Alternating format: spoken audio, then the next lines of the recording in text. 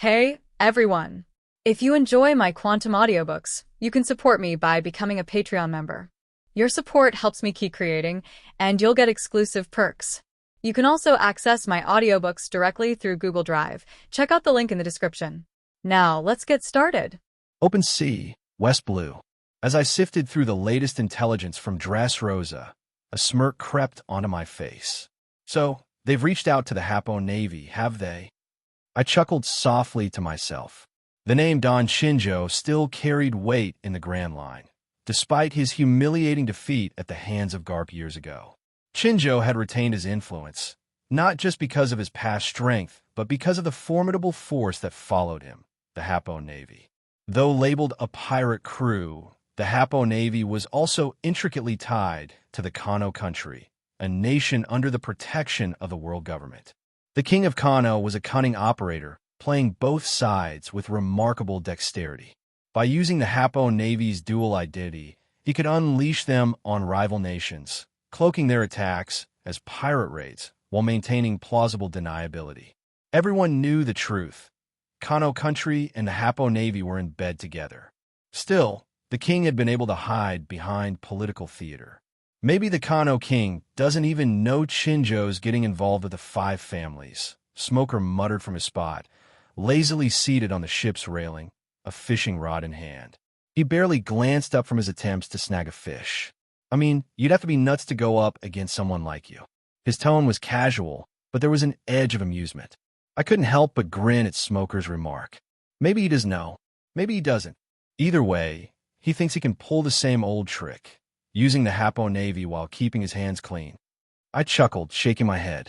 What the fool doesn't realize is that we're pirates, not politicians. We don't play by his rules.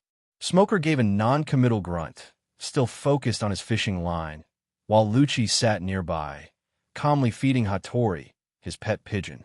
His voice was calm, but there was a barely concealed hunger for action in his question. So who's first? The mafia families or the Hapo Navy? I could feel the tension in the air.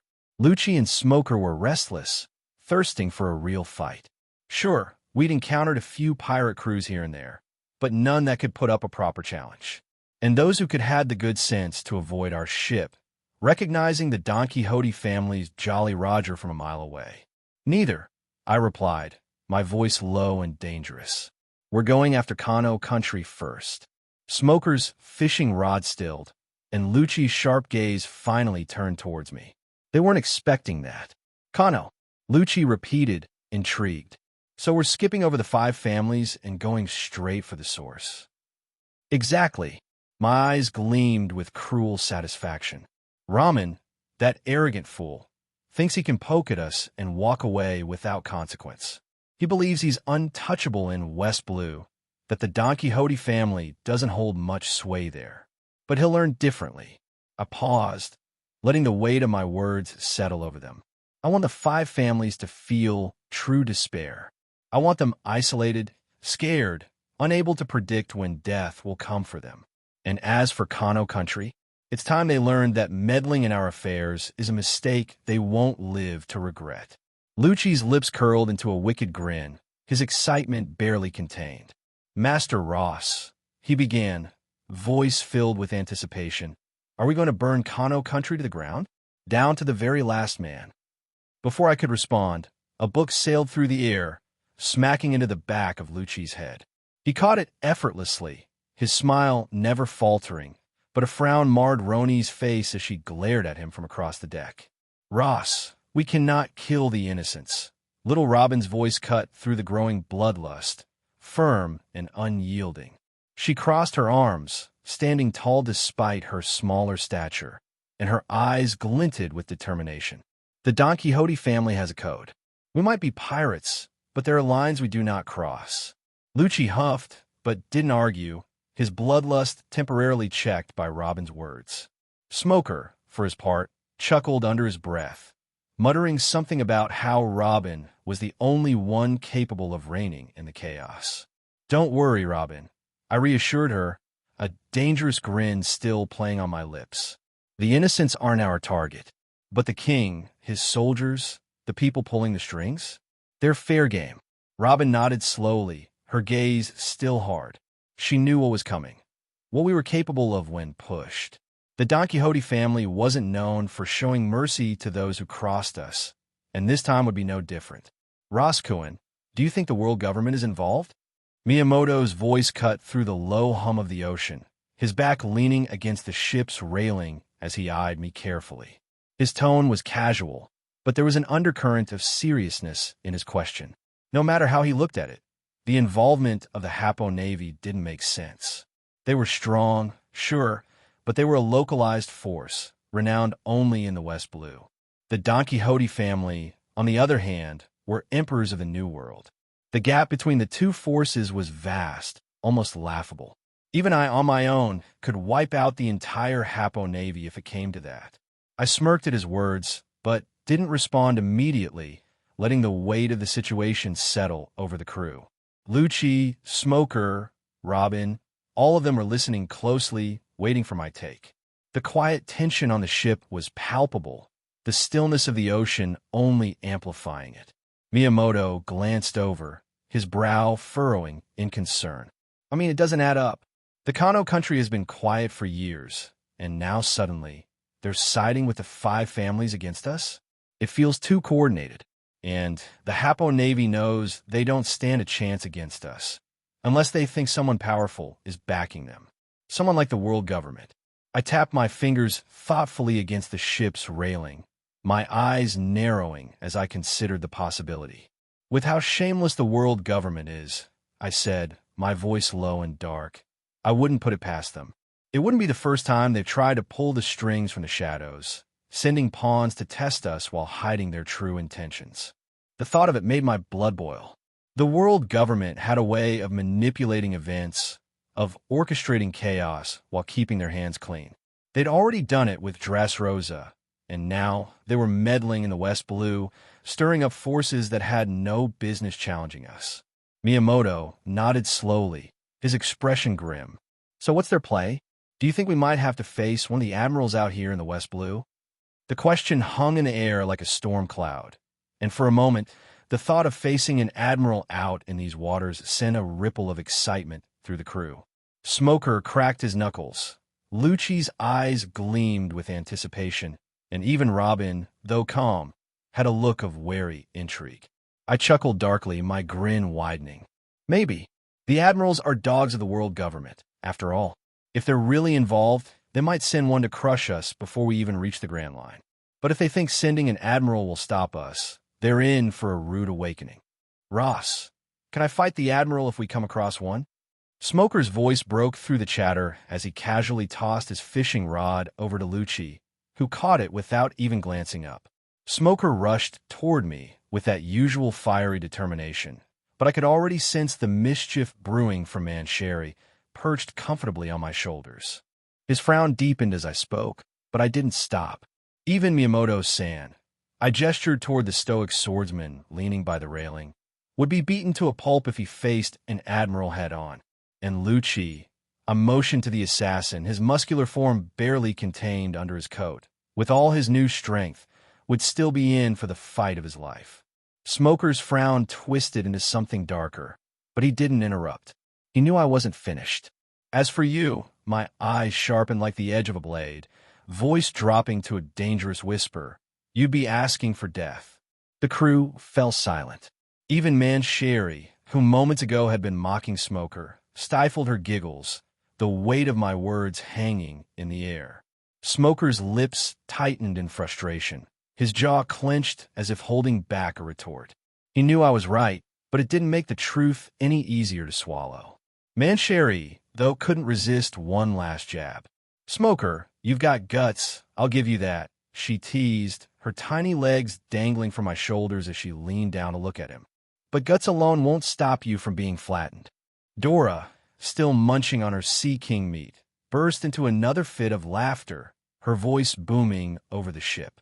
Yeah, Smoker, you might want to stick to fishing. Leave the admirals to the grown-ups. Smoker shot a glare at both of them, his pride visibly wounded. He balled his fists, but deep down, he wasn't foolish enough to truly challenge an admiral. Not yet. His ego had taken a hit, but his spirit wasn't broken, just bruised.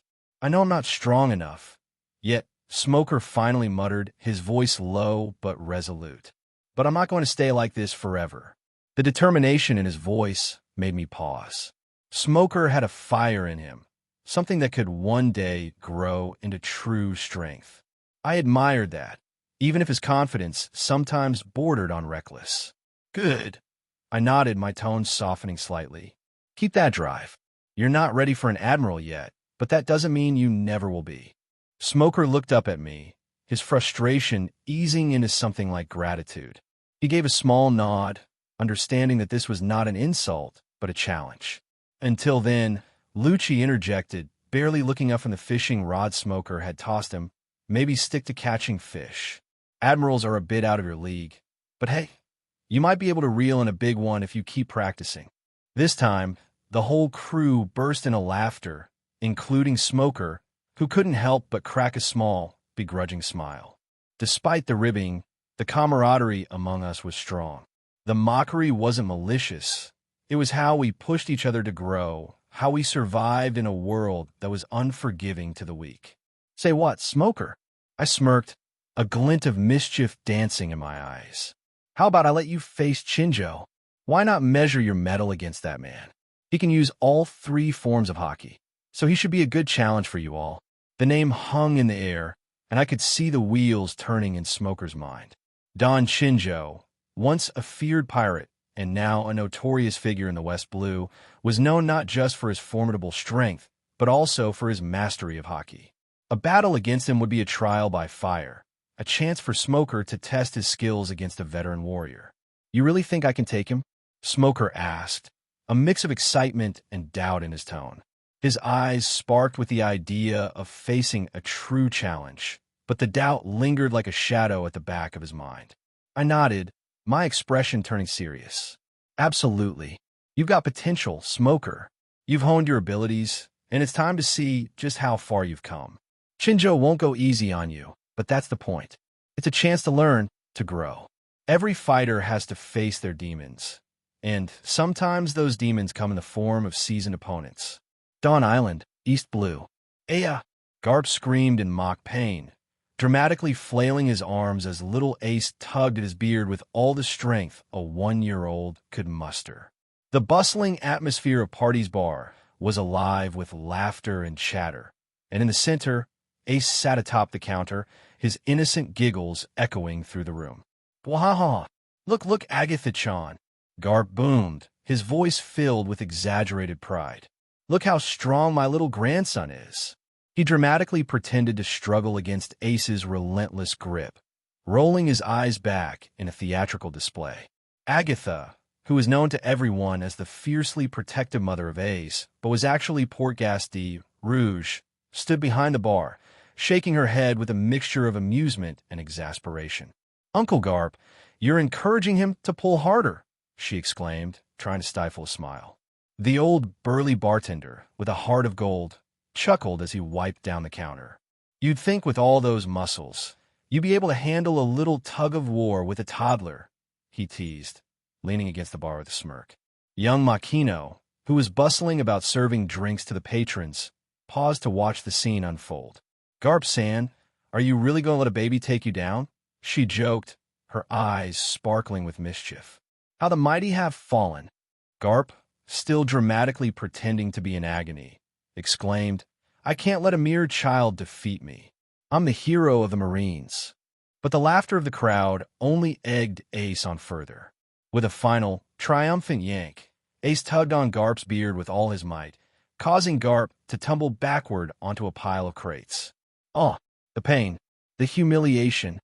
Garp cried out, clutching his chest as if he'd been mortally wounded, all while a broad grin spread across his face.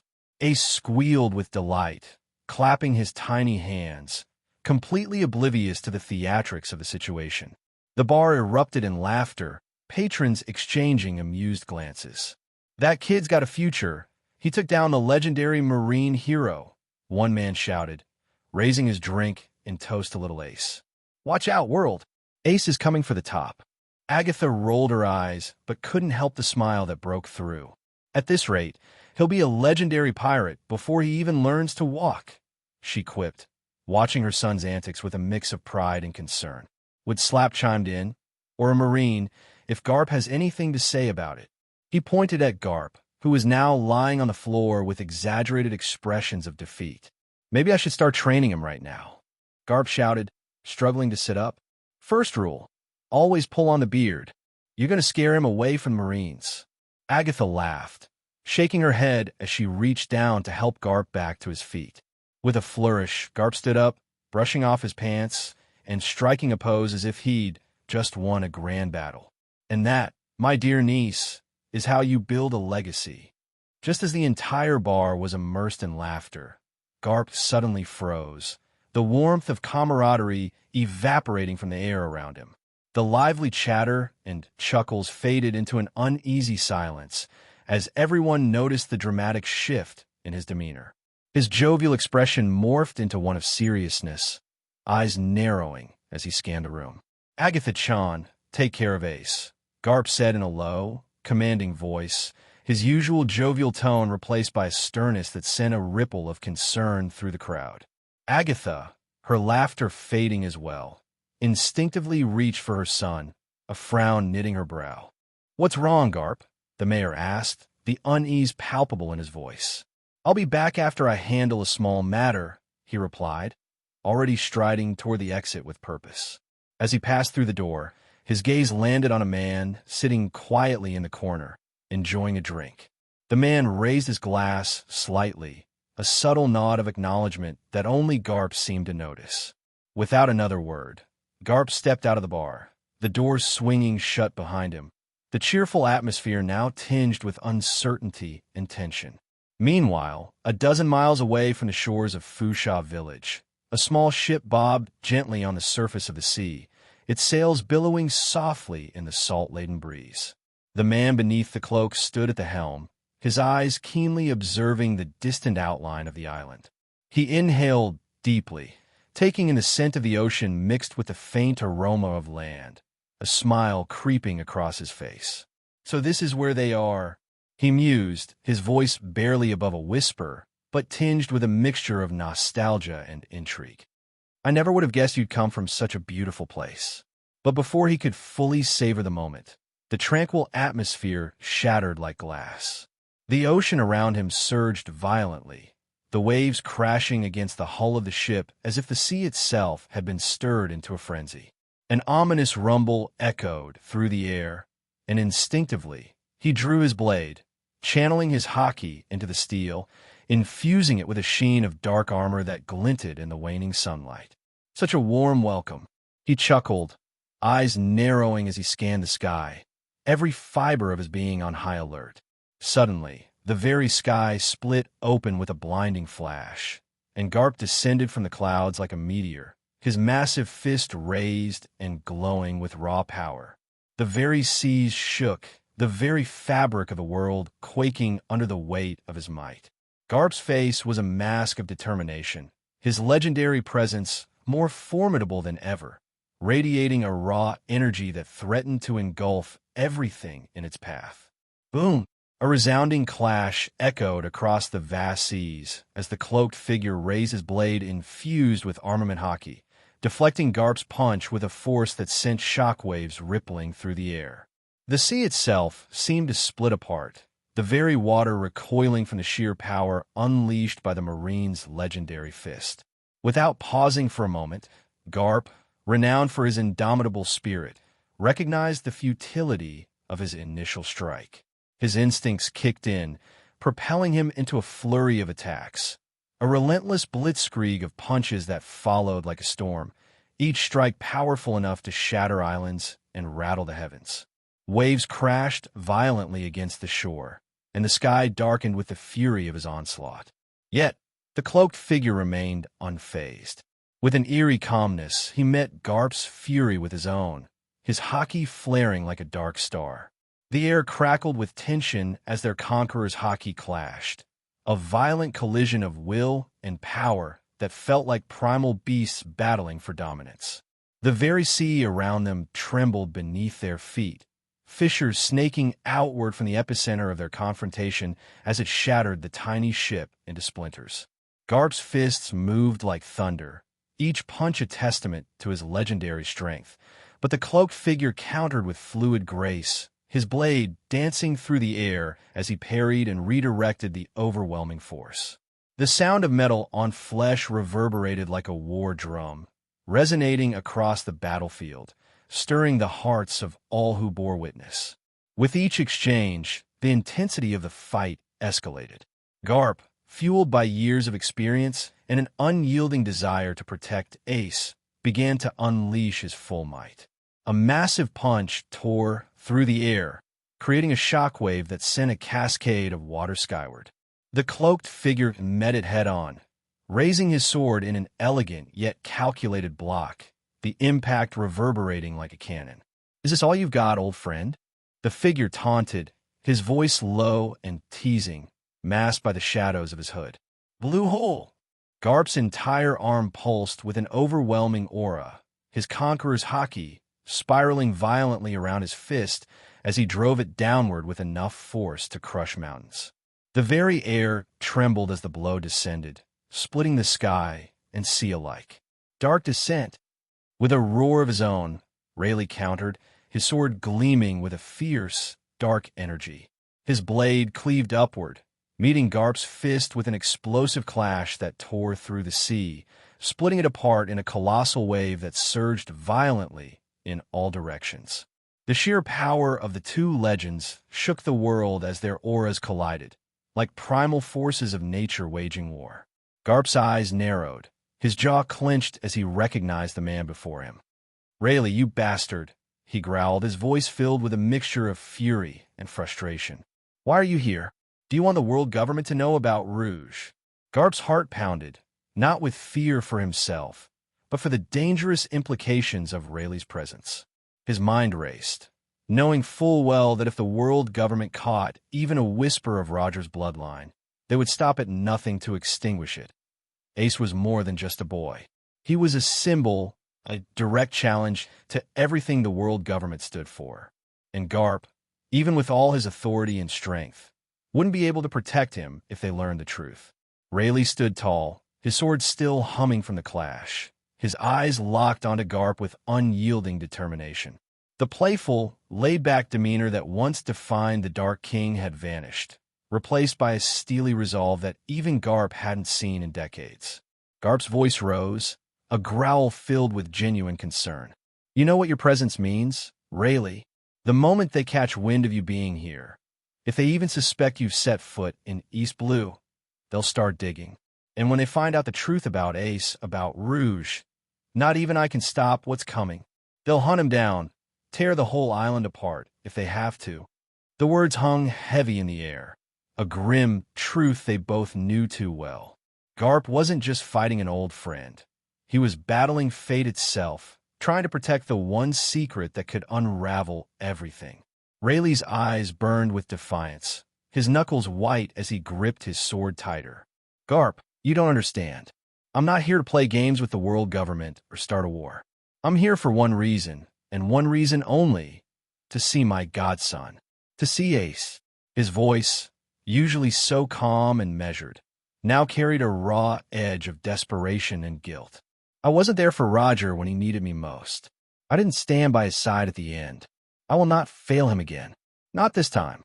Garp could see it, the pain, the regret in Rayleigh's eyes. But there was something else, something far more dangerous, a resolute fire that no words could extinguish. Rayleigh was ready to walk through hell to reach Ace, even if it meant standing against Garp himself.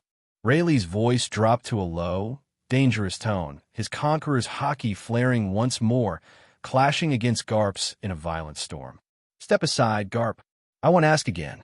If you don't, then one of us will fall here today." Garp's teeth gritted, his muscles tensing. He didn't want this. Rayleigh wasn't just an old rival. He was an old friend, one of the few people who understood the weight of the era they had lived through. But Garp couldn't back down. The risk was too great. If the world learned about Ace's heritage, the boy would be marked for death. "Do you think I want to fight you, Rayleigh?" Garp bellowed, his fist trembling as raw power surged through it. "But I won't let you doom that boy. He's been given a chance to live free, away from the sins of his father. And I'll be damned if I let your recklessness ruin that. The entire sea was thick with tension, the very air heavy with the weight of their wills. It wasn't just a battle of fists and blades anymore. It was a battle of convictions of two men standing for what they believed in, willing to tear the world apart for their ideals. Rayleigh's eyes softened for just a moment, a flicker of sorrow crossing his face. Garp, I know what's at stake. I know what Ace means to you, but I have a duty to Roger. He entrusted Ace to you, but I made my own promise to him, and I will not abandon that boy. Garp's breath came in heavy bursts, his heart pounding in his chest as he stared down the Dark King. The storm of hockey around them surged, creating a maelstrom of energy that seemed to warp the very world around them. Finally, Garp exhaled, his voice low, filled with the weight of years of sacrifice.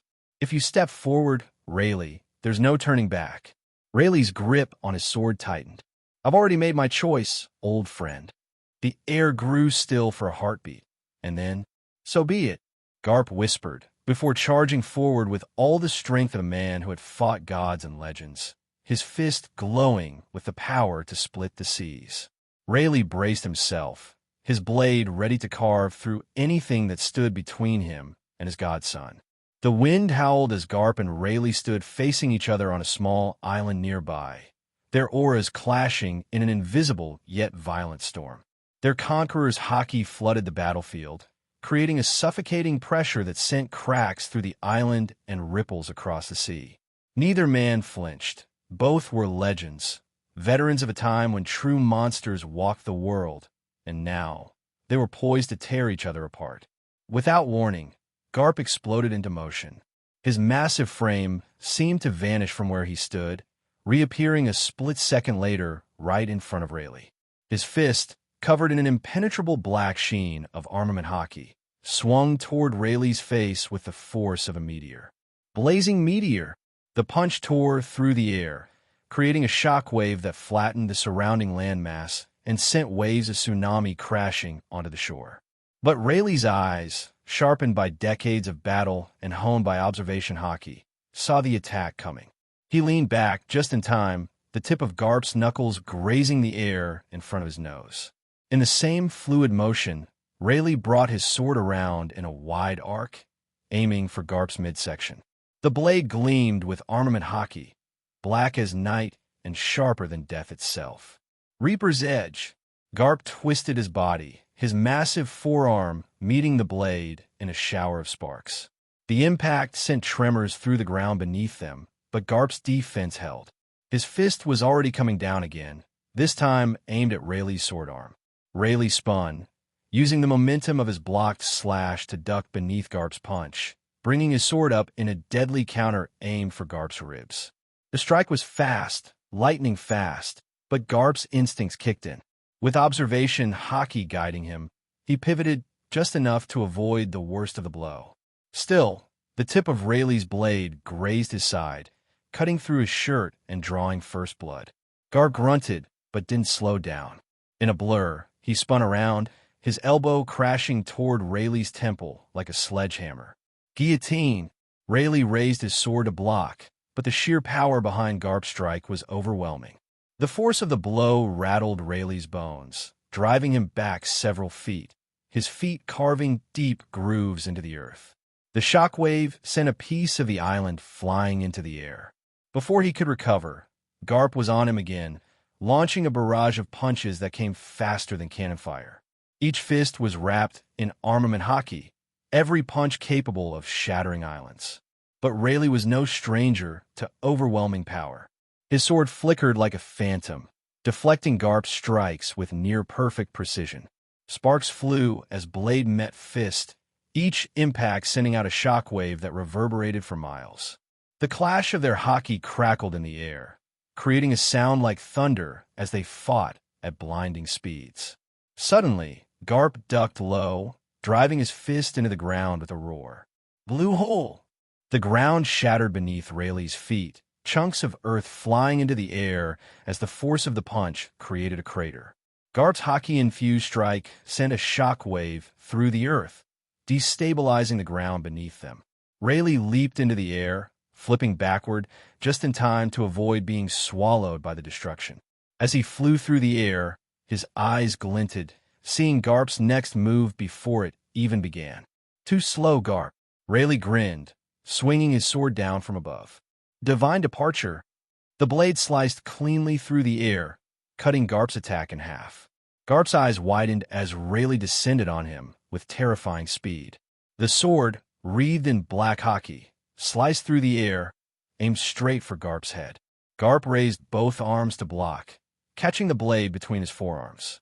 The impact was deafening, a massive shockwave radiating outward as the ground beneath Garp's feet shattered further. The sea roared, splitting apart from the clash of their auras. For a moment, it seemed like they were deadlocked. Rayleigh pushed down with all his strength, his sword humming with deadly intent, but Garp held firm. His muscles bulged, veins popping as he fought back against the pressure.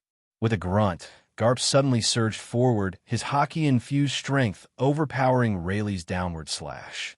The sudden force broke their deadlock, and Rayleigh was thrown back, flipping mid-air to regain his balance. As soon as Rayleigh's feet touched the ground, Garp was there again, faster than a cannonball. His fist rocketed forward, aimed at Rayleigh's chest. Rayleigh sidestepped with speed that defied his age, his observation hockey guiding his movements. He swung his sword in a swift horizontal slash, aiming to break Garp's momentum with a clean cut across the arm. Garp, sensing the danger, coated his arm in a deeper layer of armament hockey, the black glow intensifying to an almost impenetrable level. The blade struck his arm, but skidded off the hardened hockey, unable to cut through.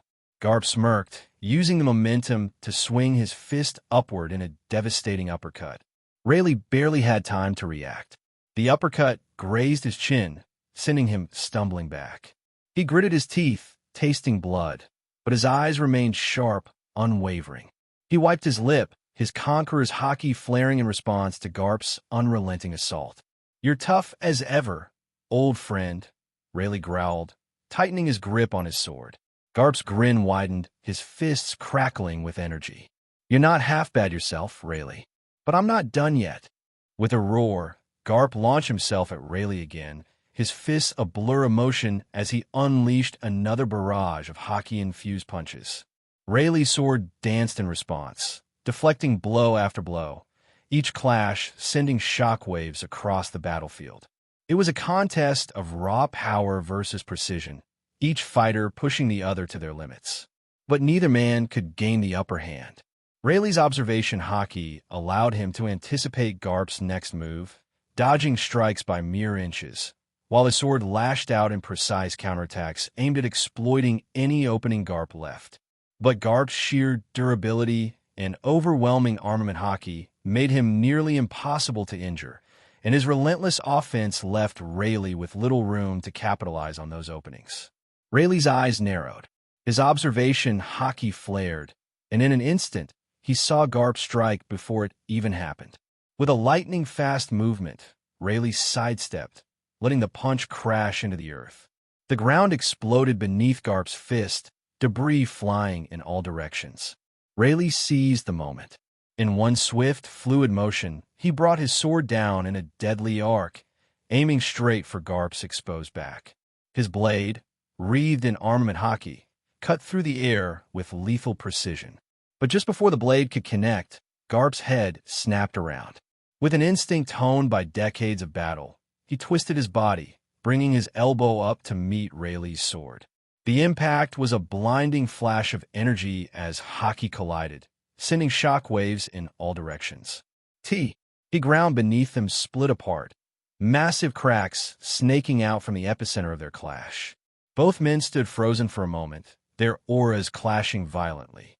The air between them crackled with energy, and for a brief second, it seemed as though the world itself would tear apart. Their conqueror's hockey swirled around them, clashing like two titans locked in a primal struggle for dominance. The very world seemed to quake beneath their feet, the sky above them darkening as the sheer force of their battle warped the very atmosphere. The sea roared, waves crashing violently, as the two legends fought with everything they had. In the midst of the chaos, Garp slammed his fist down once more. "I'll end this." His fist slowly raised toward the sky, glowing with an ominous black hue as armament hockey coated his hand, making it look as if it had been forged from iron. But that wasn't all. His conqueror's hockey flared to life, crackling around him like an electric storm, making the air around him feel heavier, denser. The ground beneath him began to tremble, splitting apart as the sheer pressure of his hockey weighed down on everything in the vicinity. Garp's eyes burned with intensity, his jaw set in determination. And then, with a roar that seemed to shake the heavens, he brought his fist down. Galaxy impact! The very sky seemed to split apart as Garp's fist crashed down with unimaginable force. The impact didn't just strike the ground. It was as if a meteor had slammed into the earth. A shockwave exploded outward in every direction, flattening everything in its path. The sheer force of the punch tore through the landscape, sending massive chunks of earth, stone, and debris flying into the air. The seas in the distance roared, waves splitting as if struck by an invisible force, while the sky above them cracked and rumbled with the shockwave. As Garp's fist came crashing down with the force of a falling star, the devastating power of his galaxy impact tore through the landscape. The sky seemed to break apart, the earth quaking violently as a massive shockwave rippled outward. Everything within the reach of Garp's punch, stone, sea, air, was about to be consumed by the sheer force of the attack. But Rayleigh, the Dark King, was undeterred. With a calmness that belied the chaotic energy swirling around him, Rayleigh's eyes narrowed. His observation hockey flared, reading every subtle shift in Garp's attack, allowing him to see the moment just before impact. In a swift, fluid motion, Rayleigh shifted his stance, his hand reaching for the hilt of his blade. His face, usually so composed and relaxed, now bore a look of intense focus. His conqueror's hockey ignited, clashing fiercely against Garp's, the air between them warping from the collision of their wills. "Divine departure," Rayleigh muttered, his voice low, filled with the weight of his resolve. In a single, breathtaking movement, Rayleigh drew his sword, the blade singing as it was unleashed from its sheath. His armament hockey surged, coating the blade in a deep, jet-black aura that hummed with unimaginable power.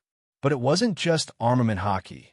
The sword was wreathed in conqueror's hockey as well, crackling violently with raw, destructive energy that radiated from the blade's edge. With a powerful swing, Rayleigh unleashed Roger's signature attack, Divine Departure. The moment the blade cut through the air, a shockwave of unparalleled force erupted from it. The strike seemed to rip through space itself, as though Rayleigh's slash could sever the very fabric of reality. The air screamed as the sword cut through Garp's approaching shockwave, splitting the overwhelming force of the galaxy impact in two. The world stood still for a heartbeat. Then, with an ear-shattering explosion, Rayleigh's Divine Departure clashed head-on with Garp's galaxy impact. The two attacks met with a force that defied belief, the sky darkening as if the heavens themselves recoiled from the sheer power of the collision. The ground beneath them shattered instantly, a massive chasm ripping open as the sheer pressure of their combined hockey tore through the earth. Waves that had once roared from Garp's attack now recoiled in all directions, their sheer momentum reversed by the incredible power of Rayleigh's counterattack. The air itself seemed to distort, as if the atmosphere couldn't contain the magnitude of the clash between the two legends. Bolts of black lightning danced through the sky, the result of their conquerors' hockey clashing, sending violent ripples across the battlefield. Garp's eyes widened, just for a moment, as he realized the sheer precision and power behind Rayleigh's slash. Rayleigh's Divine Departure wasn't just a counter. It was a statement, a testament to the strength of the Dark King. The impact zone of Garp's fist had been cleaved apart by Rayleigh's sword, the destructive force of galaxy impact neutralized in a spectacular explosion of hockey. The shockwave from the clash expanded outward in a massive dome of energy, flattening everything in its path. The sheer weight of their combined power felt miles away. The force was enough to tear apart entire islands, sending ripples across the sea that would be felt continents away. As the dust began to settle, the ground still trembling beneath them, Rayleigh stood firm, his sword glowing with residual hockey. His breathing was steady, his gaze locked onto Garp. The battlefield around them was a wasteland, the ground carved and split by the incredible power of their clash. Garp's arm, still glowing with hockey, was lowered now, his expression unreadable as he surveyed the damage. For a moment, all was silent. Then Rayleigh sheathed his sword in one smooth motion, the blade sliding into its scabbard with a soft click. His eyes met Garp's, a silent acknowledgement passing between them. They were equals, two titans who had fought through ages of war and peace, and now they stood, neck and neck, neither backing down. "Go back, you bastard!" Garp roared, his voice booming like thunder as his fist clenched tighter, veins bulging in his forearm. The air around him quaked from the sheer intensity of his conqueror's hockey, mixing with his rising frustration. He was dead set on keeping Rayleigh away from Ace, his grandson, the child he had sworn to protect. Though Garp knew in the back of his mind that it was irrational, that Rayleigh wasn't an enemy to Ace, his true fear gnawed at him. It wasn't the world government or their relentless pursuit of Roger's bloodline that terrified him most. It was something deeper. A fear that Ace, despite everything Garp had tried to teach him, would one day follow in Roger's footsteps. That Ace would embrace the mantle of the Pirate King's son and sail down the same path that led Roger to his death. He couldn't allow that. Not for Ace. Garp had long since come to accept the boy as his own grandson, and he would be damned if he let the Dark King, one of Roger's closest companions, influence him in any way. His fist shook, not from weakness, but from the sheer willpower to stand his ground, to protect the child he loved like his own blood. "Like I said earlier, Garp," Rayleigh replied, his voice steady, though there was an unmistakable edge to it. His usual calm, easygoing demeanor had shifted, replaced with the deadly seriousness of a man who had lived through countless battles. His hand rested on the hilt of his sword, ready, but he didn't draw just yet. His eyes locked on Garp, both understanding and challenging him at the same time. "If you try to stop me, then one of us is going to be buried here today." Rayleigh's voice carried an unshakable resolve. His words weren't a threat, they were a promise. The tension between them was palpable. The air around them thickened, electrified by the clash of their wills. Both men stood unyielding, like two ancient titans on the brink of an earth-shattering collision. The weight of their conqueror's hockey bore down on the battlefield, the ground beneath them groaning under the pressure. Rayleigh understood Garp's fear, as irrational as it might seem. He had known Roger better than anyone, had sailed with him through storms and battles, and had seen the burning spirit within the Pirate King, the same spirit that now lived on in Ace. The world didn't know yet, but Rayleigh knew it was only a matter of time. If Ace's lineage were ever revealed, the boy would have a target painted on his back for the rest of his life. The world government wouldn't stop until they wiped out every trace of Roger's bloodline, and every enemy Roger had ever made would come seeking revenge. Rayleigh was willing to take that risk. He wasn't blind to the dangers, but Roger's dying wish burned within him just as strongly. He had failed to be there for his captain in his final moments, but he could still be there for Ace. He could still honor Roger's legacy by watching over his son, even if it meant clashing with the likes of Garp. If he had to walk through fire and face 1,000 enemies, Rayleigh would do it if it meant he could be part of Ace's life, no matter how brief or dangerous it might be. "You think you can protect him from the world, Garp?" Rayleigh's voice cut through the tension, filled with an almost sad understanding. "The world government won't care about your status, about what you've done for them. If they ever find out about Ace, they'll hunt him down without mercy. And you know it." Garp's jaw clenched, his teeth grinding together as the truth of Rayleigh's words pierced through him. He knew. Of course he knew. But admitting it, accepting that Ace might be drawn to the sea, to the same life as Roger, was something Garp couldn't stomach. Not after everything he had done to keep Ace away from that path. "It doesn't matter, Rayleigh," Garp shouted, his voice filled with the fury of a man who had faced down entire fleets, emperors, and monsters, but was now fighting the battle of a grandfather protecting his family. I'll make sure Ace never knows that world. He's not Roger's son anymore. He's my family. And I won't let you or anyone else drag him into that cursed life. Rayleigh's eyes softened for a moment. He respected Garp's resolve, even admired it. The man had taken on a burden heavier than most, raising Roger's son in secret, trying to steer him away from the inevitable pull of the ocean. But Rayleigh also knew the truth. No matter how much Garp tried, Ace had Roger's blood in his veins, and sooner or later, that fire would ignite. You can't keep him caged forever, Garp, Rayleigh said, his tone no longer challenging but firm with conviction. He's Roger's son. Sooner or later, he'll set sail. The world will come for him. And when it does, he'll need people like me, people who knew Roger, to stand by him. Garp's fists tightened, his knuckles turning white as the weight of those words sank in. The thought of Ace setting sail, of becoming a pirate like his father, was enough to twist Garp's insides with fear and anger. He couldn't lose Ace, not to the sea, not to Rayleigh, not to anyone. You're not taking him, Rayleigh, Garp growled, his eyes burning with determination. I'll stop you here, and now if I have to. Rayleigh's hand tightened around the hilt of his sword, his expression hardening as he prepared for what was to come. If that's what it takes, Garp, then so be it. But I won't back down. Not now. In that instant, the air between them crackled with the full force of their conqueror's hockey, the sky above darkening as if nature itself was reacting to the clash of these two titans. The ground trembled beneath their feet, deep cracks splintering through the earth as their hockey battled for dominance. Garp took a step forward, fists raised, his body exuding an aura of unstoppable force. Rayleigh responded in kind, drawing his sword from its sheath in one smooth motion, the blade gleaming with armament hockey as he prepared to meet Garp head-on. Neither of them would back down. Two legends, two unyielding wills, both fighting for the future of Ace. In that moment, the world seemed to hold its breath, waiting for the cataclysmic clash that was about to unfold. Room of Authority, Mary Geos. The atmosphere in the room was suffocating, the tension building with each passing second as Elder Jupiter's fist slammed onto the polished mahogany table.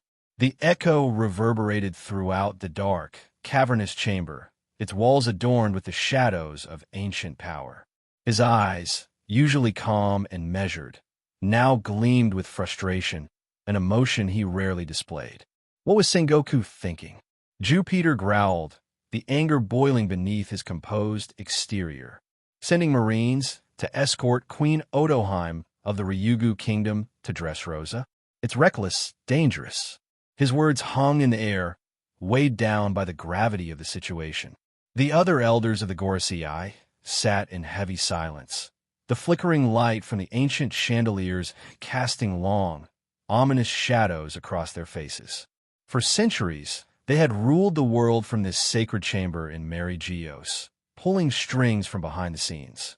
Now, even their power felt tenuous in the face of the chaotic seas, especially when dealing with figures like Doflamingo and the Fishman Kingdom. Finally, Elder Mars spoke, his tone calm, but laced with hidden tension as he stroked his long, graying beard. Perhaps it is for the best. His voice was thoughtful, though tinged with uncertainty. If the Marines are involved, any misstep regarding Queen Otoheim and Dressrosa would divert suspicion from us.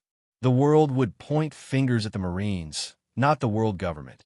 Jupiter's frown deepened, but he considered Mars' reasoning. The delicate web they had spun over centuries of manipulation required subtlety, not force. Even so, his gut told him there was something more to Doflamingo's moves, something they were missing. We still don't know Doflamingo's true intentions. Elder Nustro rumbled, his deep voice steady but alert. His eyes narrowed behind his wire-rimmed glasses, the reflection of the dim light dancing across his lenses. Why seek an alliance with Fishman Island? Does he already know about Poseidon? The name Poseidon sent an icy chill through the room. Even among the Gorosei, few things carried as much weight. Poseidon, one of the ancient weapons, with the power to command sea kings. was a force capable of reshaping the world. Its mere existence had been a closely guarded secret for centuries. The last time we dealt with Poseidon was over 4 centuries ago. Nostro continued, his voice barely above a whisper. She was eliminated before she could fully mature, and the lineage has been silent ever since. If a new Poseidon has been born, his words trailed off, but the implication was clear. For centuries, the world government had ruled by controlling or destroying anything that threatened their authority. The ancient weapons were the pinnacle of such threats. If Doflamingo was after Poseidon, their grip on the world could be at risk. Elder Saturn's brow furrowed, his fingers tapping against the edge of the ancient map spread before them. With the knowledge Doflamingo holds, it's hard to imagine he isn't aware of Poseidon or at least suspicious of its existence. He's been gathering secrets for years, secrets even we struggle to keep buried. The frustration was evident in his voice. Doflamingo had long been a thorn in their side, operating in the shadows, yet always just beyond their reach. Worse still was the protection his brother, Rosinante, provided, a formidable shield that had made the Don Quixote family nearly untouchable. Elder Warcury, always the pragmatist, leaned forward. We could simply order the Ryugu kingdom to abandon any dealings with Doflamingo. They are, after all, under the banner of the world government. Should they refuse, we could apply pressure, severe consequences for any disobedience. His voice was sharp, carrying the weight of someone who had often dealt with rebellion through force. But Saturn shook his head, his expression dark and unwavering. Fishman Island is not like the other kingdoms, Saturn replied, his voice cold and edged with old memories.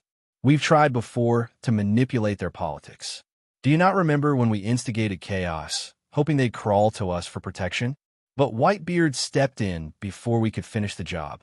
Ever since, his banner has protected Fishman Island from direct intervention.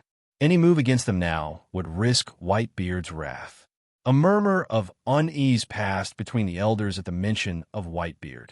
Even for the Gorosei, the thought of crossing one of the 4 emperors was dangerous, foolhardy even. Whitebeard's dominion over Fishman Island had placed it out of their reach for years to come, and to openly challenge him would invite a level of conflict they were not ready to handle. Whitebeard's protection is indeed a thorn in our side, Elder Nostro muttered, rubbing his chin. If we make any overt moves against Fishman Island or its royal family, it will be interpreted as a direct challenge to him. We cannot afford to provoke such a power when the balance of the world is already so fragile. But we can't afford to wait forever, Elder Mars interjected, his voice low but insistent. If Doflamingo is after Poseidon, or if he intends to ally with the Fishman Kingdom, we're already running out of time. The longer we delay, the stronger he becomes. Elder Saturn's eyes darkened. Doflamingo is untouchable as long as Rosinante is around. The room fell silent. Rosinante, the elusive brother who had proven more dangerous than anyone anticipated. Though once thought to be Doflamingo's weak link, he had instead become the Don Quixote family's greatest asset. His devil fruit power, coupled with his mastery of hockey and tactical mind, made him nearly impossible to corner. Turning to Elder Nostro, Saturn's voice dropped to a whisper. Have the arrangements been made? We need to capture him alive, if possible. Imusama is still interested in using Rosinante as a potential fuel source for one of the ancient weapons. Nostro nodded, though there was hesitation in his voice. Preparations are underway, but capturing Rosinante alive may prove difficult. If we mobilize the God's Knights. Absolutely not. Saturn snapped, cutting him off. His glare was sharp, and Nostro froze, realizing his mistake. Saturn's wounds from their last failure still weighed heavily on him. The God's Knights are not an option. The last time they were involved, we barely escaped with our lives. Imusama made it clear that another failure would not be tolerated. The mention of the God's Knights, a secret force even the Marines knew little about, brought a sense of dread into the room. Mobilizing them would be an act of desperation, and any failure involving them would have severe consequences. Elder Mars, who had been silently observing, leaned forward. So what do you suggest? If we can't use the gods' knights, and if none of us can personally intervene without triggering an all-out war, who can we send? Rosinante has grown too powerful for mere agents to handle. Saturn's face twisted into a scowl, his mind racing for answers. Rosinante had been trained by Garp himself, and now wielded powers that put him beyond even the admirals in strength. His unique devil fruit abilities made it nearly impossible to catch him off guard, and his strategic mind had shielded Doflamingo's operations from exposure for years. "There's no simple solution," Saturn admitted, his voice low but sharp. "Doflamingo has turned into a spider at the center of a massive web, and Rosinante is the keystone. If we make one wrong move, they'll slip through our fingers, and any chance we have of using Rosinante for Imu-sama's purposes will be lost." Elder Nustero sighed heavily, the weight of the situation pressing down on him. Rosinante isn't just a powerful asset anymore.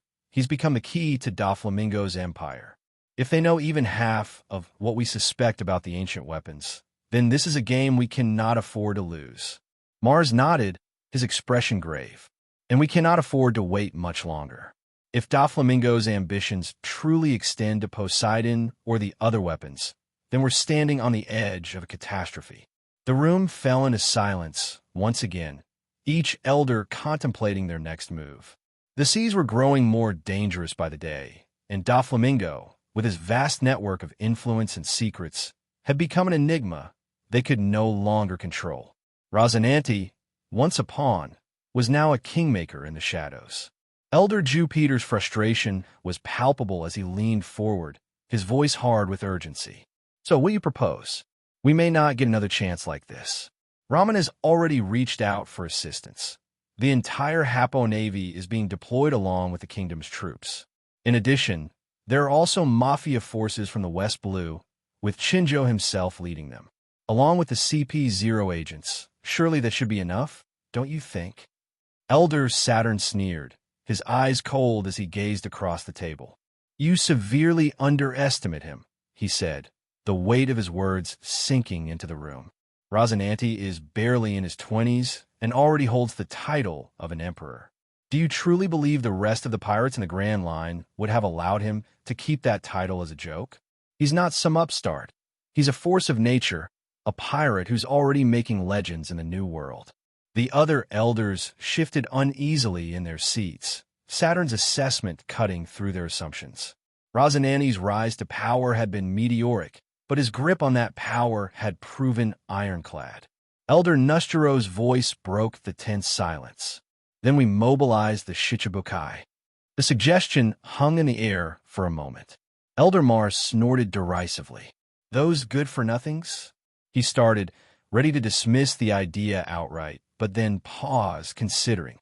The old Shichibukai may have been unreliable, but what about the new ones? The room fell into a brief, contemplative silence.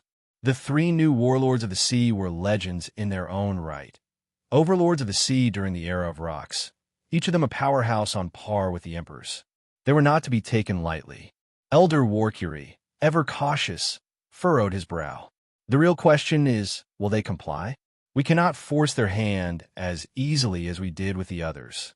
The only reason they even agreed to join the Shichibukai system was because they saw some advantage in it for themselves. I fear their motives remain hidden. The elders knew this to be true. These three warlords had accepted their positions, but it was a calculated risk on both sides. For the world government, integrating them into the Shichibukai had been a gamble, one that might pay off if used correctly. But the sheer power these individuals wielded made them unpredictable, even dangerous. Elder Nustero leaned forward, his voice lowering conspiratorially. "Which is precisely why we must play to their egos.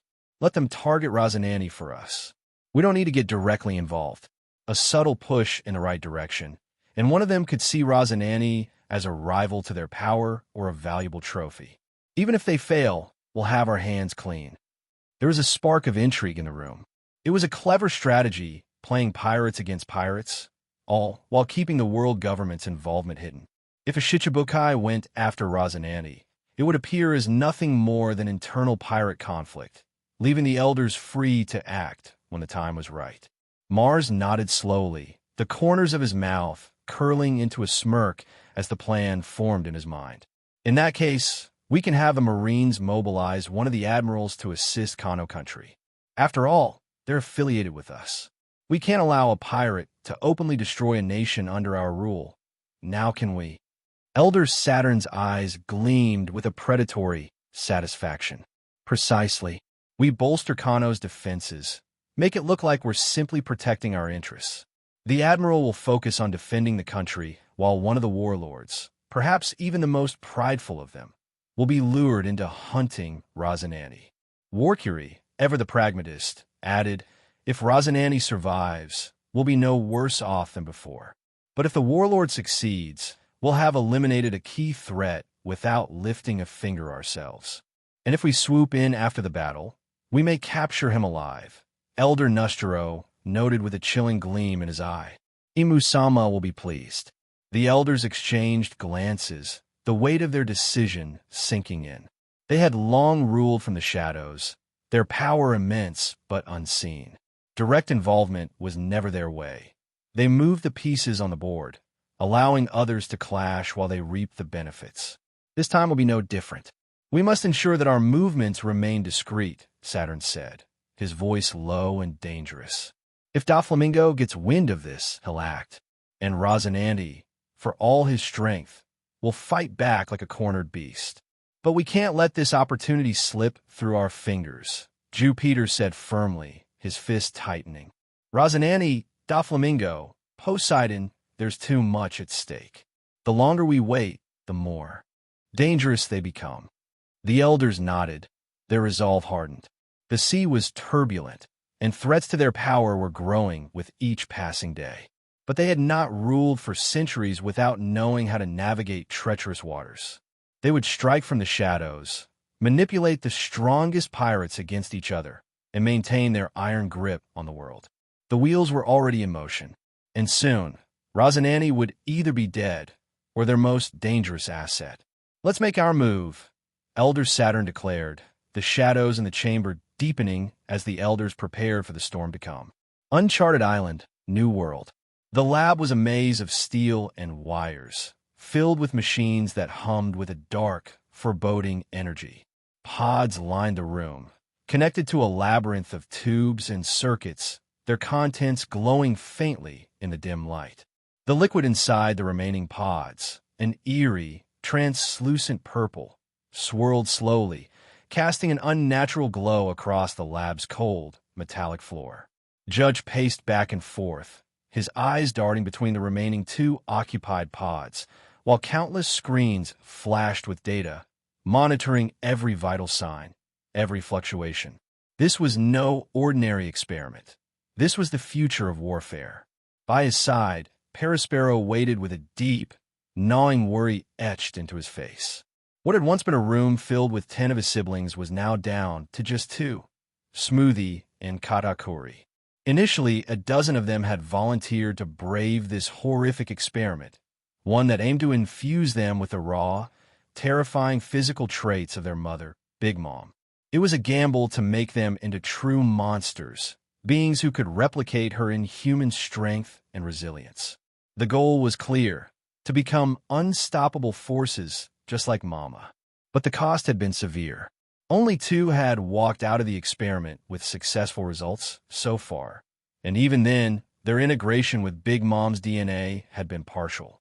Cracker had endured up to 66% integration, and Snack, barely 10 years old, had barely survived with 57%.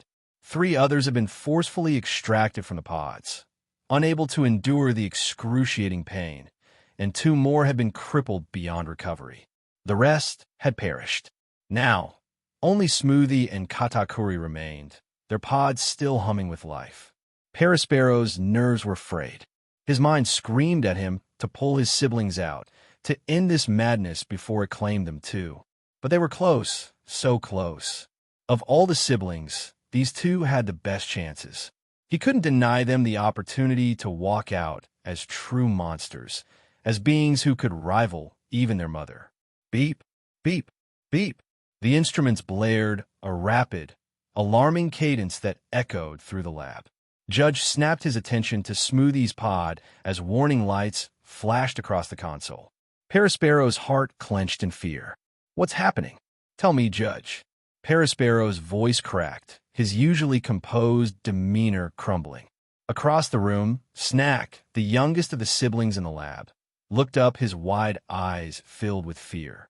Brother Cracker, will Smoothie be all right? Despite his youth, Snack had endured the agony of the procedure himself. He knew firsthand the torture that came with each percentage of integration.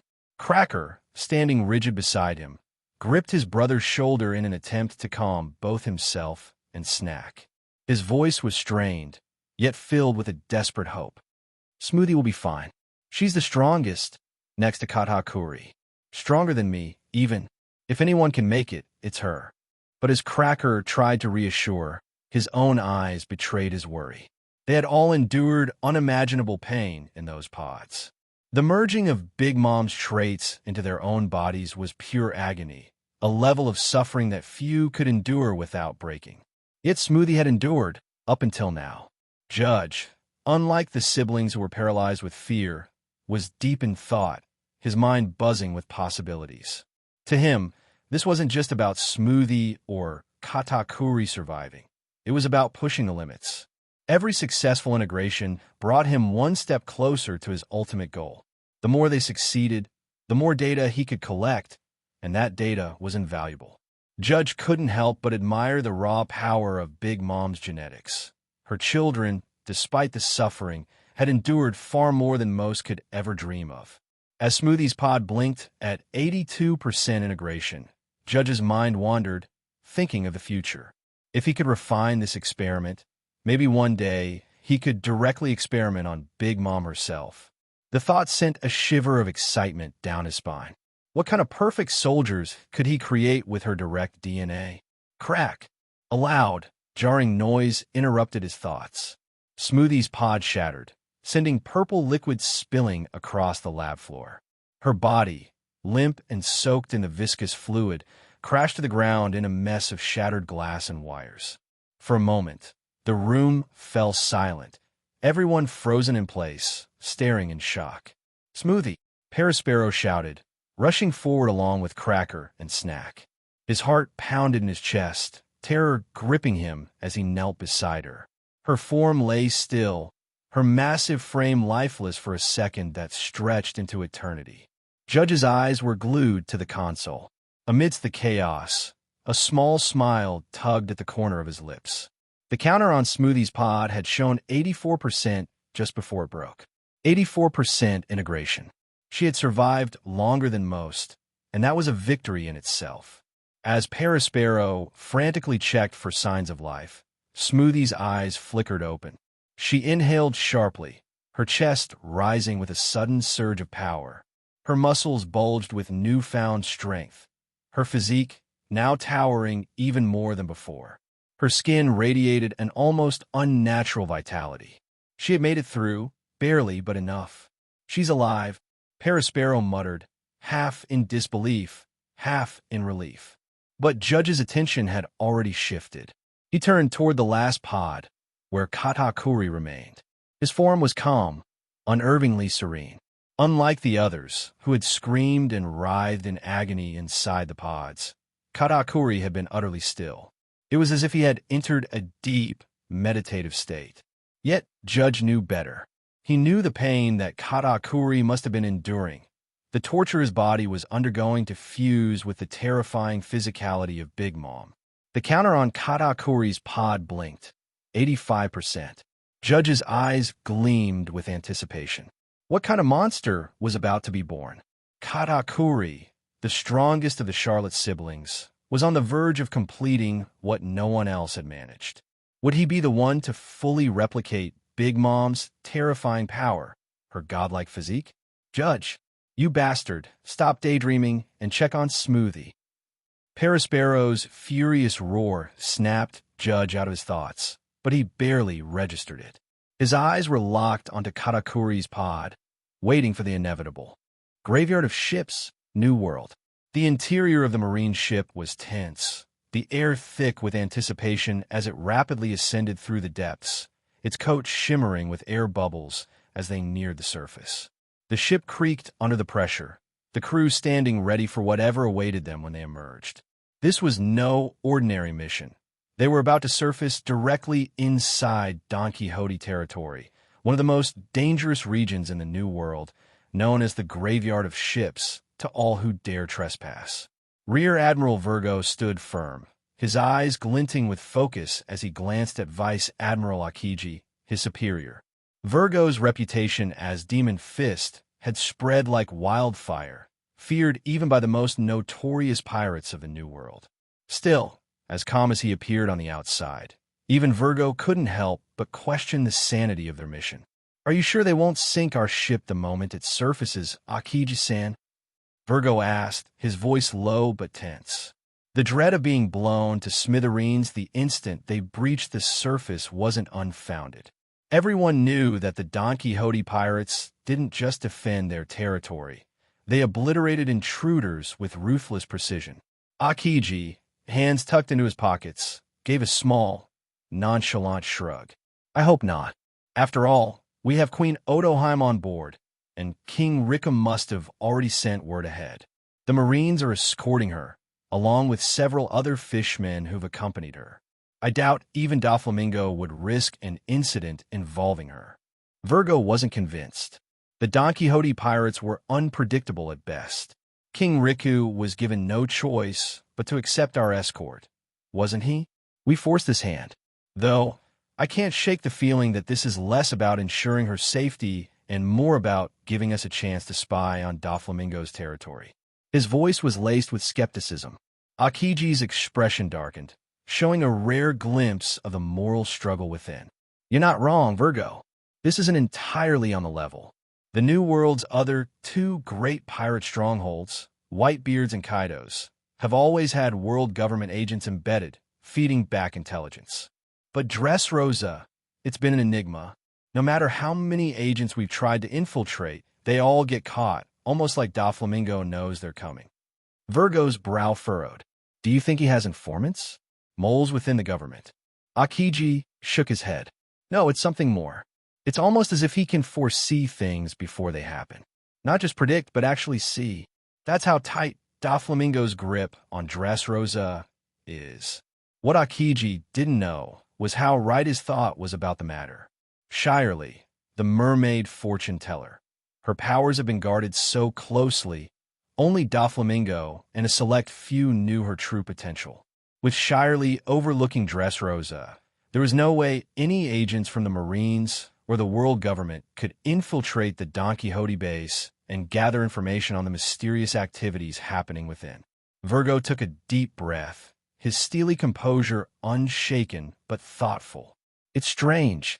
I would have expected him to refuse our entrance.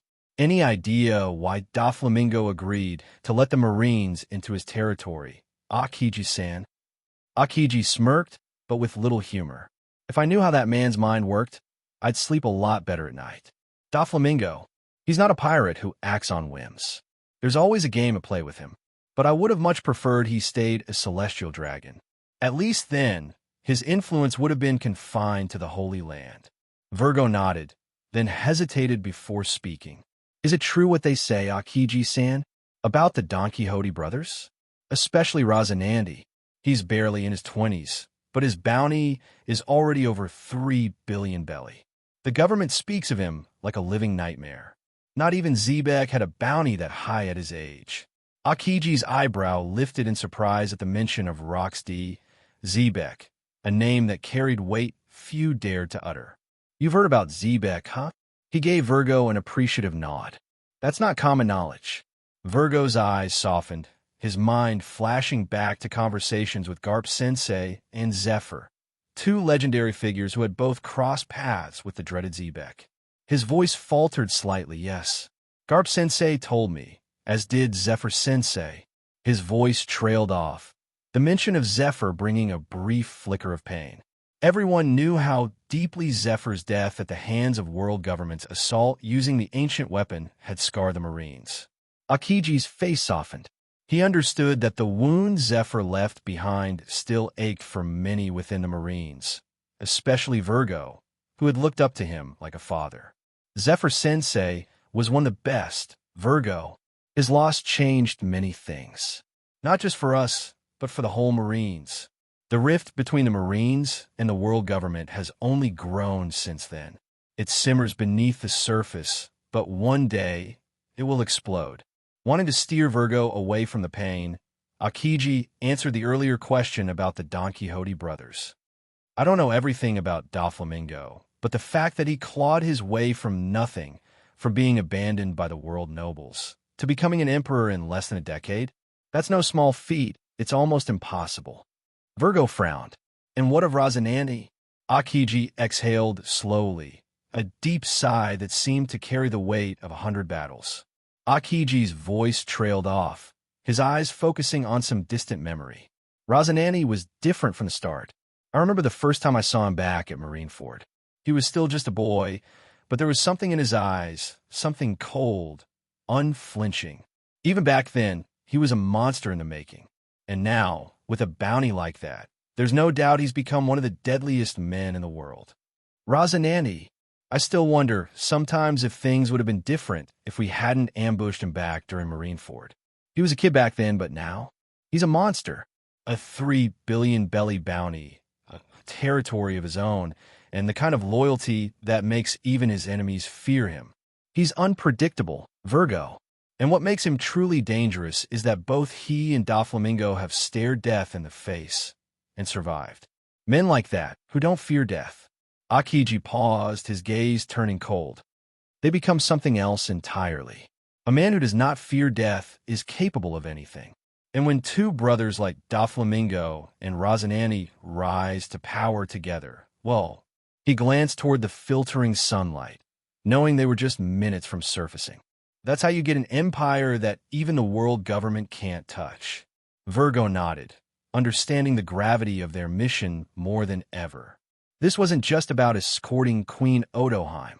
This was a delicate dance with some of the most dangerous men alive. Virgo clenched his fist, understanding the gravity of the situation even more clearly now. They weren't just walking into enemy territory.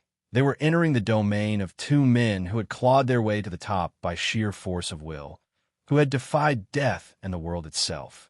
And the thought chilled him to the bone. But what Akiji couldn't see was the small smirk playing on Virgo's lips, for he was finally home. So were we really walking into Akiji-san? Virgo finally asked, his voice low. Akiji's eyes remained fixed on the surface above them, the ship just moments away from breaking through. We're walking into the lair of two monsters, Virgo. The question is, are we the hunters or the prey? As the marine ship breached the surface, water cascaded down its hull in heavy sheets, but the stillness that met them above was chilling. No wind, no waves, just the vast, calm sea stretching toward the horizon. But there was no freedom in that open water. Surrounding the ship, an imposing blockade of Don Quixote ships formed an unbroken circle, hemming them in. Towering vessels armed with what looked like massive cannons gleamed menacingly in the sunlight. One of the Marine soldiers gulped audibly as he stared wide-eyed at the fearsome armament. Is that what I think it is? Are they really going to sink our ship? A sharp intake of breath swept through the crew. Each of the ships bristled with miniature prototypes of the railgun, their dark barrels aimed directly at the Marines. These were no ordinary cannons. They were the infamous Devil's Roar, weapons rumored to tear ships apart in a single shot.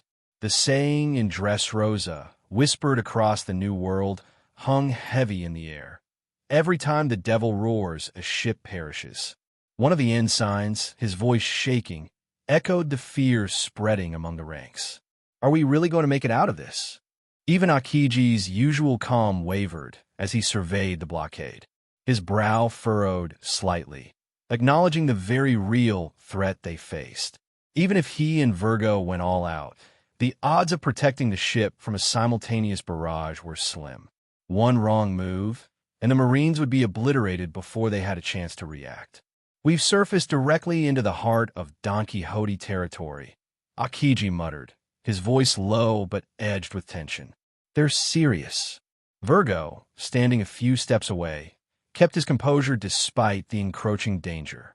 His gaze swept the blockade, then he turned toward one of the Marine commodores, who remained steadfast amidst the chaos.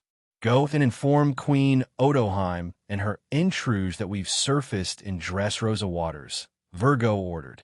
The captain gave a sharp nod, quickly disappearing into the cabin where the Queen and her entourage of merfolk waited. Virgo then turned to the crew, his voice a calm but firm command amidst the rising panic. "Everyone stand your ground.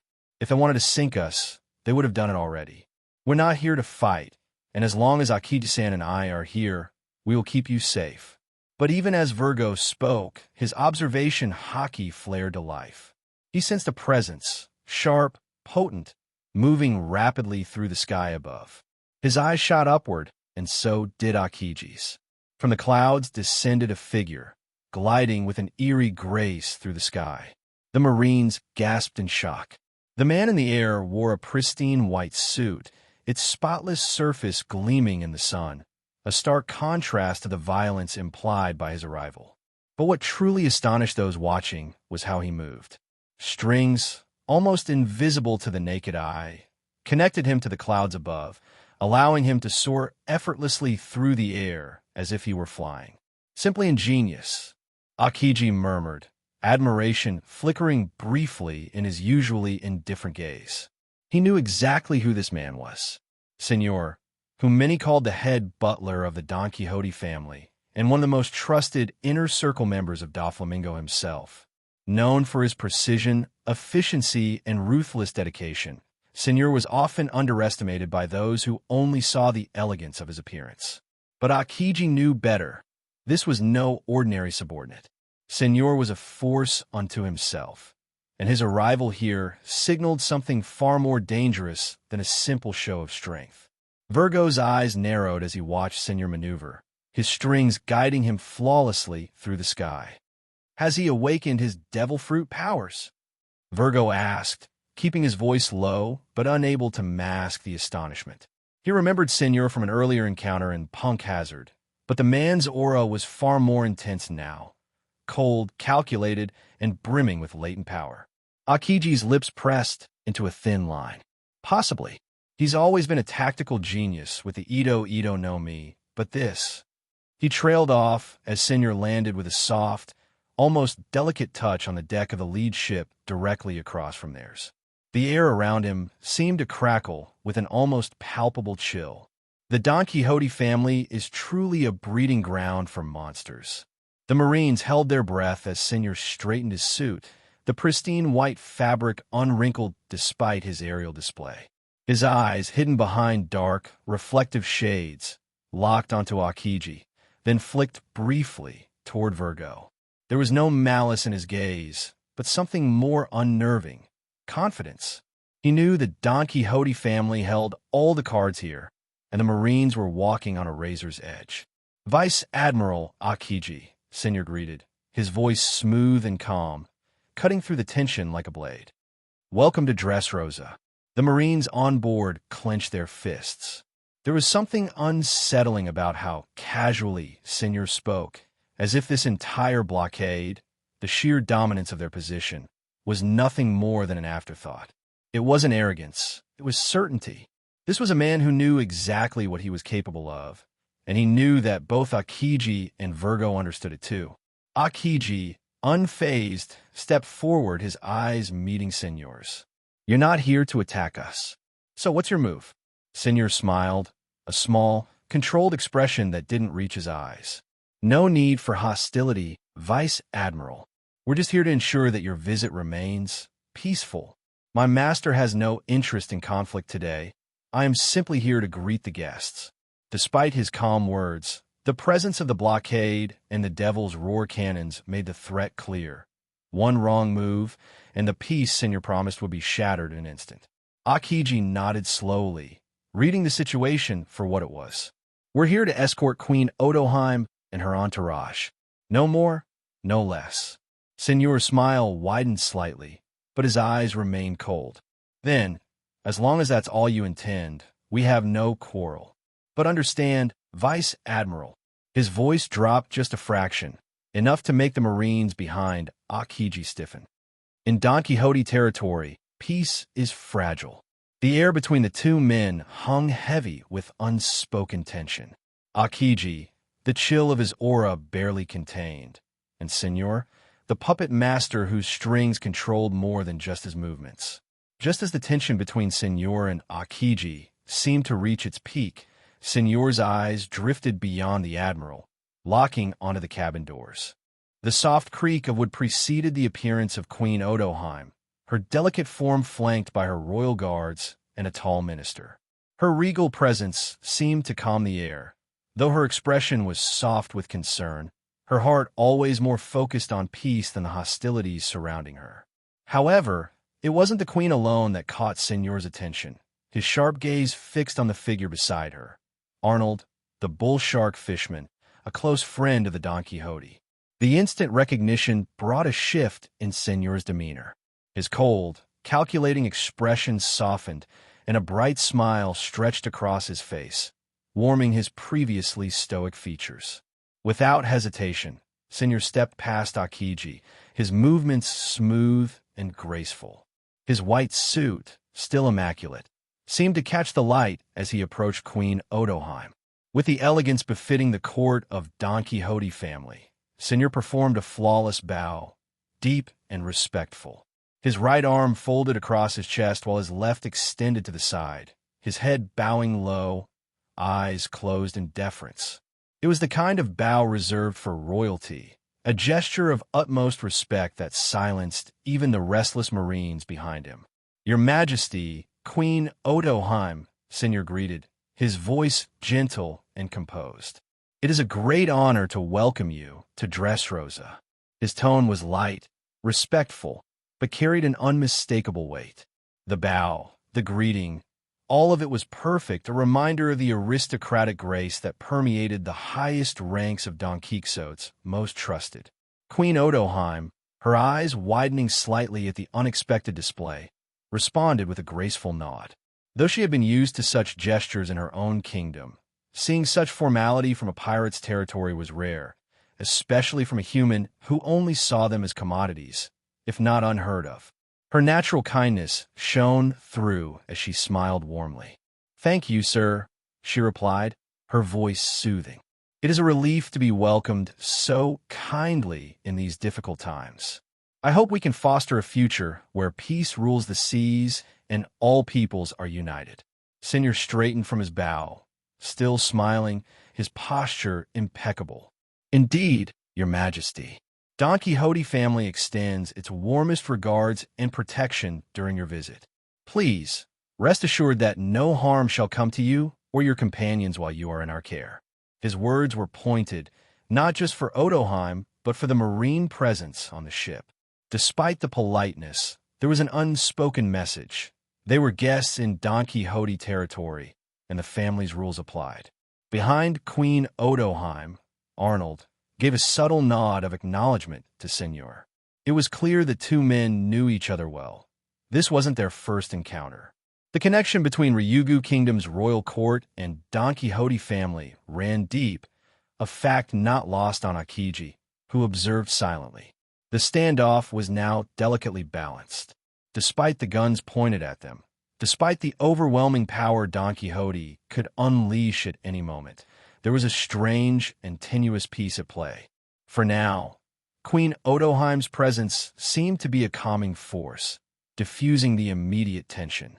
As the small Don Quixote galleon approached the Marine ship, Senor gestured with a graceful hand, his tone formal yet carrying an unmistakable authority. "Follow me, Your Majesty," Senor said with a courteous smile. A small galleon manned by Don Quixote pirates was now alongside the Marine vessel, its sleek form cutting through the calm waters like a silent predator. Akiji's brow furrowed at the sight, sensing the tension that lingered between the two parties. Akiji crossed his arms and raised an eyebrow. "I'm sure the Don Quixote family isn't afraid of allowing a single Marine ship to anchor in Dressrosa," he said, his voice calm, but with an edge. "We are the Queen's escort, after all. It would be Impolite to force her to switch ships now. Señor's expression remained polite, but a subtle smirk tugged at the corners of his lips. Vice Admiral Akiji, while we have guaranteed the safety of Queen Odoheim and her entourage, Dressrosa is Don Quixote territory, and here you follow our rules. I do not think I need to remind you of the consequences if our laws are disregarded. His gaze shifted to the Marines behind Akiji, lingering for a moment longer on a few in particular, those whose allegiance wasn't as simple as it seemed. The smirk widened, as if Señor knew more than anyone present realized. The fishmen are welcome aboard, Señor continued, then pointed directly at Akiji and Virgo. And you too, of course. You're invited to accompany the Queen to Dressrosa. But the rest of your Marines? His tone turned cold. They remain here, should they choose to break the rules. I can't guarantee their safety. The hidden threat in Señor's voice was impossible to miss. Akiji's eyes darkened in understanding. The Don Quixote family was well informed, perhaps too well. It dawned on Akiji that some of the Marines aboard his ship might be world government agents embedded in the unit. That would explain the particular disdain in Señor's gaze. It made sense now why Dressrosa was such a fortress of secrets. Even Akiji hadn't been fully aware of some of these covert operations. He sighed heavily, knowing he had no choice. Very well. Akiji turned to Virgo, keeping his voice steady. We'll escort Queen Odoheim and ensure her safe return to the Ryugu Kingdom. You. Akiji turned to the rear admiral on board. You're in charge until we return. The rear admiral's eyes widened. Akiji-san, you can't. They're pirates. This could be a trap, but a sharp glare from Akiji silenced him. The tension from Señor's earlier glance at the rear admiral wasn't lost on him. It was clear that any further insistence would only make the situation more dangerous. Reluctantly, the rear admiral gulped and nodded. If anything happens to the Marines on board because of your reckless actions, Akiji leaned in closer, his voice low and threatening. I'll personally hunt you down. Understand? The rear admiral's face paled, but he nodded quickly, visibly intimidated. He might have been loyal to the world government, but not enough to stake his life against Akiji's wrath. Akiji turned to Señor, his usual calm restored. With a single gesture, he created an icy bridge that connected the two ships. Señor's face remained neutral as Queen Odoheim, her entourage, Akiji, and Virgo crossed over to the Don Quixote galleon. Once everyone had boarded, the smaller ship set course for Dressrosa. Suddenly, the eerie sound of a transponder snail echoed through the air. Perry! Perry! Perry! Señor answered the call with a calmness that was at odds with the sudden tension brewing. His smile never wavered, but there was an unmistakable glint in his eye as he listened to the voice on the other end. Is that so? He murmured, his voice dripping with amusement. A sudden coldness entered his expression, the smile twisting into something far darker. Very well. I'll take care of it. He closed the transponder with a snap. Is something wrong, Señor? Arnold, who had been traveling with Queen Odoheim, asked, sensing the sudden shift in Señor's mood. The diplomat's worry was palpable, knowing how delicate these talks were. Señor's gaze narrowed, his voice dropping low but still carrying authority. It seems we have an unwanted guest on board. A troublesome lizard. Akiji and Virgo's eyes sharpened at those words, immediately on alert.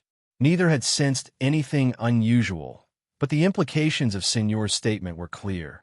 There was a stowaway, someone dangerous. Without warning, Señor's entire body morphed into a mass of thin strings.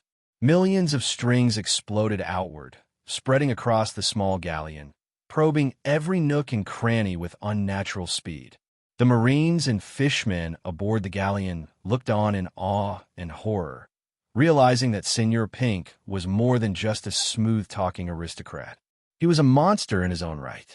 Moments later, Señor's smile widened. Found you. In an instant, the strings retracted, dragging a man into the open, his form materializing out of thin air.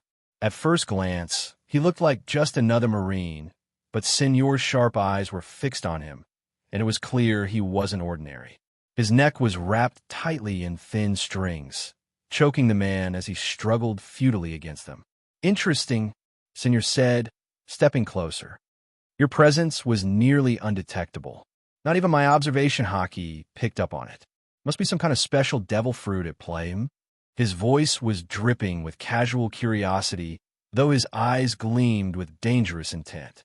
Virgo moved to intervene, but Akiji stopped him, shaking his head. It wasn't the time to provoke Senor further. The situation was already precarious. "Arnold," Senor said without looking back, "why don't you escort Her Majesty to the cabin we've prepared for her? We still have some time before we reach Dressrosa." His tone was polite, but the underlying message was clear. He didn't want Queen Odoheim to witness what was about to happen next. Though Odoheim hesitated, her face showing concern for the captured man, Arnold gently urged her to follow. He understood that there was more at play here, and even he feared what might have been planned for the queen. Once the queen was safely out of sight, Senor's demeanor darkened further. "So," he said, his voice quiet yet deadly, "you don't want to talk? Cipher Pole, I assume." The agent struggled, refusing to speak. Senor clicked his tongue in mock disappointment. "That's a shame. I would have loved to take my time, but today's your lucky day." Before anyone could react, the strings constricted violently, ripping the agent's body apart. Limbs, torso, and head torn asunder in one brutal motion. The dismembered corpse was flung into the sea without a second thought. As the blood splattered across the deck, a single drop landed on Senor's pristine white suit. He glanced down at the stain, his mouth twitching in displeasure.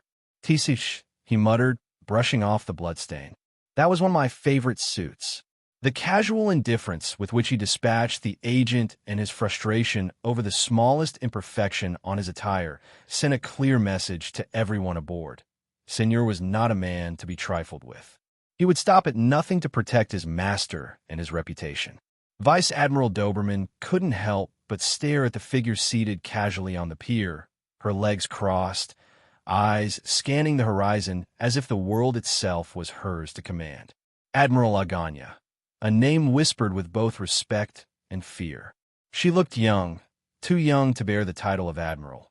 Yet there she sat, her composure as regal as any monarch's.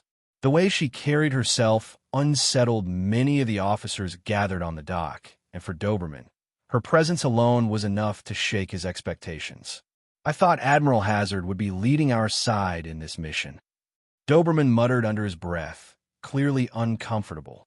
A veteran vice admiral leaned closer, his voice barely audible as he replied, "Admiral Aganya's status is special.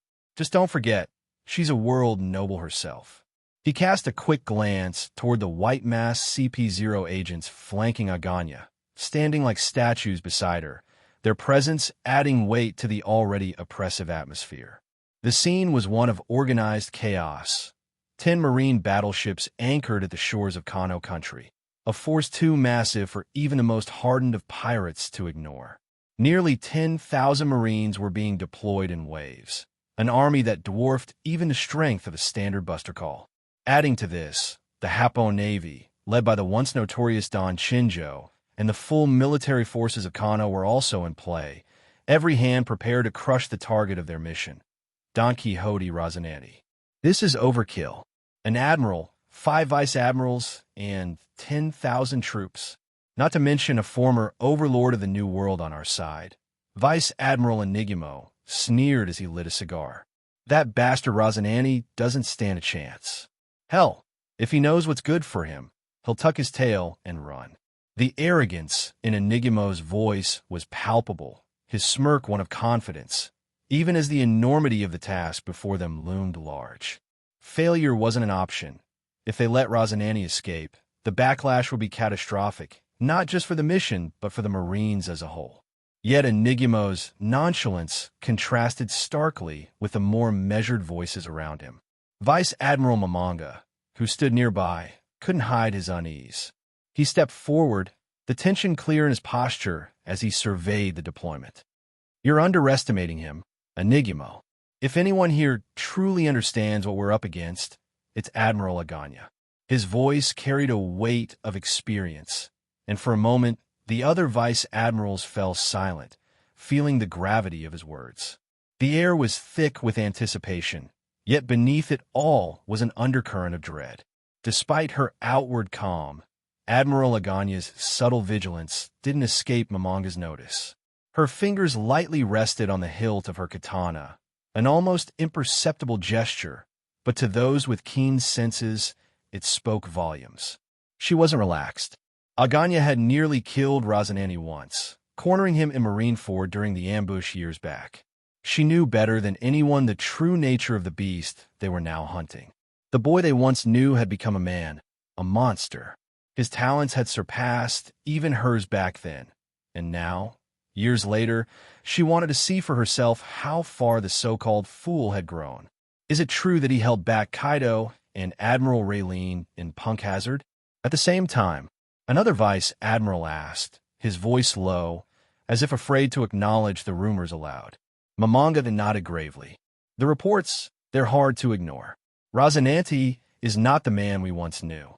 He's dubbed an emperor, and one doesn't get such a title without being able to step on all other pirates out in the sea. Vice Admiral Enigmo, still puffing on a cigar, scoffed. I don't care what the reports say, or what rumors call him. With the forces we've amassed here, we'll crush him.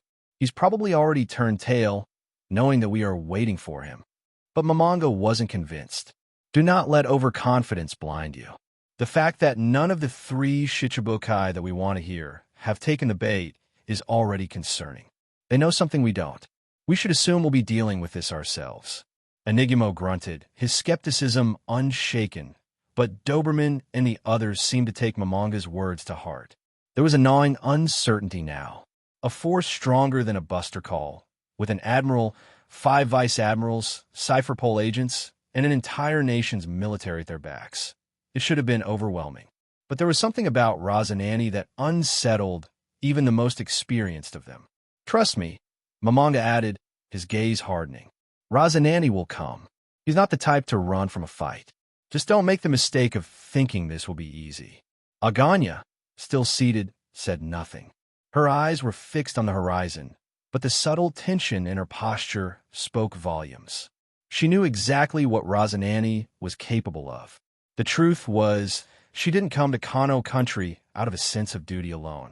She came because, deep down, she wanted to face him again, to see how far the boy who had once rivaled her had come. The idea thrilled her, though she would never show it. Momonga's voice broke the silence once more, firm and resolute. Stay sharp, all of you. We're not hunting a man, we're hunting a monster. And as the final preparations were made, everyone felt the same thing in the pit of their stomachs. Rosinante was coming, and when he did, they would need everything they had to stop him.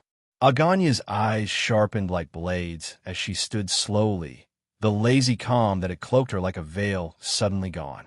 Her gaze locked on the horizon, where the setting sun painted the sky in hues of crimson and gold. Amidst the fiery backdrop, a small speck appeared, just a blip at first, but rapidly growing larger. It moved with deliberate purpose, a force of inevitability heading directly for Kano country's shores. There was no doubt in her mind. Rosinante had come. At the bow of the massive ship, I stood, eyes narrowed in the distance.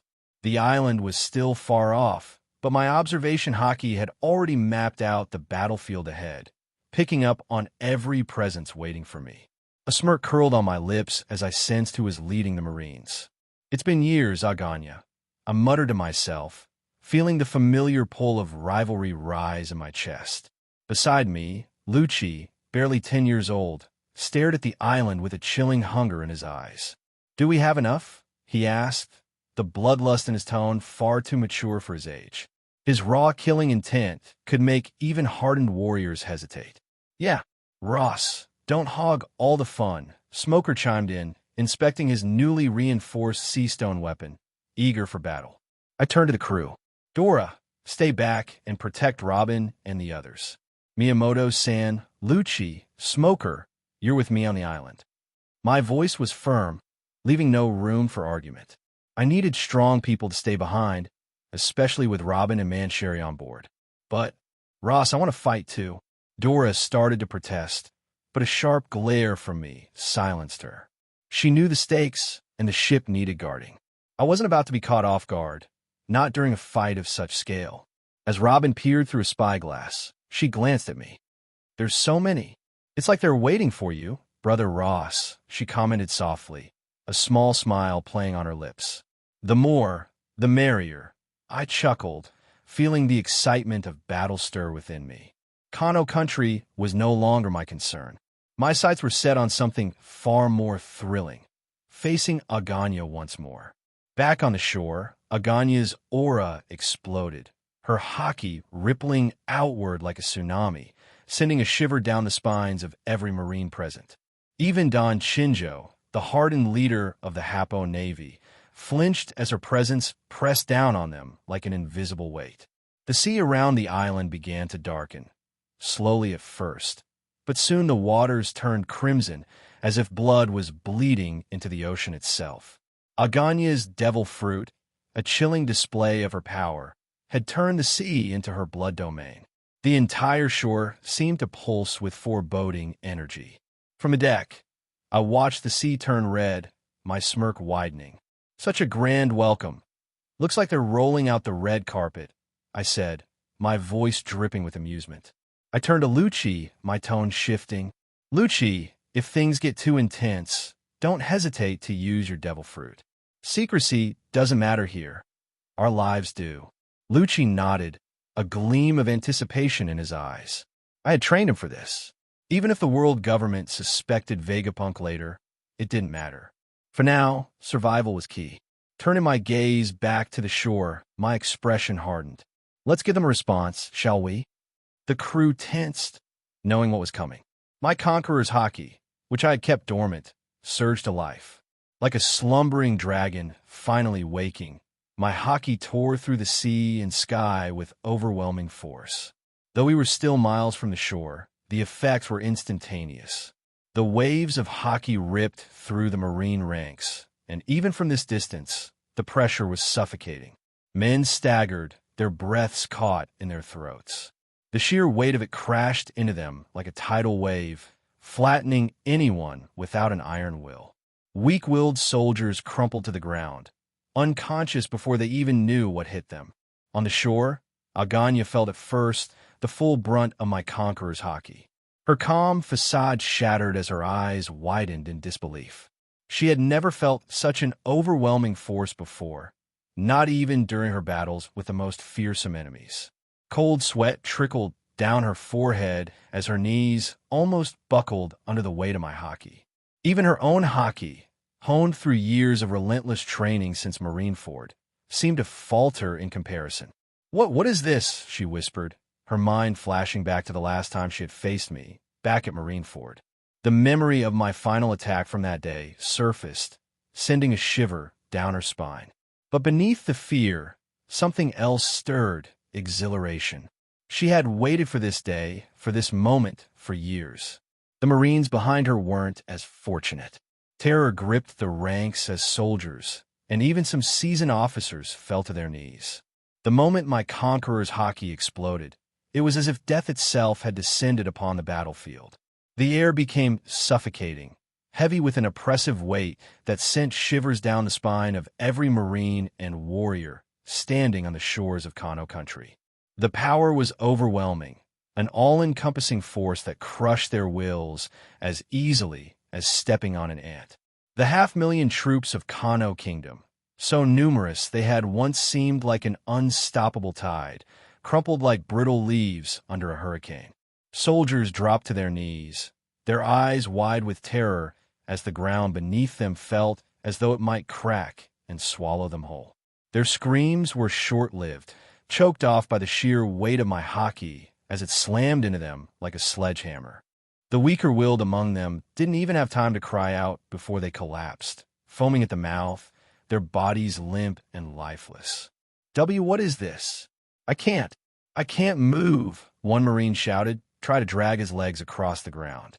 His face twisted with panic as he clawed at the dirt, desperately trying to flee the battlefield, but his body refused to obey.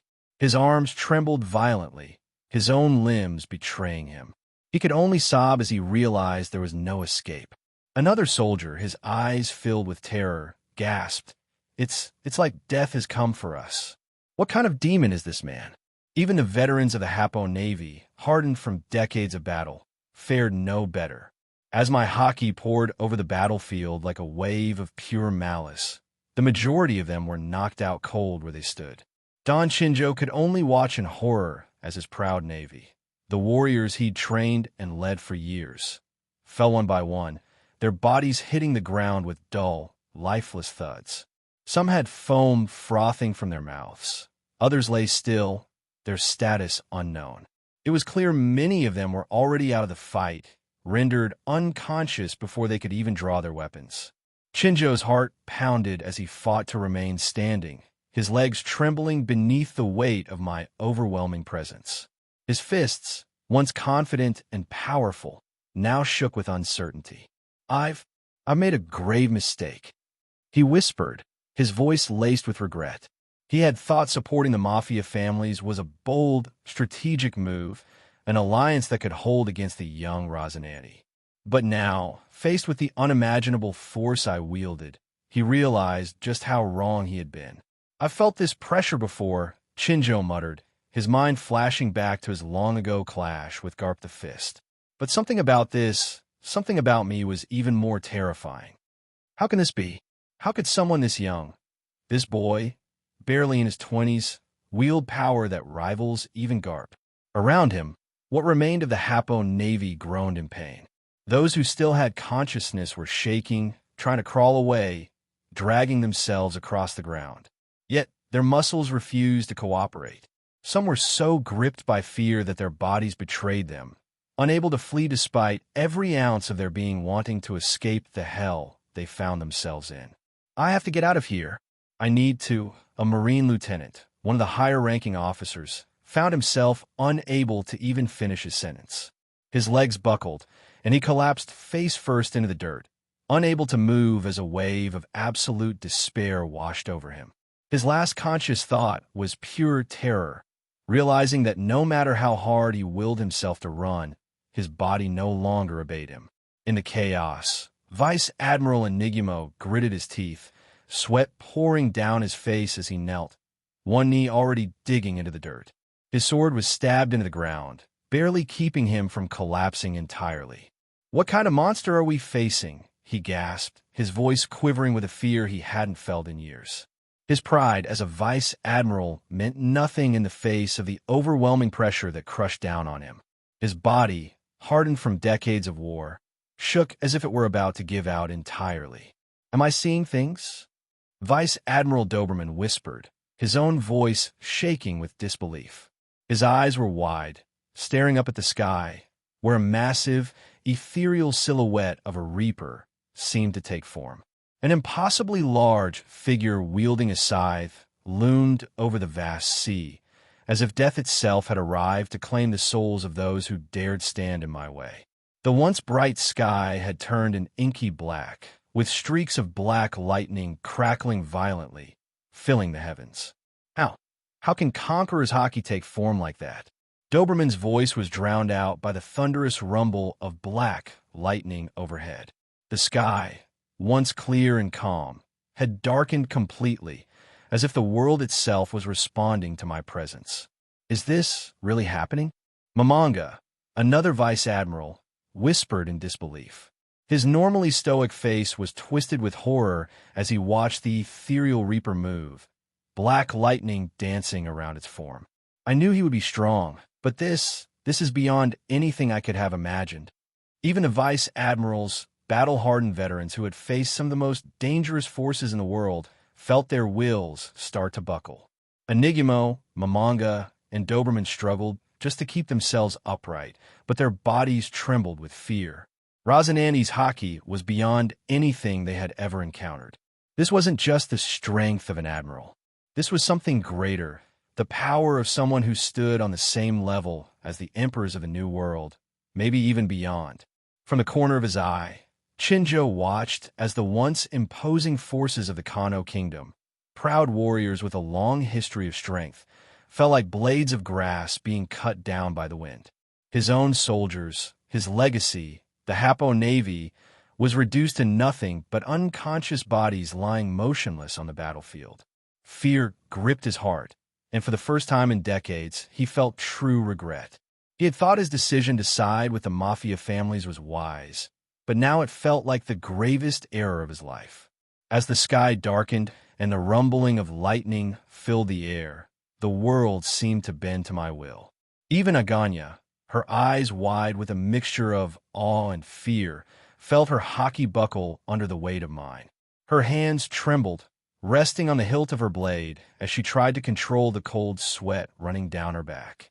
The years of training since Marineford, the countless hours pushing herself to surpass even admiral level, felt insignificant in the face of this monstrous power. Despite her fear, a wild grin spread across her lips. This is what I've been waiting for," she whispered, her heart pounding with exhilaration. Her body was trembling, but her soul felt alive. She had trained relentlessly for this day, waiting for the moment to face me again, to test herself against the monster I had become. But even as she braced herself for the battle to come, the Marines behind her were falling apart. Those with weak wills were already down, their bodies twitching or lying still.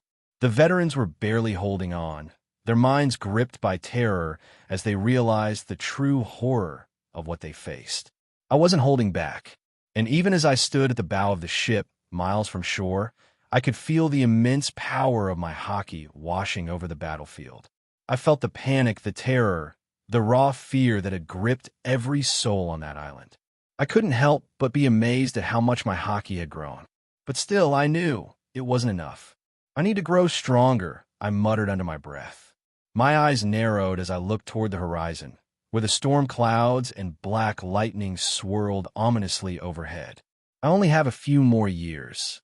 A fierce determination filled my chest. Before I challenge Garp again. And this time, I'm not going to lose. The world wasn't ready for me. Not yet. The air crackled with tension, thick as a storm about to break, as I stood at the bow of my ship.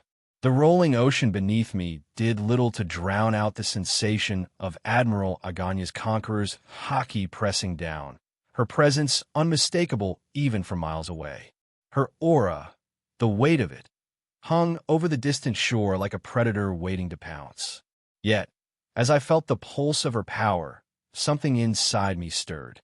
She was strong, formidable even, but not enough. Not for what was coming. My eyes narrowed. I could feel the rhythm of the sea, the charge in the air. Everything was in motion. With a single flex of my will, I propelled forward, the ship lurching as my speed shredded the distance between us. Time itself seemed to distort as I crossed over a mile in an instant, the horizon melting away into a blur. Before Aganya could blink, Shusway was drawn, its blade arcing toward her throat with the speed of a lightning strike. Clang! Our blades met in a thunderous clash, the force of impact detonating a shockwave that tore through the ground beneath us. The sheer pressure splintered the earth, creating a massive crater that rippled outward. The air screamed with the force of our collision, trees bowing as if to the gods of war themselves. Aganya staggered, her boots grinding against the broken earth, but she held her ground. Surprise flickered in her eyes, just a flicker, but it was enough. She hadn't expected me to cover that much distance in the blink of an eye. "We meet again, Admiral Aganya." My voice was low, barely above a whisper, yet the chill in it was enough to send shivers down anyone's spine. Even hers.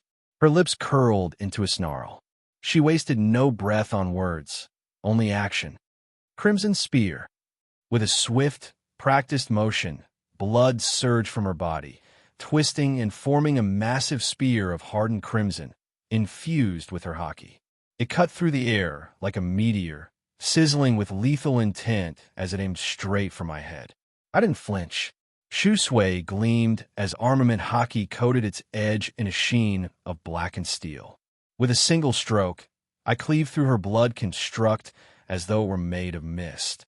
The spear disintegrated, raining down in droplets as my blade arced again, slicing toward her throat in one fluid motion. Clang! Her sword met mine again, the clash louder this time, an explosion of force that cracked the ground further beneath us, splintering the earth like fragile glass.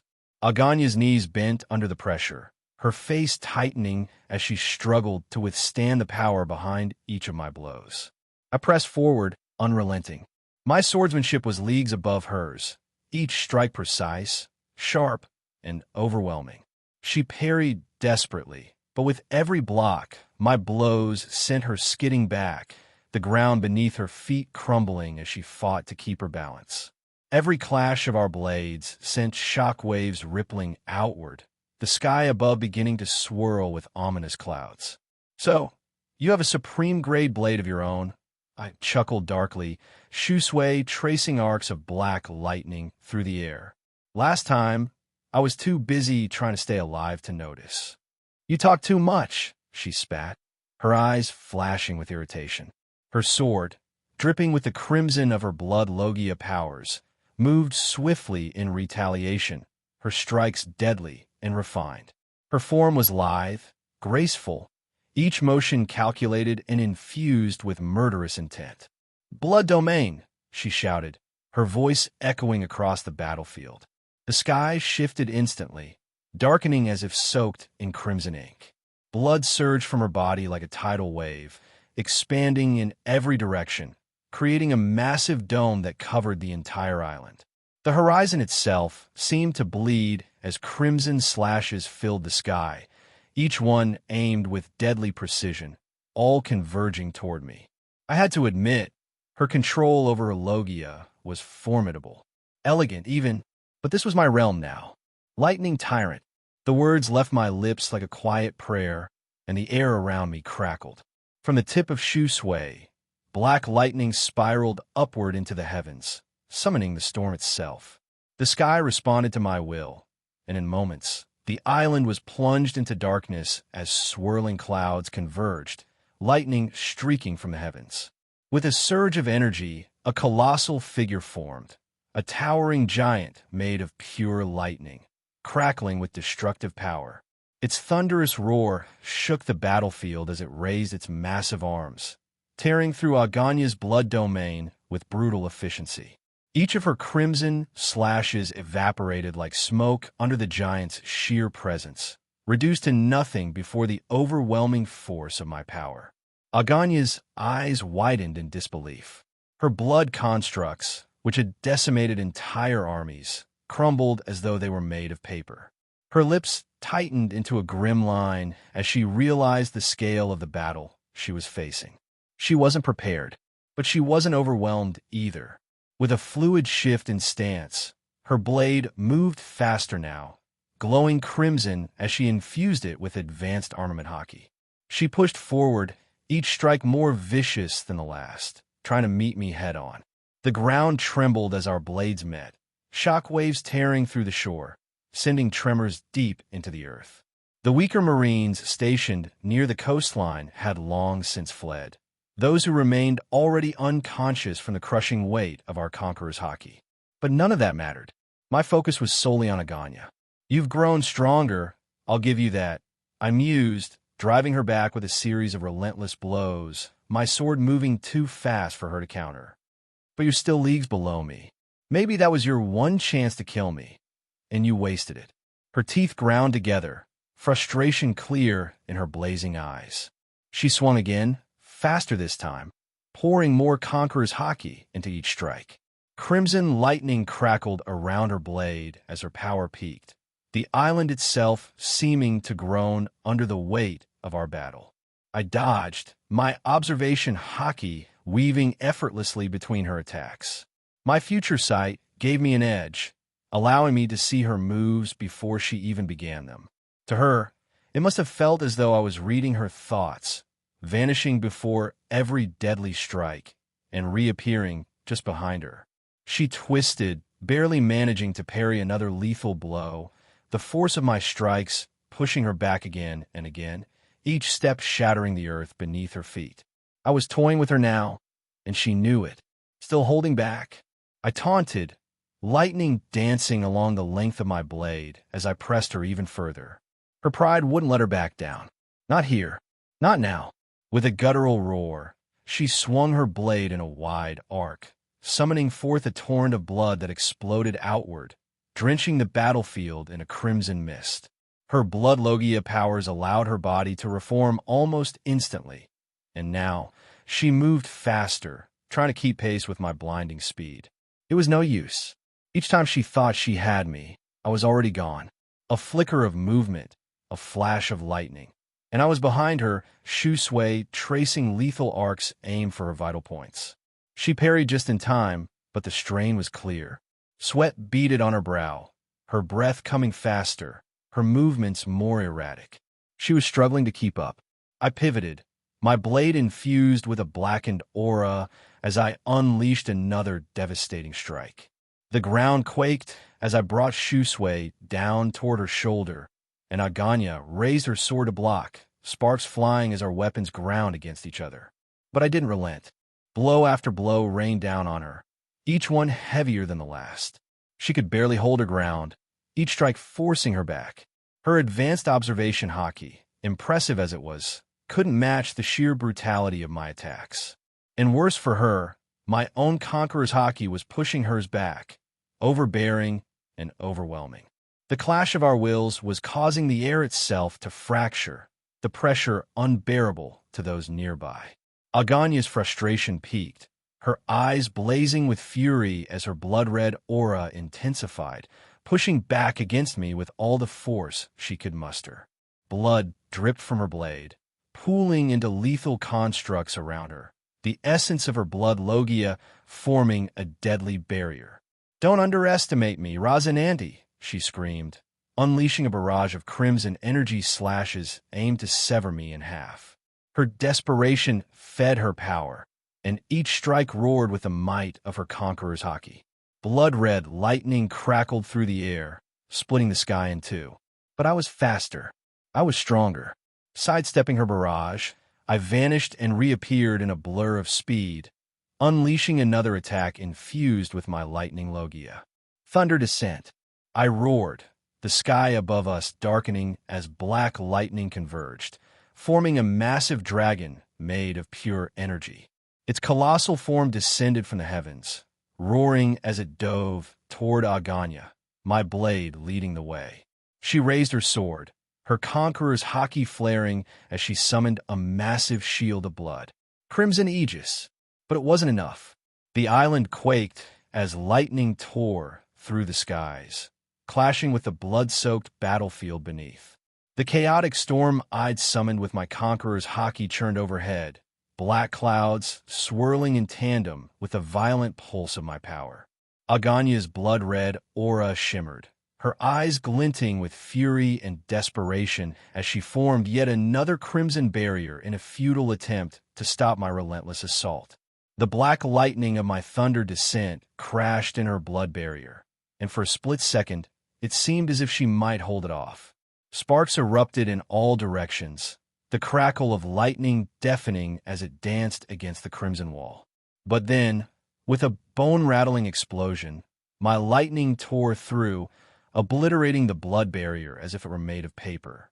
A trench carved deep into the earth, its edges glowing with residual energy. Aganya barely escaped in time, the attack grazing her as she rolled out of the way, singeing the ends of her dark hair. She moved with a grimace, dirt and blood streaked across her face, her fury only fueling the intensity in her eyes. "You're losing your edge, Aganya," I taunted, advancing with a smirk, shoe sway glowing with raw power. I expected more. Her eyes flashed with pure rage, and she spat the words through gritted teeth. "You want more? I'll give you more." With a wild swing of her blade, she unleashed a new attack. Blood scythe. From the tip of her sword, a colossal, serrated wave of blood energy tore through the air. The very ground split beneath its weight as it roared toward me, a feral force of nature that carved through trees, rocks, and the island itself like butter. The sound of it, like a beast roaring for blood, was deafening. I met the attack head-on. Shusway, now coated in my advanced armament hockey, shimmered with a deep black aura, crackling with black lightning. Reaper's Scythe. With a single upward swing, I cleave through the blood wave, splitting it clean in two. The severed halves detonated behind me with an earth-shattering roar, sending shockwaves and debris in all directions. Massive chunks of the island were tossed into the air like pebbles, trees uprooted, and the island's landscape permanently scarred by the power of our clash. The sea around us reacted violently, the sheer force of our blows creating titanic waves that crashed against the shorelines. Each wave towered like a wall of water, smashing into the island as if the ocean itself were being torn apart by our duel. Overhead, the skies grew darker still, swirling into a maelstrom of black clouds and crimson lightning, charged by the chaotic energy of our battle. You've not improved much. I expected more from you, Aganya. I sneered, shoe sway humming with anticipation. If this is all you've got, I'm sorely disappointed. Her pride, bruised and battered, refused to crumble. With a flick of her wrist, she summoned tendrils of blood, which writhed and twisted in the air like living serpents. You've seen nothing yet. Crimson Serpent Strike. The tendrils shot forward, their fang tips aimed directly at my chest, each one faster than the last. They slashed through the air, vicious and relentless, each strike filled with lethal intent. But I was faster. I dodged the first with ease, sidestepping as the second narrowly missed my shoulder. Observation hockey flooded my senses, letting me see her every move before she made it. She might as well have been moving in slow motion. I twisted and spun, my body moving fluidly between the serpentine strikes, each step precise, calculated. Pathetic, I muttered under my breath.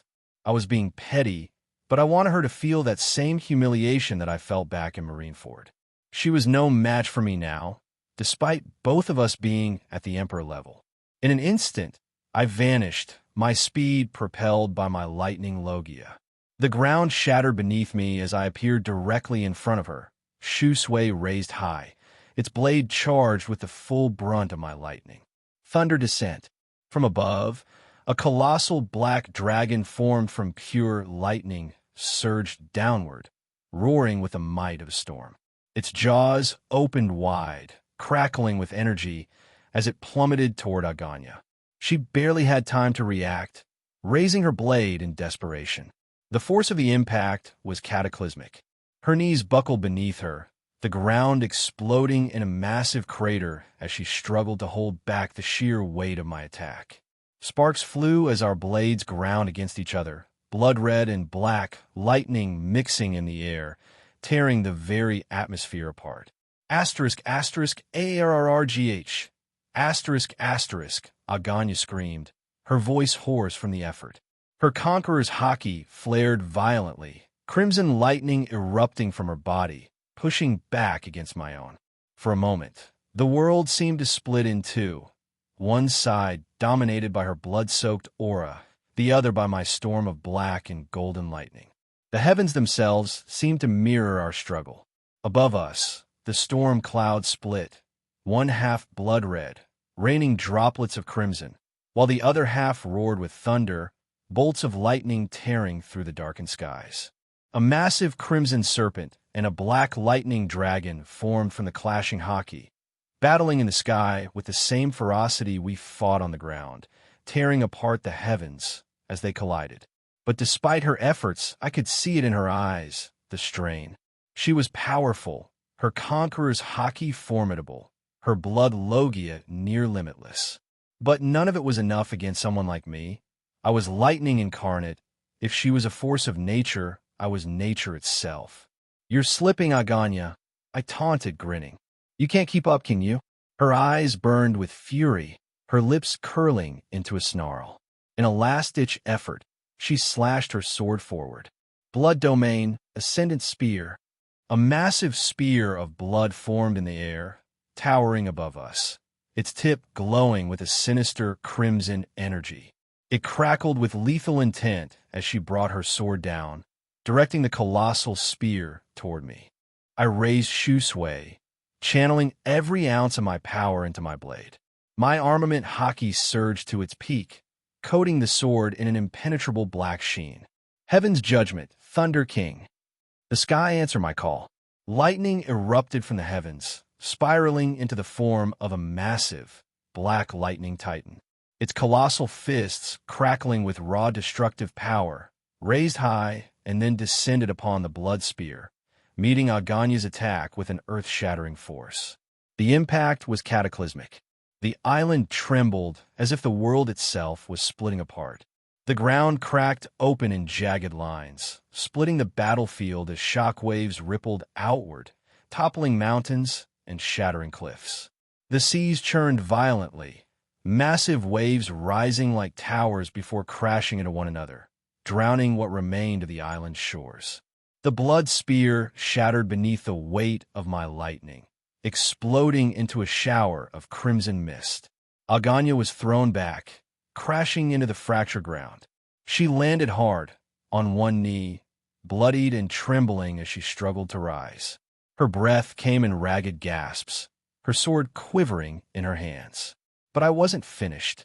I stepped forward, my conqueror's haki flaring even brighter, overwhelming the battlefield with my presence. "Let's see if you can stop this, Aganya," I growled, shoe suede gleaming with power. I infused the blade with the full brunt of my will, black lightning crackling along its edge. Lightning nova, annihilation. With one swing, the air screamed. The very world seemed to freeze as a massive arc of lightning-infused haki erupted from my blade, so powerful that reality itself seemed to warp around it. The attack roared through the battlefield, cleaving everything in its path.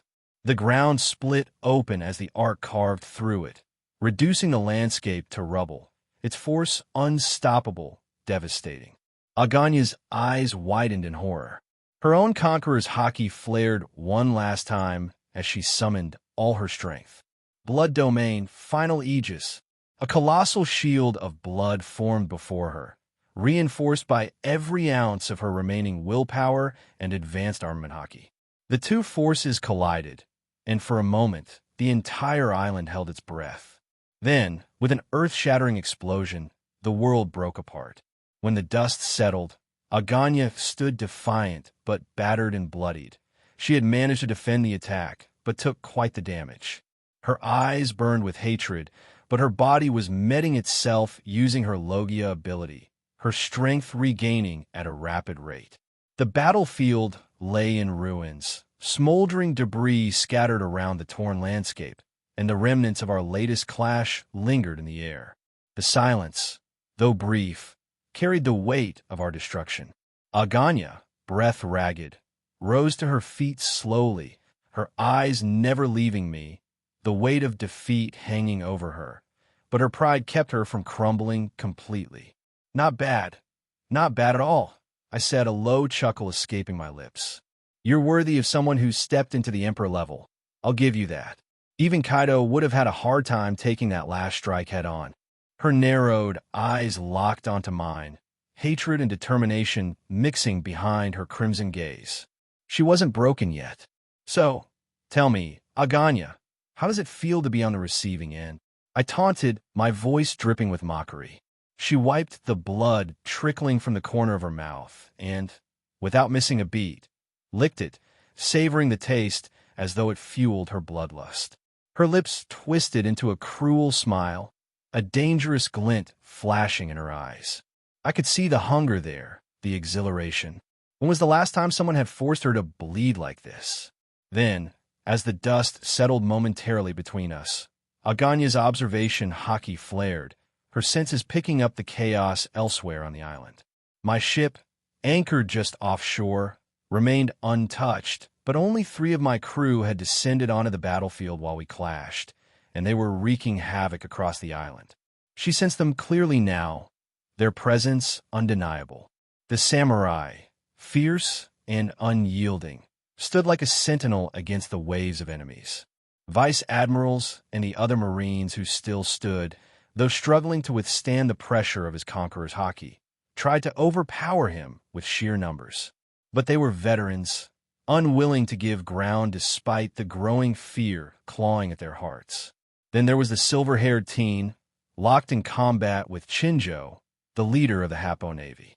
The boy, barely in his mid-teens, moved with precision, his youthful body dancing around the old man's hulking frame.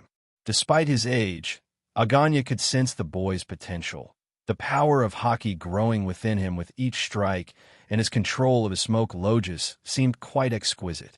But what truly made her blood run cold was the smallest figure on the battlefield. A boy, no more than 10 years old, clad in a suit. He moved like a specter, a reaper among the chaos. He showed no mercy, cutting through Marines, Hapo Navy soldiers, and even the kingdom's forces with brutal efficiency. He had even managed to take down one of the CP0 agents. Each motion was lethal, each strike precise, devoid of hesitation or remorse. Little Lucci reaped lives like crops at harvest, his tiny figure drenched in blood as he danced through the battlefield. He tore through his enemies with cold, detached precision, eyes like those of a predator, and the bodies left in his wake spoke of a massacre. One Aganya could scarcely believe came from such a small child. For a brief, fleeting moment, Aganya considered striking the child down from afar to get back at Rosinante for mocking her, ending the murderous rampage before it grew any worse. But just as she entertained the thought, something overwhelming crashed down upon her, overwhelming even her own conqueror's hockey. A feeling, alien to her, so foreign and paralyzing it nearly brought her to her knees. Fear. It wrapped around her like a vice, suffocating her, her breath catching in her throat. This feeling was unlike anything she had felt before. Not even her father, the domineering figure who had shadowed her entire life, had instilled such dread. This was raw, primal terror. And then, in an instant, a black blade streak flashed by her, so fast that she barely registered it. But she knew, with every fiber of her being, that if she had moved against the boy, if she had made even the slightest attempt to harm him, she would have lost her head. "You better not try something stupid, Lady Aganya." My voice cut through the suffocating silence, cold and laced with menace. I didn't raise it, but it echoed through her mind as if it were a death sentence.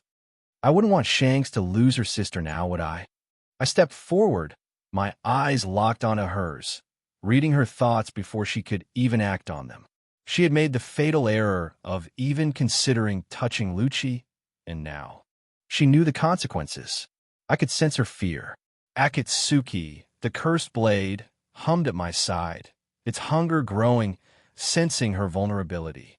Her gaze slowly drifted downward, and for the first time, her eyes fell on the sword that had remained sheathed since the beginning of our fight. Akatsuki, the blade that had yet to taste blood this day, radiated a sinister presence, the air around it thick with malice. Aganya's composure faltered for the first time. Her face paled, and her breath hitched. What is that abomination that you're carrying?" Her voice, usually so full of confidence and venom, was now tinged with an unmistakable tremor. She could feel it, the wailing of the souls trapped within the blade. As someone attuned to blood energy, she was more sensitive to it than most. The pressure exuded by Akatsuki was suffocating. The blade wasn't just a weapon, it was a living thing, and it was hungry. I unsheathed Akatsuki slowly, and as the blade was revealed, the very atmosphere seemed to warp around it. Dark mist swirled around its crimson edge, and the wails of the damned grew louder, echoing in Aganya's ears like a chorus of the tormented. The blade's deep, blood-red color seemed to pulse with life, as if the very steel craved more victims. "This is Akatsuki," I said, my voice low and dangerous, forged in blood and sacrifice. It was born from the lives of countless souls, each one condemned to fuel its insatiable hunger. And now it sings for more. Aganya could feel the weight of the blade's gaze, as though it were watching her, sizing her up as its next meal. She gulped, her throat dry, her hand trembling on the hilt of her own sword. The pressure was overwhelming. Even standing before it made her legs feel like they were about to buckle. The voices, the screams, the wails of the dying, they clawed at her mind, gnawing at her resolve, shaking the very core of her being. The blade wasn't just a weapon. It was a harbinger of death, carrying the torment of the souls it had devoured. And it wanted more. You see, Aganya, I continued, stepping closer, my voice calm and deadly. I've been holding back. From the start of this fight, I haven't even been using my full power. And now, you stand there, realizing that I've been toying with you. She gritted her teeth, trying to regain her composure, but the effect of Akatsuki on her blood energy was undeniable. It didn't just intimidate, it corrupted. Her blood energy, which had surged so powerfully moments ago, seemed to recoil in fear, retreating as if to shield her from the blade's voracious hunger. For someone who wields blood, I said, the dark mist swirling around Akatsuki growing thicker, you should know better than to stand before a blade that thirsts for it. Her eyes, wide and full of caution, flickered between Akatsuki and me. Her pride was battling with the very real fear gripping her heart and very soul. She could feel it, the truth she had been avoiding since the start. She wasn't just fighting me anymore. She was fighting the abyss itself. Akatsuki hummed once more, and I grinned, stepping even closer. Shall we continue? Raman's hands trembled as he gripped the transponder snail, his body drenched in cold sweat. His heart pounded against his ribcage, the pulse of pure fear gripping his every thought. Desperation clawed at his voice, each word laced with terror. No, you're not understanding what I'm trying to tell you. Raman's voice cracked, rising in panic. His eyes darted frantically around the royal chamber, as if the walls themselves were closing in on him. He's not human. He's a damn monster. If you don't stop him now, my kingdom, my entire kingdom, will be destroyed. The transponder snail responded with the dull, uninterested tones of a low-level world government agent on the other end. The man seemed completely oblivious to the chaos unraveling across the island. I don't care about protocol, Raman roared, his voice filled with a desperation that bordered on madness. Stop wasting my time and connect me to the elders now. He slammed his fist onto the desk, the force of it rattling the snail, but his powerlessness only made the pit in his stomach deepen. The agent's voice remained flat, calm, dismissive. He didn't comprehend the gravity of what was happening. How could he? He wasn't here. He wasn't trapped in a kingdom that was falling apart at the seams, where the very air was heavy with a force that suffocated the soul. Raman's breath came in shallow gasps. He could feel the weight of it, Rosinante's haki. It wasn't just strong, it was suffocating, like an all-consuming shadow that had swallowed the entire island. Every soldier, every fighter, everyone had felt it. His mind raced back to the battlefield. He hadn't even been near the front lines. He was safe, hidden within the capital, surrounded by the elite royal guard. But it hadn't mattered. The moment that black storm of conquerors' haki had descended on the island, it had hit him like a tidal wave. The entire kingdom's army had collapsed, overcome by sheer pressure alone. Vice admirals, Hapo Navy elites, mafia thugs, they had all been reduced to trembling wrecks, dropping like flies under the overwhelming force, falling like weeds, crushed by the weight of a power they couldn't hope to withstand. And then there was the promised Shichibukai, the supposed safety net, the one they had counted on. Where was he? Where was the protection they had been guaranteed? The pirates, the Marines, they had all fallen. They had all been useless. Nothing was stopping this nightmare from tearing his world apart. Even Raman, who hadn't even stepped foot on the battlefield, had passed out. He had collapsed despite being sheltered within the castle, far from the storm. The suffocating presence of Rosinante's haki had penetrated everything, like an invisible wave of death sweeping across the land. His consciousness had been ripped away from him, and when he awoke, the capital was in chaos. The transponder snail continued its indifferent hum, the agent's words blending into the background as Raman's fear took over. His legs threatened to give out beneath him, his grip on reality slipping with each passing second. Connect me to the elders.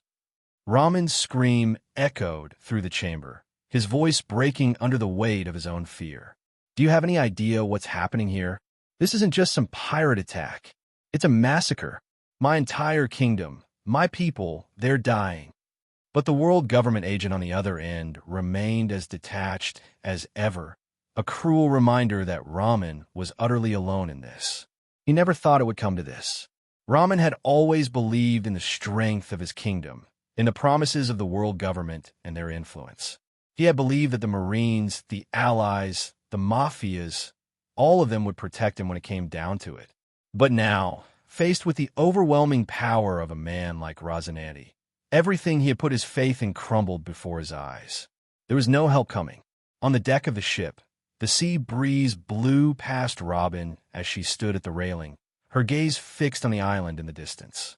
From here, she could see the waves of destruction sweeping across the land, the screams of soldiers and Marines carried on the wind.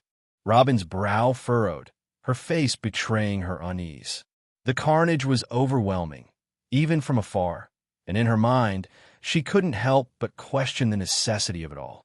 Beside her, Doris sat cross-legged on the deck, her massive frame still, but her eyes sharp as they remained locked on the battlefield.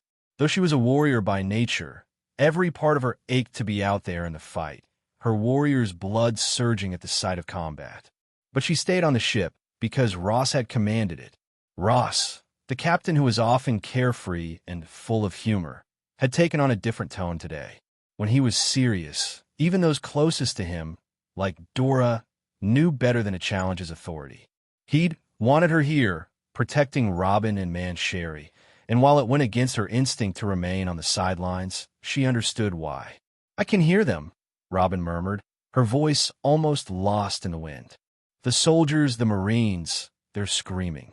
Is all of this really worth it?" Dora's eyes shifted from the battlefield to the young girl beside her. She took a deep breath before speaking. "Robin, in this world, battles like this aren't just about today. They're about the future. It's never just about one fight. If we let these people go, if we show them mercy today, one day they might return stronger with revenge in their hearts.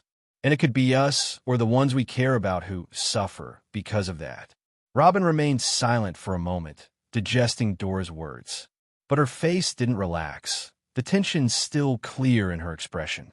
"But the death, the destruction. Do we really need to kill all of them? What if there's another way?" Dora shifted, leaning slightly closer to Robin, her voice low and firm. "Robin, let me ask you something. Do you think the world government would have destroyed O'Hara if O'Hara had been strong? Do you think they would have even dared?" Robin's breath caught in her throat. The mention of O'Hara, of her home, brought a familiar pain to her chest, a tightening that made it hard to breathe. But Dora's words forced her to think.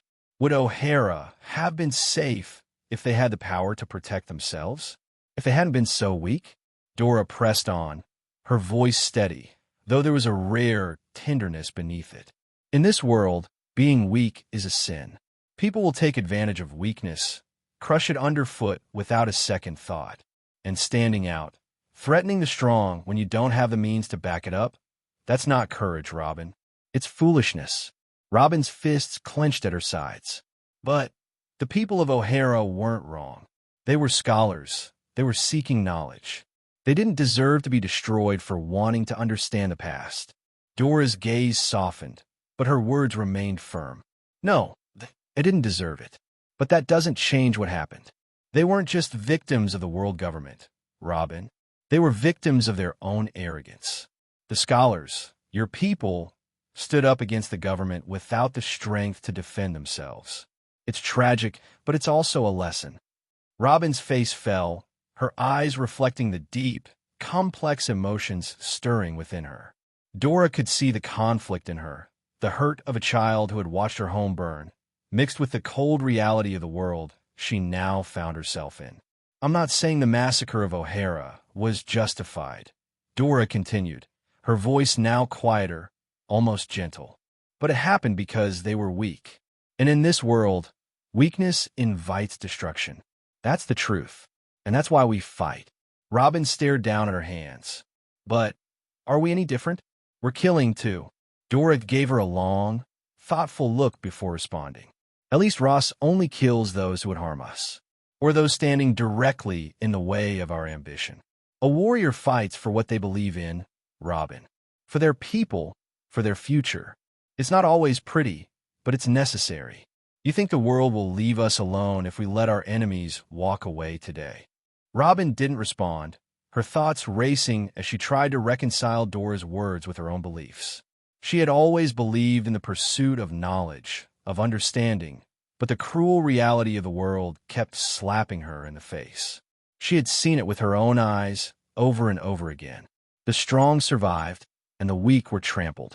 Dora's voice broke through her thoughts again, more somber this time. If we show mercy now, they'll see it as weakness. And tomorrow, it won't just be soldiers out there dying. It could be us. It could be you. Robin turned toward Dora, her young face filled with uncertainty. Is that really how it has to be? The giantess sighed, her eyes softening with a sort of grim understanding. In this world, yes. We don't fight because we love the violence.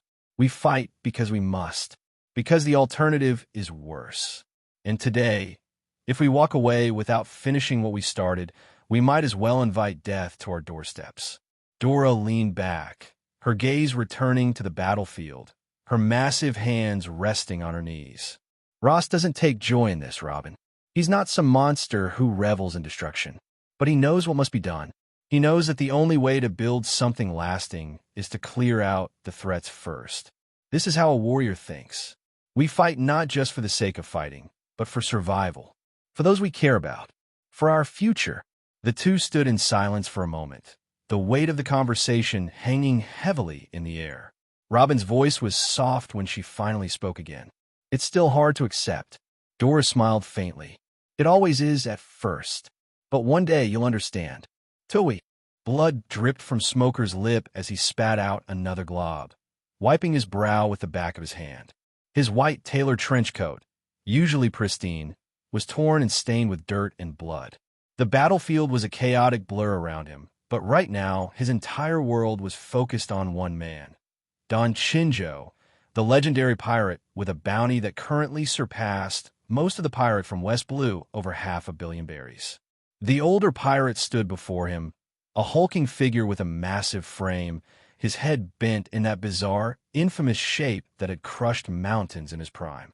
Smoker could feel the weight of Chinjo's conqueror's haki bearing down on him. But to Smoker, it felt like nothing more than a breeze compared to what he'd faced under Ross's brutal training. Still, Chinjo's raw power was no joke. Smoker's eyes briefly flicked across the battlefield. In the distance, he could see Lucci, just a blur of lethal precision, moving through the ranks of Marines and pirates alike. His entire body was drenched in blood, his face cold and emotionless, taking down one of the masked CP0 agents with brutal efficiency. For a moment, Smoker felt a pang of jealousy. Lucci, despite being several years younger, was already in a league of his own. Focus. Smoker growled to himself just in time to see Chinjo charging at him again, roaring with bloodlust. Brat, you've signed your death warrant today. Garp's protege may be currently out of my league, but you're nothing. By the end of this, I'll have your head on a pike. Chinjo's voice was like thunder as he slammed his fist into the ground, sending shockwaves through the earth. His conqueror's haki rippled through the battlefield, momentarily slowing the chaos around them. Smoker grinned, wiping the blood from his mouth. Bring it on, you fat pig. With a roar of his own, Smoker surged forward, his jutty infused with blackened armament haki. White Fan. His weapon crackled with smoke and power as he thrust it toward Chinjo's chest. Chinjo sneered and sidestepped with surprising agility for someone his size, his fist crashing down on Smoker's shoulder like a hammer. The force was immense. Smoker felt his bones creak and his muscles scream in protest as he was driven into the dirt, but he didn't stop. He rolled with the impact, his smoke-based powers dissipating his body before the full brunt could land.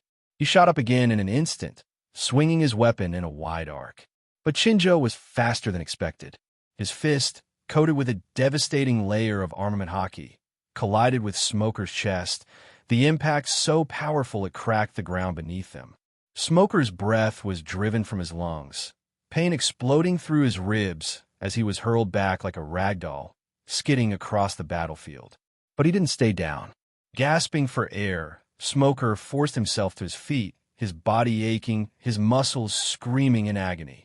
Chinjo's eyes narrowed as he watched the young teen rise once again, a mocking grin pulling at the corner of his lips. "Stubborn fool," Chinjo growled. "Stay down if you want to live." Smoker spat out a mouthful of blood, his grip tightening around his jutty. He could hear Ross's voice echoing in his mind. "It's the battles on the edge of death that force us to grow, Smoker. Push yourself beyond your limits, or you'll always stay the same." He knew that Lucci had always thrown himself into the most dangerous fights, taking on impossible opponents. But Smoker had thought Lucci was only so reckless because Ross was always there, watching, ready to step in if things went south. But now, standing here alone, battered and broken, Smoker understood. It wasn't recklessness. It was necessary. He could feel it, his hockey, his devil fruit powers. Everything was becoming more in tune, more natural. The more he was pushed, the more he felt his strength grow. "Damn it," Smoker muttered through gritted teeth. "I'm not done yet." Chinjo snarled, enraged that the young teen wouldn't stay down. "Then I'll make sure you never get up again." With a roar, Chinjo leaped into the air, his massive form casting a shadow over Smoker as he came down with a devastating headbutt, his signature drill dragon nail. The sheer force behind the attack caused the very air to tremble, and Smoker had barely a second to react. Smoke escalation.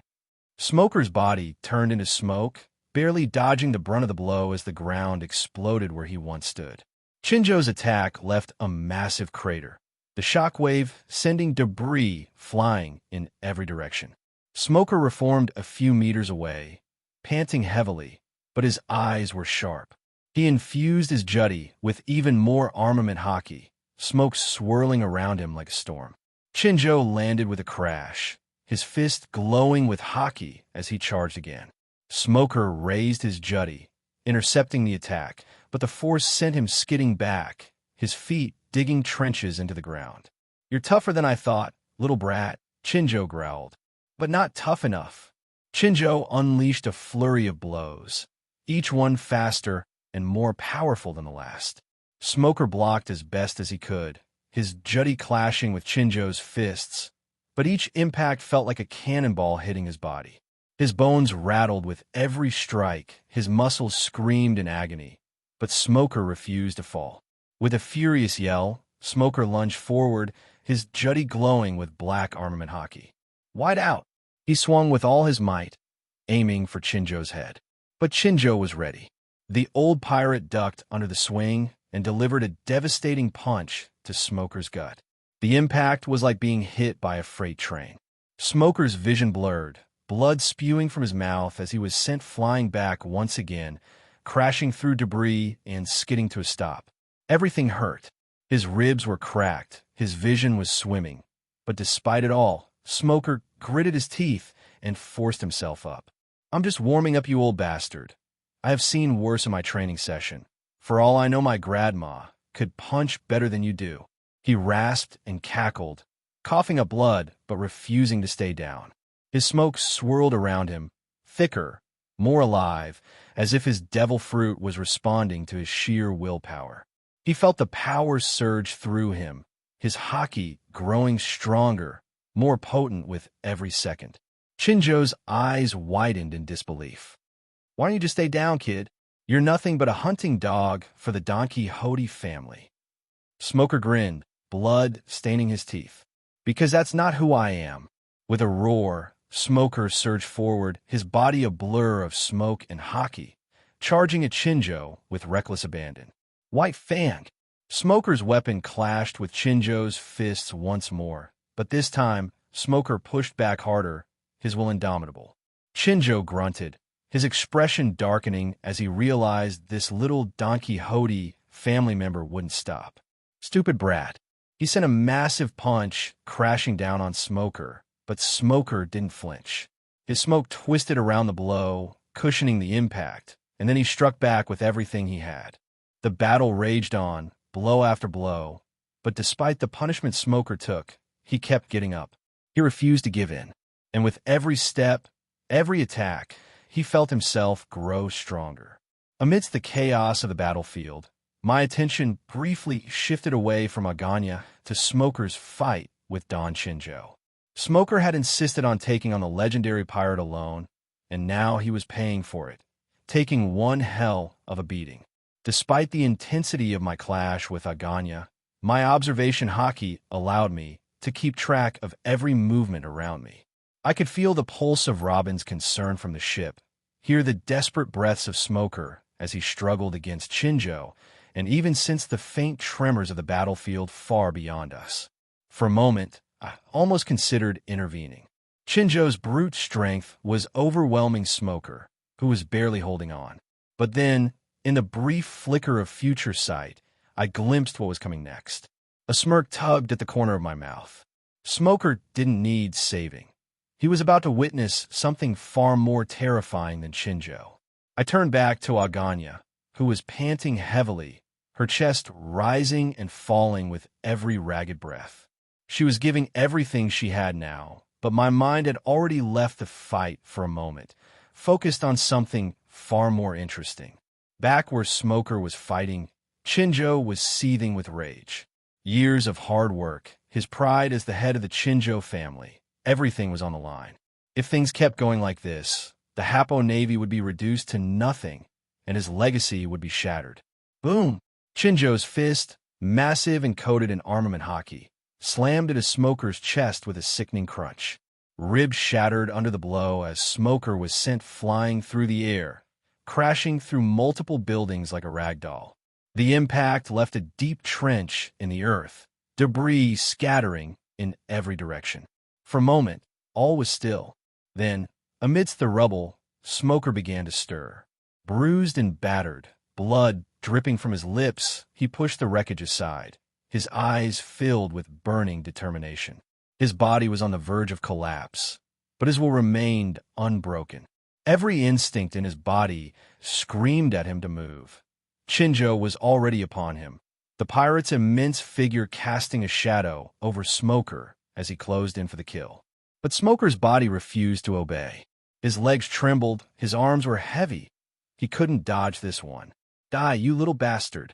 Chinjo roared, his fist coated with jet-black armament haki, aiming to crush Smoker's skull into the ground. The air crackled with tension as Chinjo's fist descended with deadly intent. Dragon Rage! Time seemed to slow for Smoker as he watched the attack come down, unable to react in time.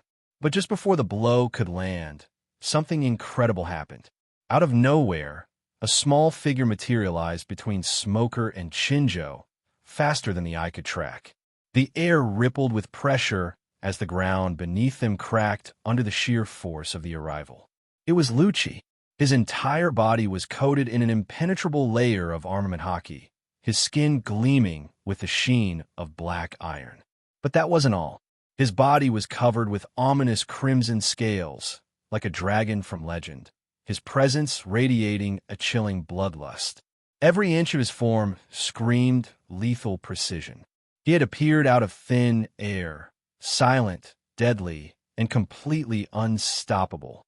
In an instant, Lucci met Chinjo's descending fist with his own counterattack. His voice rang out like thunder across the battlefield. Sai-Dai Rin, Ro Quogan. The sound of their clash was like a cannon going off. Lucci's fist collided with Chinjo's armament-coated punch, and the sheer power of the two attacks meeting head-on created a shockwave that rattled the entire battlefield. It was as if the earth itself groaned under the pressure, the ground beneath them cracking and collapsing into a massive crater that stretched for hundreds of meters in every direction. The very air vibrated with energy, debris swirling as the force of their clash sent tremors through the island. For a moment, time seemed to freeze as Lucci held his ground. Despite the overwhelming strength of Chinjo's blow, Lucci barely budged. His feet were planted firmly, and the scales covering his body seemed to absorb the impact like it was nothing. Chinjo, however, was not so fortunate. The force of the counterattack sent the legendary pirate rocketing backward like a missile, his body tearing through the ground as if he'd been launched from a cannon. He crashed through buildings, leaving a deep trail of destruction in his wake as he was hurled hundreds of meters across the battlefield. Silence fell over the area as the dust settled. Smoker, barely able to stand, looked up in disbelief at the figure that had saved him. Lucci stood there, unmoving, his expression cold and indifferent, as if what had just happened was nothing more than a minor inconvenience. For Smoker, it was a sight that sent chills down his spine. The raw power Lucci had just displayed wasn't something a normal human should possess. It was monstrous, something far beyond anyone could possess at his age. Now he understood why Master Daffy always insisted if there was one person in the family who could truly catch up to Rosinante's standard, then it was Rob Lucci. Smoker coughed, his voice raspy, barely able to speak. But Lucci didn't respond, his piercing gaze fixed on the distance where Chinjo had been thrown. His blood-soaked form, his crimson scales, the overwhelming aura of death that clung to him. It was clear that Lucci wasn't just here to help. He was here to end this. For the first time since the battle began, the realization hit Smoker like a ton of bricks. Lucci wasn't just saving him. He was here to remind the battlefield of why they should fear him. And the fear was very, very real. Fusha Village, East Blue. On the outskirts of the quiet village, by the base of the mountain range, the warm glow of a small campfire flickered in the night, casting long shadows across the rugged terrain. 3 men sat around it in silence, the only sound coming from the crackling of the flames and the distant rustling of the wind through the trees.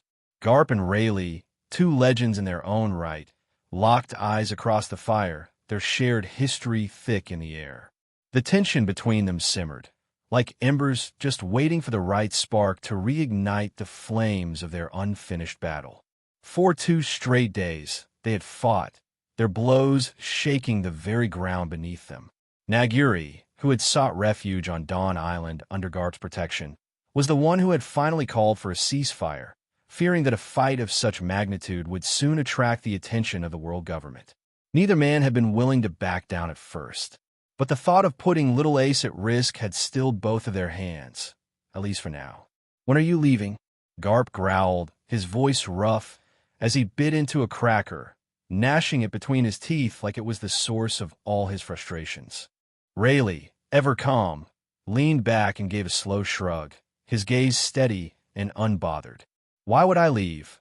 he replied casually, his voice carrying a subtle challenge, as if daring Garp to push the issue. Naguri, sitting off to the side, sighed heavily as he added another log to the fire, watching the flames spark and rise.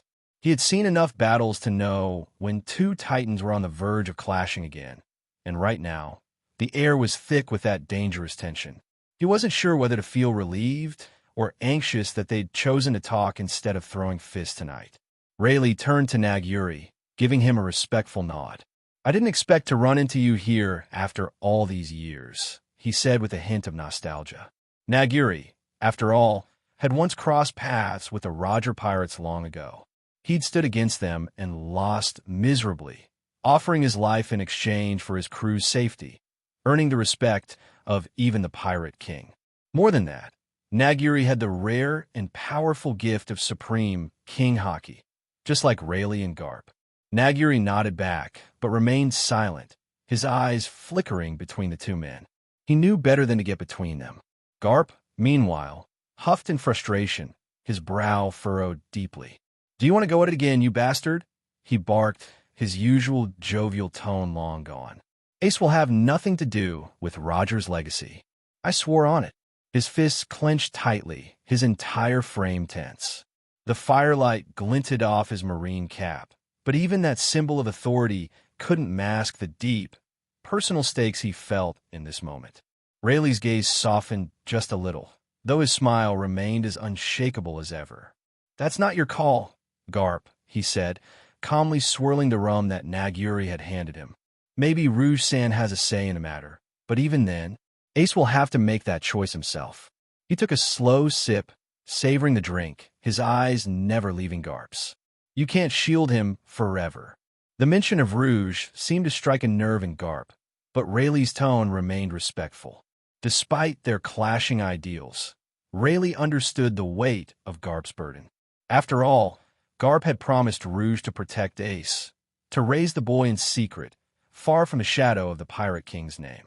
But Garp knew deep down that there were some things even he couldn't control. Garp's fist tightened around the empty tin of crackers, crushing it in his hand. "You think I don't know that?" He spat, his voice thick with emotion. "You think I don't know that Ace will make his own choices? But I'll be damned if I let him be dragged into the same hell Roger created." Rayleigh's expression didn't change. "I'm not here to cause trouble, Garp," he said, his voice softening.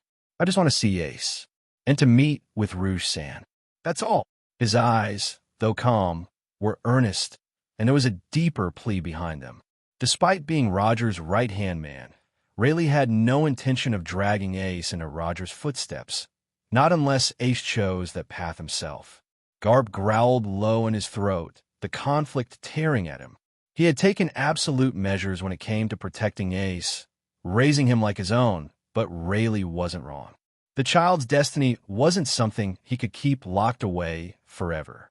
He knew Rayleigh wasn't an enemy, but it didn't make it any easier to accept. After a long silence, Garp slumped back against a rock, staring into the fire. "You better not stir up any trouble while you're here," he muttered, his tone begrudging. "If the world government gets wind of this." Rayleigh smiled faintly, his voice gentle but firm. "I have no intention of dragging the world government here. My fight isn't with them tonight." Garp grumbled, but there was no bite left in his words. He knew this was as close to a truce as they would ever get. Nagyuri, sensing the tension ease ever so slightly, gave a small, relieved smile. The fire crackled softly, the flames dancing in the quiet night, and for now, at least, the battle between these two giants was put on hold. 1 week.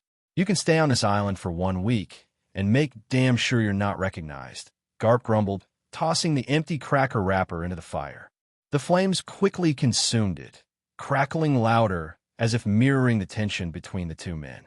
"The last thing I want is the world government starting to dig into things, especially if they find out you and I are on the same island. That'll only raise questions no one needs answers to." Rayleigh nodded, the flickering firelight dancing off his calm, weathered face. "Thank you, Garp," he said, his voice carrying genuine appreciation. He was pragmatic enough to know that Garp's concession was more than just a favor. It was a calculated risk. "I'll make sure I'm discreet. Just give Rouge San a heads up before I meet her, just in case." He added that last part carefully, knowing how delicate this situation was. The last thing either of them needed was to stir old wounds or create new ones. Garp scratched the back of his head with an exaggerated sigh, clearly weighing the situation. Yeah, I'll talk to her. Just don't pull any stunts while you're here, Rayleigh. Things are complicated enough without you adding to the mess." Rayleigh chuckled softly, his silver hair glinting in the firelight. He respected Garp, and despite their differences, he knew the Marine hero was doing everything he could to keep Ace's existence a secret. But Rayleigh had his own promise to keep, one made long ago to Roger. The two men sat in silence for a moment, both staring into the fire, as if searching for answers in the dancing flames. After a long pause, Garp broke the quiet, his tone shifting from gruff to genuinely curious. "I hear you've settled down in Dressrosa. Is that true?" He didn't look at Rayleigh as he asked, but his voice carried a weight of familiarity. Though Garp hadn't kept in contact with Marine HQ since Zephyr's death, his loyal aide, Bogard, kept him informed about the movements of the people Garp cared about. The fact that Rayleigh, the Dark King himself, had supposedly set up in Dressrosa, territory under the Don Quixote family, was big news. Even in his self-imposed isolation, Garp couldn't help but be curious. Rayleigh gave a small, knowing smile, swirling the rum in his cup. "Word travels fast, doesn't it?" he mused, leaning back on his hands. "Yeah, I've been spending some time there. It's comfortable enough." His tone was casual, but there was something deeper in his words. He wasn't the type to settle down without reason. "Comfortable?" Garp raised an eyebrow, finally turning to look at Rayleigh. "That's what you call living under Doflamingo's thumb? The guy's a snake, an emperor in his own right. What's the Dark King doing in a place like that?" Rayleigh's smile widened, but there was a glint in his eyes, a mix of amusement and caution. I wouldn't say I'm under anyone's thumb, Garp. Dressrosa is a lively place. It's full of potential if you know how to look, and especially your little protege leading everything. I should say it's quite lively down there. He took a sip of his rum, his gaze distant for a moment, as though he were thinking of something or someone. Garp grunted at the mention of Rosinante, and he seemed clearly unsatisfied with the vague answer. You're playing a dangerous game, Rayleigh. That kind of place is a powder keg, and you're sitting right on top of it, and who knows what kind of surprise that brat has for you. It's not like him to let someone like you sit back and let the world pass by. That little rascal always has his own little plans regarding everything. Rayleigh chuckled again, but this time there was a hint of sadness in his voice. Maybe I'm just getting old, Garp. Or maybe I'm waiting for the right moment. His eyes flicked to the sky, as if searching for something beyond the stars. The world's shifting, and when it does, there are certain people I'll want to be there for. Dressrosa is just one step in a bigger plan. Garp eyed him carefully, his face hard to read.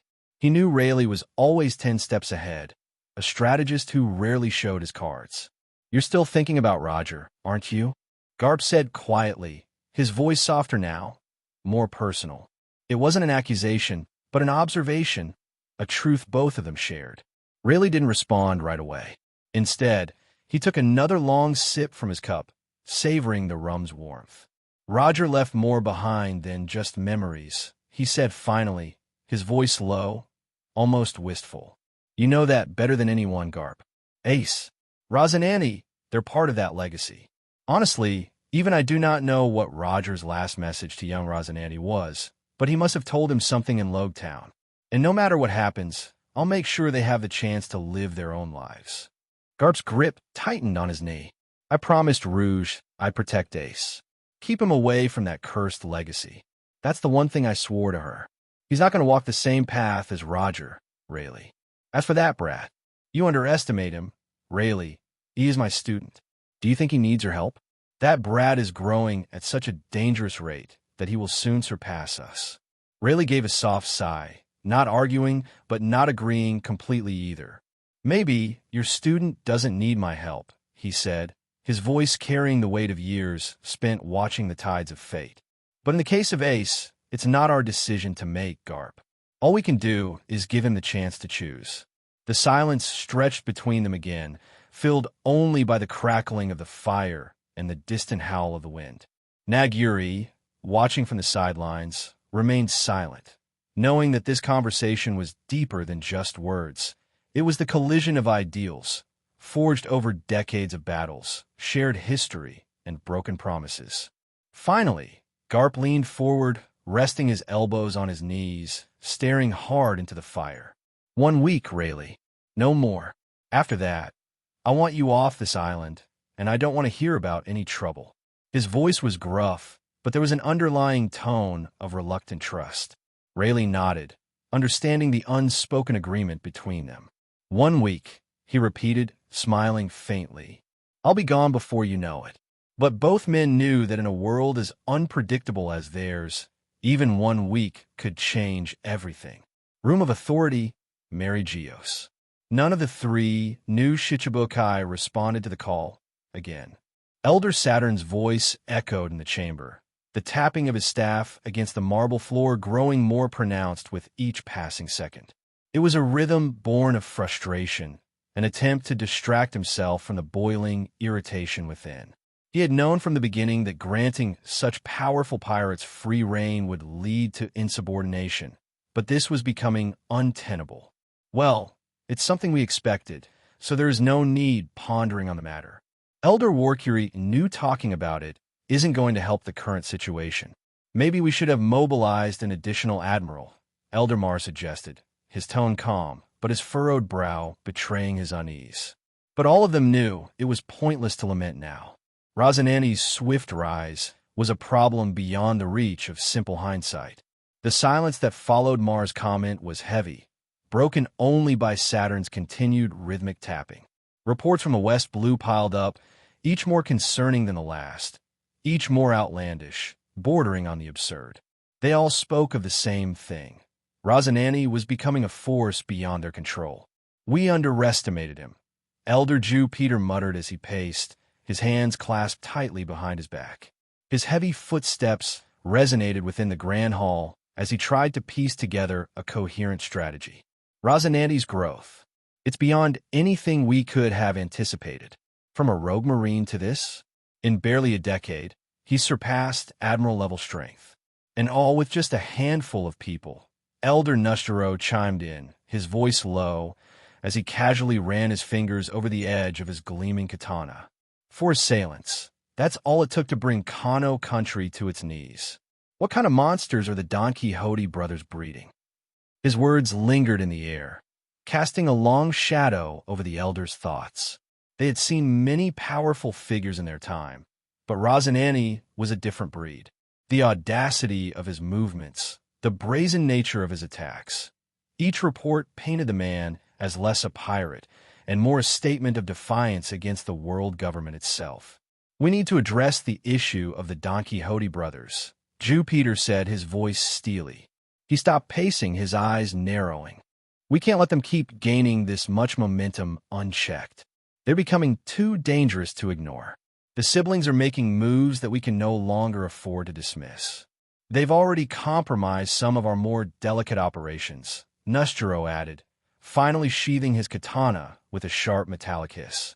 They caught the Cypherpole agent who was sent to assassinate Queen Odoheim. That alone sets us back months, if not years. And it wasn't a fluke. Our spies can't even get a foothold in the Don Quixote territory anymore. Every probe, every attempt we've made has been snuffed out. Saturn's tapping stopped abruptly, his grip tightening on the staff as his expression darkened. We knew they'd be trouble, but not like this. His tone was cold, calculated. Don Quixote Rosinante and his brother have become a headache for us, true. But let's not pretend we didn't see this coming. The moment we let them back into the seas, slipping through our very fingers, we set the stage for this. Elder Mars shifted in his seat, eyes glinting in the low light. And now we must prepare for the inevitable backlash. We have to assume that the Don Quixote siblings won't sit quietly after what's been happening. They will retaliate. The room fell silent again, but this time the atmosphere was heavy with anticipation. Retaliation. The Don Quixote brothers were not known for their patience. If there was one constant in their actions, it was that they always hit back harder, smarter. The question wasn't if, but when and where. We need to find out their next move before it happens, Jew Peter murmured, his eyes thoughtful as he resumed pacing. Rosinante isn't rash. Everything he's done has been calculated. He's trying to make a statement, and it's clear that the statement isn't just about power. It's about sending a message to us. He wants us to know that the world government can no longer control him. Elder Saturn's face twisted into a scowl. If that's the message he's sending, then we'll have to respond in kind. We can't allow a pirate, no, a Don Quixote, to challenge the authority of the elders. Not without a response that makes the world tremble. And we will, Nustero said, a dangerous edge in his voice as he looked over the others, his fingers lightly tracing the hilt of his blade. But it won't be enough to simply react. We need to hit them where it hurts before they strike back. That means gathering more information, more accurate intelligence, Mars added. Rosinante is hiding something. His power grew too quickly for it to be natural. There's more to this than just him being a powerful fighter. Jew Peter nodded. Agreed. We need to dig deeper into his connections, his movements, anything that can give us leverage. And we need to act before it's too late. Leverage won't be enough, Saturn growled, his voice low but seething with menace. We need to crush their ambitions. We'll focus on Rosinante, yes. But we cannot forget Doflamingo and the greater threat the Don Quixotes represent to the balance we've maintained for centuries. The other elders nodded solemnly. Rosinante might be the immediate threat, but the implications of his rise extended far beyond just his individual power. His brother, Doflamingo, had embedded himself deep within the underworld, influencing politics, weapons trade, and even the flow of intelligence. Together, the brothers posed a threat not just to the marine system, but to the very structure of the world government itself. This isn't just about one island or one kingdom. Jupiter concluded, his voice cold. It's about the future. We can't allow the Don Quixote brothers to shift the world's balance. If we do, everything we've built will start to unravel. Saturn tapped his staff once more, signaling the end of the meeting. His voice was dark with finality. Elder Warcury's eyes gleamed with a sinister thought as he leaned forward, his fingers lightly brushing over the scattered photographs on the table. The crackling tension in the room thickened as the rest of the elders watched him, waiting for his suggestion. Do we have full information on all the children that Rosinante has taken under his wing? Warcury's voice was calm, but carried an underlying malice. Children are easily manipulated, after all. A seed of doubt planted at the right moment can grow into something much bigger. Perhaps the children are the key to gaining a foothold within their so-called empire. The other elders exchanged looks, considering his words. There was truth in what he said. No matter how powerful Rosinante had become, he had weaknesses. His obsession with those he had gathered around him, especially the children, might be one of them. Elder Saturn's gaze narrowed as he tapped the table with 2 fingers, a contemplative rhythm that filled the heavy silence. He carefully laid out the images they had gathered of the children, faces captured by spies, grainy shots from a distance but recognizable enough. One picture in particular caught his attention. Don Quixote Robin, a young girl whose lineage was still shrouded in mystery. The girl, Saturn began slowly, picking up the photo of Robin and holding it to the light. Is she truly another Don Quixote? Didn't Homing only have 2 children when he left the Holy Land? So where did this third Don Quixote come from? It's suspicious, Elder Jupiter muttered, his sharp eyes narrowing on the image. She doesn't fit into the timeline. From what we know, Homing's wife passed away shortly after Homing left the Holy Land. Could this child have been born before then? Or is she just another orphan Rosinante adopted? Warcury scoffed, dismissing the uncertainty with a wave of his hand. Does it really matter? Whether she's truly their sister or not, if we can exploit her, whether through coercion, manipulation, or even capturing her outright, she could become our leverage. She's the perfect candidate to start with. Elder Nushiro, seated quietly with his katana across his lap, broke his silence. If she is indeed related by blood, that makes her all the more valuable. But even if she isn't, Rosinante's attachment to her could still make her useful. He's clearly protective of the children. It's likely they mean something to him. Elder Saturn placed the photo of Robin down carefully, his expression darkening as his mind worked through the possibilities. Rosinante's strength comes from his focus and determination. But those same things can be turned into weaknesses. If we shake his foundation, if we make him question the safety of his so-called family, he may become reckless. We need only find the right pressure points. Jupiter, pacing once more, added with a twisted smirk. And if we can't manipulate the girl directly, there's always the option of using her as a hostage. Imagine the chaos we could sow by simply planting the idea in his mind that one of his own has turned against him. We've seen it before, Warcury said, his voice laced with cold pragmatism. A few carefully placed whispers, a well-timed doubt, and a child can become a tool for us. They don't have the same resistance to our methods as adults. We could craft her into a weapon to use against them. Nushiro nodded, his fingers tapping the hilt of his katana lightly. Rosinante is a fool if he thinks he can protect these children from the world. They live in a world of monsters. A child's mind can be bent, and with enough time, their loyalty can be swayed. Elder Mars, who had been listening quietly until now, finally spoke up. We need to be cautious. Rosinante may be watching them more closely than we think. But I agree with the plan. The girl is a good starting point. Whether she's a real Don Quixote or not, her perceived value is enough to give us an advantage. If we can turn her, or at the very least, make him think we can, he'll lose focus. Indeed, Saturn muttered darkly, the calculated cruelty in his voice making it clear he saw the children as nothing more than tools. Even if she's not related by blood, if Rosinante and Doflamingo believe she is, that's all we need.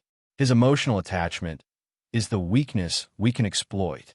The room fell silent for a moment, each elder lost in thought as the plan began to take shape.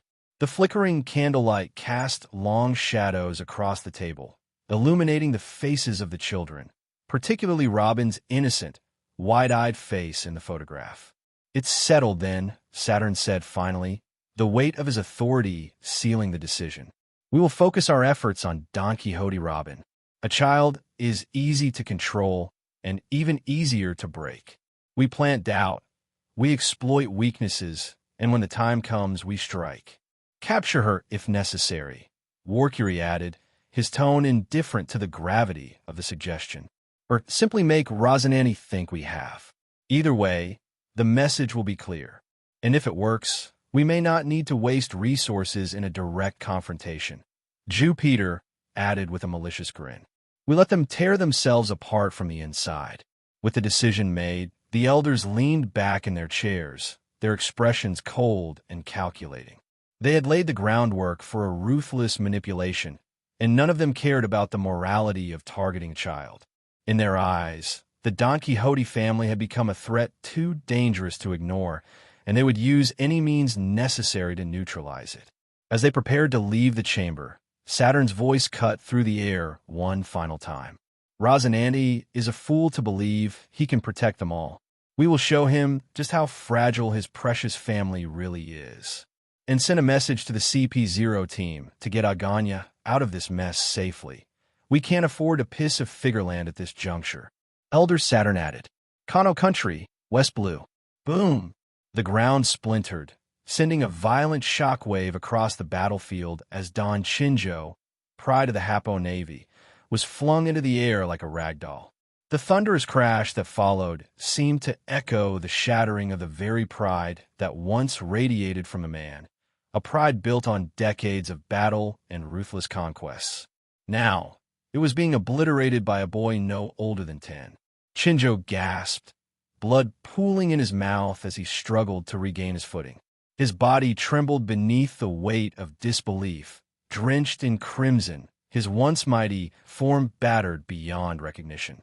His breaths were ragged, his armor of invincibility stripped away by the merciless assault of this monstrous child. The boy, no, the force of nature before him, was Rob Lucci, a prodigy whose presence on the battlefield defied all logic.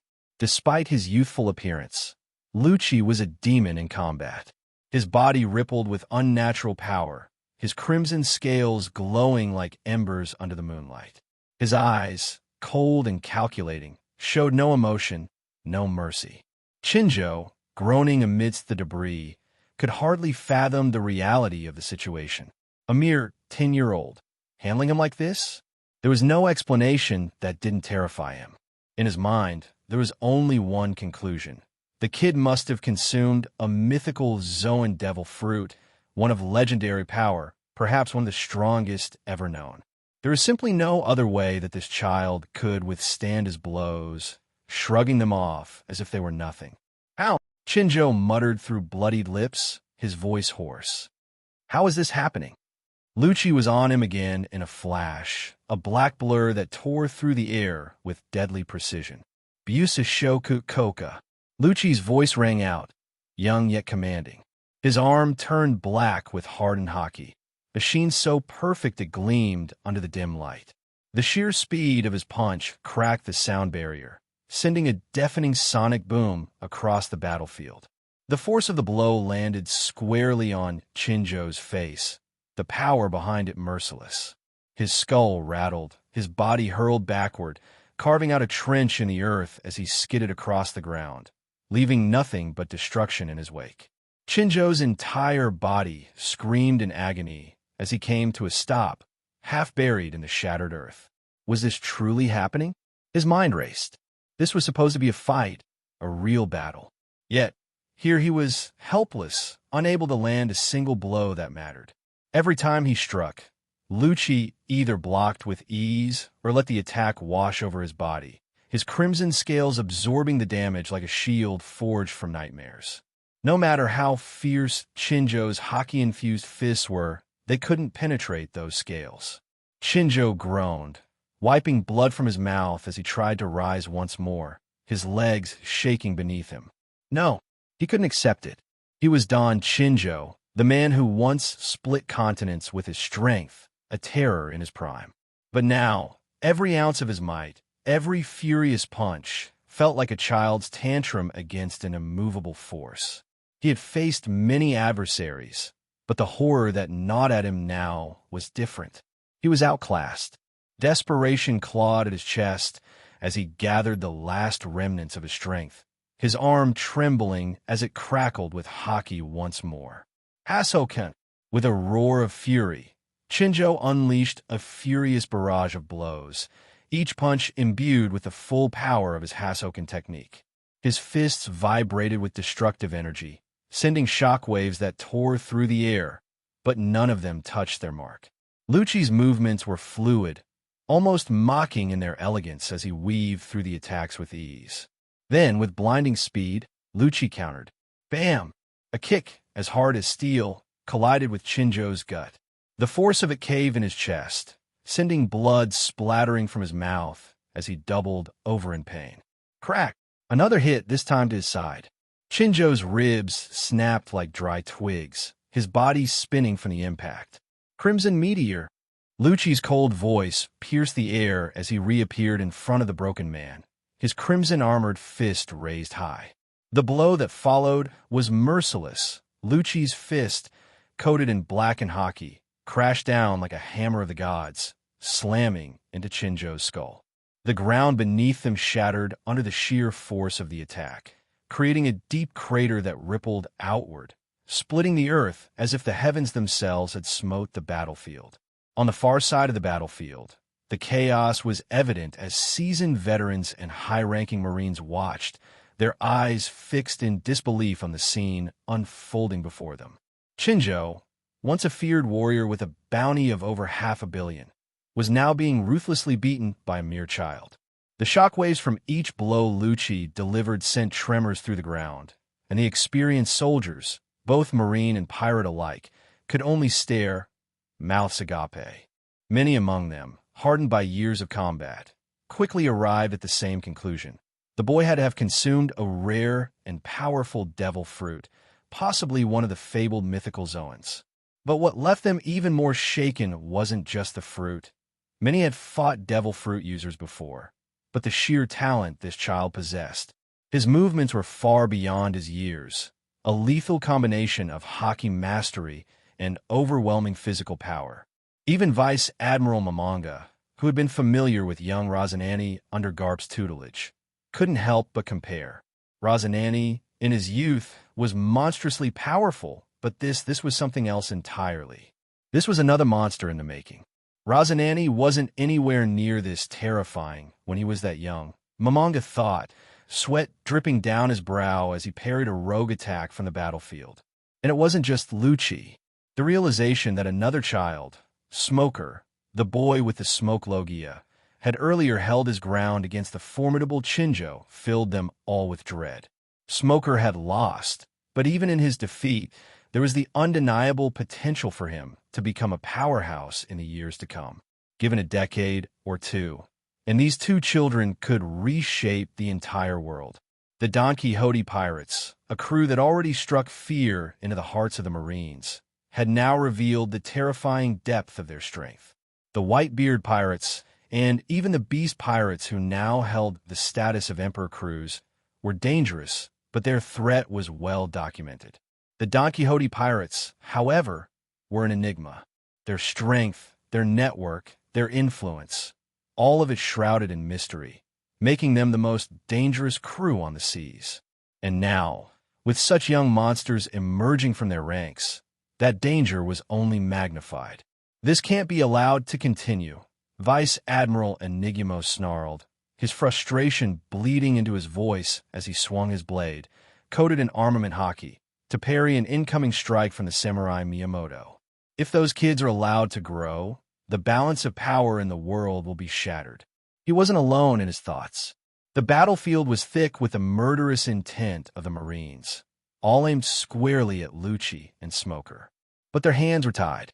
Miyamoto, the samurai who fought with a calm, deadly precision, was holding them all at bay. His blade flashed through the air like lightning, keeping 5 vice admirals, 2 CP0 agents, and several more elite Marines locked in a desperate struggle just to defend themselves. Despite the combined strength of these battle-hardened officers, Miyamoto seemed unfazed, barely exerting himself as he effortlessly countered their attacks. Rosinante's conqueror's haki rolled over the battlefield like an oppressive storm, causing even veteran warriors to falter. The sheer weight of it had already taken out most of the lower-ranked Marines, leaving their bodies littered across the battlefield, unconscious. Vice Admiral Enigmo, gritting his teeth as he deflected another of Miyamoto's strikes, barked, "We need to get rid of those kids now, before they become something we can't handle." But deep down, even he knew how unlikely that was. Smoker, though wounded and bruised, was already back on his feet, moving through the battlefield with renewed vigor. He wasn't at full strength, but the boy's was unbreakable, his haki growing sharper with every step he took. Meanwhile, Lucci continued his brutal dismantling of Chinjo, each strike more devastating than the last. Miyamoto, sensing the mounting desperation in the Marines, smirked slightly. "You're wasting your time," he said, his voice low but carrying over the battlefield. "Even if you wanted to harm them, it wouldn't matter. As long as Rosinante is here, none of you could touch them." That statement hung in the air like a death sentence. The Marines knew it to be true. This wasn't just a battle anymore. It was a showcase, a proving ground for the next generation of monsters. Rosinante had orchestrated this, allowing the children to gain real battlefield experience, to grow through the fire of combat. And with every passing second, with every clash, they were getting stronger, their haki sharpening, their instincts growing more lethal. Momonga, breathing heavily, looked around at his comrades. Vice Admiral Enigmo, CP0 agents, the elite of the elite, and yet here they were, on the back foot against a single samurai. And the worst part was they hadn't even faced Rosinante yet. Admiral Aegon was trying her utmost to keep him check, but was failing miserably. The battlefield was drenched in chaos, the air thick with dust, smoke, and the oppressive weight of Rosinante's immense conqueror's haki.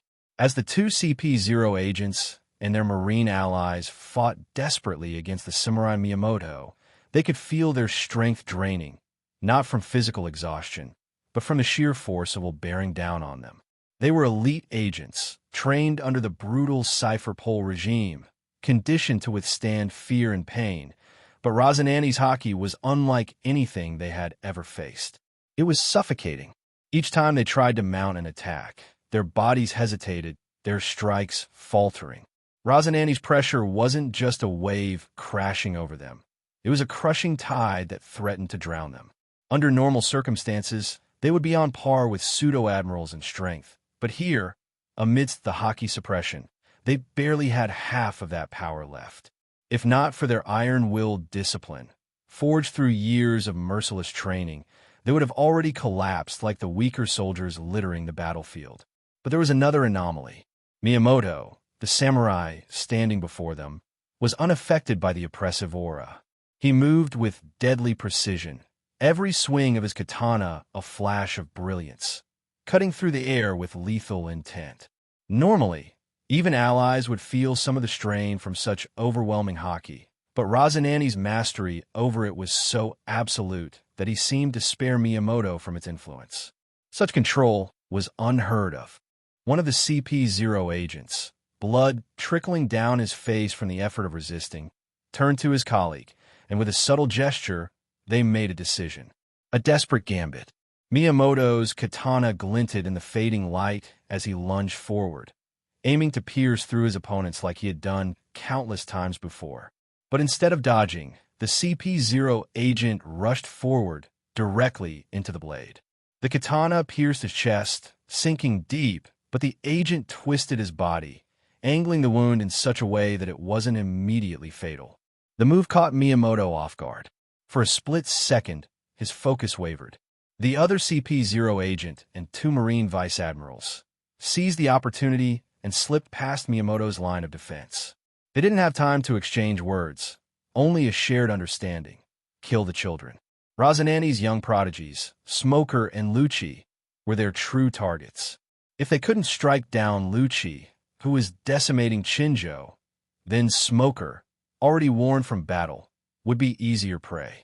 With Miyamoto momentarily occupied, they surged forward, their forms blurring as they used Saru, the Rokushiki movement technique, to close the distance. Blood spilled from the mouth of the impaled CP0 agent, but he held firm, locking Miyamoto in place. Vice Admirals Mamanga, Enigmo, and Doberman surrounded the samurai, their eyes cold, determined. "Hold him back," Enigmo growled, gripping his sword tighter. "We only need a few seconds." It was enough. They moved like lightning, the gap between them and Smoker closing rapidly. The boy was still recovering, barely on his feet, vulnerable. A flash of murderous intent flickered in their eyes as they prepared to strike him down. But then, before they could react, a streak of black light cut through the air. Sling! The piercing scream of steel slicing through the wind echoed across the battlefield. In an instant, 3 heads flew into the air. The CP0 agent and the 2 vice admirals barely had time to register what had happened before their bodies stumbled before them. Headless, blood sprayed in thick arcs as the decapitated corpses stumbled forward, propelled by the momentum of their last steps, before crumpling to the ground with heavy thuds. It was so sudden, so violent, that even the air seemed to pause in shock.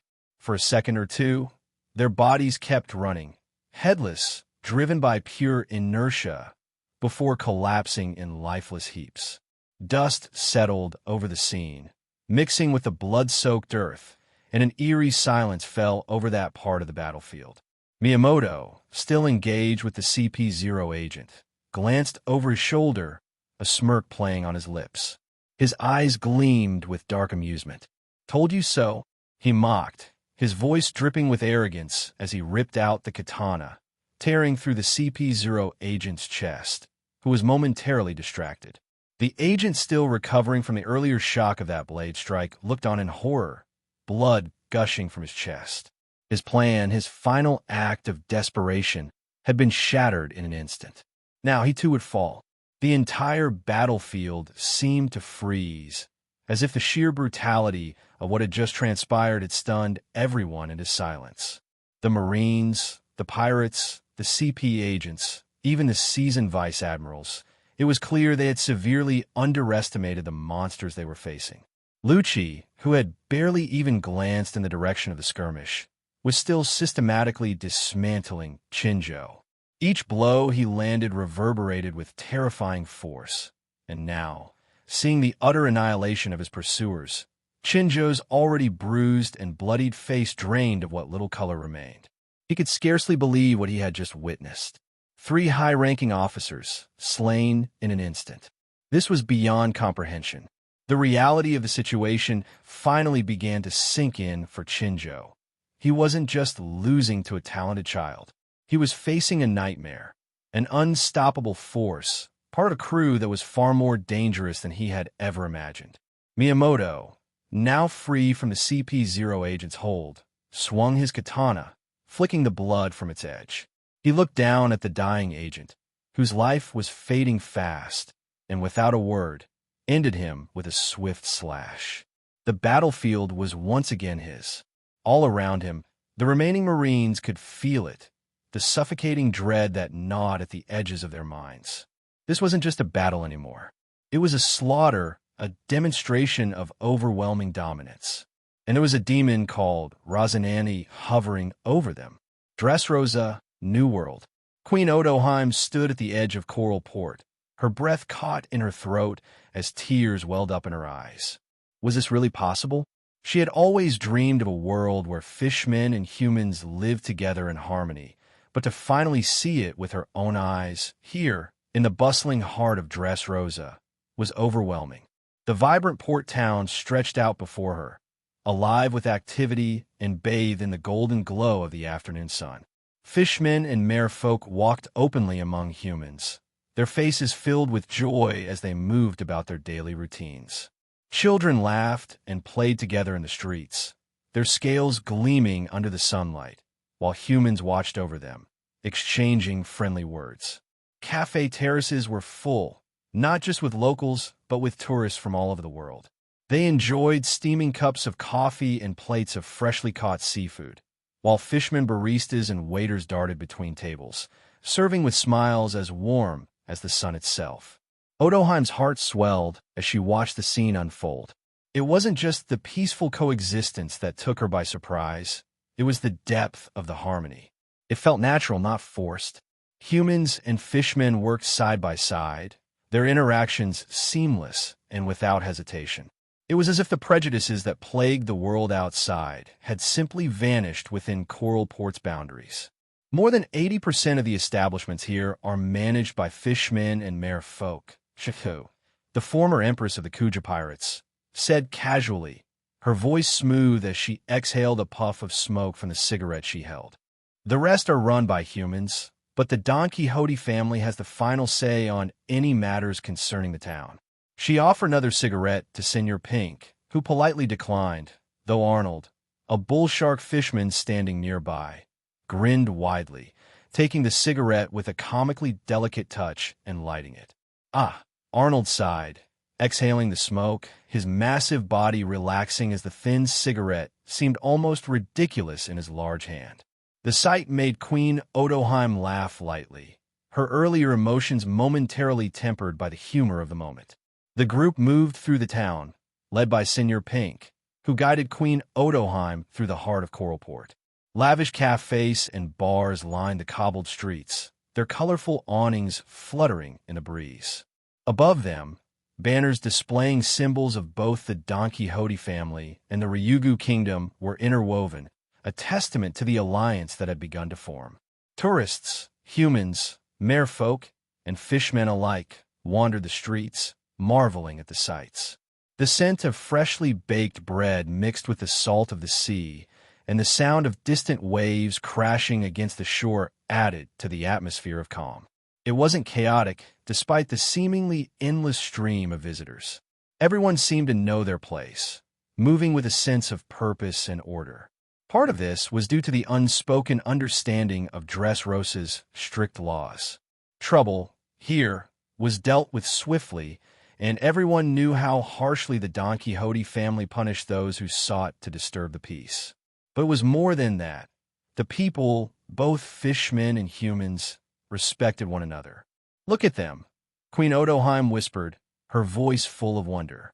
They're so free. Even the Ryugu kingdom's skeptical minister, who had originally joined the entourage with the intent of discrediting the alliance with the Don Quixote family, was struck speechless. His resolve to argue against the idea of developing Punk Hazard as a home for fishmen seemed to evaporate as he witnessed the scene before him.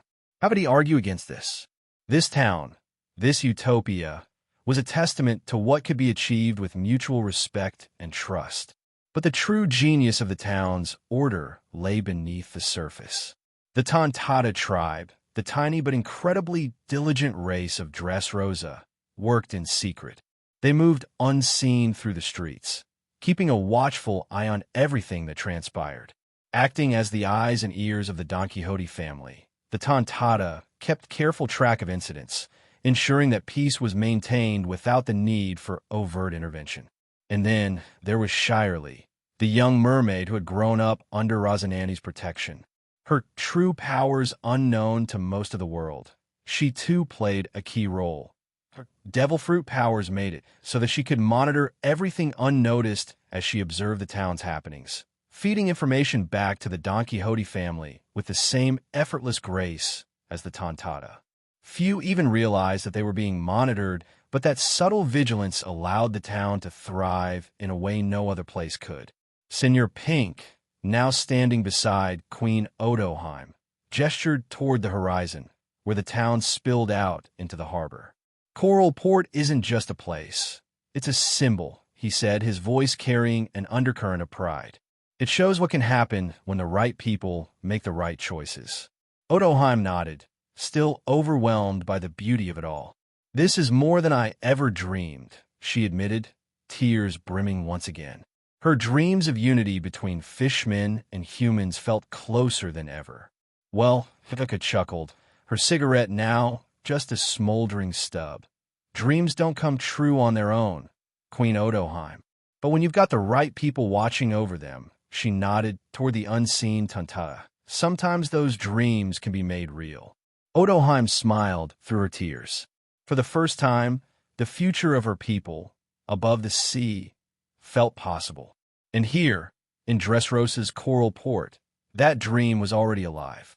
Queen Odoheim and her delegation found themselves seated at an extravagant, polished marble table, the gleaming surface reflecting the opulence of the room. Gilded chandeliers hung from the high ceiling, casting a soft glow across the ornate furnishings and the grandiose tapestries that adorned the walls. Everything in the room screamed royalty, yet none of that mattered. Now and seated across from them was Don Quixote da Flamingo, one of the most dangerous men alive. The minister, who had prided himself on being composed, could barely conceal the unease tightening in his chest. His eyes flickered nervously to Da Flamingo, who sat relaxed in his chair, clad in a blood-red suit. Draped over his shoulders was his signature flamingo pink feathered coat, the massive, flamboyant garment only serving to heighten the unsettling aura that radiated from him. It was as if he wore his menace like a second skin, silk beneath feathers, with danger laced into every thread. Queen Odoheim, normally the epitome of calm, couldn't help but feel a knot of anxiety twisting in her stomach. She knew they were here as allies, but the man before her carried the same title as Whitebeard, the famed Emperor of the Sea. Yet where Whitebeard's presence had a fatherly, protective weight to it, Doflamingo's aura was different. His felt sinister, a dark cloud of malice that lingered even as he flashed them his disarming grin. Fu-fu-fu. Doflamingo chuckled, his infamous laugh filling the room like a sinister melody. Queen Otoheim, you can relax, he said, leaning forward ever so slightly, his sharp eyes glinting from behind his signature tinted glasses. The way you all look right now, it's as if I've abducted you against your will. He threw his head back with another round of that chilling laugh, but instead of easing the tension, it thickened the air. The joke fell flat, horribly flat. Even though it was meant to break the ice, the fishmen visibly tensed. Odoheim's gentle hands, which normally radiated serenity, clenched subtly in her lap. Jinbi, her trusted guard, stood just behind her, his muscles visibly tightening beneath his skin. His sharp eyes flicked to Doflamingo, watching every movement, ready to pounce at the slightest provocation. Arnold, who was seated to the side, rolled his eyes and sighed quietly. Doflamingo really knew how to pick the worst moments for his terrible humor. It was like watching a man throw a lit match into a room full of gunpowder, then pretend he had no idea what would happen. Even Senor Pink, who had been stone-faced for most of the meeting, blinked in momentary confusion. He scratched the back of his head awkwardly, clearly at a loss for how to salvage the situation. Perhaps some refreshments? Senor interjected quickly, gesturing to the door. Why don't we have something brought in to help us relax? His words hung in the air like a lifeline, and he signaled for attendants to bring in food and drinks. Queen Odoheim managed a soft smile, grateful for the distraction, but her heart was still beating a little too fast. The atmosphere had shifted, but the underlying tension remained, hanging like a heavy cloak over the room. As the waitstaff brought in platters of exotic fruits, wines, and teas, Doflamingo leaned back in his chair, eyes fixed on Odoheim, his grin still plastered across his face. He was calm, too calm, like a predator who already knew how the hunt would end. Despite the attempt to lighten the mood, no one could quite shake the feeling of walking on thin ice. And with Doflamingo, you never knew when or if the ice would crack beneath your feet. Senor Pink, sensing the rising tension in the room, quietly leaned over and whispered a few instructions to one of the maids. He asked her to notify Little Shirley, hoping that her presence might ease the Fishman delegation. After all, Arnold was a friend to them, but he wasn't officially part of the Don Quixote family. Shirley, however, was a mermaid, and maybe seeing her would help break the ice. Senior knew that her playful yet mysterious nature might also help to give them some insight into the future of their relationship with the Ryugu kingdom, should she happen to have one of her visions. Minutes later, the doors swung open, and to the fishman's astonishment, a little mermaid floated in, completely at ease. Shyly, her long purple frock trailing behind her, casually entered the room as though she owned it. Even more surprising was how she settled effortlessly at Doflamingo's right-hand side, clearly at home. Her small frame seemed out of place at such a grand table, but the childlike confidence with which she moved made it clear she belonged here. Doflamingo, usually commanding every room he was in, didn't even seem to notice her odd behavior. His grin widened slightly, but his attention remained on the guests. The Ryugu delegation, on the other hand, seemed to visibly relax for the first time since they had entered the grand room. They had heard rumors of a mermaid being part of the Don Quixote family, but seeing her here, sitting so comfortably next to Doflamingo, gave them a sense of relief. It felt like a sign, one of solidarity. As platters of food and drink began to circulate, everyone took the chance to enjoy the brief respite. Laughter began to float through the air as the tension slowly bled away. Queen Odoheim, always gracious, stood to offer her thanks, her eyes brimming with emotion. "I must thank you sincerely, Don Quixote, Doflamingo," she began, her voice soft but clear. "The world may see you as something entirely different, but to me, you are someone who has achieved the almost impossible. You've created a place where our kind, where my people, can live in peace. You might very well be the key to our salvation, to a world where fishmen can walk above the sea, in harmony with humans." Doflamingo smiled, that chilling grin, but there was a hint of something else behind it, something softer. Perhaps he wasn't entirely the monster the world made him out to be. However, before he could respond, Shyly, seated beside him, had other plans. The little mermaid had already started digging into the pastries on the table. Without a care in the world, she grabbed a handful of cream-filled buns, stuffing them in her mouth with such vigor that the cream smeared around her lips. Shyly, Doflamingo said in a low, scolding voice, his grin fading as he looked down at the child next to him. "There are guests. Act with some decorum." But Shyly, cheeks puffed out with cake and her small hands reaching for more, barely glanced his way. She swallowed hastily and, without missing a beat, said, "I love these. More." Doflamingo's brow twitched, his attempt to appear stern utterly defeated by the sight of Shyly reaching for yet another pastry. "I said, decorum, Shyly," he repeated, more sternly this time.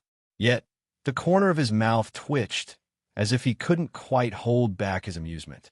Shyly, unfazed by the heavenly Yiksha's warning, stuffed another pastry into her mouth, her small lips turning into a defiant smile. I'm just eating. Aster's cat's decorum, right?" The Fishman delegation, including Queen Odoheim, tried to stifle their laughter as they watched this bizarre exchange unfold. Even Jinbi, ever the stoic bodyguard, let a small chuckle escape him. Doflamingo sighed dramatically and leaned back in his chair, shaking his head, but the irritation was clearly feigned. "Fu. Children," he muttered under his breath, crossing his arms in mock frustration. It was clear he wasn't truly angry. In fact, the sight of Shyly enjoying herself seemed to lighten even his dark aura. The tension that had once filled the room had completely evaporated, replaced by a warm, almost familial atmosphere. Even a normally silent and imposing Doflamingo couldn't fully hide his softer side in front of the little mermaid, and the Fishman delegation could finally breathe easier. With Shyly still munching on her pastries beside him, Doflamingo turned back to Queen Odoheim, his grin reappearing, though this time it seemed less sinister and more genuine. "As I said before, Queen Odoheim, you can relax. We have much to discuss, but for now, let's enjoy the peace. After all, it's what we're here for, isn't it?" The atmosphere shifted as the minister, emboldened by the harmonious scene unfolding before him, took a deep breath and squared his shoulders. "Your Majesty," he began, his voice steady despite the precariousness of his position. "Arnold keeps telling me that the Don Quixote family is trying to help us fishmen out of good intentions, expecting nothing in return. But let's be blunt. There's no such thing as a free lunch in this world. So tell me, Your Majesty, what does your family truly want in exchange for forming such an alliance with us?" His tone was direct, perhaps too direct. In a room filled with powerful figures, the minister's words hung in the air like a heavy fog. Normally, no one would dare speak so boldly to Doflamingo, the man known for his ruthless demeanor and chilling reputation.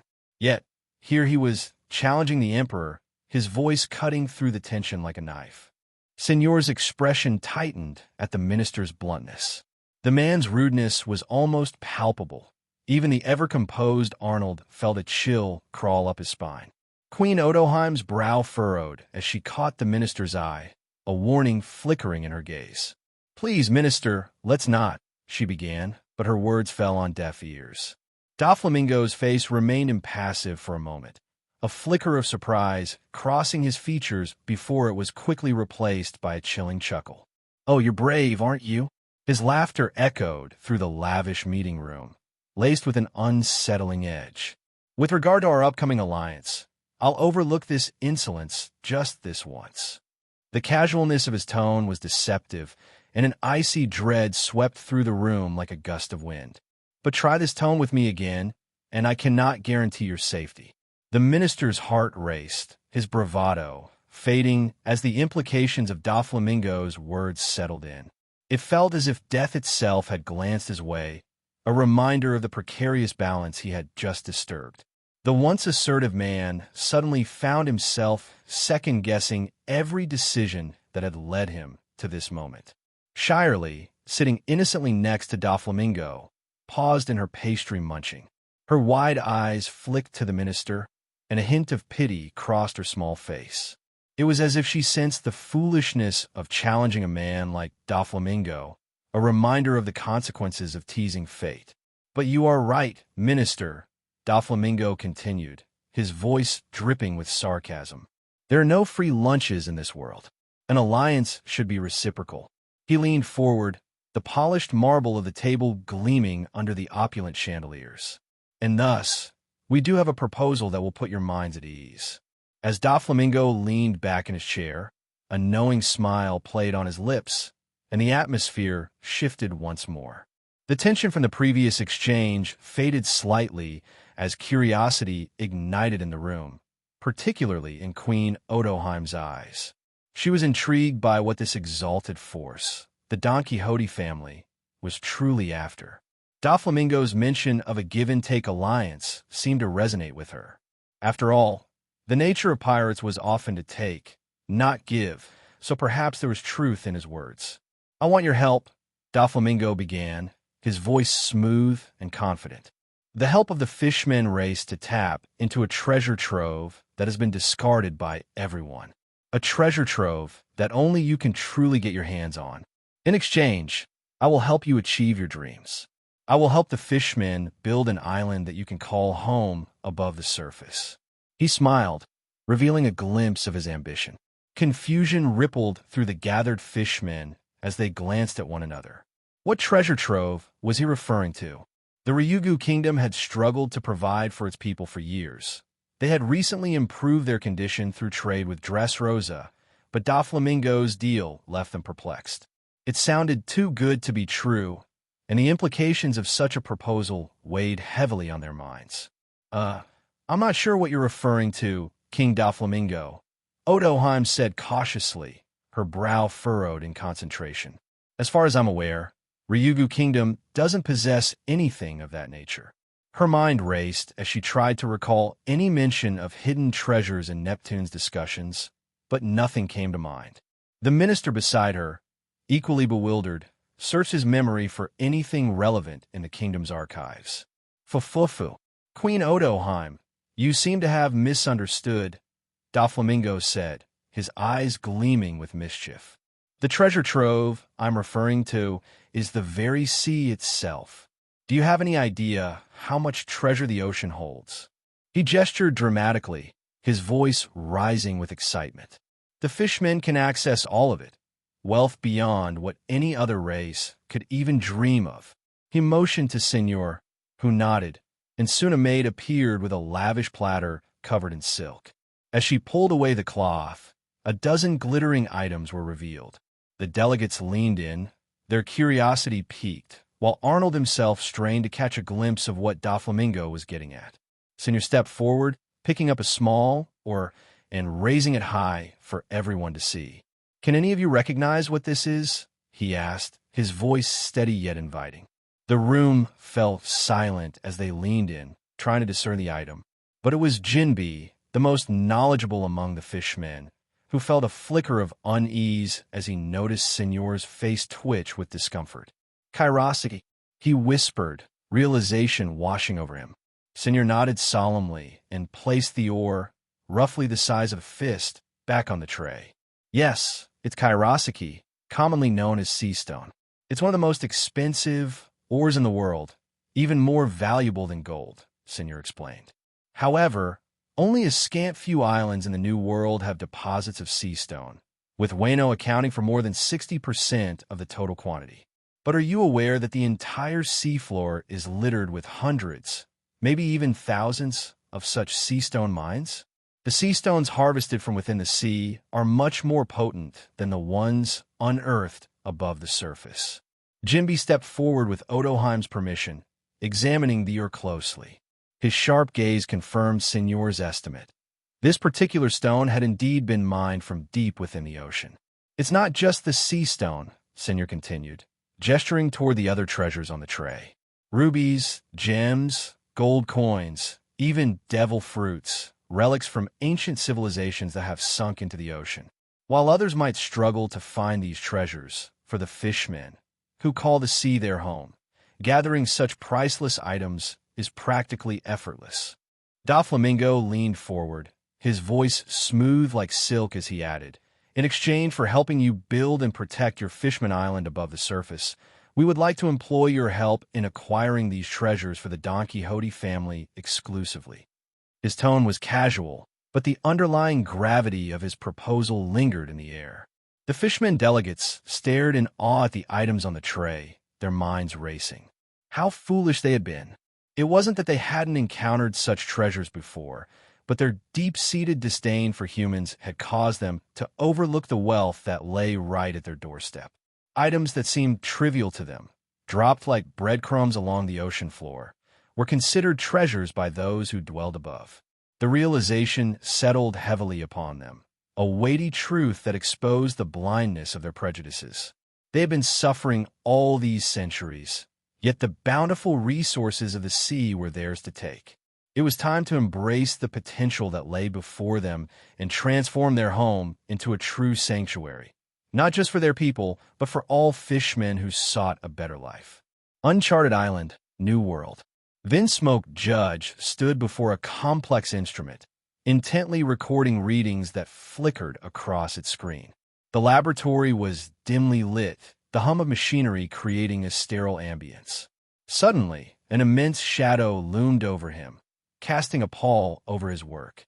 A rasping breath and a low growl sent chills racing down his spine. When he slowly turned around, he was met with a terrifying sight, two glowing red eyes glaring directly at him, towering ominously. Charlotte Linlin, better known as Big Mom, had finally awakened from her slumber after a year of unconsciousness. "Vinsmoke, where am I? Where are my children?" Her voice boomed like thunder, deep and menacing. She realized, with a dawning horror, that she was no longer in the mirror dimension. The last thing she recalled was the chaos at Sorbet Kingdom, where Bruley had opened a mirror just in time to save her from the catastrophic force of the ancient weapon. It had humbled her, an experience that shook her indestructible physique to its core. But that humiliation only fueled her resolve. Now, she needed to know the state of her forces. Big Mom extended her massive hand, gripping Judge with terrifying strength. He felt as if he were a mere lamb caught in the jaws of a wolf, unable to escape her grip. Her haki surged around her, a palpable aura that threatened to suffocate him. Vinsmoke gulped, his throat dry and tight under the weight of her pressure. An entire year, he managed to stammer. It has been more than a year since you fell unconscious. We're now on a remote island, trying to escape from those hunting us. Big Mom's rage ignited. She tossed Judge into a nearby machine, the impact resulting in a catastrophic explosion. As smoke and debris filled the air, she turned her fiery gaze to Smoothie, who had just rushed in after sensing her mother's hockey. Smoothie, flanked by a few other Charlotte siblings, Cracker and Snack among them, felt the oppressive weight of Big Mom's presence as she scanned the room, her fury barely contained. "Mama, you're finally awake?" Smoothie tried to steady her voice, but it trembled in the presence of her towering mother. Big Mom's eyes narrowed, her expression darkening as she observed the vitality of her children. They bore her blood, but there was something unsettlingly different about them, a shadow of familiar presence reminiscent of her own. For now, she set aside those thoughts, focusing on the pressing matter at hand. "Why aren't we in Tato land? Did I not leave you in charge of our territory when I left for the South Blue?" Her voice was a thunderclap, booming with authority and anger as she moved towards Smoothie, dwarfing her daughter with an intimidating presence. The very air felt thick with tension. Smoothie squared her shoulders, attempting to hold her ground, but the suffocating pressure made her heart race.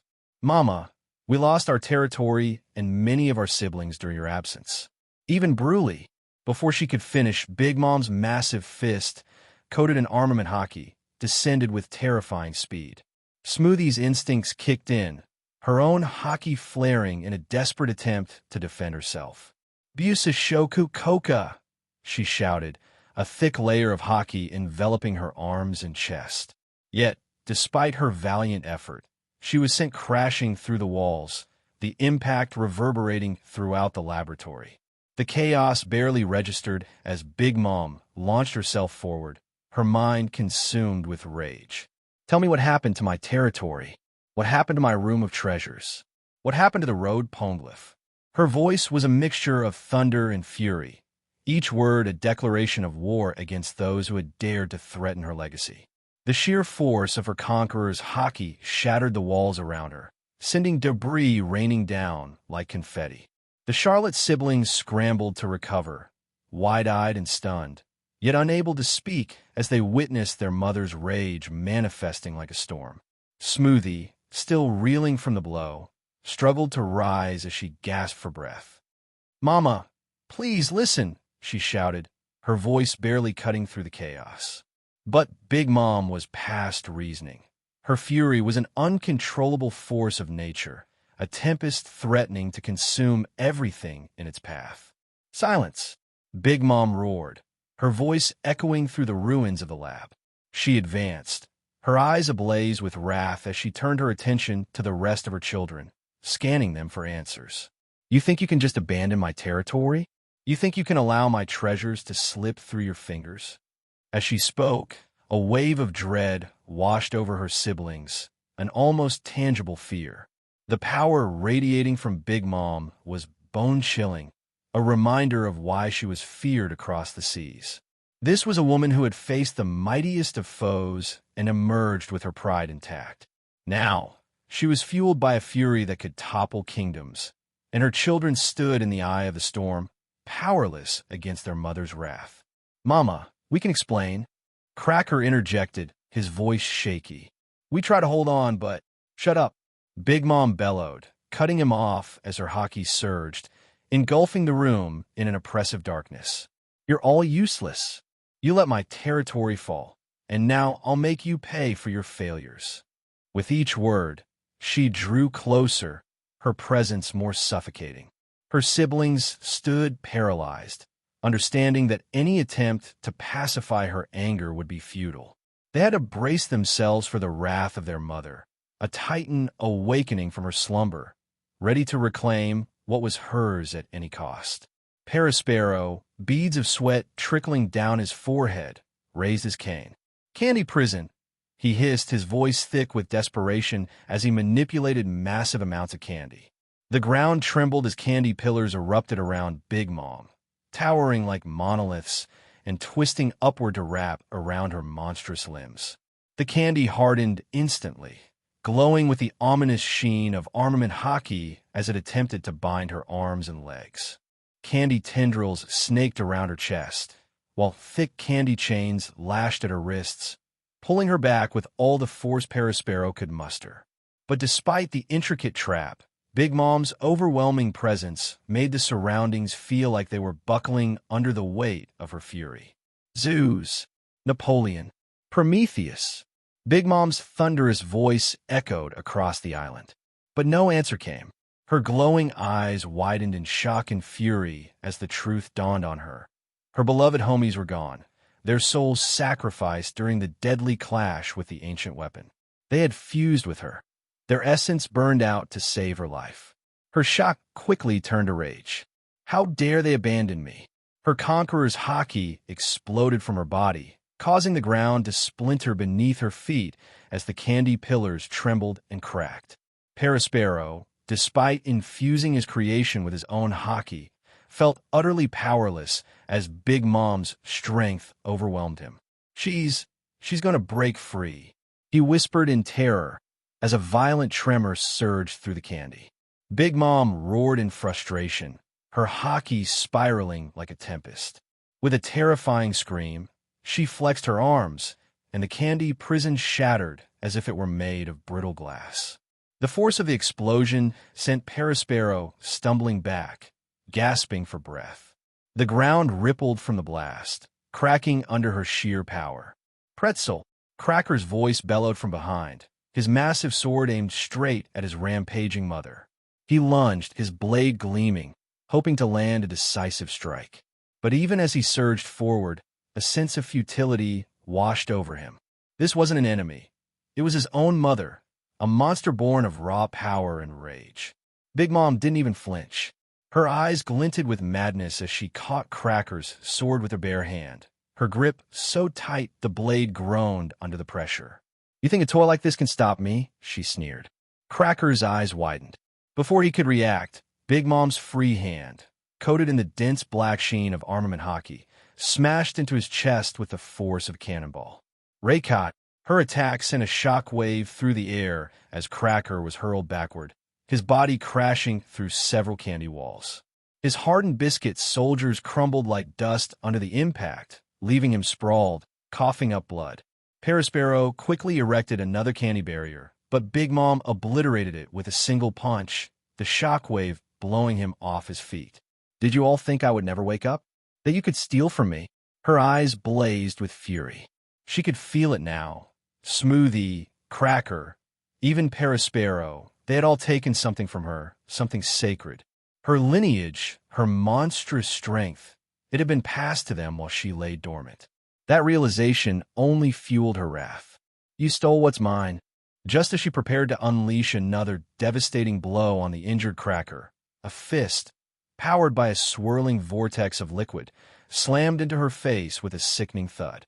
The punch was so forceful it staggered Big Mom, sending her reeling back. Smoothie, her face streaked with blood and dirt, glared defiantly, her giant arms still coated in the liquid power of her devil fruit. Big Mom snarled, her eyes narrowing like a predator locking onto prey. She moved in a blur, the sheer speed of her massive body making the ground quake beneath her feet. "You think you can stop me, Smoothie?" Her punch landed like a hammer, smashing into Smoothie's defensive stance with a resounding boom. The impact sent shockwaves rippling through the air, shattering the ground beneath them. Smoothie, despite coating her arm in armament hockey, felt her bones crack under the blow. She grunted in pain, flying backward, crashing through the facility walls, her body barely able to withstand the monstrous force. Big Mom, now filled with bloodlust, towered over her daughter's prone body, her face twisted in unbridled fury. She stomped down on Smoothie's chest, pinning her to the ground like an insect. "Mama!" Big Mom's cruel laughter filled the air. "You thought you could steal from me, didn't you? My power, my strength. Let's see how you like it when I rip you limb from limb. Maybe I'll eat your soul, or bash your skull in, slowly."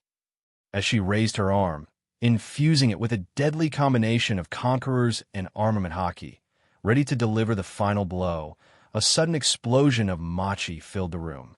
It flowed like a tidal wave, enveloping Big Mom's arm, restraining her movements in an instant. Her eyes widened in disbelief as the machi hardened, stopping her fist mere inches from Smoothie's face. What? An oppressive wave of Conqueror's haki crashed against Big Mom's own, and for the first time in years, she felt resistance, true resistance. Slowly, the machi solidified further, rooting her in place.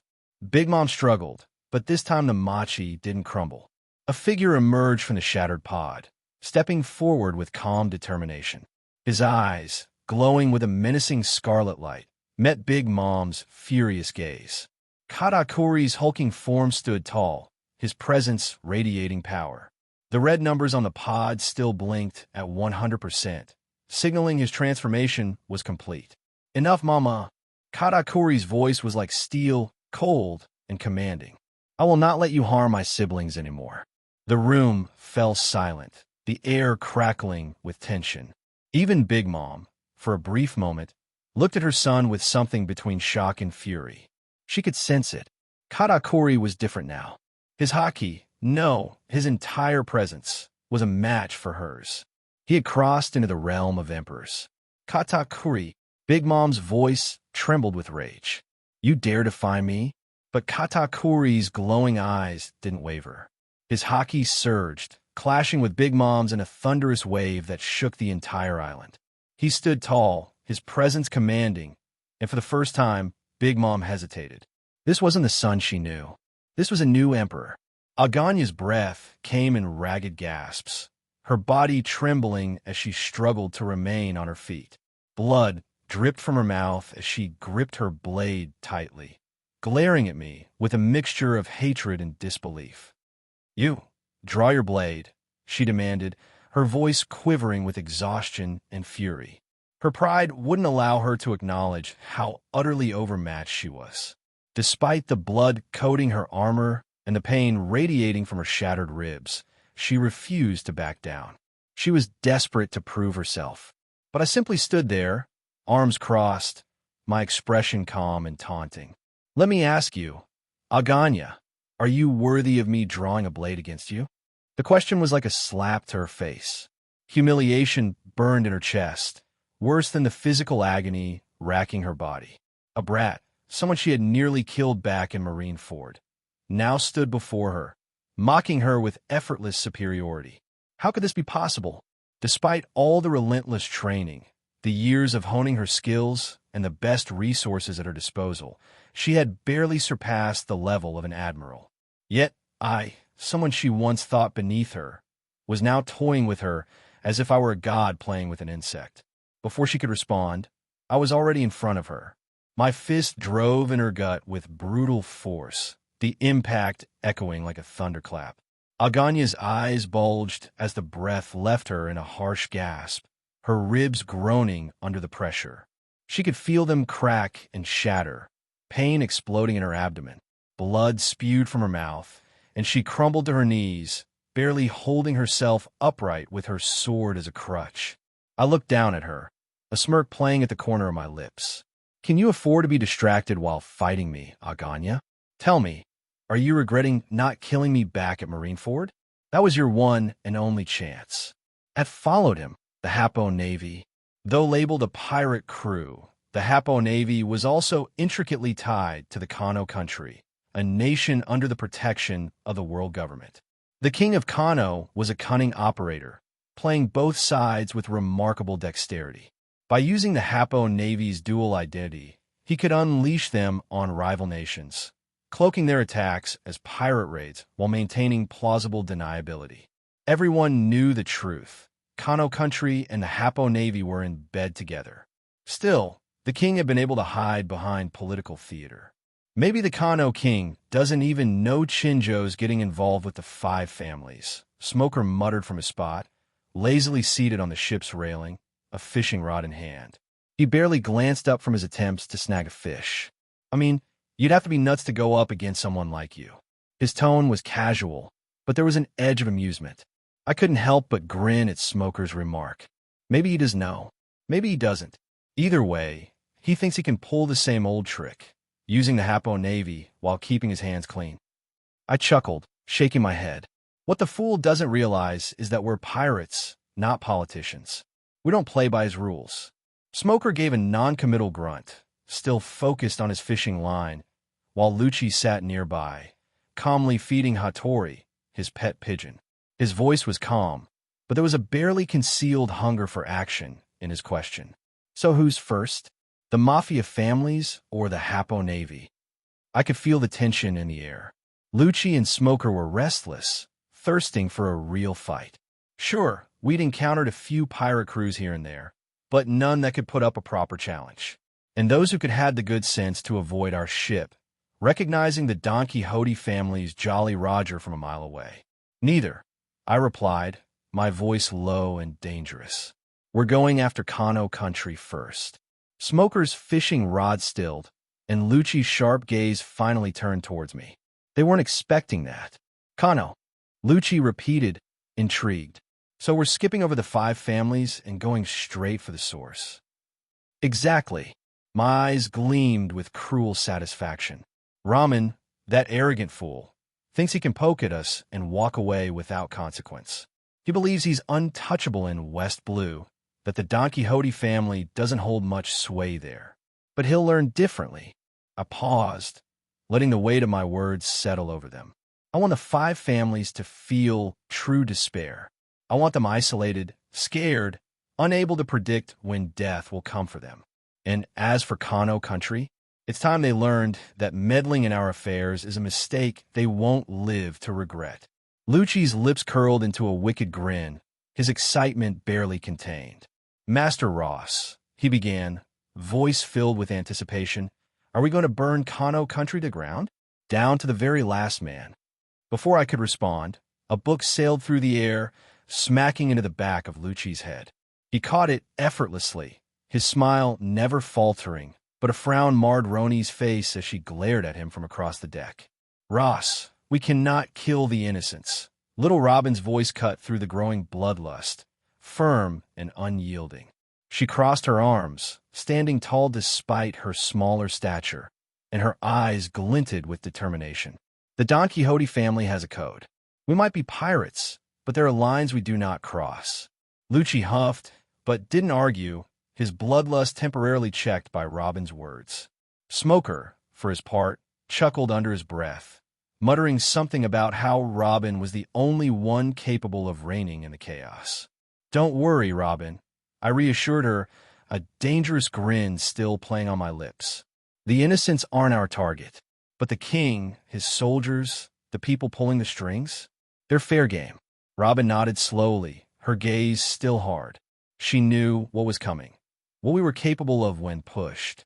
The Don Quixote family wasn't known for showing mercy to those who crossed us, and this time would be no different.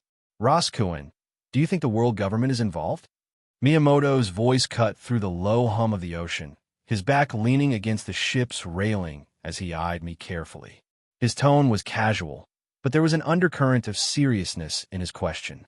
No matter how he looked at it, the involvement of the Hapo Navy didn't make sense. They were strong, sure, but they were a localized force, renowned only in the West Blue.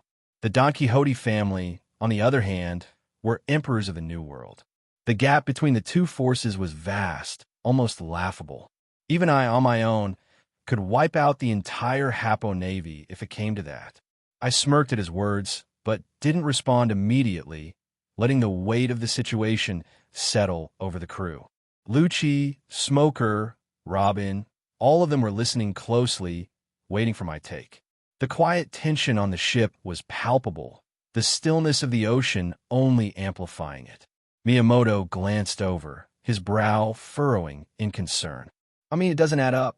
The Kano country has been quiet for years, and now suddenly they're siding with the 5 families against us? It feels too coordinated, and the Hapo Navy knows they don't stand a chance against us, unless they think someone powerful is backing them, someone like the world government. I tapped my fingers thoughtfully against the ship's railing, my eyes narrowing as I considered the possibility. With how shameless the world government is, I said, my voice low and dark, I wouldn't put it past them. It wouldn't be the first time they've tried to pull the strings from the shadows, sending pawns to test us while hiding their true intentions. The thought of it made my blood boil.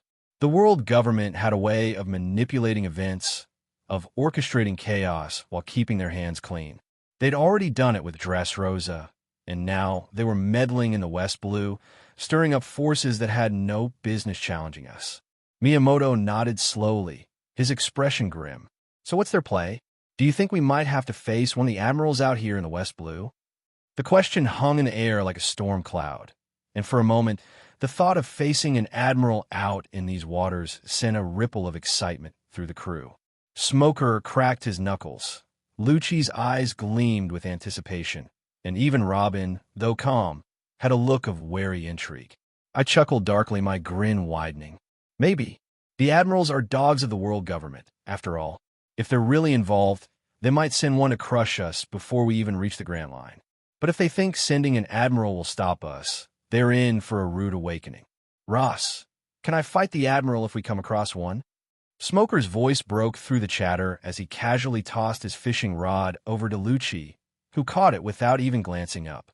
Smoker rushed toward me with that usual fiery determination, but I could already sense the mischief brewing for Mancheri, perched comfortably on my shoulders. My chuckle was cold, mocking, as I reappeared a dozen meters away, giving her space to wallow in her failure. Behind me, the coast of the Kano kingdom lay in ruins, reshaped by the sheer force of our battle. The land bore witness to the devastation, parts of the shoreline having collapsed into the sea from the shockwaves of our clash. And yet, I was only toying with her. Aganya's face twisted in fury. Her pride refused to let her accept this, refused to admit defeat. With a scream of rage, her entire body began to tremble. Blood flowed from her wounds, but instead of weakening her, it obeyed her will. She unleashed her power, summoning the true extent of her Logia abilities. "Crimson Lotus!" she roared, her blood congealing and expanding into a swirling mass of blades. The ground beneath her cracked and splintered, forming a massive crater from the pressure of her unleashed power. Blood-red tendrils surged forward, slicing through the air like whips. Her blade, coated in armament hockey, gleamed ominously as she launched herself at me, determined to strike me down with all her remaining strength. But I was already prepared. "Raijin," I whispered softly, my body becoming encased in an armor of black lightning. The air around me crackled with electricity, and the dark energy surged through my veins. The black lightning danced across my form, merging with my hockey, amplifying my every movement. My advanced observation hockey read her intentions as if she were moving in slow motion. Nothing escaped my notice. She closed the distance, her blade whistling through the air as she swung with all her might. The power behind her strike could have split a mountain in two, but I didn't flinch. "Crimson Meteor!" she screamed, pouring all of her bloodlust and fury into the attack. The force of her blow sent a shock wave through the air, colliding with my lightning-infused fist. For a brief moment, it seemed as if our powers were evenly matched. The sky darkened, and the ground trembled as if the very earth itself was recoiling from our clash. But that moment passed as quickly as it came. With a flick of my wrist, I shattered the force of her attack. The impact sent Aganya flying backward like a broken doll, her body careening through the air uncontrollably. She coughed up blood, her limbs flailing helplessly. But before she could even comprehend what had happened, I was already upon her. Moving faster than her eyes could track, I appeared above her, my fist crackling with lightning and hockey. The black lightning around me intensified as I infused even more Conqueror's hockey into my next strike. A dark halo formed around my fist, absorbing the very light from the surrounding area as the skies seemed to grow darker in anticipation of the coming devastation. "Black hole!" I roared, my fist crashing down into Aganya's spine midair. The sheer force of the blow was beyond anything she could have prepared for. Her body arched unnaturally as the attack drilled her into the earth, a shockwave rippling out in all directions.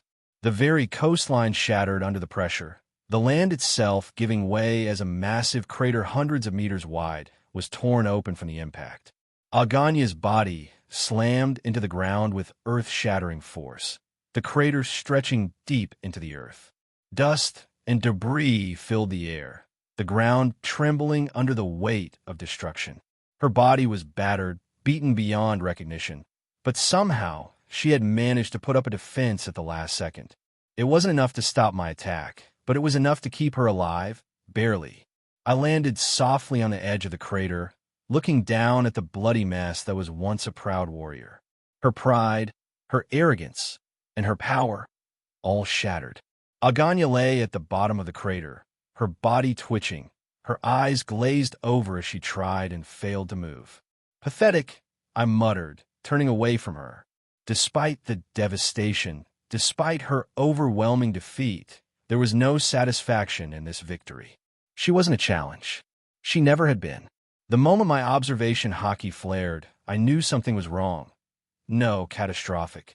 Without hesitation, I left Aganya crumpled in the crater and transformed into black lightning, streaking across the sky in the direction of the ship. On board, Dora sprawled lazily on the deck, rolling her eyes with boredom. How long are they going to keep fighting? It's been more than 6 hours. I'm bored. She stretched, but her sense of calm was short-lived. Her eyes snapped open, pupils dilating in terror. Far above, a massive metallic spear was plummeting toward the ship, glinting in the sunlight as it accelerated at a terrifying speed. The spear, the size of a warship's mast, was not only falling, it was being drawn down by some unseen force, powered by gravity itself. The air seemed to vibrate as it hurtled toward them, ready to obliterate the entire vessel. Dora, wide-eyed with instinctual terror, felt every fiber of her body scream to move. She wanted to leap, grab Robin and the dwarves, and throw them into the safety of the ocean. But before she could react, a force seized her. She froze, her body refusing to respond as though invisible chains were wrapped around her. It wasn't just any energy, every piece of metal on her body, her greaves, her armor, her belt. Everything metallic seemed to turn against her, pinning her down with a force she couldn't resist. She struggled, panic rising in her chest as she scanned the skies, desperate for an explanation. Then she saw her, a tiny silhouette against the blazing sun, floating effortlessly. A woman with a bionic arm, her lips curling into a twisted, unsettling smile. Achilles. The woman whispered, her voice carried on the wind, as though the sea itself whispered it into Dora's ears. The spear picked up speed, tearing through the sky, threatening to annihilate everything. But in that moment, I arrived. Lightning crackled across the sky as I appeared atop the ship's mast, both of my swords, Akatsuki and Shusui, drawn. Twin sword style, Dark Dragon's Ascent. I roared. From the sea, 2 colossal forms of ethereal black, lightning dragons surged upward. Their sinuous bodies writhed in the air, climbing the heavens to meet the descending spear head-on. The dragons clashed with the spear in a blinding explosion of energy. Boom! The shockwave was cataclysmic. The seas below churned violently, erupting into a massive tsunami that sent the ship rocking perilously from side to side. The sky split open with a thunderous crack, lightning dancing through the air as the force of the collision sent ripples of raw energy into the atmosphere. The very fabric of reality seemed to tremble as the spear shattered in midair, torn apart by the dragon's relentless power. High above, the woman, Scarlet, floated, her bionic arm outstretched as if she had thrown the spear herself. Her eyes glinted with amusement as she chuckled, clearly unfazed by the destruction her attack had caused. "So, you're Garp's protege?" she mused, her voice barely audible over the roar of the sea. Her lips curled into a predatory smile. But she wasn't done. With a flick of her metallic fingers, I felt a familiar pull. The entire ship groaned as if alive, the wood creaking as the magnetic pull of her magnet fruit began to take hold. The massive warship started to lift off the water, rising into the air as though it were being plucked by an invisible hand. Her manipulation of the battlefield was perfect, precise. Her abilities reminded me of a certain character from my old world, Magneto. But I pushed the thought aside, knowing the real threat before me. A surge of Conqueror's haki rippled through my body, exploding outward in a powerful wave. The air crackled as my will clashed with her magnetic force. I focused, pouring my will into the very fabric of the ship, pushing against her power. Enough of this, I growled, my haki flaring brighter than before. The ship stopped rising, its ascent halted by the sheer force of my haki. It groaned once more before slamming back into the water with a deafening splash, sending waves crashing against its sides. Dora gasped in relief, finally released from the horrifying grip of Scarlet's magnetic control. Scarlet's eyes widened for a brief moment, genuinely surprised that I had countered her power. Her amusement grew as her smirk returned, more dangerous than before. "Impressive," she said, her voice dripping with curiosity. "Your haki is strong, stronger than I expected. It even rivals some of the strongest in the seas." She landed lightly on the deck, her bionic arm humming with energy as it began to glow. Her presence was suffocating, her aura carrying the weight of someone who had once clashed with legends like Roxy, Zebek, and Monkey D. Garp. Her laughter echoed across the deck, as if this entire clash was nothing more than a game to her. But I could sense it. Her eyes weren't filled with malice. They were filled with interest. She wanted to see just how far I could go, just how powerful I had become. And I wasn't about to disappoint her. With a step forward, the air around me crackled with black lightning, and I locked eyes with the woman who had once stood on equal footing with the greatest legends of the past. Her smirk deepened as if she saw the challenge in my gaze. Scarlet's lips curled into a mocking smile, but her eyes remained cold, sharp as steel. "Not bad. Not bad at all," she said, her voice smooth yet carrying a weight that only came with decades of battle experience. "Garp sure knows how to pick his seedlings.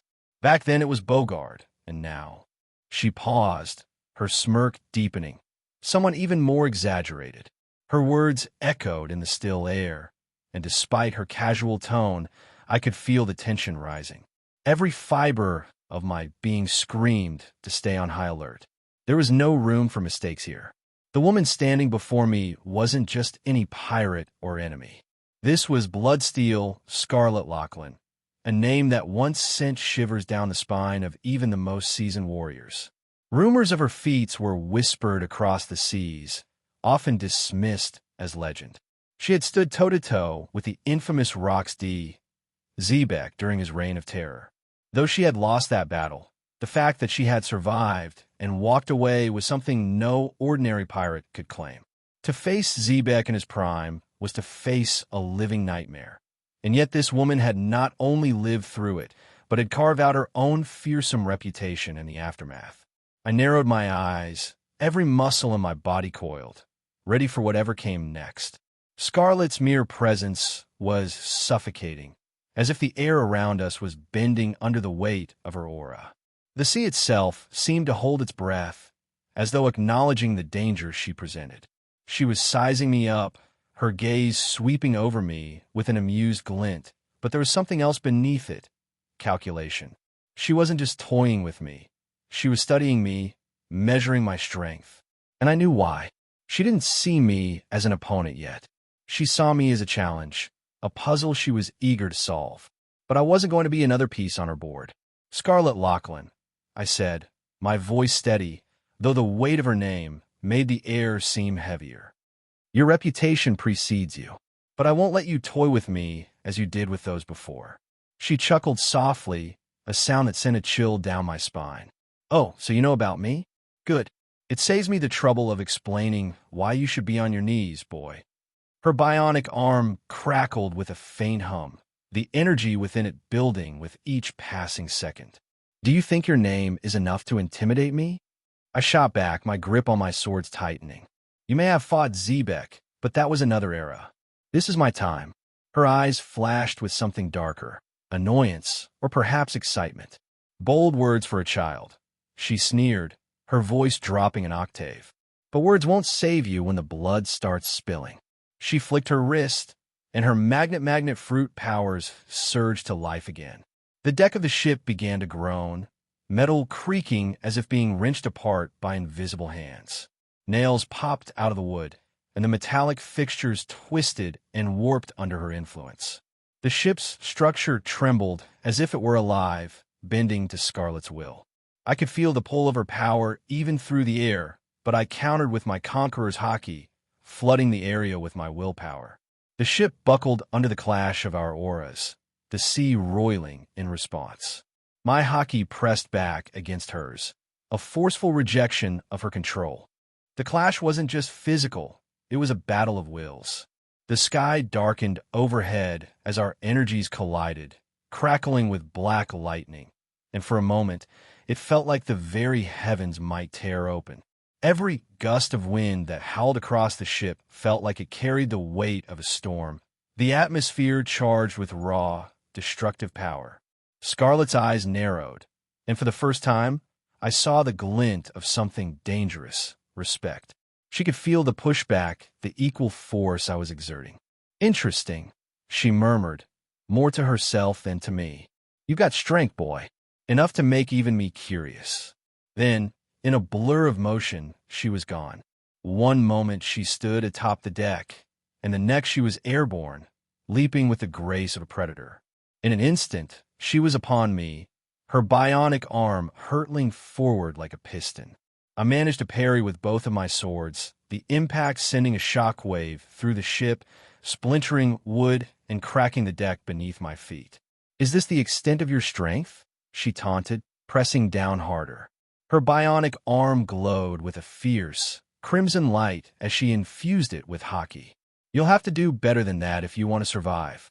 "Don't worry," I growled through gritted teeth, pushing back with everything I had. The black lightning around me surged as I poured more haki into my swords. "I'm just getting started." With a sharp twist, I broke free from her hold, leaping backward and spinning in midair. The twin sword to my hands crackled with black lightning as I prepared my next move. "Radiant's Fong," I roared, slashing both blades forward. Twin arcs of concentrated lightning shot forth, carving through the air towards Scarlet with terrifying speed.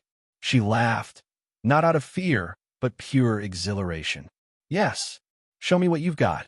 She raised her bionic arm, and with a pulse of her magnetic power, the metal from the ship twisted and swirled, forming a makeshift shield. My lightning attacks crashed into it with an earth-shattering boom, tearing through layers of steel and wood. But Scarlet emerged unscathed, her body enveloped in a shimmering layer of armament haki. "You're not bad, Rosinante," she said, her voice now laced with true excitement. "But let's see how you handle this." She thrust her arm toward me again, but this time it wasn't just one spear. Dozens of jagged shards of metal lifted from the ship, all under her control, and launched toward me like a swarm of guided missiles. I stood my ground, lightning roaring in response to the incoming storm of metal. My eyes sharpened, my mind focused. This wasn't just a battle. This was a test to see if I had what it took to face monsters like her. The shattered fragments of the metallic spear that I had just disintegrated with my sword attack reformed almost instantly, swirling back together under Scarlet's expert control. It was evident from the fluidity and precision of her manipulation that Scarlet had fully mastered the powers of her devil fruit, and likely beyond, reaching an awakening that made her abilities terrifying. She wasn't just a simple magnetic manipulator anymore. She was a force of nature. In contrast, I was still struggling to unlock the true awakening of my lightning Logia. The frustration gnawed at me. Daffy had long awakened his flame Logia, using it to deadly effect, but I had yet to cross that threshold with my power. Lightning should be even more devastating, yet I still couldn't tap into that full potential.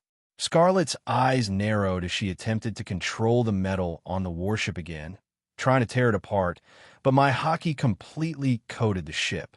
I infused every inch of it with my Conqueror's haki, repelling her magnetic manipulation. Her frown deepened. This wasn't something she was used to. "Tell me true, kid. Are you some kind of old monster in a young body? Scarlet's voice held a mix of amusement and seriousness. Her tone was teasing, but her eyes betrayed her true curiosity. She wasn't used to being pushed back like this, especially not by someone barely in their 20s. My conqueror's hockey wasn't just resisting hers, it was matching her intensity. Her bloodlust radiated from her, but I could sense something else: excitement. The last time someone had pushed her this far, it was during the era of legends. I don't know about old, I replied with a smirk, but I'll show you why they call me the Lightning Demon. Scarlet's lips curled into a grin, but her eyes blazed with a hunger for battle. She manipulated the magnetic fields around her, staying aloft in the air without effort. The only other people I knew who could fly like this with devil fruit powers were the float fruit users and those with gravity manipulation. But Scarlet made it seem as natural as breathing. Interesting. I should thank the Don Quixote family for helping me come up with something like this. It's not quite the same as what you might call a railgun, but close enough. The magnetic pulse rippled out from her, and metal fragments in the air began to twist and shape at the atomic level. In seconds, a massive weapon, a monstrous 10-meter long spear-shaped railgun, materialized. The hum of power around it sent a chill down my spine. Scarlet had managed to replicate the basic principle of a railgun, a weapon that could launch a projectile at near light speed using magnetic force. I cursed under my breath. Through my advanced observation hockey, I saw it all happening in slow motion. I knew what was coming, the devastation she was about to unleash, and my instincts screamed to dodge. But I couldn't. If I moved, Dora and the others would be defenseless against that kind of attack. The sheer force of it could obliterate the entire island, let alone the ship. I had no choice. I had to stand my ground. The skies above responded to my will as I channeled lightning from the thunderclouds I had summoned earlier. My blades crackled with power, black lightning coiling around them like living serpents. Scarlet's railgun crackled with raw energy as well, magnetic fields crackling and distorting the very air around her. This was no ordinary fight. This was a clash of titans. Let's see if you can survive this, Lightning Demon. Scarlet shouted, her voice booming like thunder itself.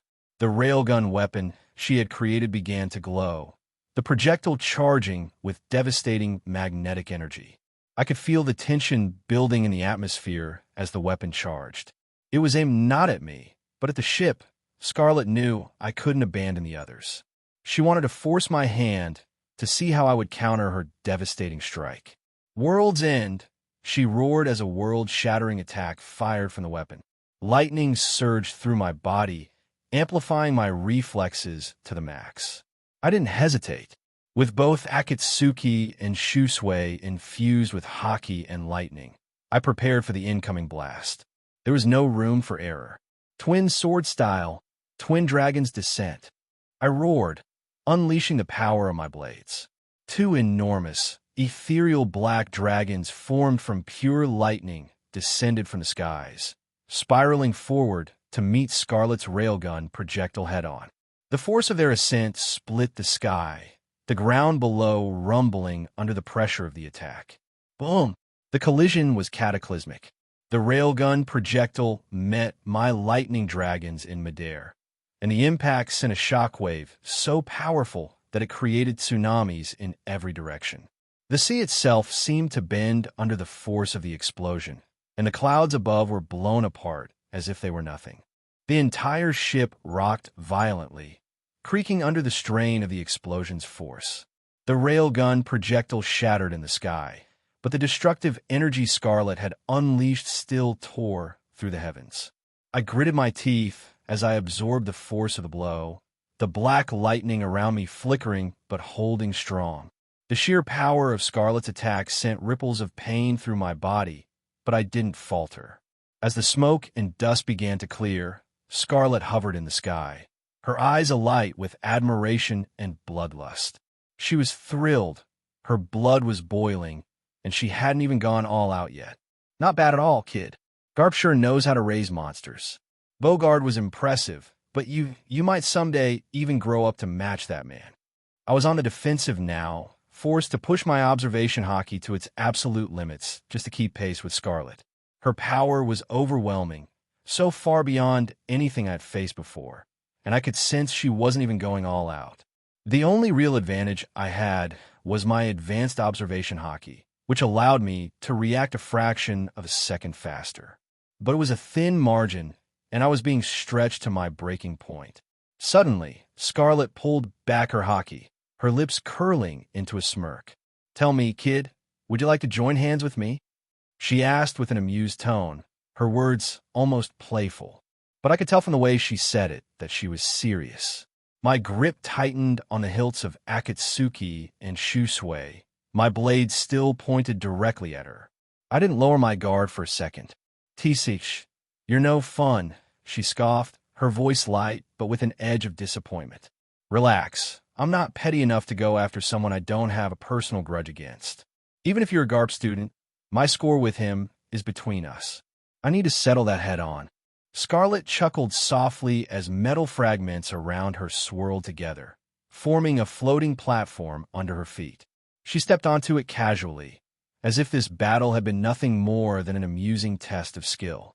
She walked across the platform in the air with the grace of a queen surveying her kingdom. "So why are you here, then?" I growled in frustration, my mind racing. From her demeanor, I had to assume I had passed whatever twisted test she had in mind. Otherwise, she wouldn't have offered to join forces. But that didn't change the fact that she had put my family at risk, and for that, I would never forgive her. I would make her regret it one day, once I was strong enough. But today was not that day.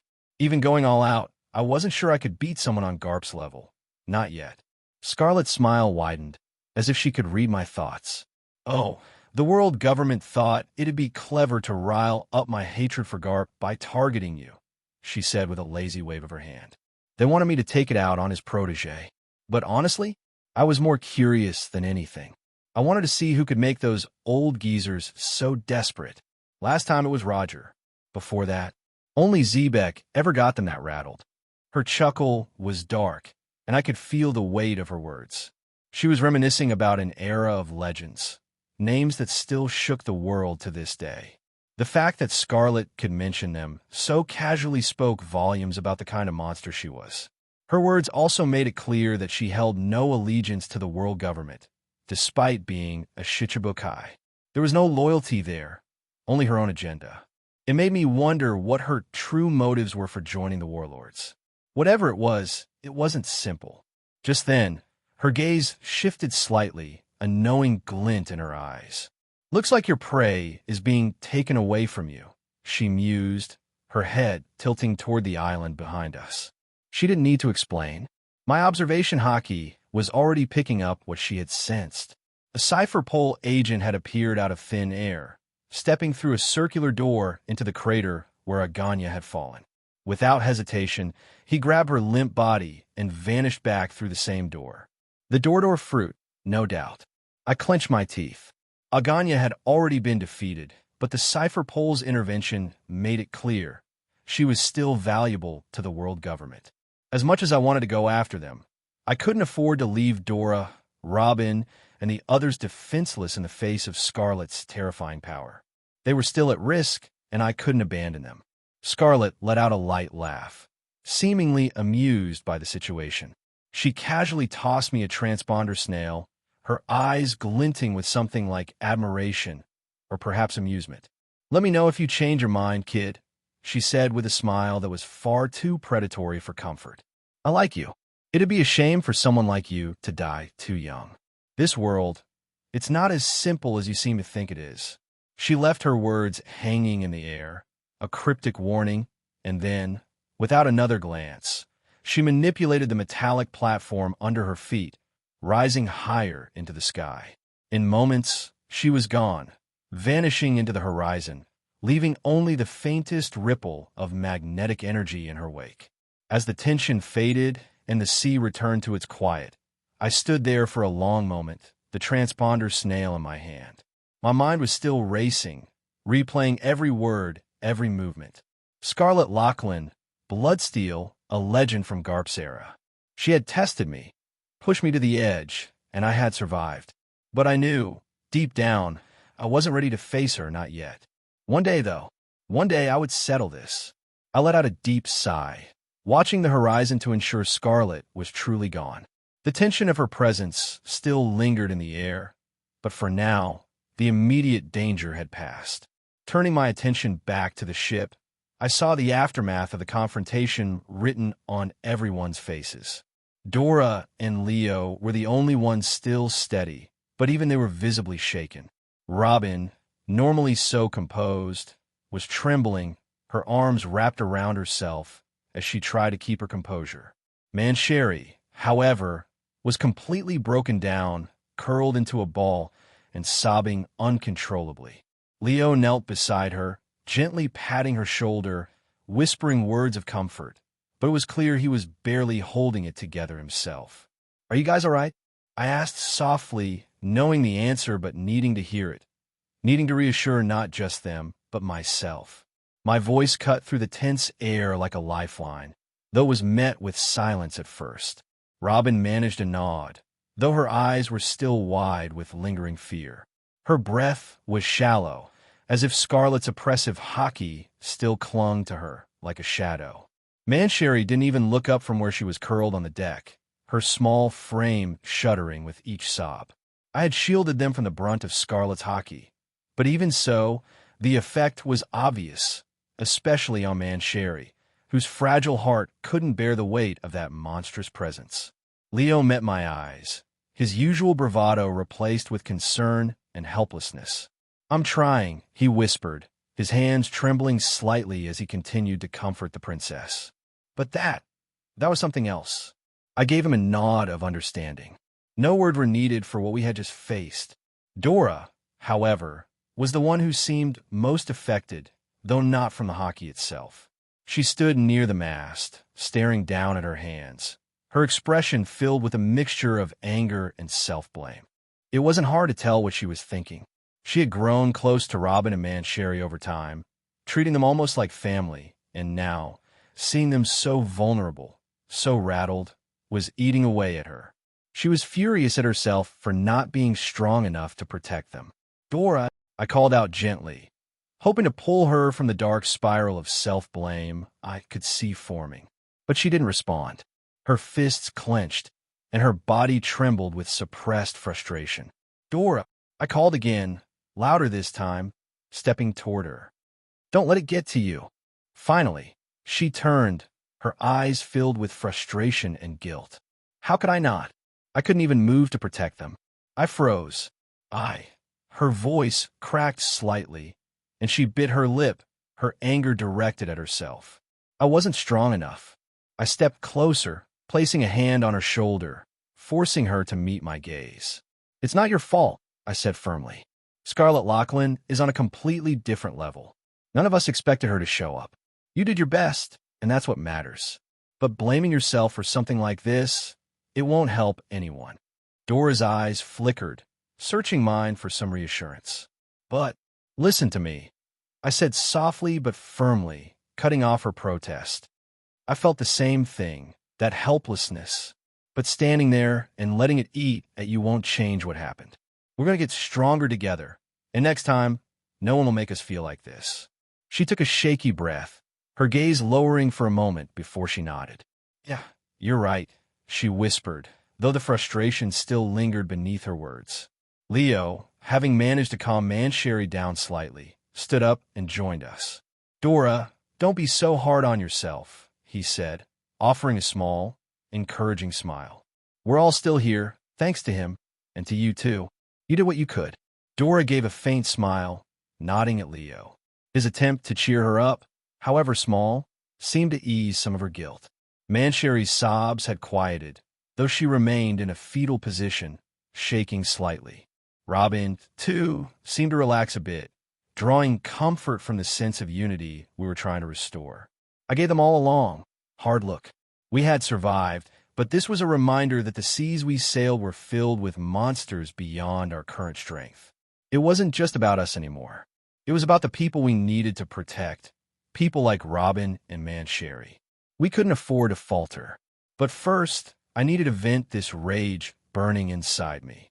Scarlet had toyed with us, pushed us to the edge, and then left like it was nothing. The anger churned in my gut, and my attention shifted back to the island behind us. The world government thought they could manipulate us, use people like Scarlet as pawns in their games. They never learned. They were about to get a reminder of why picking a fight with the Don Quixote family was a mistake. I turned toward the horizon, the silhouette of Cano country faintly visible in the distance.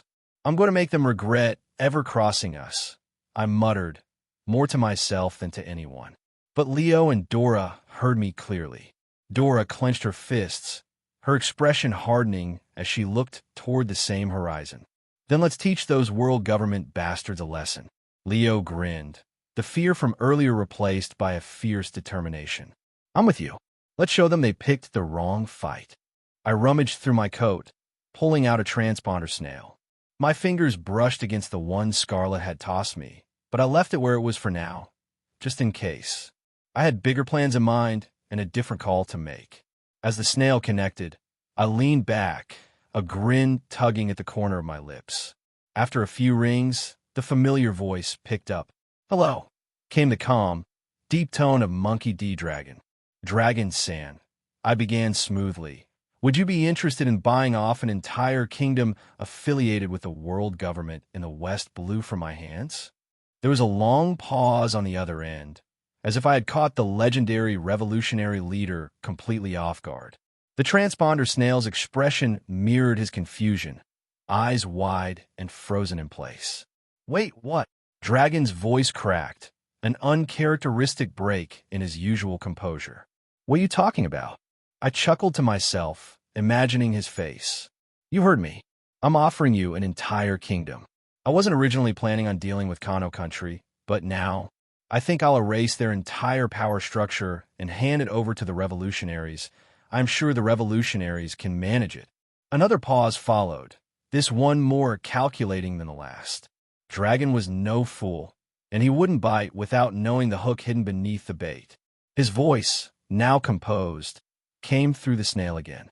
"Tell me, Ross, why would we openly take control of the kingdom, drawing the direct attention of the world government?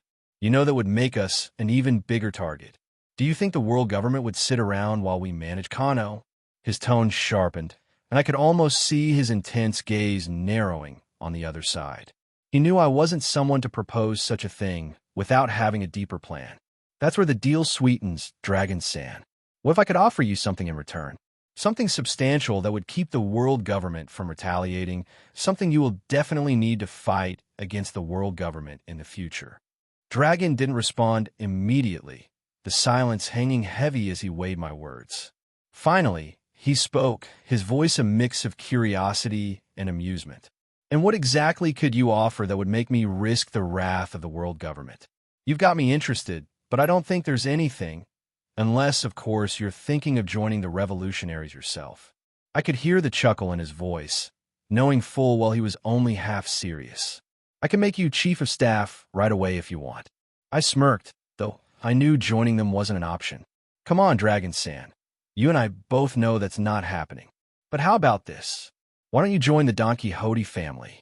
You could work with the revolutionaries on the side, call it a side hustle. Imagine all the funding you'd get, the endless resources."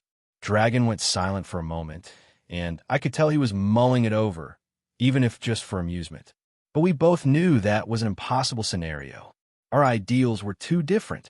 We stood on opposite sides of the board, and no amount of playful banter would change that. His tone hardened again. "Cut to the chase, Ross. What are you really after?" I leaned forward, letting the tension build. "Information, Dragon-san. You see, what if I were to share a piece of information that you can use to blackmail the world government with? It's just the start. But what if I were to tell you that the world government's empty throne isn't as empty as it seems?" There was a sharp intake of breath on the other side, followed by a heavy silence. I had hit the nerve I was aiming for.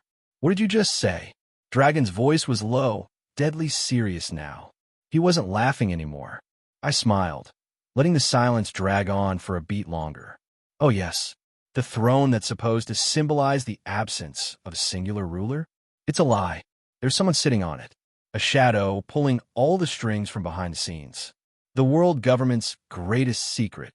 Dragon didn't speak, but I could sense the shift in the air, the weight of his thoughts bearing down as he processed the magnitude of what I had just revealed. I'm not only offering you a free kingdom, Dragon-san.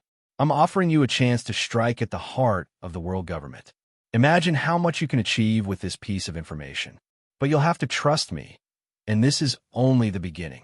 I'll leave the rest to your imagination, for now. I could hear his breathing on the other side, steady but heavy with consideration. Then, with a final sharp intake of breath, the transponder snail fell silent. Dragon-san, I asked, teasing the silence. But there was no response. The line had gone dead, leaving behind only the echo of my words and the sense of something massive looming on the horizon. Tell me, Ross, is what you just told me true?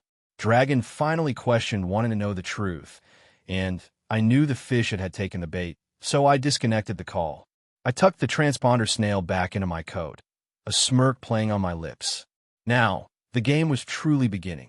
Dragon might not trust me fully, but the seed had been planted. And as for Kano country, well, I still had business to settle there. A storm was coming, and I was going to be the one to ignite it. You let them go, Miyamoto-san. May I know why? I sighed, watching the 3 remaining vice admirals retreat in the distance. They had fled the moment Admiral Aganya fell, and we were so close to finishing them off. Miyamoto didn't flinch. There is no honor in striking down an opponent who has already laid down their arms. Roscoe, he said, his voice unwavering. It goes against my samurai code. I couldn't help but shake my head, though a small smile tugged at the corner of my mouth. That was Miyamoto, unyielding in his beliefs. One of the reasons we let him follow his code, even as a member of the Don Quixote family, was because he never compromised his principles, not even in the heat of battle. Fine, but you know we could have ended this quicker. I waved it off with a sigh. Let's go check on Smoker and Lucci. They must be wrapping things up on their end by now. As I spoke, Mancheri, who had been perched on my shoulder, immediately jumped down and began tending to the deep cuts and bruises scattered across Miyamoto's body. He'd fought fiercely against 5 veteran vice admirals and a couple of CP0 agents, barely holding his own despite having just breached the admiral level himself. His victory had come at a steep cost, but nonetheless, he stood triumphant, even if his body screamed otherwise. Little Robin scanned the battlefield from beside me, her face pale at the sight of the devastation. Blood soaked the earth, pooling in the trenches of the ruined terrain. Shattered weapons and bodies littered the ground, the remains of soldiers from both sides scattered in grotesque forms. The smell of blood was thick, metallic, and nauseating.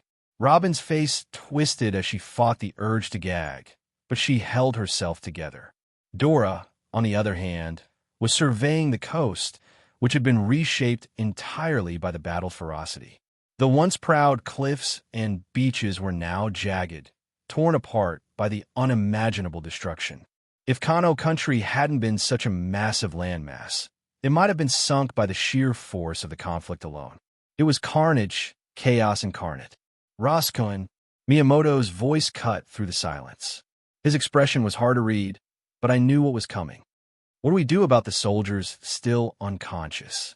I've handled most of the Hapo Navy, but should I? He hesitated, glancing at Robin, who was watching me with pleading eyes. There was a long pause. I could feel the weight of the question, the burden of the choice we had to make. Robin's eyes held a quiet, unspoken plea for mercy. I closed my eyes for a moment before answering. We'll leave them to their fate, Miyamoto-san. There's no need to finish off those who can't fight back. We have bigger fish to catch. My voice was firm, but I could feel the tension in the air lighten. It wasn't weakness, it was pragmatism. We had no time to waste here. Miyamoto gave a slow nod, and with that, we turned and moved in the direction of Smoker and Lucci. As we neared the site of their battle, the devastation from earlier clashes became even more apparent. Debris from shattered buildings and the craters left from powerful attacks mar the landscape. But none of that compared to what we found. Smoker was still fighting. He was a wreck, barely standing, his body broken, blood streaming from deep gashes on his chest and arms. His usually pristine trench coat was in tatters, hanging from his shoulders like a torn banner from a war long lost. His breathing was ragged, every inhale a struggle, his ribs clearly shattered beneath the surface. Despite it all, he was relentlessly chasing down the stragglers, Marines and pirates alike who had managed to flee. The battle was over, but he wasn't ready to give up. The sight of him still fighting, still moving despite the sheer agony he was in, was both awe-inspiring and gut-wrenching. His tenacity was on full display, a teen who refused to back down, no matter the cost. His hands clenched his jit tightly, stained with blood, but his eyes, those fierce, burning eyes, remained focused on the enemy ahead. "Smoker," I called out to him, but he barely registered my voice, still locked in pursuit of the enemy. His body trembled with exhaustion, yet he continued forward, dragging himself with sheer willpower. He was already beyond his limits, yet he pushed forward. I knew this wasn't just about victory for him. It was personal. I quickly caught up to him, stepping in his path. "Enough, Smoker. It's over. You've done more than enough." My words came out firm, but with respect. Smoker wasn't someone you commanded lightly.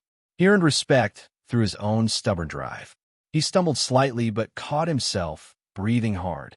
His chest heaved as he tried to find words through the pain. "Ross, they'll just regroup? If we let them go?" His voice was strained, raw from yelling orders and pain. "They won't," I reassured him, my tone firm. "They're running because they know it's over. They won't have the courage to try again. Not today, not ever." For a moment, he just stood there, breathing heavily, glaring into the distance where the remaining Marines and pirates were disappearing. Then, finally, he let out a long breath, nodding slightly as if acknowledging the truth of my words. Miyamoto approached from behind, his hand resting on his katana, nodding silently at Smoker. There was a shared understanding among all of us. Victory wasn't always about completely annihilating the enemy. It was about knowing when the battle had been won and when to prepare for the next one. We didn't need to destroy everyone here today. We had already left a mark, and they knew it. I respected the choices of my crew, each of them bringing their unique principles into battle. Smoker's relentless pursuit of victory, Miyamoto's adherence to his code, Robin's quiet plea for mercy. It was these differences that made us stronger. Suddenly, a ripple of disturbance pricked at the edges of my observation hockey, and I couldn't help but grin widely. Even before I saw it, I knew what was coming. A few moments later, through the blood-soaked mist and smoke, a shadow emerged, parting the haze as if the chaos itself bowed before him. It was Lucci, and what immediately caught everyone's attention was the massive figure he dragged behind him like a piece of discarded meat. The sight was unmistakable. Chinjo the Drill, the legendary leader of the Happo Navy, beaten and broken. His once fearsome drill-shaped head, which had shattered mountains in its prime, was now limp, battered beyond recognition. His once commanding presence was reduced to nothing more than a bloodied, motionless heap, and Lucci hauled him effortlessly across the shattered pavement, his limp form scraping against the corpses and debris without an ounce of regard. For a moment, I caught Smoker's expression out of the corner of my eye. His lips twitched into the briefest hint of a grin before he quickly masked it behind his usual grim demeanor. But I could sense it. The quiet satisfaction he felt seeing Chinjo beaten into the ground was unmistakable. Smoker had been through hell, yet knowing that Lucci had conquered one of the strongest figures on this battlefield gave him a sense of grim delight. But Lucci was a different beast altogether. As he strode toward us, dragging Chinjo as if he were nothing more than a broken doll, his entire body was soaked in crimson, most of it not his own. His coat, torn and battle-worn, clung to his muscular frame like the armor of a god of war, and the cold, calculating look in his eyes sent shivers down the spines of everyone watching. Even the air seemed to grow heavier in his presence, as if the sheer aura of menace he exuded was enough to crush the weak-hearted. Lucci's expression was emotionless, devoid of any sign of fatigue or even satisfaction. His demeanor was that of a predator who had simply completed a task, efficient, ruthless, and indifferent. Blood dripped from his hands, a dark red trail marking where he had dragged Chinjo through the remnants of the battlefield, but he didn't so much as blink. To him, it was just another day, another victory. The carnage didn't faze him. It never had. I had always known Lucci was strong, but there was something different about him now. Something more. His aura had a gravity to it, a darkness that radiated power and control. It was almost overwhelming to those with weaker wills. I could feel in my bones the raw potential that simmered beneath his cold, unyielding exterior. As I watched him, a thought crossed my mind, one that sent a surge of excitement through me. What if, just maybe, Lucci could awaken Conqueror's Haki? The world believed that Conqueror's Haki couldn't be taught. It was something you were either born with or not, a force of will so immense that only the rarest, the strongest, and the most dominant could ever hope to wield it. But Lucci, he was different. His talent was staggering, perhaps even greater than mine, if not for the two souls that inhabited my body. If anyone could defy that rule, it was him. I studied him closely as he approached, dragging Chinjo through the battlefield like a hunter returning with his prize. The thought of unlocking that untapped potential within Lucci sent a thrill through me. Could it be possible to train someone to wield Conqueror's Haki? To awaken something that everyone believed was beyond mastery? No one in this world had ever truly understood the depths of Haki. It was a force of will, a power that transcended mere strength, and yet it remained a mystery even to the greatest of warriors. But I saw something in Lucci, an intensity, a drive, a darkness that could be molded into something even more terrifying than what he already was. He had the raw potential to reshape the battlefield, to bend the wills of those around him with nothing more than a look, a force so unstoppable that even legends would bow before it. I made a mental note then and there. I would help Lucci awaken his Conqueror's Haki. The world didn't know it yet, but if I succeeded, Lucci would be unstoppable. A force so godlike that even the emperors of the seas would tremble in his presence. He was already a peerless monster, but with Conqueror's Haki, he would become a god. As he reached us, he dropped Chinjo's battered body at our feet with a dull thud, his gaze cold and indifferent. The battlefield around us seemed to pause, the silence broken only by the soft drip of blood from his hands.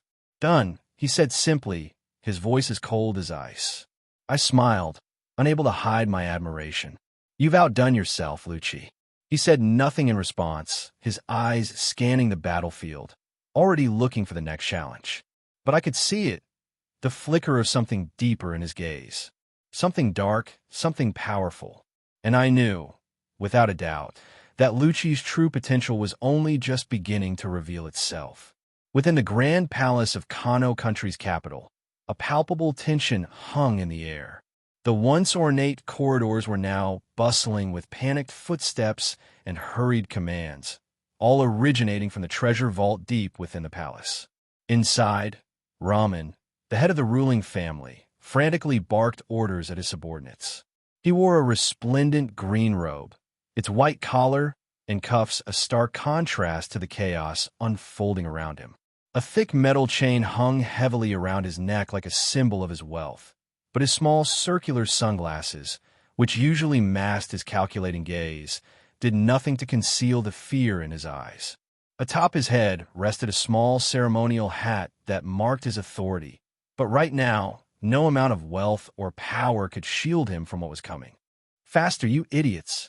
Ramen snarled, his voice cracking with desperation as the soldiers scrambled to pack chests full of berries, treasures, and priceless artifacts his family had hoarded for generations. Despite the immediate danger, his greed refused to let him leave behind even a single chest of gold or jewels. He reassured himself that he would only take what he could carry, but each new chest loaded with treasure betrayed his frantic greed. "Pack everything, every last coin. We don't know how long those damn Marines and the Hapo Navy can hold that monster back." His roar, filled with panic, shattered the veneer of calm and composed authority he normally wielded.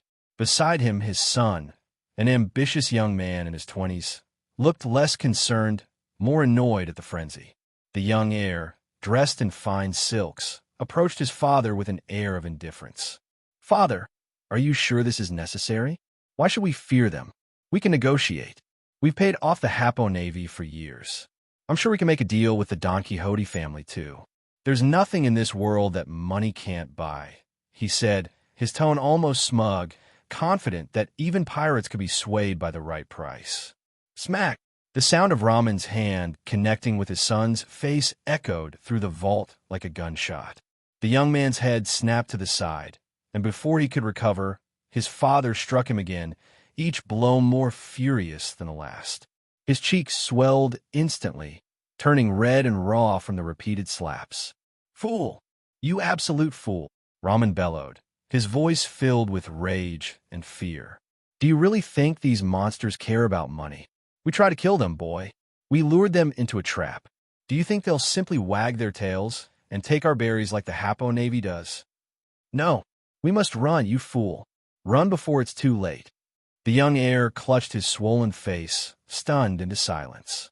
His arrogance drained away, replaced by the cold, creeping realization of just how grave the situation had become. The room was thick with tension, the subordinates casting nervous glances at one another, unsure of what fate awaited them. Then a voice, soft, cold, and unmistakably deadly. For a man so smart, who understood the consequences so well. "I wonder what drove you into making such a stupid decision, Raman. Was it something the world government promised?" The voice was like a knife through the air, cutting, sharp, and filled with malice. Raman froze, his heart seizing in his chest as a cold jolt of terror shot up his spine.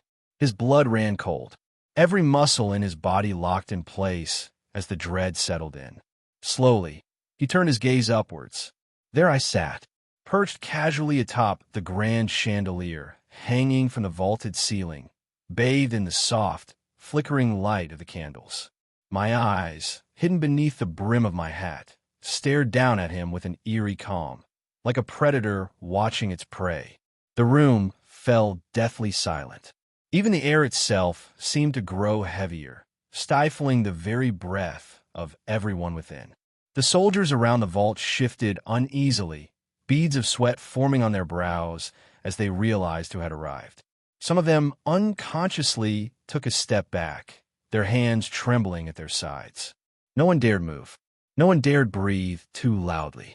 This was Rosinante, the absolute pillar of the Don Quixote family, the man who orchestrated death and devastation with a smile, the man who was rumored to be death incarnate. His reputation preceded him like a storm, and Raman knew all too well the stories of what happened to those who crossed him. Every tale of terror he'd ever heard about me flashed through his mind in that instant. The gruesome fates of those who dared defy the Don Quixote family. Raman's mouth went dry. His hands shook as he took a step back, his greed momentarily forgotten in the face of pure, unadulterated fear. I tilted my head slightly, observing the scene below me with a faint smile, my voice still low but dripping with menace. Was it worth it, Raman? Selling your loyalty to the world government for the promise of, what exactly? Power? Safety? Or maybe they promised you a future where the Don Quixote family no longer existed. His lips trembled as he struggled to form words, but nothing came out. The weight of my presence crushed any response he might have had. "And now look at you," I continued, my voice barely a whisper but echoing throughout the vault. "Scrambling like a rat, clutching your precious treasure as if it'll save you. You try to trap us. You try to kill us. And now here we are. What do you think comes next?" Raman's heart hammered in his chest, his legs threatening to give out beneath him. His son stood behind him, face pale, eyes wide with terror. The soldiers, once feverishly packing the chests, were now frozen, unsure whether they should continue or flee. "Please," Raman finally croaked, his voice breaking. "Please, there must be a way. It was those 5 families. Yes, it was them." I raised an eyebrow. "A way?" My smile widened. "Maybe there is. But tell me, Raman, what could you possibly offer that would interest me now?" As for the 5 families, you don't have to worry about them anymore. I chuckled with a cold tone. The silence that followed was suffocating. Raman's face drained of color, the reality sinking in. His mind raced, desperately searching for an answer, for some kind of escape, but there was none. His greed had led him down this path, and now the consequences had come knocking. He realized then that no amount of treasure could save him from a monster in front of him. The weight of that realization pressed down on him like a boulder, and for the first time in his life, Raman, the ruler of Kano country, the man who had always believed that wealth could solve anything, felt true, unrelenting terror. And I simply waited, calm, unyielding, patient, because in the end they all break. Raman's knees hit the cold stone floor with a dull thud, his once proud posture now reduced to a crumpled, pleading mess. Sweat poured down his face, his breath coming in short, desperate gasps. "I will do anything. Anything if you give me a way out," he choked, his voice barely above a whisper as he bowed his head, pressing his hands together in a sign of complete surrender. His trembling eyes darted around the vault, scanning the walls, as if searching for some hidden escape. But there was none. His subordinates, the men who had once served him without question, began glancing toward the only exit, eyes widening in fear and panic. Yet any thoughts of fleeing were quickly crushed. Standing at the entrance, a samurai leaned casually against the doorframe, his sword resting lazily at his side, as if the carnage inside the vault was beneath his concern. He watched them with a detached, cold indifference, like a wolf watching a pack of sheep penned him before slaughter. No one was leaving. "Anything you say?" I said, my voice echoing off the stone walls, each syllable laced with malice. "Now that's interesting." I rubbed my chin in mock contemplation, savoring the growing tension that gripped the room. Raman looked up, hope flickering in his desperate eyes. "I've killed too many people today, and I'm feeling magnanimous." My smile twisted cruelly as I looked down at him from the chandelier. "So I'll tell you what. I'll let one of you walk out of this vault alive today." The room went deathly silent as my words sank in. Slowly, the dozen or so men in the vault exchanged horrified looks, their eyes flickering with panic and disbelief. Then the madness began. Schlick! In a single, fluid motion, Raman's son drew his saber and, with no hesitation, slashed at the nearest soldier, severing the man's head clean off. Blood sprayed in an arc, painting the gold and jewels in the vault crimson as the headless body crumpled to the floor. For a moment, the room stood in stunned silence. Then all hell broke loose. Suddenly, the desperation to survive shattered whatever fragile alliances had existed between them. The men who had once stood side by side, bound by loyalty to Raman and the nation of Kano, turned into feral animals. Their faces twisted in terror and fury, and their swords flashed through the air, slicing through flesh, muscle, and bone with savage brutality. Chaos. Pure bloody chaos. The vault, once a repository of wealth and power, became a slaughterhouse. Men lunged at each other, their swords and knives gleaming in the dim light as they hacked and slashed, driven by nothing but the primal need to survive. One man, blinded by panic, tried to make a break for the door, but the moment he reached the entrance, the samurai moved like a viper. Slash! The runner was cut in two, his torso falling in a grotesque heap at the threshold. His legs buckled before collapsing, sending up a pool of blood that quickly spread across the marble floor. His scream was cut short, just a gurgling, sickening sound, and then silence. Another soldier, eyes wide with terror, swung his sword wildly, cleaving into the chest of his comrade. But before he could recover, a third man ran him through from behind, the blade piercing his abdomen and erupting out the front with a spray of crimson. The man gasped, dropping to his knees, clutching his guts as they spilled to the floor. Blood coated everything. The walls, the treasure, the air itself seemed thick with the stench of iron. The once pristine vault was now a charnel house, bodies piling on top of each other as men scrambled, slashing and killing in a desperate attempt to be the one who survived. Raman knelt in the middle of it all, his head bowed, his face hidden in his hands. The storm of violence swirled around him, but he made no move to join it. He simply waited, eyes closed, his lips whispering silent prayers that he might somehow emerge unscathed. His son, however, was not so passive. Despite losing his arm in the fray, blood poured from the severed stump, staining his once fine clothes. He continued to fight like a cornered animal. His face was a mask of desperation, his remaining hand slick with blood as he wielded his sword, cutting down anyone who dared approach. His survival instinct drove him forward, despite the pain, despite the horror. Finally, the violence began to subside. The once frantic clashes of steel gave way to silence, broken only by the ragged, gasping breaths of the last man standing.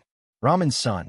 He stood amidst the carnage, his chest heaving, his face pale from blood loss, but alive. The dozen or so men who had filled the room were now little more than torn, broken bodies littering the floor like discarded dolls.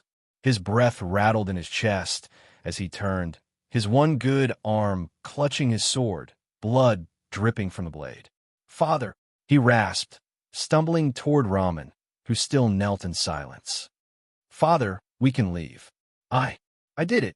But as he reached down to help his father up, his eyes filled with a mix of pride and relief, Raman's hand shot out. In an instant, a knife plunged deep into his son's throat. The young man's eyes went wide, choking on blood as the betrayal set in. "Why, Father?" he gurgled, his voice a wet rasp, blood spilling from his lips. Raman's face twisted in a grimace of sorrow and necessity. He pulled the knife free, and his son's lifeless body crumpled to the ground, a pool of blood spreading beneath him. "I'm sorry. I didn't want to," Raman whispered, his voice shaking. "But you see, the monster said only one can walk out of here alive. I had no choice. I can have another son, but I can't die here." I chuckled softly from my perch on the chandelier, the sound cold and devoid of any warmth. TCH, you sure are a cruel man, Raman," I said, my voice carrying a dangerous edge. It said that even the most ferocious of sea kings wouldn't prey on their own offspring. "But look at you." Raman stared down at the body of his son, his hands trembling, stained with the blood of the one person he should have protected. I stood, hopping down from the chandelier with a smooth, practiced motion, my boots landing in the pool of blood with a soft splash. My eyes locked onto his, and a deadly, icy glint flickered in them. "You know, Raman, if you had chosen to sacrifice yourself for your son, I might have let him walk out of here. Maybe he would have left this island unharmed." Raman's eyes widened with horror, realization sinking in. "But now," I continued, my voice dropping to a lethal whisper, "now I think I'll plan a fate for you worse than death. Because there's one thing I truly can't forgive, someone who betrays their own blood." Raman's breath hitched, dread crawling up his spine like icy tendrils. He knew now that no matter what happened next, the true nightmare had only just begun. Open seas, new world. A colossal ship with 3 towering masts loomed in the midst of a furious storm, its hull creaking against the relentless waves. It was a salvaging vessel, one that had earned its reputation by diving deep into the abyssal reaches of the sea to uncover ancient relics, treasures lost to time. The ship's wooden decks groaned under the weight of the tempest, but the crew of nearly 200 men and women remained resolute, braving the storm with hardened determination. Despite the unforgiving rain pelting down, turning the decks slick with seawater, they worked tirelessly, securing ropes, checking equipment, and preparing for what they hoped would be a substantial haul from the seafloor. The sea beneath them was a legend in itself. Tales spoke of a monstrous creature, a being so large it could devour entire countries, born from the depths of these very waters. The thought of it gnawed at the back of Albert's mind, the scholarly-looking vice captain who stood silently on deck, his gaze locked on the stormy horizon. Albert was an imposing figure, standing nearly 4 meters tall, yet there was a gentleness to his demeanor. His sea-worn clothes, patched from years of service, clung to his massive frame, and in his large, weathered hands he clutched a small wooden cross. He rubbed it between his fingers, seeking strength from the simple symbol of his faith. But tonight, no prayer seemed to quell the unease that twisted in his gut. The ocean was unpredictable, especially here, where legends whispered of ships vanishing without a trace, where even seasoned sailors spoke in hushed tones of the dangers lurking beneath. Albert had weathered countless storms, faced pirates and sea monsters alike, but something about this storm, this night, felt different. There was an ominous energy in the air, as if the sea itself were alive and watching them. His dark eyes, shaded beneath a furrowed brow, scanned the horizon once more, the pale crescent moon barely visible through the clouds, casting only the faintest silver glow across the turbulent waters.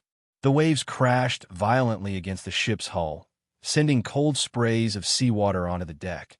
But Albert stood firm, his immense size helping him maintain balance as the ship rocked violently from side to side. Lightning cracked across the sky, illuminating the rolling waves that threatened to engulf them. "Albert!" A booming voice pierced through the howl of the wind. Albert snapped out of his thoughts, turning to see Kane, the ship's captain, calling out to him from the other side of the deck. Kane, a burly man with a thick beard and an ever-present grin, was wrestling with a rope that was threatening to tear free from the ship's rigging. Despite the chaos, Kane exuded confidence, a man who had spent his life challenging the sea and winning. He had the swagger of someone who had never encountered a force he couldn't beat, be it man or nature. "Lend me a hand here, instead of gawking at the sea, you fool," Kane roared, his voice only slightly muffled by the storm. Albert hesitated for a moment, casting one last look at the moonlit horizon. His unease lingered, but duty called.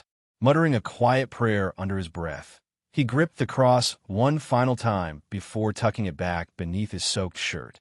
He hurried over to where Kane was struggling with the rope, his massive hands easily gripping the thick cord, and together they pulled it taut, securing it to the side of the ship. Kane noticed the tension in Albert's usually calm demeanor. Still brooding over those old stories? Kane grinned, clapping a heavy hand on Albert's back.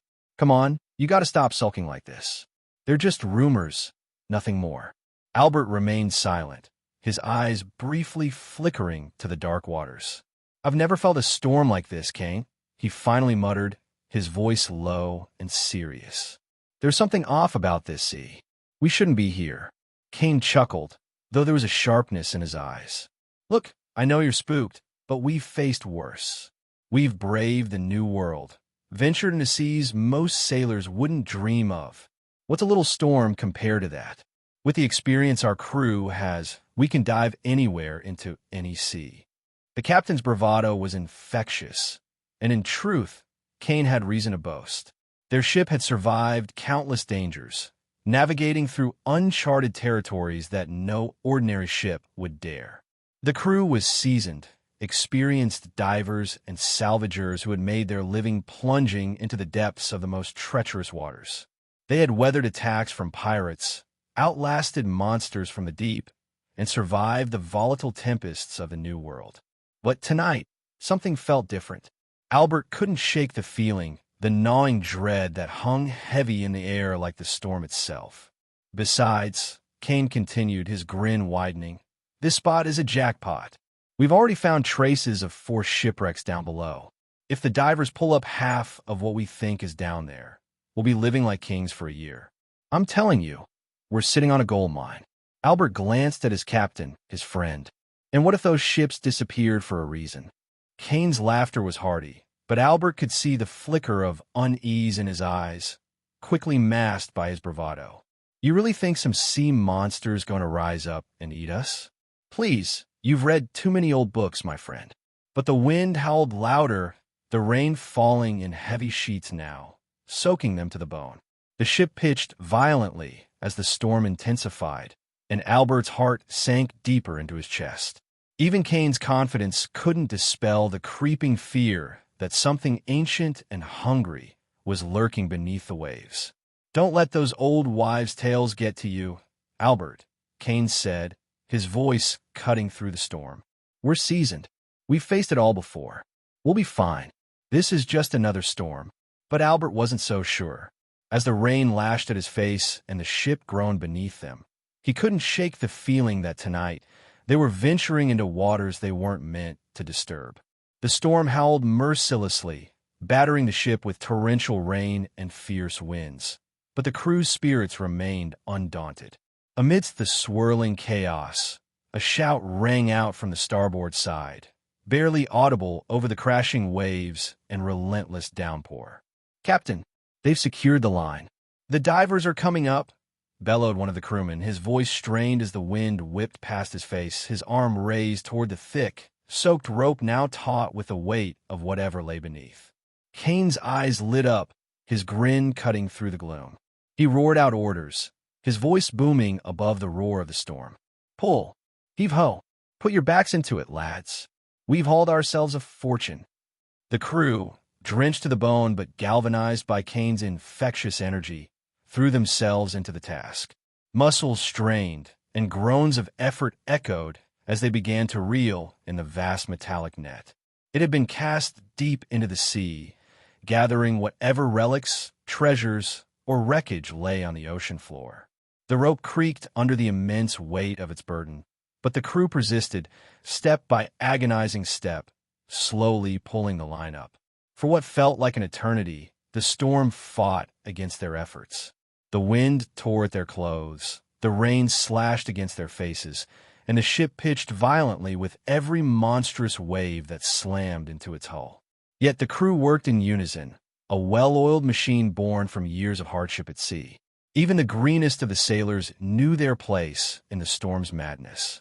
Albert, still uneasy but resolute in his duties, stood alongside Kane, his massive hands gripping the rope with practiced strength. The cold, biting rain dripped from his hair, but he ignored it, focusing all his effort on pulling the line in. Suddenly, the first diver broke the surface, gasping for breath as he fought the violent waves. The crew surged forward, ropes and hands extended to pull the diver aboard before the sea could claim him again. Kane, his sharp eyes locked on the diver, moved with startling speed, barking orders. "Get him up! Quickly now, don't let him slip." The chaotic sea made even simple tasks like pulling the diver back aboard perilous. Just as one of the crew members secured the diver's harness, a massive wave rocked the ship, nearly throwing the sailor off balance. He teetered on the edge, his arms flailing wildly as the sea below churned hungrily, ready to swallow him whole. Kane was on him in an instant, lunging forward and grabbing the back of the sailor's soaked coat. With a powerful yank, he pulled the crewman back from the brink, slamming him safely onto the deck. "You'll not be feeding the sea tonight," Kane shouted with a grin, though the adrenaline coursing through him was palpable. The sailor, breathless and pale, nodded his thanks, shaken but alive. The rest of the crew quickly dragged the diver aboard, securing him to the deck before moving to the next. One by one, the divers resurfaced, gasping as they fought against the brutal waves. Each was quickly pulled aboard, though the storm threatened to wrench them away at every turn. The crew worked with ferocious focus, never letting their comrades slip for even a moment. Albert, his nerves taut, caught sight of the last diver, one of the veterans of the crew, emerging from the depths. Despite his experience, the storm nearly swept him away before the crew could pull him in. His face was pale, his eyes wide, and as he was yanked onto the deck, he motioned frantically toward the sea below, something dark and foreboding lurking in his gaze. Kane, ever the optimist, dismissed the warning with a wave of his hand. "You've made it, old man. Now let's see what treasure you've brought up." Under the guidance of the veteran divers, the crew turned their attention to the massive net they had been laboring to reel in. The thick, dripping metal net was enormous, straining under the weight of whatever it held beneath the churning water. With every pull, it felt as if the ocean itself was resisting, determined to keep its secrets hidden in the abyss. But the crew was relentless. Muscles bulged, feet dug into the slick deck for traction, and together they hauled the net closer and closer to the surface. Finally, with one last mighty heave, the massive net broke through the waves, water cascading from its tangled weave. At first glance, the haul seemed underwhelming. just a collection of rusted, barnacle-encrusted objects, half buried under layers of muck from the ocean floor. The contents of the net appeared more like ancient junk than treasure, remnants of ships long lost to the sea. There were pieces of shattered masts, corroded metal, and debris so weathered by time it was almost unrecognizable. Kane strode forward, undeterred by the seemingly worthless appearance of the hull. "Don't let appearances fool you," he barked to the crew. Many of the world's greatest weapons were pulled from the sea looking like this. Who knows what treasure lies hidden beneath the rust and rot? The crew, despite their exhaustion, rallied at Kane's words. The storm still raged, but there was a palpable sense of triumph in the air. They had braved the furious sea, saved their divers, and pulled up a hull that could very well contain their fortune. Cheers erupted as the net was finally secured on deck. Even the cold bite of the rain and the relentless waves couldn't dampen the crew's spirits. They slapped each other on the back, grinning and shouting in excitement. The air was electric with the thrill of what they had accomplished. The storm now just a backdrop to their victory. Albert, however, remained silent, watching as the crew celebrated. His eyes flicked back toward the dark horizon, where the storm continued to brew ominously. There was something in the storm tonight, something ancient and hungry. His hand reflexively moved to the cross at his neck as he whispered a prayer under his breath. The storm continued to rage, but the mood on the ship had shifted dramatically. Moments ago, the crew had been riding high on their hard-won victory, the thrill of their hull washing over them like the waves that battered the ship. But now, there was an eerie stillness, despite the violent weather. It was as if the sea itself had paused in breathless anticipation. "Captain, look at this." One of the crew members, peeling away layers of muck and rot from an object they had pulled from the depths, shouted over the storm. His voice, sharp with awe, cut through the din. Kane, who had been examining a pristine weapon pulled from the net, set it aside at once and moved toward the crewman. "What V you got there?" Kane asked, his eyes gleaming with curiosity as he noticed the dark, stone-like object the man held. "Pass it over," Kane ordered, intrigued by the mysterious item. He reached for the fist-sized hunk of dark stone, his hand barely grazing its rough surface when the ship suddenly rocked violently under a wave's assault. The stone slipped from the crewman's grip. Crack! The stone hit the deck, shattering like an eggshell. In the fragments of its broken shell, something gleamed, a tiny, crystalline fragment, no larger than a fingernail. The moment the fractured crystal came into contact with the salty sea air, it exploded with light. A blinding, radiant glow burst forth from the shard, so intense it seemed to turn the dark storm into midday. The deck of the ship was bathed in the brilliance, the light cutting through the rain and darkness like a beacon, overpowering the storm itself. "By the gods!" one of the crew shouted, shielding his eyes from the burning light. "What is it?" another yelled, struggling to make sense of the sight. The glow didn't dim or wane. If anything, it grew stronger with every passing second, glowing hotter and brighter like a miniature sun. The storm raged on, but the crew was entranced. The powerful golden light seemed to pierce their very souls, casting its warmth over them in a way that was both terrifying and mesmerizing. Kane, standing nearest to the glowing fragment, was utterly captivated. He reached down and, without hesitation, picked up the shard. The moment his skin touched it, a wave of power surged through him. His breath caught in his throat as his body seemed to transform. His muscles swelled, his posture straightened. His skin, rough and weathered from years at sea, seemed to smooth. He felt younger, stronger, as though the fragment had unlocked a wellspring of vitality within him. His veins pulsed with an unnatural energy, his eyes wide with the sheer rush of it. "Captain," one of the crew hesitantly called out, noticing the unnatural change in him. But Kane didn't hear them. He was lost in the power coursing through him, his mind swirling in a trance-like state. He could barely process the world around him, fully immersed in the glow of the strange relic.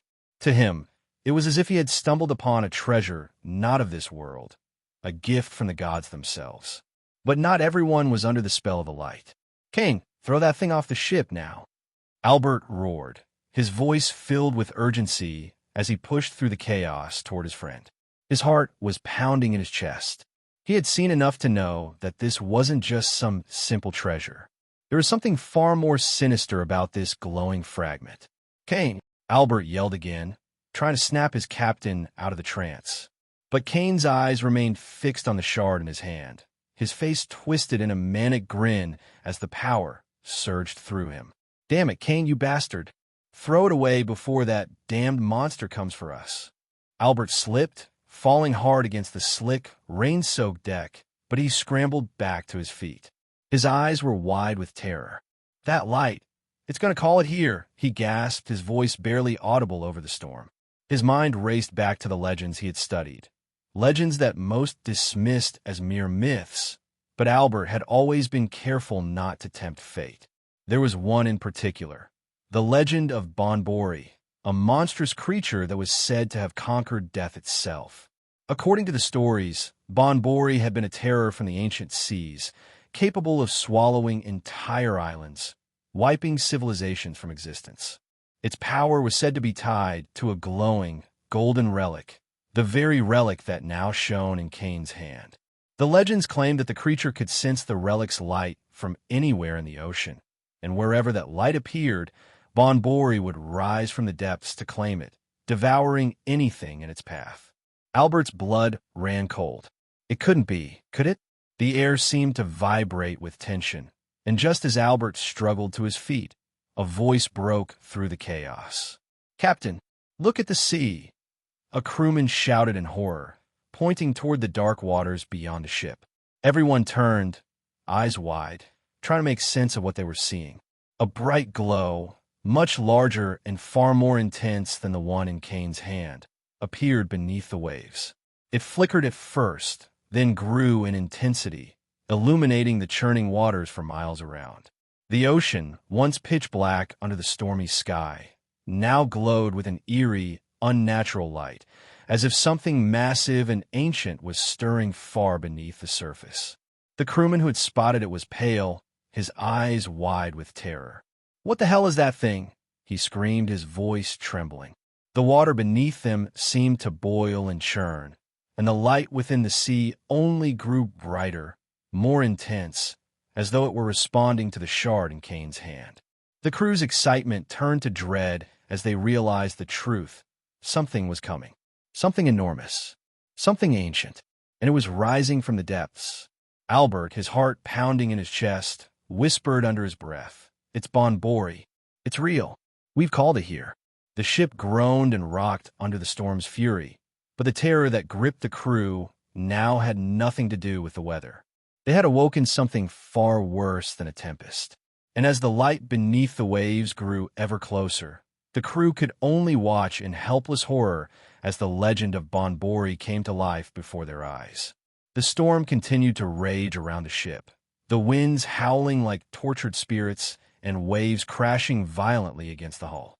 But it wasn't the storm that terrified the crew now. Beneath the ship, in the depths of the dark, churning sea, something enormous stirred. A monstrous shadow, so vast it made the storm itself seem insignificant, began to take shape. The glowing light within the water intensified, pulsing like the heartbeat of a leviathan awakening from an ancient slumber. The creature's outline slowly became visible to all aboard. Its size was unimaginable. Even entire islands paled in comparison to the thing that moved beneath their feet. From bow to stern, the ship was but a speck, dwarfed by the sheer magnitude of the silhouette that loomed beneath the waves. The crew members, many of whom had faced pirates, sea kings, and other horrors of the sea, stood frozen in paralyzing fear, their hearts pounding in their chests as they stared down at the massive form that stirred below. It swam lazily beneath the ship, its immense body casting a shadow that stretched for miles. The glow radiating from its enormous form bathed the water in an eerie light, its movements slow and deliberate, like a predator sizing up its prey. The crew could see the outline of the creature's massive head and the length of its body, which seemed to go on forever, disappearing into the abyss of the ocean depths. The thing that stirred beneath them was no ordinary sea creature. It was Bonbori, the legendary beast of the deep, whose very name inspired terror in sailors' hearts. It had been summoned by the light of the pure gold. Kane, still holding the glowing fragment in his hand, finally realized the gravity of what he had unleashed. His eyes widened in terror as he glanced at his friend, Albert. The glowing light from the relic reflected off his face, making him look haunted. "By the gods, what have we done?" Kane muttered, his voice barely above a whisper, as the weight of the situation sank in. Albert, fighting against the relentless storm and his own panic, managed to reach his friend. His face was grim, his eyes full of a deep, knowing dread. He grabbed Kane's arm, his grip firm despite the wild rocking of the ship. "Kane, you idiot! You should have thrown that thing away." Albert roared, his voice cutting through the roar of the storm. "That light is what's calling it. Now we're all dead men." Kane, his trance broken, looked at the glowing fragment in his hand as if it had turned into a curse. He hesitated for just a moment, but before he could make a move, Albert was already beside him. "It's too late, my friend," Albert said, his voice low but steady as he took the glowing fragment from Kane's hand. "It's already seen us. There's no escaping it now." Albert's expression was one of grim resolve.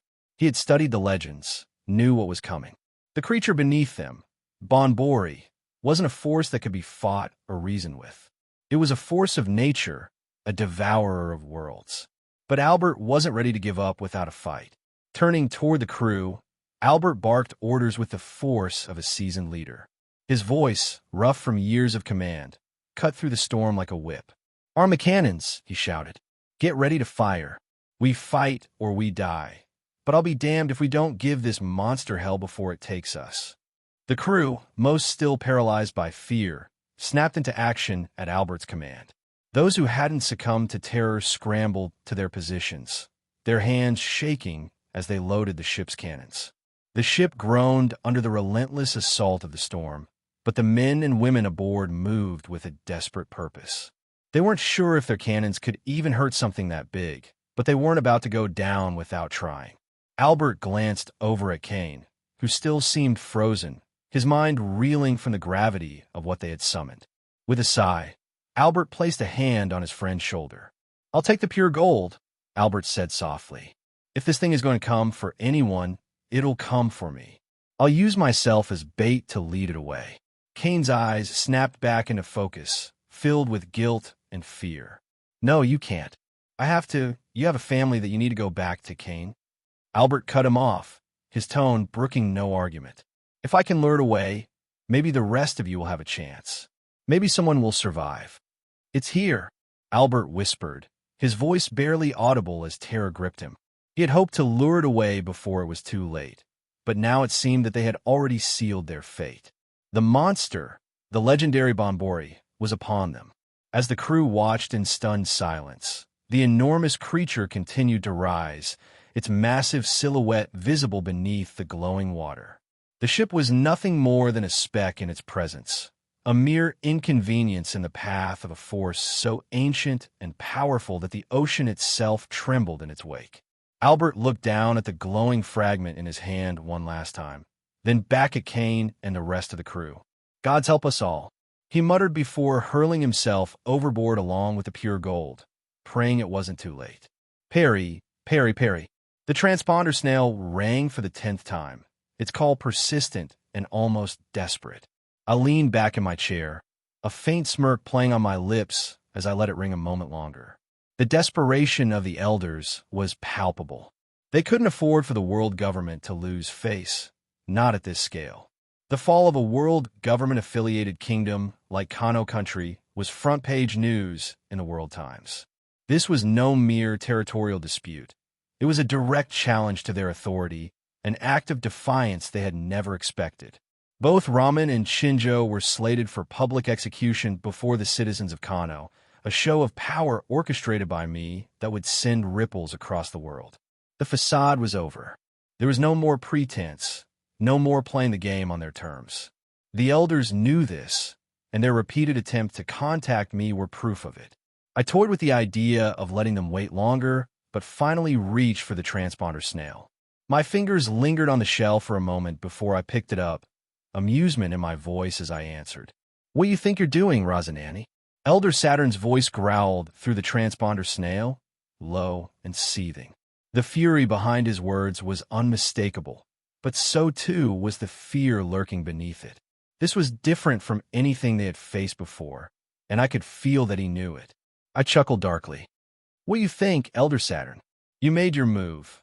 What, did you expect me to sit back quietly and let it happen without retaliation? You should know me better by now." His growl deepened, and I could almost picture his face twisted in anger, his hand gripping his staff with knuckles white. "We can come to a compromise," he said, but the strain in his voice betrayed his anger. "You do not want to cross a line you cannot return from." "A compromise, you say?" I let the words roll off my tongue, amusement dripping from each syllable. "Well, I'm reasonable. Let's say the head of one of the elders, and I'll reluctantly forget this ever happened. How does that sound?" Silence. Deadly silence. It stretched out for what felt like an eternity, the tension so thick it was almost tangible. I could practically feel the fury radiating through the snail. They knew I was mocking them, playing a game they were not prepared for. But that was the point, wasn't it? To make them believe I was reckless and impulsive, that I was naive enough to throw caution to the wind. Meanwhile, the real blow I had planned was still waiting in the shadows.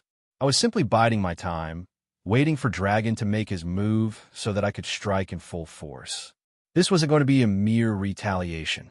I was planning something that would shake the very core of the established order, an order that had stood unchallenged for 8 centuries. "You truly have a death wish, don't you, Rosinante?" Saturn's voice was grave, his tone colder now like ice. "Have you forgotten what happened to Sorbet Kingdom? How long do you think it will take for the same to happen to Dressrosa? We will erase it from the face of the earth, and with everyone in it." I didn't flinch. Instead, I leaned forward, my voice lowering to a chilling whisper. "I dare you, Saturn. Try it. Perhaps you've forgotten my brother's words, or maybe you're under the illusion that we don't have a weapon of our own. Should I remind you of what Daffy said? How many secrets do you think I could spill to the world, Saturn? How long could you safeguard every celestial dragon if I started hunting them, one by one?" My laugh echoed through the snail, sinister and dark. "You broke the balance first. Now, you'll pay the price." For a moment, the only sound was the howl of the wind outside and the steady rhythm of my own breathing. Then, Saturn's voice broke through again, a thread of desperation creeping into his tone despite his attempts to sound composed. "What do you truly want?" he demanded. "We can offer you and your brother everything. Power, wealth, eternal life, anything you desire. Why oppose us? You're celestial dragons, too. The blood of the gods flows through your veins, Rosinante." "What?" I smiled. I've been waiting for that question. "Tell me, Elder Saturn." I began slowly, each word calculated, deliberate. "Does your knee hurt?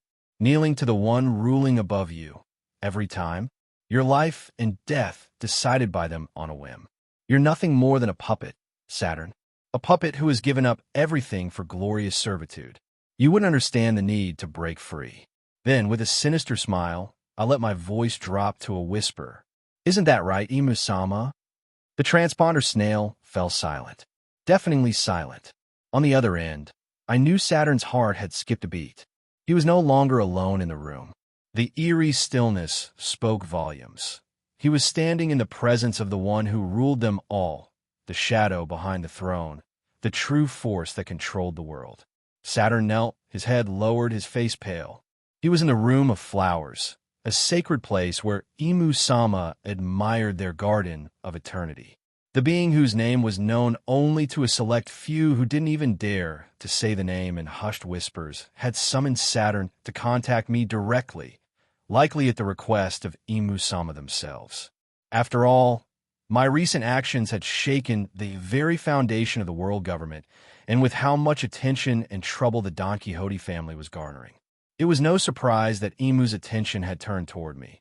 I was sure Though emus seemed nonchalant, they were aware of everything that happened in this world.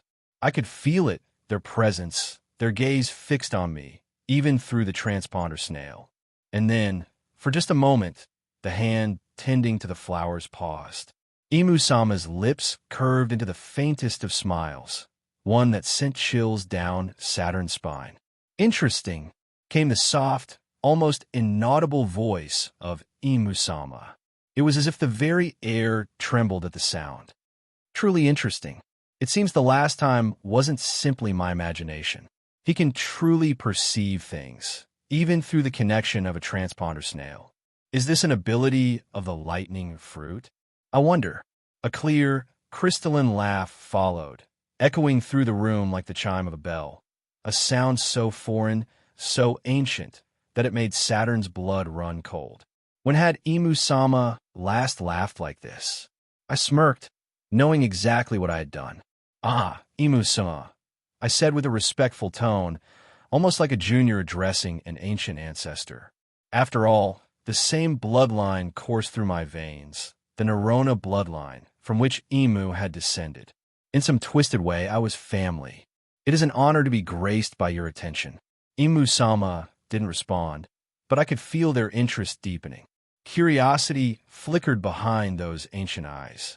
What had once been amusement was now fascination, a dangerous interest in what I might become.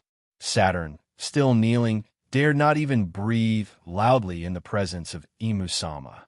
He couldn't comprehend how I had the audacity to address them so casually and, more importantly, how I was able to tell the presence of Imu-sama. But what unnerved him even more was how Imu-sama was intrigued rather than offended. As the moment stretched on, the tension thickened, the storm outside mirroring the storm brewing within the world government. I knew I had struck a nerve that went far deeper than any elder, any marine admiral could comprehend. But I wasn't afraid. After all, the game had only just begun. "You insolent wretch! How dare you? You don't understand the depths of the game you're playing, Rosinante. There is no winning this." His voice was like a crack of thunder, simmering with anger as he finally regained his composure. He couldn't show weakness, not in front of Imu-sama. "Do you think you're untouchable just because you hide in the shadows and manipulate fools like Dragon? Do you think you can actually challenge the world we've built? We've crushed empires. We've erased entire civilizations from history. What makes you think Dressrosa, or you, will be any different?" I chuckled softly, knowing his anger was laced with fear, a fear he'd never admit aloud. Ah, Saturn, so typical. Threats, grandiose speeches about the world government's might. But I wonder, how long will those threats hold power when the world starts realizing you're not invincible? That you're vulnerable, just like everyone else? "You underestimate us," Saturn hissed, the transponder snail almost shaking from his fury. "We are eternal, Rosinante. You and your brother are nothing but blips on the radar. Stains will wipe clean from history. This rebellion of yours will be crushed, and your heads will be put on display for all the world to see." I grinned, the excitement building within me. "Then come for me, Saturn. But know this. If you do, I'll make sure that when your precious world falls, it'll be you and the celestial dragons who crumble first. And I'll be there, watching with a smile on my face." The silence on the other end stretched on, thick and heavy. Then, with one final, ominous whisper, Saturn spat. "You will regret this." I chuckled darkly, leaning back as the tension between us hung in the air like a storm ready to break. "We'll see, Saturn. We'll see who regrets this in the end." The transponder snail remained silent for a moment, as if even the air had gone still. The weight of Saturn's fury was palpable, but I wasn't done yet. I wanted to twist the knife just a little deeper. "Oh, and one more thing," I continued, my tone casual, almost bored. "As for whatever grand scheme you planned for Kano country, you can forget about it. I've just received a very handsome offer for the nation. Seems there's another interested party with far more lucrative terms than anything you could offer." A deep, seething growl came through the snail, a sound so guttural it almost made me laugh out loud. I could picture Saturn, his face twisted in rage, veins bulging at the temples as his control slipped through his fingers. He had planned something for Kano country, some retaliatory show of strength, no doubt, to remind me who held the real power. But now, that power was slipping away, and he knew it. Sell the country? Saturn hissed, his voice barely contained. You dare sell one of our territories? You've crossed every line, Rosinante. Do you truly believe you can survive this? Do you understand what you've unleashed upon yourself? I smiled, knowing every word I spoke was feeding his fury. Oh, I understand perfectly. In fact, I'd say it's you who doesn't quite grasp the situation. Kano country is no longer yours to toy with. It's out of your hands now, Saturn. Whoever holds its future, well, let's just say they've got their own plans. Far from the reach of your precious world government. The silence that followed was deafening, the kind that makes even the boldest men second-guess their confidence. I could imagine Saturn pacing, fuming, trying to calculate his next move, but knowing deep down that the more he pushed, the more ground he'd lose. Who bought it? He finally growled, voice barely above a whisper. The demand in his question was thinly veiled by a layer of desperation he couldn't quite mask. Who did you sell it to? I let the question hang for a beat, savoring the moment. Now, Saturn, what fun would it be if I just told you? Consider it a surprise. You're good at dealing with surprises, aren't you? You bastard, Saturn spat through clenched teeth. You signed your own death warrant. There will be no escape from this. You and that treacherous brother of yours will fall, just like all who stand against us. Dressrosa will be reduced to ashes before your very eyes. I leaned closer to the transponder snail, my voice calm, almost amused. Ashes? You're welcome to try. But if you think Dressrosa's destruction will break me, you're mistaken. My family is stronger than you give them credit for. And as for the head you so desperately want on a pike, well, let's just say I don't go down that easily. Not like those before me. The snail crackled with tension as Saturn's fury reached its peak. You will regret this, Rosinante. We will hunt you down, drag you before the world, and make you suffer for every affront you've dared commit. I smirked, unfazed. Perhaps. But until then, Saturn, I think you'd best get used to the idea of watching your carefully constructed world crumble, bit by bit. With one final chuckle, I leaned back in my chair and whispered into the transponder snail, my voice low and dripping with mockery. Until next time, Imusama. The line went dead, and so did the facade.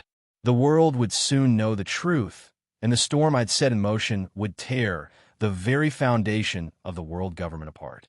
In the serene yet haunting garden within Pangea Castle, Elder Saturn remained kneeling, his body pinned to the ground by an oppressive force he couldn't resist. It wasn't that he didn't want to rise, it was that he simply couldn't. His trembling hands dug into the earth beneath him as sweat poured down his face. The weight of Imusama's presence was unbearable, an invisible pressure that made the air itself feel suffocating. Imusama stood in the midst of a sea of delicate, blooming flowers. The contrast between their peaceful surroundings and the dark, all-consuming power they wielded made the scene even more unsettling. The atmosphere was heavy with a malevolence that seemed to seep into every leaf and petal, tainting the air with a quiet, unspoken terror. Imusama finally broke the silence, their voices soft as it was chilling. The blood of Nerona runs strongly in this one. Imusama's chuckle echoed through the garden, a sound as soft as a lover's whisper, yet laced with cruel amusement. They twirled a freshly bloomed flower between their fingers, as though the fate of kingdoms and the suffering of men was no more significant than this fragile bloom. Saturn, still on his knees, was drenched in cold sweat, every instinct screaming at him to run, to escape this unimaginable force pressing down on him.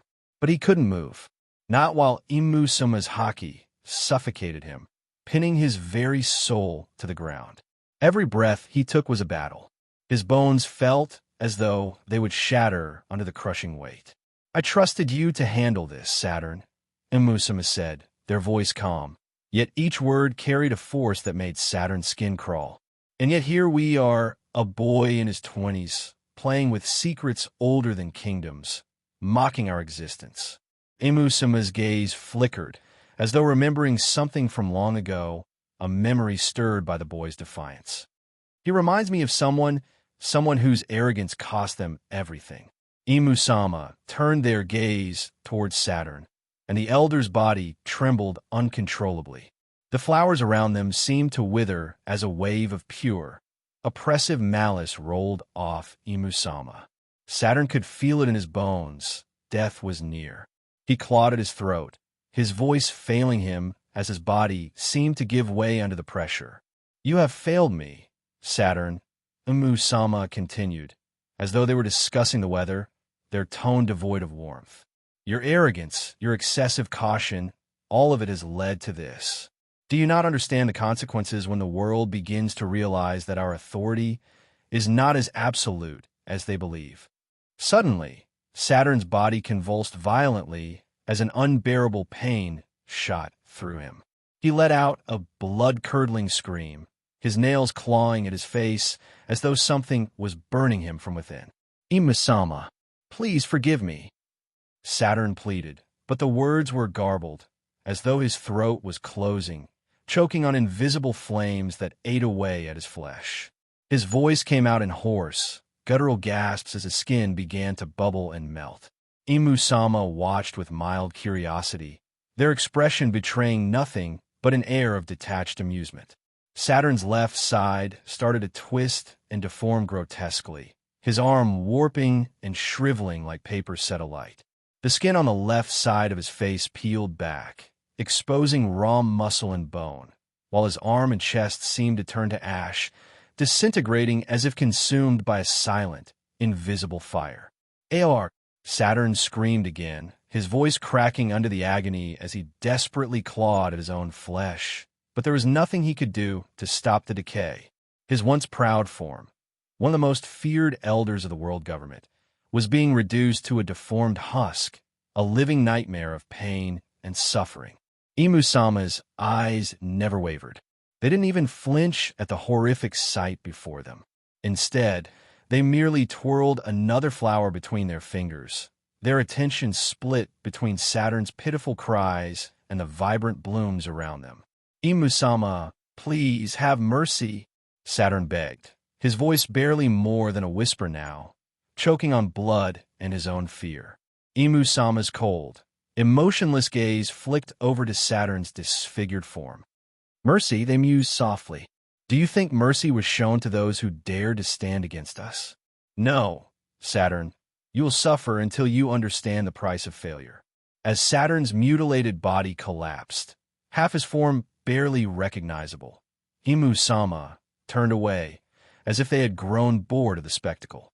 Saturn's breathing was labored, his body spasming as he struggled to stay conscious, but the worst had passed. Imusama had chosen to let him live for now, a mercy more cruel than death. "I do not tolerate failure," Imusama declared as they stepped over Saturn's crumpled form. "Fix the mess you've created, or I will finish what I started, and you will cease to exist entirely." The sheer finality of Imusama's voice left no room for argument. They turned back to their flowers, their voice calm but filled with dark promise. "And whoever is behind Kano country's upheaval, erase them all, along with the country itself." Saturn, barely clinging to life, dared not move, dared not even breathe too loudly as Imusama's ultimatum hung in the air like a death sentence. He had failed, and now the world would pay the price. As Imusama admired the flowers once more, a ghost of a smile crossed their lips, their mind wandering back to Rosinante. Such potential, Imusama whispered to themselves. "Perhaps I shall wait and see. After all, the boy reminds me so much of myself when I was young. It would be a shame to destroy him too soon. The top, after all, was always so lonely." Flevence, North Blue. Lance stood in the bustling streets of Flevence, the white city, his brow furrowed with concern as he watched a group of miners stroll by, laughing without a care in the world. They were unaware. Worse, they were willfully blind to the slow death creeping up on them. He approached a middle-aged man, his heart heavy with the weight of the warning he knew he had to give, even if it would fall on deaf ears. "You need to stop," Lance said, voice steady but imploring. "The amber lead is killing you. Not just you, your children, your future generations. You need to leave this country while you still can." The man paused, turning to face Lance with a furrowed brow. His clothes were clean but simple, and his hands bore the telltale signs of a miner's life, rough and calloused. The man had worked in the amber lead mines for years, and despite Lance's grim warnings, his expression was filled with disbelief and annoyance rather than fear. "Why should I leave, Doctor?" the man asked, his tone polite but clearly dismissive. "Look at me. I'm healthy, my guardian's healthy, and my children are healthy. I've been working these mines for over a decade. We live well, we eat well. I have enough to not just survive, but to provide for my family and more. Flevance has been mining amber lead for generations, and we're still here. It's not like anything's changed." He folded his arms across his chest, eyes narrowing as he sized Lance up. "The king himself has reassured us there's no danger. And if the world governments backed him up, who are you to tell me otherwise?" Lance sighed, frustration gnawing at his resolve. He glanced at his guardian, who stood behind him with a cold, mocking glint in her eyes. No words were needed. Her presence alone was enough to make the man cautious. It was no secret that the Don Quixote family was protecting the doctor, and any attempt to harm him would be dealt with swiftly and mercilessly. Even the kingdom's soldiers avoided crossing Lance and his guardians, knowing full well the bodies strung up in front of the royal palace were a brutal reminder of the consequences. "Listen to me," Lance began, his voice softer but desperate. "The amber lead hasn't shown its true face yet, but it's only a matter of time. The sickness, it lies dormant, but when it strikes, it will be too late. Your body, your children's bodies, will start decaying from within. You won't even see it coming." The miner scowled, shaking his head in disbelief. "That's just a theory, Doctor. You have no proof. I've been working in those mines for years, and nothing's ever happened. People get sick everywhere, not just here. And even if what you're saying is true, why would the king allow us to mine it? Why would the world government let us continue?" Lance clenched his fists, trying to stay calm. He had been hearing the same responses over and over, and it made his heart ache. These people were too comfortable in their lives to see the danger looming over them like a shadow. The promise of wealth, of a steady income, of prosperity had blinded them. And the king, no, the entire kingdom of Flevance, was content to let their citizens dig their own graves, so long as the mines kept producing. "They're lying to you," Lance said, his voice hardening as he spoke. "The king, the world government, they're hiding the truth because they're profiting off the amber lead. The sickness hasn't shown itself yet, but once it does, it'll be a disaster that not even they can contain. And by then, it'll be too late to leave." The miner's face twisted with frustration, his patience wearing thin. "You're asking me to give up everything," he said, his voice rising. "My home, my livelihood, my family's future, all for some maybe sickness that hasn't even shown up yet? I'd be a fool to leave, especially when the kingdom is paying me triple what I'd earn anywhere else. My children are set for life, Doctor, and you're telling me to throw that all away because of some unproven theory." Lance's heart sank. He could see the fear behind the man's eyes, but it was buried beneath layers of denial and pride. The allure of money, the comfort of stability, it was too much to walk away from, even in the face of impending doom. "You're healthy now," Lance pressed, taking a step closer, his voice pleading, "but that won't last. The amber lead is like a poison, slow, subtle. You won't see it until it's too late. And when the sickness finally comes, when your children's bodies start to rot from the inside, will you still think this was worth it?" The miner hesitated just for a moment. He glanced back at his family, who were laughing and playing nearby, unaware of the conversation. His resolve wavered, but only for an instant.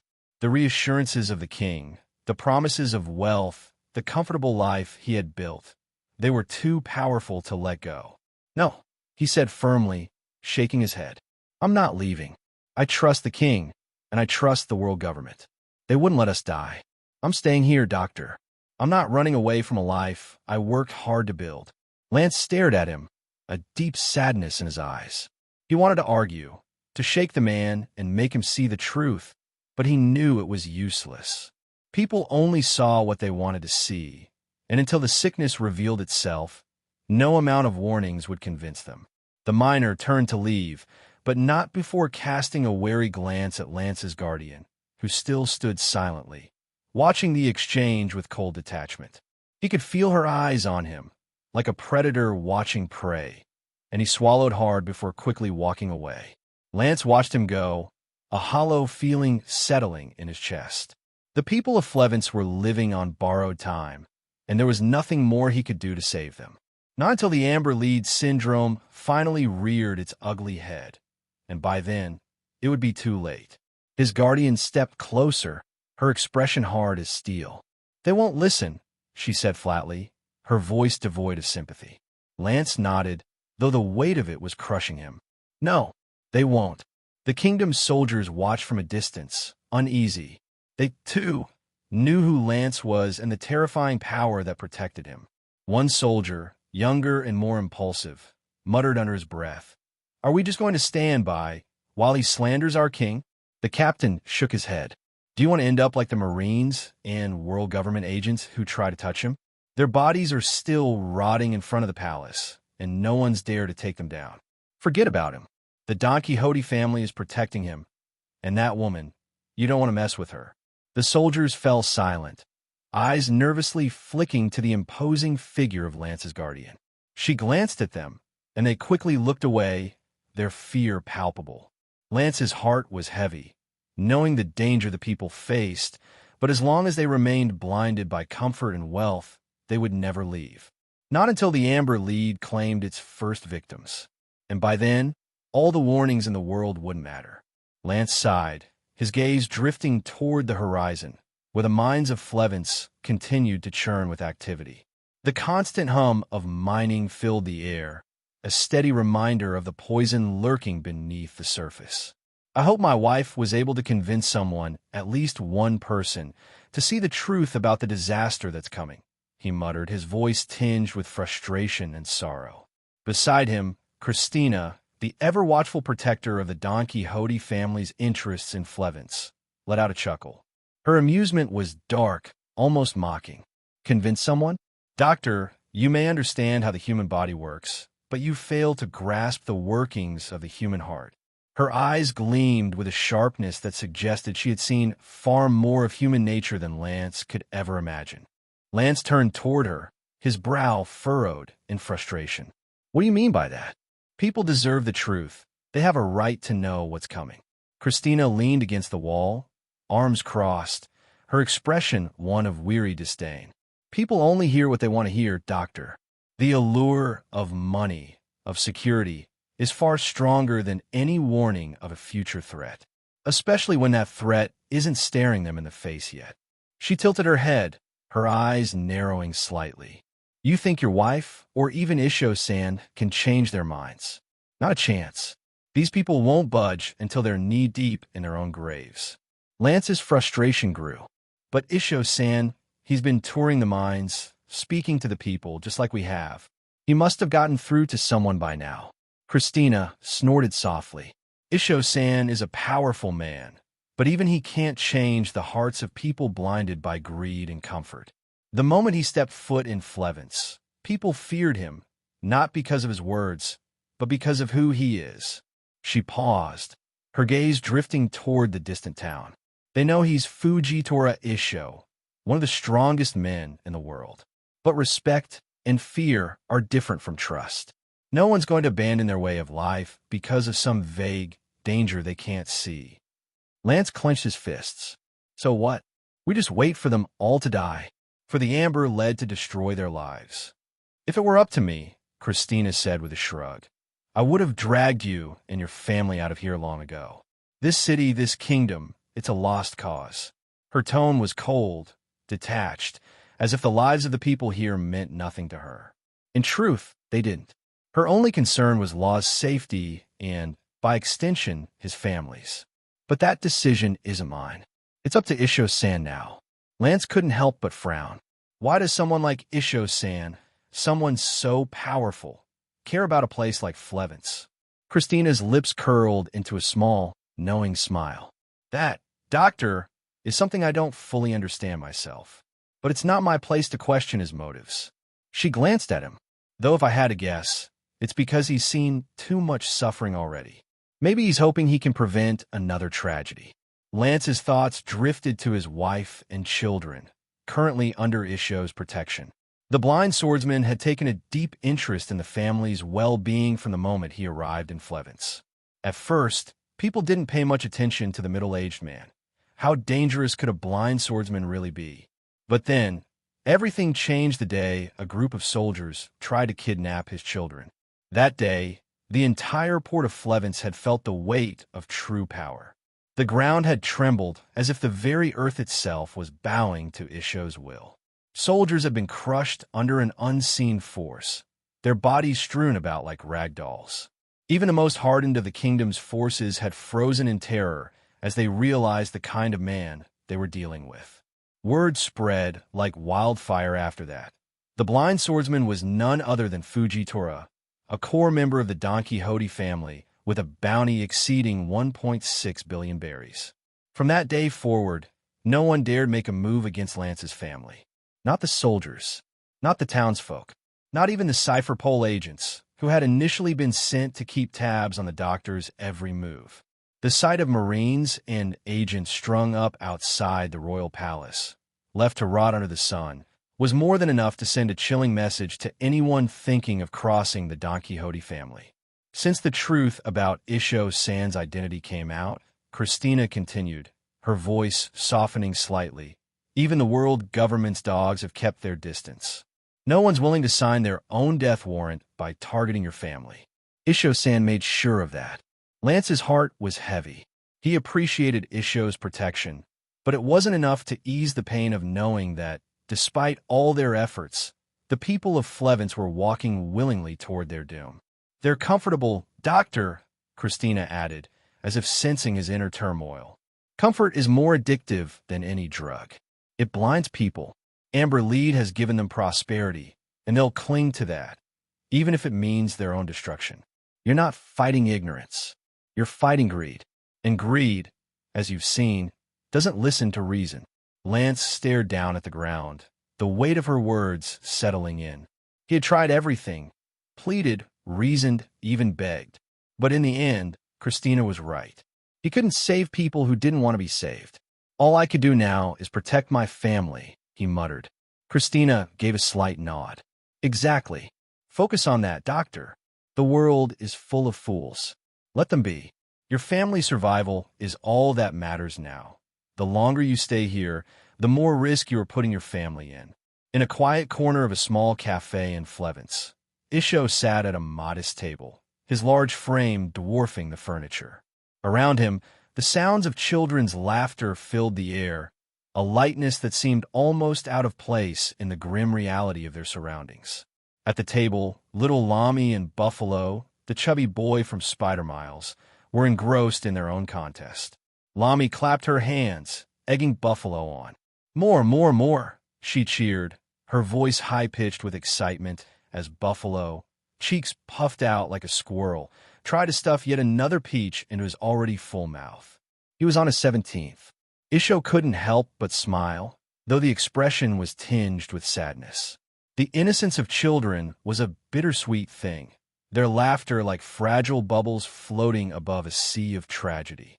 Even the doctor's wife, who sat nearby, tried to maintain a brave front for the sake of her children. Her eyes, however, betrayed her anxiety. The weight of Flevence's inevitable collapse was bearing down on her, yet she clung to the hope that Isho had offered, the promise that the Don Quixote family was searching for a cure for her children's illness. At first, she had been skeptical. When she learned who Isho truly was, a pirate, one of the highest-ranking members of the notorious Don Quixote family, she couldn't reconcile the man before her with the story she had heard. A pirate was supposed to be a ruthless, heartless marauder. But this blind swordsman, with his gentle demeanor and unwavering commitment to her family's safety, was anything but. Isho exhaled deeply, his attention shifting from the children to the transponder snail on the table in front of him. The snail stared back, its eyes blinking slowly, waiting for the other end to pick up the call. For the past 2 weeks, he had done everything in his power to warn the people of Flevence about the impending disaster. He had toured the mines, spoken to workers, and even met with those who were beginning to show early symptoms of amber lead poisoning. But the citizens were willfully blind, too comforted by their current prosperity and reassurances from their king. A pang of frustration twisted in his chest. Isho knew what Christina would suggest: drag the king into the capital square and force a confession from him under the blade's edge, making him reveal the truth about the amber lead. But that wasn't his way. His conscience wouldn't allow such drastic measures, even if it meant saving lives. And so, he had finally decided to reach out to the only person who might be able to provide a solution. With a soft click, the transponder snail connected. The voice on the other end was calm, as though expecting the call. Roscoe, Isho's deep voice rumbled into the receiver, a mixture of weariness and hope. He had known this moment would come eventually. Ever since Isho had left for North Blue to personally intervene in the crisis of Flevence, this conversation had been looming on the horizon. Isho-sen, I responded, my voice steady. I had a feeling you would call. How are things in Flevence? Isho let out a long, heavy sigh. It's not good, Roscoe.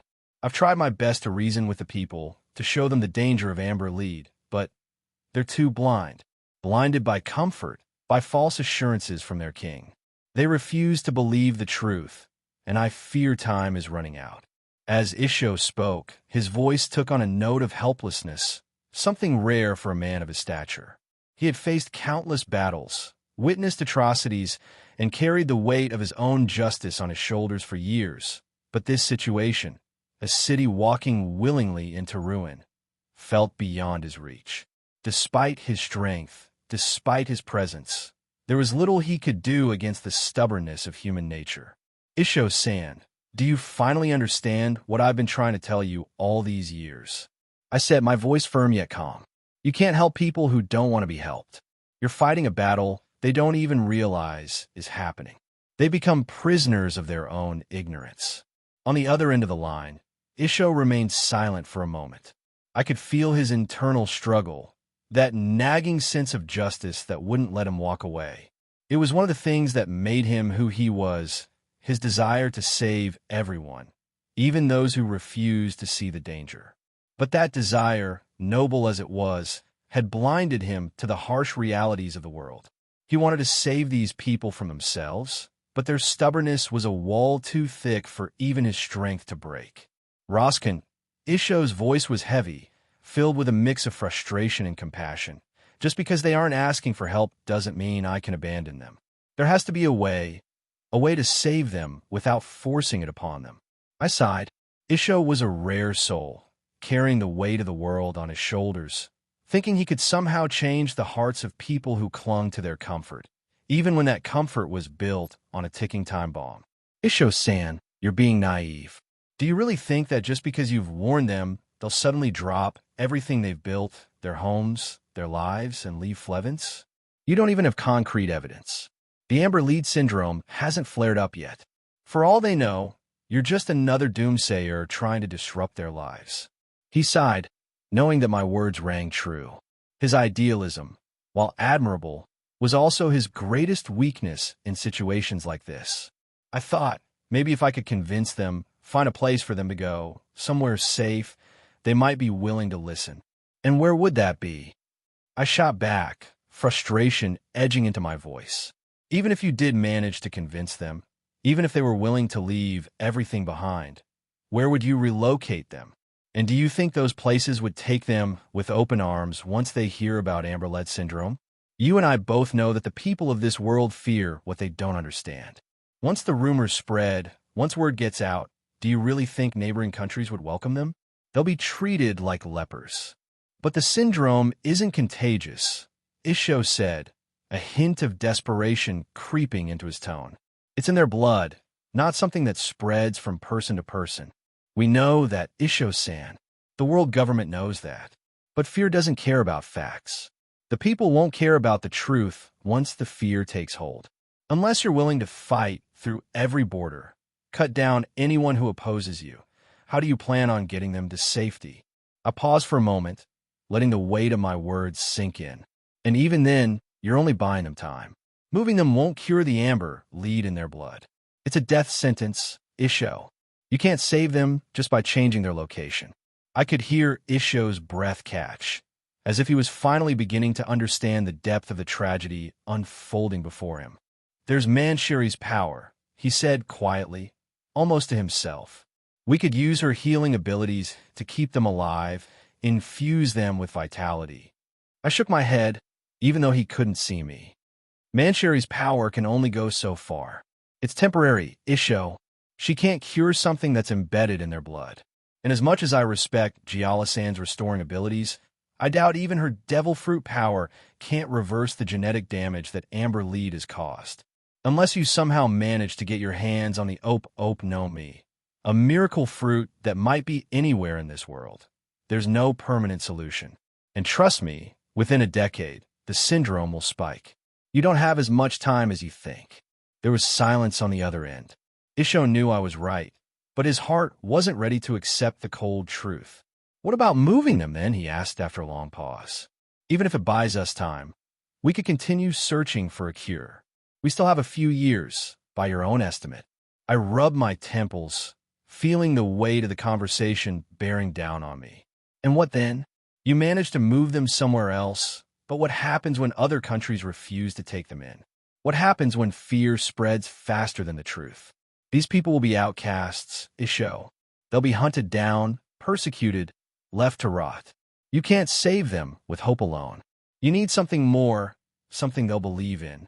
Or do you expect the Don Quixote family, a bunch of pirates, to do something that the government is entitled to do?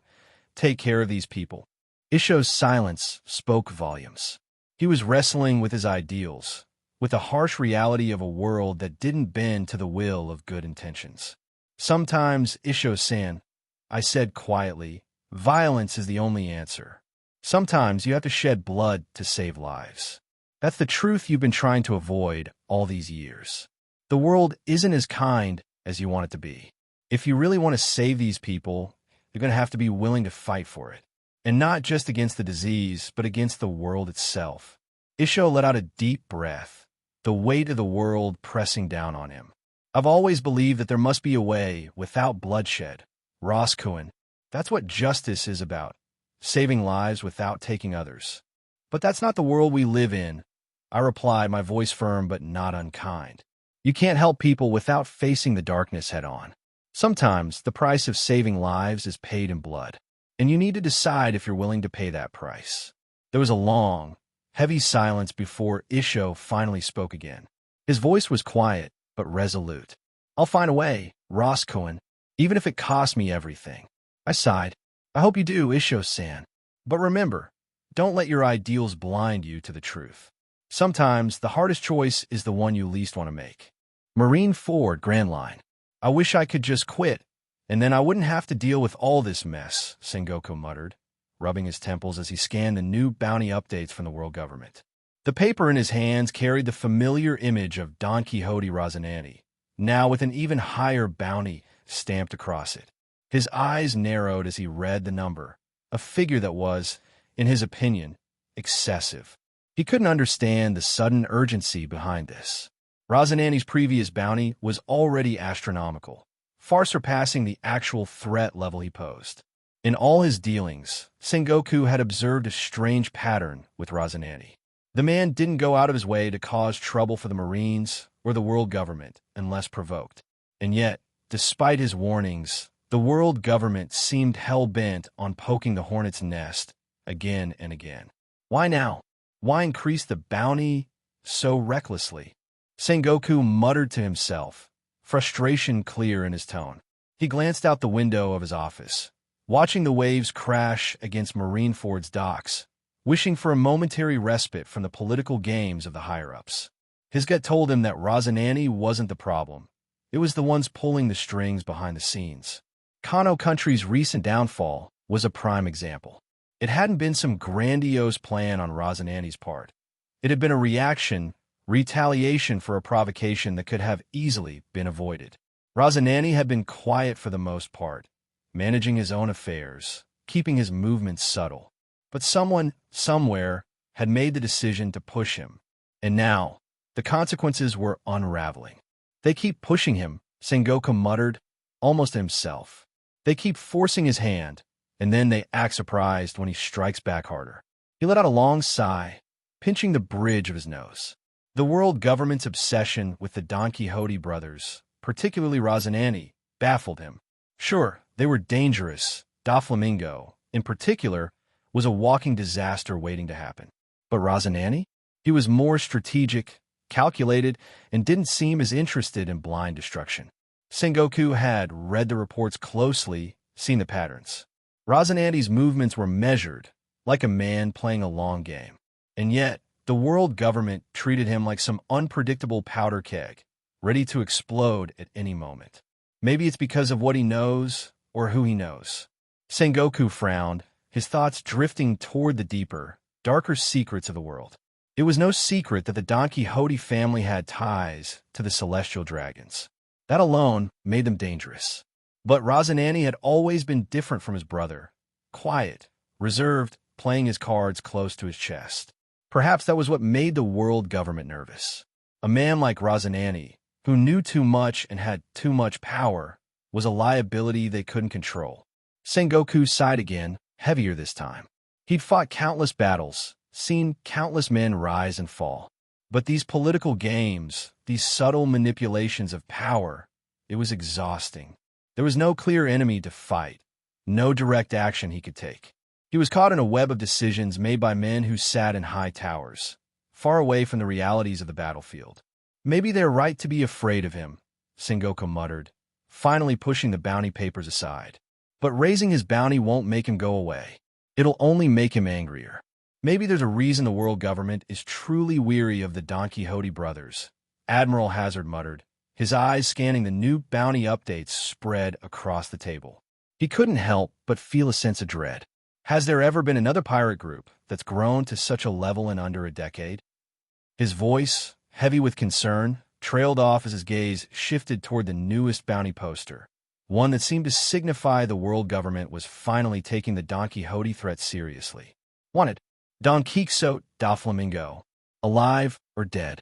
3,399,000,000 berry. Hazard tossed the folder onto the table, shaking his head in disbelief.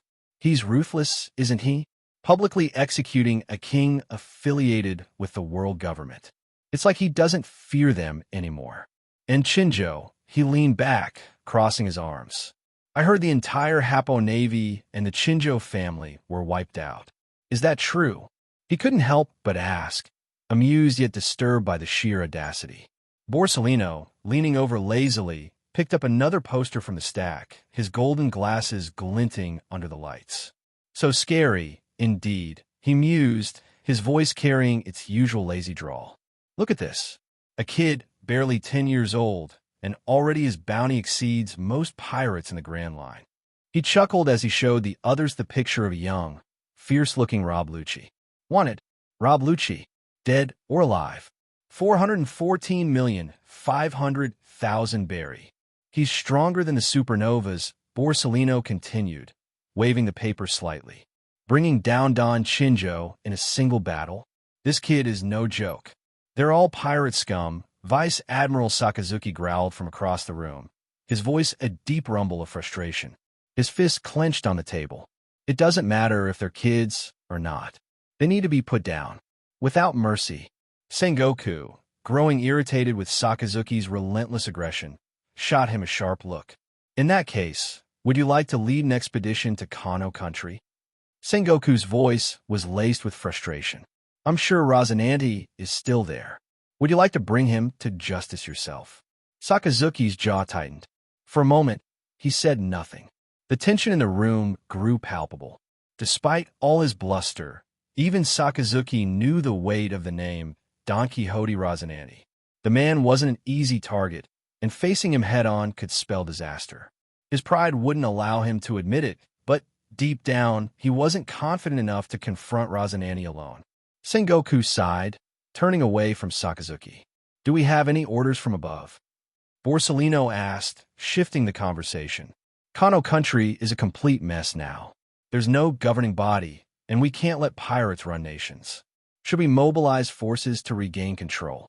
Admiral Raylene, seated quietly so far, nodded in agreement. We can't let the people suffer under pirates. Sengoku grimaced. We've been ordered by the higher-ups to stand down for now, he said reluctantly, his fingers tapping against the table.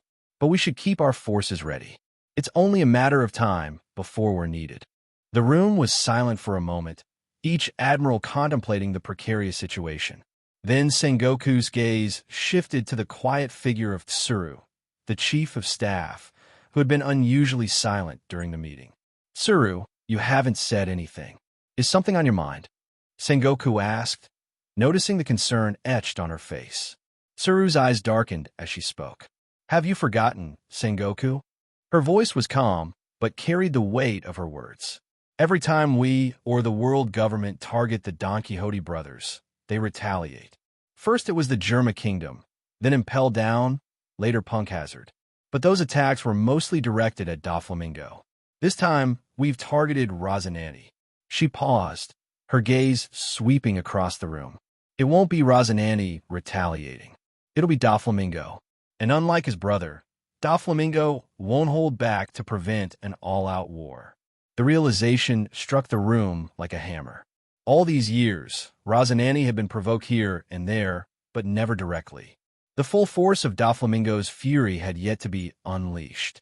Now, with Rosinante targeted, it wasn't just a bounty, it was a declaration of war. Suddenly, the door to the meeting room burst open with a loud crash. A rear admiral, drenched in sweat, staggered into the room.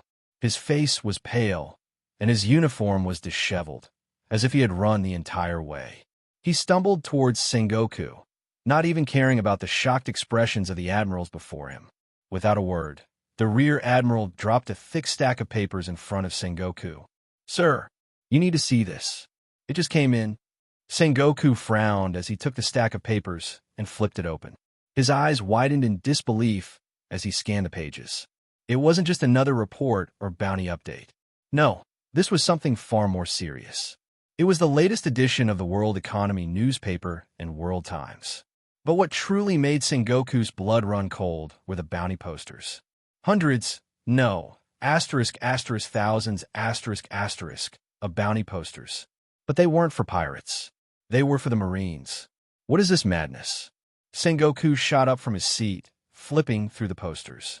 Names of Marines, from rear admirals to even high-ranking officers, littered the stack. Faces of men and women who had dedicated their lives to the world government were now plastered with bounties over their heads. The largest bounties were reserved for the admirals and higher-ups. The room went dead silent. No one dared to move, let alone speak, as the weight of the situation dawned on them. It wasn't just a fight against pirates anymore. The pirates had declared war on them. Tsuru, usually composed and level-headed, clenched her fists and growled with an uncharacteristic fury. It's him. It's definitely him. The heavenly Yiksha, that bastard. Her voice, trembling with rage, echoed through the room, starkly contrasting her usual calm demeanor. The declaration of war against the Marines and the world government felt like a punch to the gut, a direct challenge they had never anticipated. The rear admiral standing before them swallowed hard, his face pale as a ghost. His eyes darted around the room, as if seeking permission to continue. The weight of what he was about to say bore down on him like an anchor. Sir, there's more, he stammered, his voice barely holding together under the tension. It's not just the Marines. He paused, his throat visibly constricting as if the very words were poisonous. Bounties have been placed on the world government agents. Cypher Pole as well. He hesitated again, his eyes wide with disbelief. There are even bounties for the celestial dragons' heads, and the 5 elders too. The air in the room turned ice cold. It felt as though time itself had stopped. Every eye was locked on the rear admiral, and every breath seemed to hang in the air like a death sentence. It wasn't just a challenge. It wasn't just a declaration of war. It was madness. Pure, unbridled madness. The entire room seemed to exhale as one, A collective gasp of disbelief. It was unimaginable. A nightmare come to life. This wasn't just about the Marines anymore. This was an all-out assault on the entire world government, the very system that had held the world together for centuries. Sengoku's hands tightened around the stack of bounty posters. His face, usually stone-faced, betrayed a flicker of fear, then deep contemplation. He knew the implications of this. If even the celestial dragons, the untouchable rulers of the world, had been targeted, then no one was safe. Not from this. Was it Doflamingo? Sengoku's voice broke the silence, but it lacked the certainty that Tsuru had shown. Unlike her, he didn't jump to conclusions. He knew better than to assume, especially when the stakes were this high. Has it been confirmed who's behind this? The rear admiral shook his head violently, his voice trembling. No, sir. No party has come forward to claim responsibility. His eyes flickered nervously as if afraid of the truth. But the bounties, they're real. They're being sanctioned through the underworld network. Sengoku clenched his jaw. The underworld, where chaos and power merged in ways even the world government struggled to control. If these bounties were legitimate and spreading through the underworld, it meant the situation was already spiraling out of their control. The whole world was about to descend into bloodshed, and the Marines were now prey. The rear admiral hesitated again, his face turning even grimmer, if that were possible. Sir, he continued, voice shaking, some people have already begun to act. Marines have been killed, ambushed. His voice cracked. Even an ensign's head is worth 1,000 berries. We've received multiple reports of Marine patrols being attacked, their heads cashed in. A cold, sickening wave of dread washed over the room. Marines being hunted like common bounties. People who had dedicated their lives to upholding the law, protecting the world, now had prices on their heads. Not just by pirates, but by anyone with a stomach for blood and a desire for coin. This wasn't just a threat, it was a massacre in the making. Admiral Sakazuki's face twisted in fury, his volcanic temper simmering beneath the surface. Cowards, he spat, his voice full of venom. Putting bounties on our heads? I'll burn them all to ash for this. But despite his rage, even Sakazuki knew the gravity of the situation. His pride wouldn't let him admit it, but he understood the truth.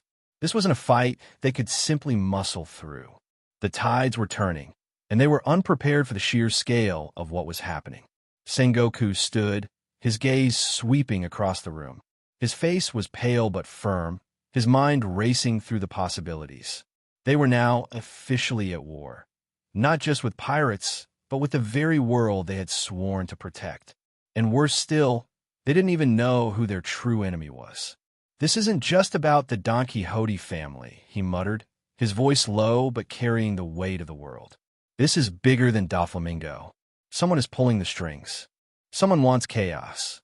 His eyes fell on Tsuru, who had calmed down slightly but still wore a grave expression. Tsuru, you may be right about Doflamingo, but there's something more at play here. Someone wants us to crumble from the inside. Admiral Kazuru, always the enigma, let out a long, slow whistle. It's hard to say who's crazier, the one placing these bounties or the fools who are going to try and collect them. His tone was lazy as ever, but even he felt the unease beneath the surface. The world was changing, and not for the better. Sengoku's eyes returned to the bounty posters, his thoughts swirling. We need to prepare, he finally said, his voice resolute. The Marines will not be hunted like animals. We will find out who's behind this, and we will end it. But as the room fell into a heavy silence, once more, everyone knew this was only the beginning. The game had changed, and the stakes had never been higher. The Marines, once the hunters, were now the hunted. And somewhere in the shadows, someone was laughing. The world had just been thrown into chaos, and no one, not the Marines, not the world government, not even the celestial dragons, was safe anymore. Dressrosa, New World. The bounty on the world government's authority figures, the Marines, cipher pole agents, and even the celestial dragons, sent shockwaves throughout the world, shaking it to its core. The very notion of putting a price on the heads of the untouchables was madness, but when the legitimacy of the bounties was confirmed, chaos erupted. The news spread like wildfire. Government scrambled, world government agents plunged into the underworld, desperate to find the mastermind behind this bold move. Fufufu. Someone certainly knows how to stir the pot. Doflamingo chuckled, leaning back in his chair, twirling the newly printed bounty poster of the 5 elders between his fingers. His smile was as wide as it was dangerous, his pink coat draped like a predator's cloak over his shoulders. The audacity of it all delighted him, and he couldn't help but wonder who had the gall and the brilliance to declare such a blatant act of rebellion against the world's highest authorities. His thoughts wandered, admiring the chaos. For once, it wasn't of his own making, and that intrigued him all the more. Suddenly, the familiar ringing of his personal transponder snail cut through his musings. Perry. He picked it up, still grinning, as he heard a voice he knew well. Tell me, Daffy, did you have anything to do with this recent madness? It was me, Rosinante, my voice cool yet curious. Even though I knew my brother well, he would have consulted me before pulling off something this grand. I couldn't completely dismiss the thought that he might be behind it. After all, with the recent assassination attempt on me by the elders, Doflamingo wouldn't be above such retaliation. I wish, little brother, I truly wish. Doflamingo laughed, the dark joy in his tone unmistakable.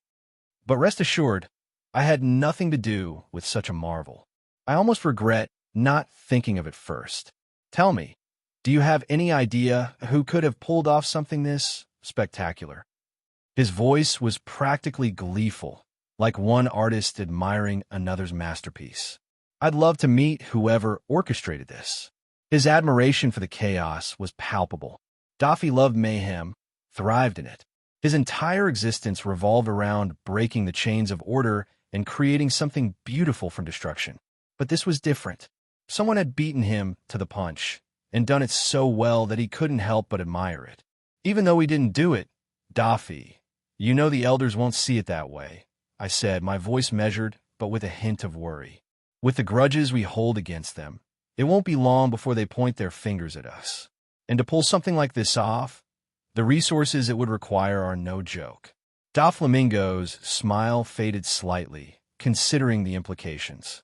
He didn't mind being part of chaos, but being held responsible for someone else's storm? That was another matter. He didn't want to get burned by a fire he didn't set. You've reached out to Morgan's, I assume? I asked. The guy's got his wings in everything. He'd at least have some inkling about who's responsible for spreading this through both his papers. Unless, I paused, the thought sinking in, unless he was cornered. Someone might have put him in a position where he had no choice but to print it. Fufufu. Of course, little brother. Daffy chuckled again, his eyes gleaming. You think I wouldn't? You're right. Our feathered friend was indeed caught between a rock and a hard place. Whoever did this knew exactly what they were doing. Morgan's doesn't know who they are either. That bird's in hiding, waiting for the world government's wrath to blow over. Daffy's voice was light, but I could hear the edge of anticipation. He thrived on the tension. I have to admit, he continued, this whole scheme, it's something I could have come up with. But it's early, too early. Whoever pulled this off, they've got a taste for drama, and they know how to cover their tracks. It's a masterpiece, little brother. A real masterpiece. You're right, Daffy. I agreed, my voice thoughtful. I had a similar plan in mind, but not for another decade or so. Whoever did this played it perfectly. They lit the fire and slipped away before anyone could notice. A true masterstroke. As we spoke, a knock echoed on Daffy's end. The door creaked open, and Senior Pink walked in, his face set in a rare frown. He carried a transponder snail in his hand, the device etched with a deep scowl. Master Daffy, Senior said, placing the transponder snail down carefully on the glass table.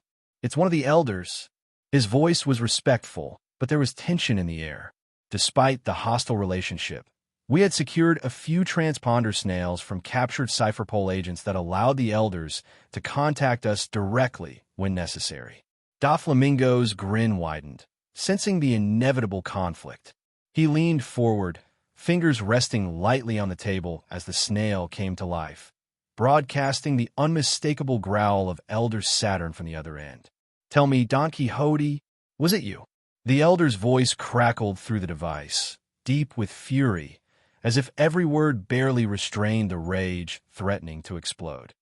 Is this your way of getting back at us for targeting your little brother? The accusation hung in the air like a blade ready to drop. The elder's voice was thick with menace, and though I was on the call through another transponder snail, I could feel the fury radiating from the man. It was more than just anger. It was fear. Fear that Doflamingo had orchestrated something that could bring the entire system crashing down. Doflamingo leaned back, a sinister smirk curling on his lips. His voice, when he finally spoke, was calm and dripping with amusement. Fu. Elder Saturn, how could you accuse me of such brilliance? Do you truly believe I have such power? The elder's rage surged again, his voice like a hammer striking steel. You dare mock me, Don Quixote? The world is burning, and you think this is some sort of game. Doflamingo's grin widened even further, relishing the chaos, the uncertainty he was causing. No, Elder, I think this is a masterpiece, but, sadly, not one of my own creation. The elder fumed, his breath ragged on the other side of the line. If we find out that you had any hand in this, your entire bloodline will be wiped from history. As the transponder snail roared in anger, Daffy chuckled softly, basking in the aftermath. Fu. It seems the world is on fire, little brother. Isn't it beautiful? Seems like the elders are on the receiving end this time around. Elder Saturn's voice rumbled through the transponder snail, thick with fury and menace. Rosinante, he growled, his rage palpable even through the crackling connection. Doflamingo, seated with his feet propped on the table, chuckled darkly. Fu. Little brother, meet one of the esteemed elders of the world government, Elder Saturn. His voice was light, playful even, though there was an edge beneath the amusement. And Saturn, I don't think I need to introduce my little brother to you now, do I? After all, it seems you've recently increased both his bounty and mine by quite a significant amount. Doflamingo's tone shifted, the jovial mockery replaced by something more dangerous, more venomous. Tell me, Saturn, do you take me for pushover? What began as a conversation between Rosinante and Doflamingo had now become an impromptu three-way confrontation, with Elder Saturn caught in the web, and clearly not pleased. His irritation was barely contained, and his frustration was boiling over. You think you and your brother are untouchable? Saturn's voice thundered, his authority shaking the air as if he could reach through the snail and crush them both. Doflamingo yawned, pressing a finger lazily into his ear as if to block out the elder's voice, mocking the threat with his nonchalance. Fu. Elder Saturn, you really ought to calm down. It's bad for your heart. And besides, are you sure you want to pick another fight right now? From where I'm sitting, it looks like your plate's already overflowing. He leaned back, the smirk never leaving his face. We could turn this into a full-blown war if you'd like, but are you prepared for the consequences? You've already lost half your face. Care to wager the other half? Daffy's laughter echoed, cold and biting. On the other end, Elder Saturn's brow furrowed in rage. How did Doflamingo know about that? The punishment from Imu-sama, the horrific scar across his face, was something known to only a handful of individuals in the upper echelons of the government. Yet here was the little bastard throwing it in his face like a taunt. But that wasn't what unnerved Saturn the most. It was the way both brothers spoke, so calm, so collected, almost dismissive of the catastrophe that had engulfed the world. They claimed no responsibility, but the timing, the scale of the attack on the world government's authority, it pointed straight to them. Only a few organizations had the resources, the wealth, and the influence to pull off such a grand-scale operation. And at the top of that list was the Don Quixote family. They weren't just pirates. They were power brokers, controlling over 80% of the Grand Line's weapon trade, with an empire built on blood and steel. And worse still, even the world government bought weapons from them in bulk. The sheer wealth and influence they wielded made them dangerous, far more dangerous than the typical pirate. You kids, Saturn spat, the venom in his voice thick, have no idea what happens when the world truly descends into chaos. You think this is some game? That you can toy with the balance of power without consequences? He was fishing for information, trying to discern whether they were behind the bounties. He didn't believe for a second that they weren't involved, at least indirectly. Morgan's had vanished, and the Don Quixote family's reach into the underworld was deep. If anyone had an idea who was behind it, it would be them. For kids? You still call us kids, Elder Saturn? Doflamingo's laugh had a sharp, mocking edge. His eyes narrowed, his fingers tapping on the table with growing irritation. How naive of you. After all this time, after we've beaten you at your own game time and time again, you still think we're children? His voice lowered, but the menace in it was unmistakable. Perhaps you've forgotten what happens when we're provoked. Maybe it's time I remind you. What do you think, Elder Saturn? Should I cleanse the new world of Marines? Turn every corner into a battleground? Watch your precious forces crumble. Saturn's silence was heavy, the tension between them stretching like a taut wire about to snap. He wasn't accustomed to being spoken to this way, let alone by a former celestial dragon, a traitor no less. But the truth gnawed at him. Doflamingo wasn't bluffing.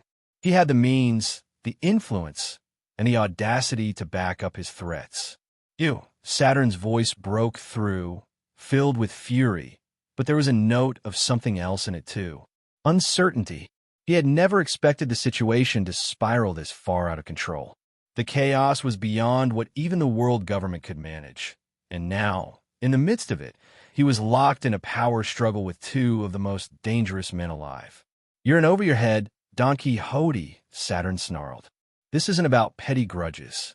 You have no idea what forces you're meddling with.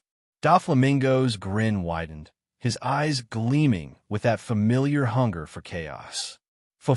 Oh, Saturn, you think this is the worst it can get? You haven't even seen the beginning of what's coming. I, who had been silent until now, spoke again, my voice calm but chilling. Elder Saturn, I suggest you tread carefully, because from where I stand, the world is already on fire. The only question left is, who gets burned the most? Elder Saturn's voice crackled through the transponder snail, heavy with menace. I didn't reach out to exchange pleasantries, Don Quixote. I'm here to warn you. If you had nothing to do with this chaos, stay out of it. Doflamingo's lips curled into a wicked grin, his eyes gleaming with delight at the elder's attempt at intimidation. Or what, Saturn? His voice was laced with amusement. Are you going to threaten us by blowing up Dressrosa? Or maybe, just maybe, you'll grace us with a personal visit? He paused, his laughter bubbling to the surface. Oh, I can't wait to see which one you pick. Elder Saturn's fury simmered over the line, his patience wearing thin. Don Quixote, if death is what you seek, I can grant it. Maybe I will make that wish come true and pay a personal visit to Dressrosa. His voice dropped into a sinister chuckle, the promise of violence clear in his tone. Doflamingo snickered, his eyes narrowing with a mixture of excitement and disdain. Why don't you try it, Elder Saturn? In fact, let me up the stakes. His grin widened as he leaned closer to the transponder snail. I wonder what would happen if I descended on the Holy Land. How many celestial dragon heads do you think I could lop off before making my escape? His words dripped with lethal intent, and the threat hung in the air, daring Saturn to respond.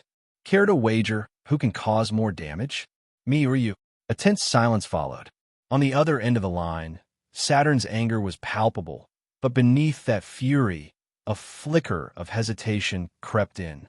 He had never faced open threats like this, especially not from someone who had once been a part of the Celestial Dragons. Doflamingo's boldness had always been dangerous, but this time it felt different. The elder couldn't shake the unsettling realization that Doflamingo might just be willing to follow through with his insane threat. It was then that I, who had been quietly listening, finally spoke, my voice calm but carrying an unmistakable edge. Why don't we both do what we do best, Saturn? I said the elder's name with a deliberate slowness, letting it sink in.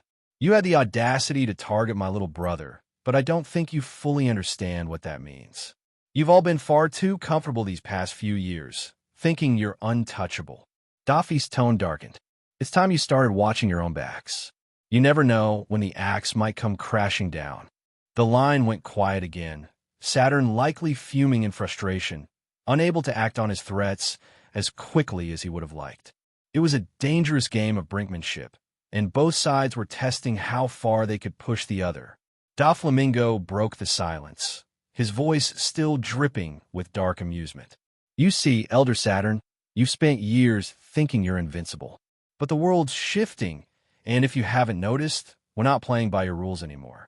The elder snarled, his voice low and menacing, but it was clear the brothers had gotten under his skin. Don't think you can bluff your way through this, Don Quixote. You don't know the forces you're meddling with. Doflamingo's eyes glinted with that familiar hunger for chaos, and Rosinante's voice cut through, sharp and final. We know exactly what we're meddling with, Saturn, and we'll be seeing you soon. The call ended with an abrupt click, leaving the tension hanging thick in the air. The brothers had made their stance clear. They wouldn't be intimidated, they wouldn't be manipulated, and if the world government wanted to provoke them further, they were more than ready to return the favor, tenfold. Marie Gios, redline. As Elder Saturn disconnected the call, his brow furrowed even deeper. The room, known as the Chamber of Authority, was thick with tension. The other elders, men who had ruled the world from the shadows for centuries, sat silently, their eyes fixed on Saturn, awaiting his response. More than half of his face was now marred, twisted like ancient, withered bark. If he were an ordinary man, he might have hidden such a disfigurement beneath a mask or shroud. But Saturn wore his scar proudly, a symbol of his survival, a mark to remind both himself and his fellow elders of the cost of complacency. We've grown soft, Saturn thought, his eyes narrowing. Imasama had been right. They had lost their edge, fooling themselves into believing that they were merely stewards of the balance. But the world government was the balance. No, it was the authority that governed the balance. They had forgotten the ruthless truth. When anyone dared challenge their rule, destruction, not negotiation, should be their first course of action. Their power wasn't to be maintained through dialogue or diplomacy. It was to be upheld through fear, dominance, and swift annihilation. Elder Nustero broke the silence, his voice shaky with unease. Do you think it's them? The others in the room shifted slightly. Morgan's had vanished without a trace, and Cipher Pole had proven ineffective, as if the once feared shadow operatives had become ghosts, their claws dulled. Nustero's words seemed to hang in the air, but Elder Saturn dismissed the notion with a wave of his hand. It's not them, Saturn said with cold certainty. If it were Doflamingo, he'd make sure we knew. His arrogance, his pride, those are his weaknesses. No, this is someone else, someone far more cunning. Elder Jew Peter leaned forward, his doubt clear in his voice. Maybe that's what the two brothers want us to think. Maybe they know we'd suspect them and are playing the long game, masking their involvement to confuse us. Saturn's eyes blazed with sudden intensity. Are you questioning my judgment? His calm, typically unshakable composure had eroded, replaced by something sharper. The near-death experience had rattled him to his core. For centuries, they had manipulated the world like puppet masters, pulling strings from the shadows, never needing to fear direct confrontation. But now, the strings were fraying and the puppets were moving on their own. Elder Warcury clenched his fists in frustration, the veins on his arms bulging. Then, if not Don Quixote, who? When was the last time someone dared put us in such a position? It's been centuries since we were toyed with like this. And now, we're left in the dark. It's someone who knows our secrets, Saturn replied, his voice cold and measured. Someone bold enough to challenge us head-on, yet wise enough to remain hidden. They're creating chaos to weaken us. They know that in disorder, power slips through our fingers. They want to fracture the world government, bit by bit, before making their move. Saturn mused aloud, his voice dark and foreboding. He crossed his arms, gripping his staff as if drawing strength from it. They've set the world ablaze with these bounties, sowing chaos to buy themselves time. Time to weaken our forces, spread disorder, and achieve their objectives. Whoever this is, they know us, they know our system, and they know how to dismantle it. Whoever it is, they're confident, Elder Jew Peter added, rubbing his chin thoughtfully. To put such bounties on our heads, they're sending a message. And it's not just about the money. Saturn's eyes narrowed as he reached for the stack of bounty posters on the table.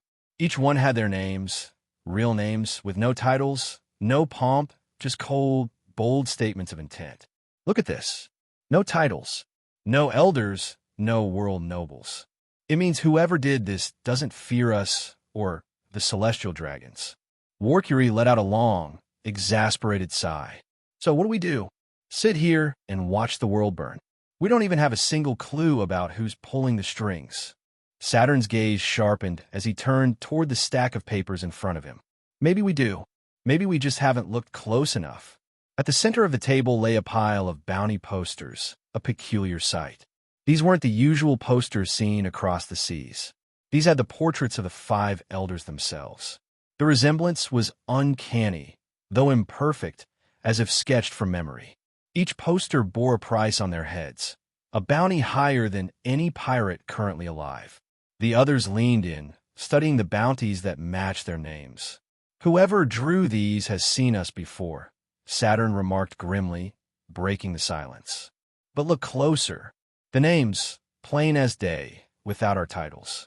Whoever made these doesn't fear us. Not the world nobles. Not the government. They despise us. He pulled out a particularly intriguing poster and laid it flat on the table, his gaze hardening. The elders gathered around, their eyes widening at the sight of a name they hadn't expected. Wanted, Figureland Garling. Dead or alive. 4,200,000,000 berries. Garling's strength has been a well-kept secret, hidden from the world even more than our own. The only ones who knew his true power were there at God Valley. Saturn's voice grew darker. Whoever put this bounty knows the truth. Back then, Garling fought Whitebeard and even managed to hold him back. He wasn't just another celestial dragon. He was a monster among our ranks. And there's only one name that crosses my mind. Elder Saturn's voice echoed. The room grew colder. Elder Mars gripped the edge of the table, his knuckles white with tension. Zebek, there's no way he survived. His voice was low, almost a growl. God Valley was razed to the ground to bury that monster. He died with the island, along with his grand ambitions. How could he be alive? Elder Saturn's expression darkened. Garling's strength is known only to those who were at God Valley. He stood toe-to-toe with Whitebeard, held him to a standstill. Whoever put this bounty out knows the true measure of his power. Mars shook his head, rejecting the possibility. This has to be the work of Whitebeard or Kaido. They were there at God Valley. They know about Garling. Maybe they're trying to stir up old ghosts. Saturn's eyes flicked to another poster, the one that carried the highest bounty. He placed it in front of them, his voice grave. Saturn remained calm, but the others could sense the gravity of his next move. He placed another poster on the table, one with a name that made the air in the room grow cold. Wanted, Monkey D, GARP. Only alive. 5,564,800,000 berries. The number struck them all. It wasn't random. It was deliberate. The exact same bounty as Roger's, Saturn whispered. This means that whoever's responsible sees Garp and Roger as equals. And notice, the poster says, only alive. This is more than a price on his head. It's a demand. Either they respect him, or they want him alive for something far worse. The elders exchanged uneasy glances. The implications of this poster were chilling. To place Garp above even the 5 elders was a calculated insult, an open defiance of their authority. Elder Nustero, still rattled by the information, pressed on. What if this is a distraction? They might be using Garp's name to throw us off, to lead us down a false trail while they continue to scheme in the shadows.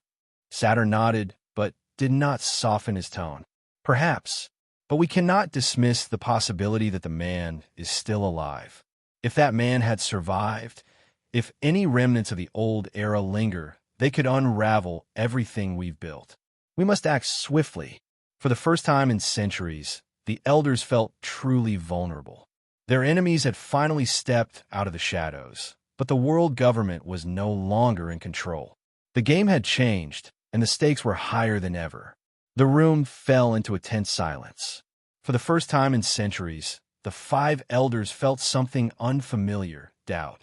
The idea that Zebek or someone connected to that dark chapter of history was still alive sent a shiver through even the most hardened among them.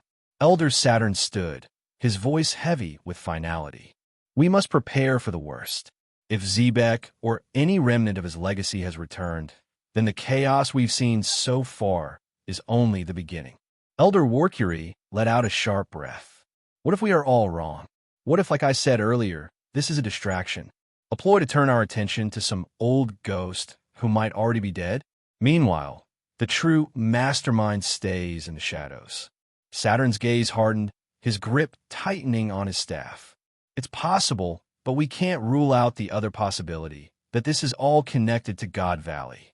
And if it is, we need to face the terrifying reality that there may be forces in play we've long thought buried. The elders exchanged grim looks. The world was changing, and for the first time in their long reign, they didn't control the winds of fate. Someone else did, and that someone might just be the ghost of a legend, a name they had buried long ago, a name that had nearly torn the world apart. Roxd Zebek. If that ghost was rising from the ashes of God Valley, or even someone related to him, then the true storm had only just begun. Skylark Island, Grand Line. The tropical island had once been a peaceful paradise, a jewel nestled along one of the lesser-known routes of the Grand Line. Lush with greenery and rich with fertile soil, it was renowned for its unique export of exotic fruits. These fruits, prized for their sweet flavors and vibrant colors, had been traded across the seas for generations. Sailors from all over the Grand Line sought the island's rare produce, making it a popular stop for merchants and travelers. Yet, despite its bountiful offerings, the island was largely ignored by the larger powers of the world. Few bothered to travel this route, and the people lived in relative peace until recently. Now, the island's fame was no longer tied to its fruits. It had become infamous as the location of one of the most brutal attacks on the Marines in recent memory. In a shocking and brazen act of defiance, a group of rebels had ambushed and slaughtered an entire Marine squad, their severed heads delivered as a gruesome bounty to the underworld.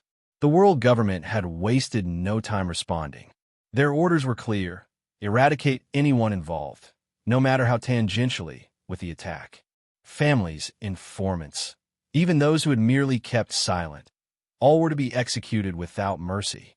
The message was simple: the Marines' wrath would be absolute, and their vengeance would strike fear into the hearts of all who dared to oppose them. Now, the island was paying the price for harboring such defiance.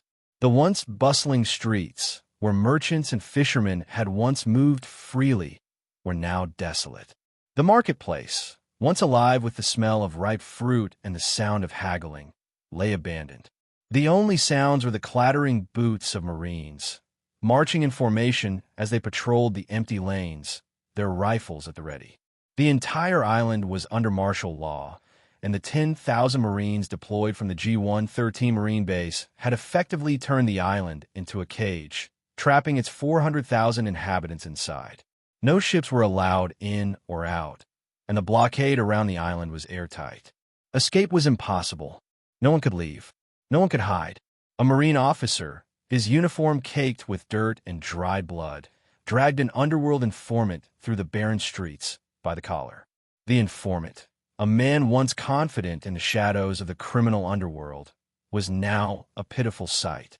His face was swollen and bruised beyond recognition, his left eye gouged out and still bleeding, a dark reminder of what happens to those who withhold information from the Marines. His breath came in shallow gasps, his legs barely able to keep up as he was dragged along the cobblestones. This one, the informant croaked, his voice barely a whisper. His trembling finger pointed shakily toward a rundown house in a narrow alley. Blood dripped down his face, mingling with the sweat and dirt that covered his body. The Marine officer, a hulking figure with a deep scowl, snarled down at the informant. "You better be sure," he growled, his hand tightening on the informant's collar. His eyes burned with barely contained fury. "Don't make me gouge out your other eye." The officer's rage was palpable. Normally, even for a Marine, this level of brutality would have been extreme. But these were not normal times. His mind was haunted by the image of his subordinates, men and women who had served under him for years, now lying headless in a pile, their bodies desecrated, their honor stolen. He could still remember the stench of their blood, the cold rage that had gripped him when he swore to make whoever was responsible pay. There was no room for mercy in his heart, not after what had happened. The Marine officer had already decided this island would be made an example. He turned to his squad, who stood by in grim silence, their rifles raised and ready. You know the orders? No one leaves. Anyone who harbored those traitors, execute them on the spot. Yes, sir, the Marines responded in unison, their voices cold and unwavering. The world government's command had been explicit, asterisk, asterisk, total extermination, asterisk, asterisk, of all who had aided in the attack. The Marines were here not just to capture, but to obliterate any semblance of resistance. Entire families were to be wiped from existence.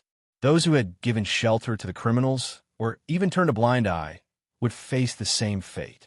The islanders, huddled inside their homes, could only tremble in fear, their walls offering no protection from the unstoppable force bearing down on them. The Marine officer slammed the informant against the wall of the alley, his hand now gripping the man's throat. "If you're lying," he hissed, his voice low and venomous, "I'll make sure you regret surviving this long." I swear, it's the right house," the informant pleaded, tears mingling with the blood on his face. He knew that his only chance of survival rested on the information he gave. If he was wrong, he would meet the same fate as those he betrayed. The Marine officer sneered, throwing the man aside like a rag doll before signaling to his men to surround the house. "Search it. Tear it apart if you have to."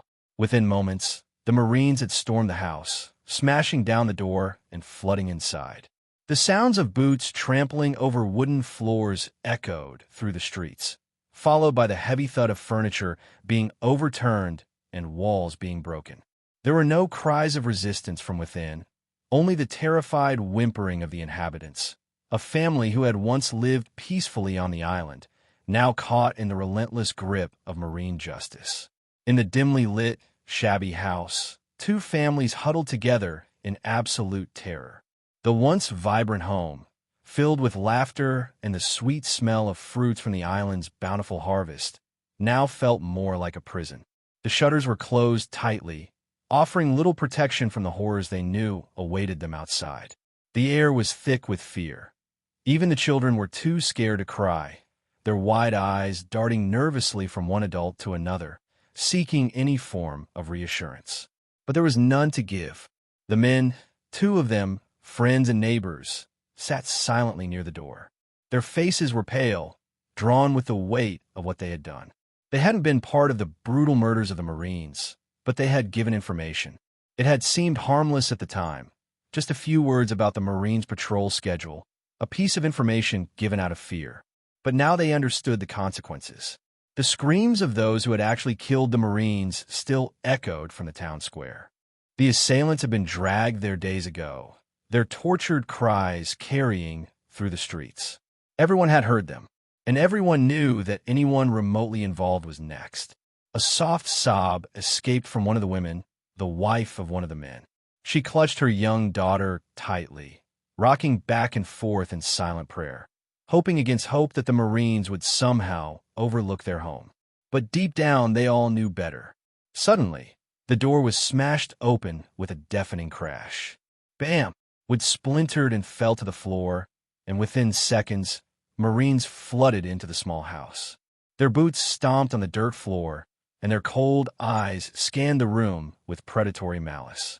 There were 10 Marines, hardened men, grim-faced, their uniforms stained with blood from the other homes they had already raided.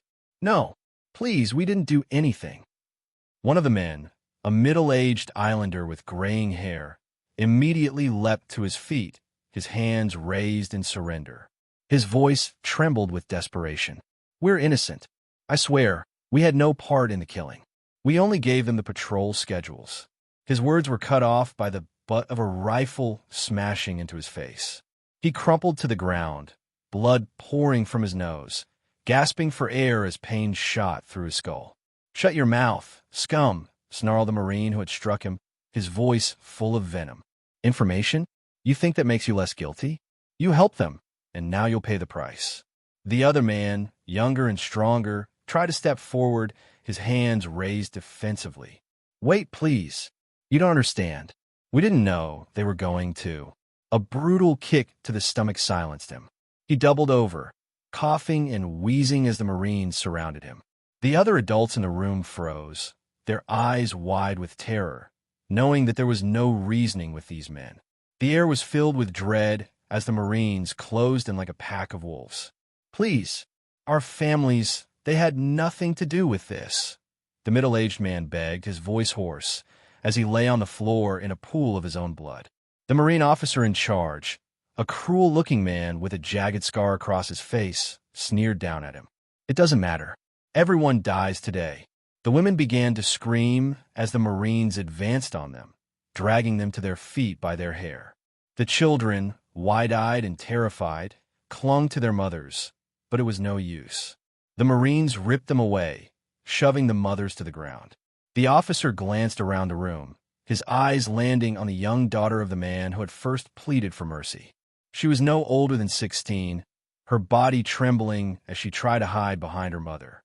"Not this one," the officer said, a sick smile curling across his lips as he pointed to the girl.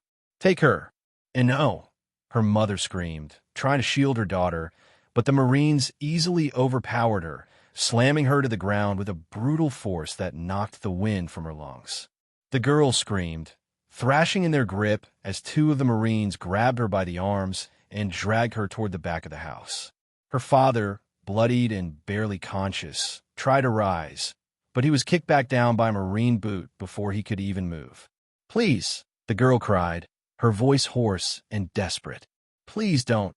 But the Marines laughed, their depravity on full display as they dragged her into the shadows, her screams echoing throughout the house. The other women, powerless to help, sobbed in horror, knowing what was happening but too terrified to act. Outside, the sounds of the girls' cries grew fainter, swallowed by the oppressive silence of the streets. Inside, the Marine officer turned his attention back to the rest of the group. "You'll all be executed for treason," he said with a casual shrug. "But first, we'll have our fun."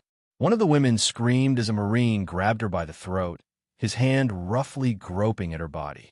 The children were huddled together, crying, their faces buried in each other's arms. They knew they were next. There was no escaping the horror that awaited them. The Marine officer walked slowly to the center of the room, surveying the terrified faces of the men, women, and children around him. He chuckled darkly, as if savoring their fear. "This is what happens," he said, his voice cold and authoritative, "when you defy the world government. This is what justice looks like. Was it fun when you exchanged those heads for the bounty?" The last shred of hope died in that room, replaced by the overwhelming, crushing despair of knowing that no one would come save them.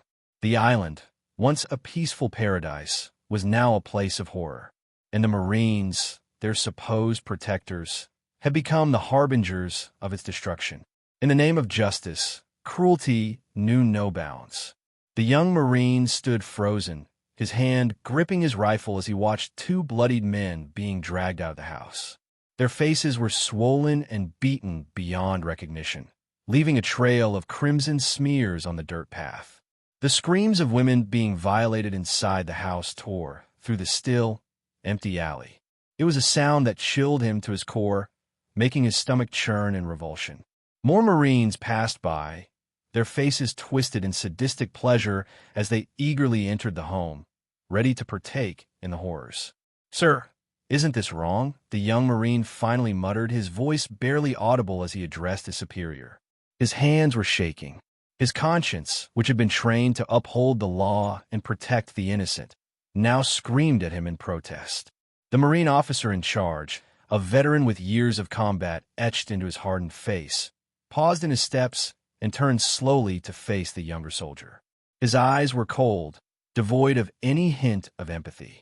He regarded the young Marine with a slight, condescending smirk, as though the question itself were foolish.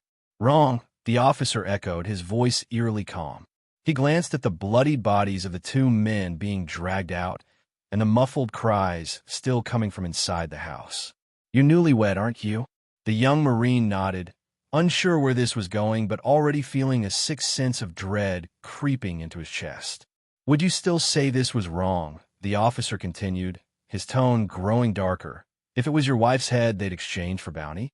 If she had been the one defiled and torture before her head was severed?" His voice was level, as if discussing something mundane. "This is justice, soldier. Fair is fair." The young Marine felt his throat tighten, while rising as his superior's words sunk in.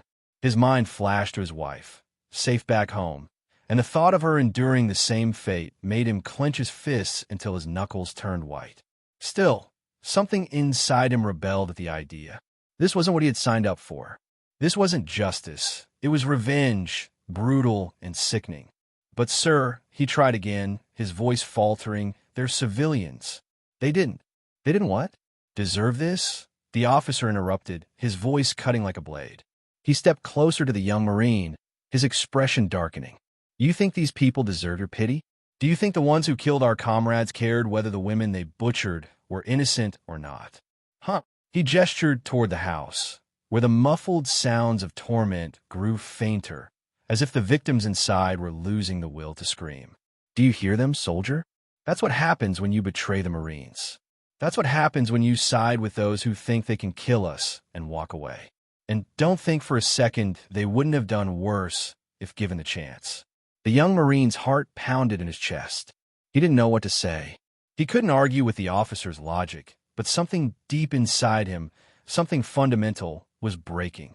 The officer continued, his voice steady and cold. "Humans, at their core, are cruel, selfish animals. They just need a reason, an excuse, to let that side of them out. Once someone takes the lead, the rest will follow. Look around you. All these men, they're doing this because they want to, not because they were ordered to. They're venting their anger, their hatred. That's the nature of war. You want to talk about fairness? This is fair. They took heads, now we take theirs. They violated, now we violate." The young Marine swallowed hard, his mouth dry. He wanted to argue, to shout that this wasn't the same, that this wasn't the justice he had been trained to believe in. But no words came. His mind was filled with the horrifying truth his superior had laid bare. "Drag them out of the alley and behead them," the officer ordered, waving dismissively at the two men who were barely conscious, their faces masks of pain and resignation. He began to walk away, but paused after taking 2 steps, glancing back at the young Marine with a knowing look. "If you really want to show them mercy, kill them quickly. Be done with it." The young Marine's heart skipped a beat as the officer's cold gaze locked onto his. "Because the longer they stay alive, the worse it gets," the officer continued, his voice now disturbingly calm. "Once word spreads that the women are in there, every man in this squad will want his turn. That's how it works. You understand now, don't you? Humans are beasts, and once one of them gives in, the rest will follow. That's the nature of cruelty. It's contagious. So if you're going to be their savior, you better hurry." The young Marine stood paralyzed, his body frozen between 2 worlds. His mind screamed at him to act, to do something, anything. But fear held him in place, and he watched in horror as the officer turned his back and disappeared into the alley. His thoughts raced. The sounds from inside the house grew softer, the cries of the women barely audible now. His grip tightened on his rifle. The bloodied men being dragged away looked at him with hollow, pleading eyes, as if they knew their fate was sealed. "Is this really justice?" he whispered to himself, though deep down he already knew the answer. Torn between his orders and his conscience, the young Marine stood on the precipice of a decision that would haunt him for the rest of his life. Meanwhile, the town square was a grotesque tableau of death, where piles of mutilated bodies lay discarded, their severed heads stacked like trophies on the blood-soaked cobblestones. The air was thick with the stench of rot and death, a rancid cocktail of decay and cruelty. Hours upon hours of ruthless torture had left each body marred beyond recognition, their twisted expressions frozen in agony. The once vibrant island, known for its lush fruits and bustling markets, was now a slaughterhouse under the iron grip of the world government and Marines. And yet, the massacre was far from over. A cipher pole agent, his black trench coat stained with blood and dirt, stood atop the remains of a broken fountain in the center of the square. His gloved hand gripped a blood-spattered megaphone as he surveyed the scene with cold indifference. Bodies were dragged away and dumped in heaps, their existence erased, while fresh victims were paraded in chains toward the execution grounds. "We know there are still those among you who have been involved." The agent's voice boomed through the megaphone, echoing across the hollow streets. He threw aside a severed head with a careless flick of his wrist, its lifeless eyes staring into the abyss as it rolled to a stop near a pool of congealed blood. "Until the last of you is found, this hunt will not cease. The longer we stay on this island, the worse it will get. So, unless you want to share the same fate, it would be wise to give us the names of those responsible." His voice was met with fearful silence from those watching from the cracked windows of their homes. The people of the island had been cowed into submission, hiding behind their crumbling walls, praying that they wouldn't be next. But it was no use. The cipher pole agents were relentless. They were not here for justice. They were here to send a message, to turn this island into an example for every corner of the Grand Line to see. From the alleyways, terrified civilians began to whisper among themselves, their eyes darting nervously toward the Marines patrolling the streets, swords and rifles at the ready. The slightest hint of defiance would mean death, and the people knew it. Desperation settled in as neighbors turned on neighbors, families against friends. It wasn't long before the snitching began. Fear had a way of breaking even the strongest bonds. Names were whispered to the agents in secret, thrown out like offerings to appease the beast.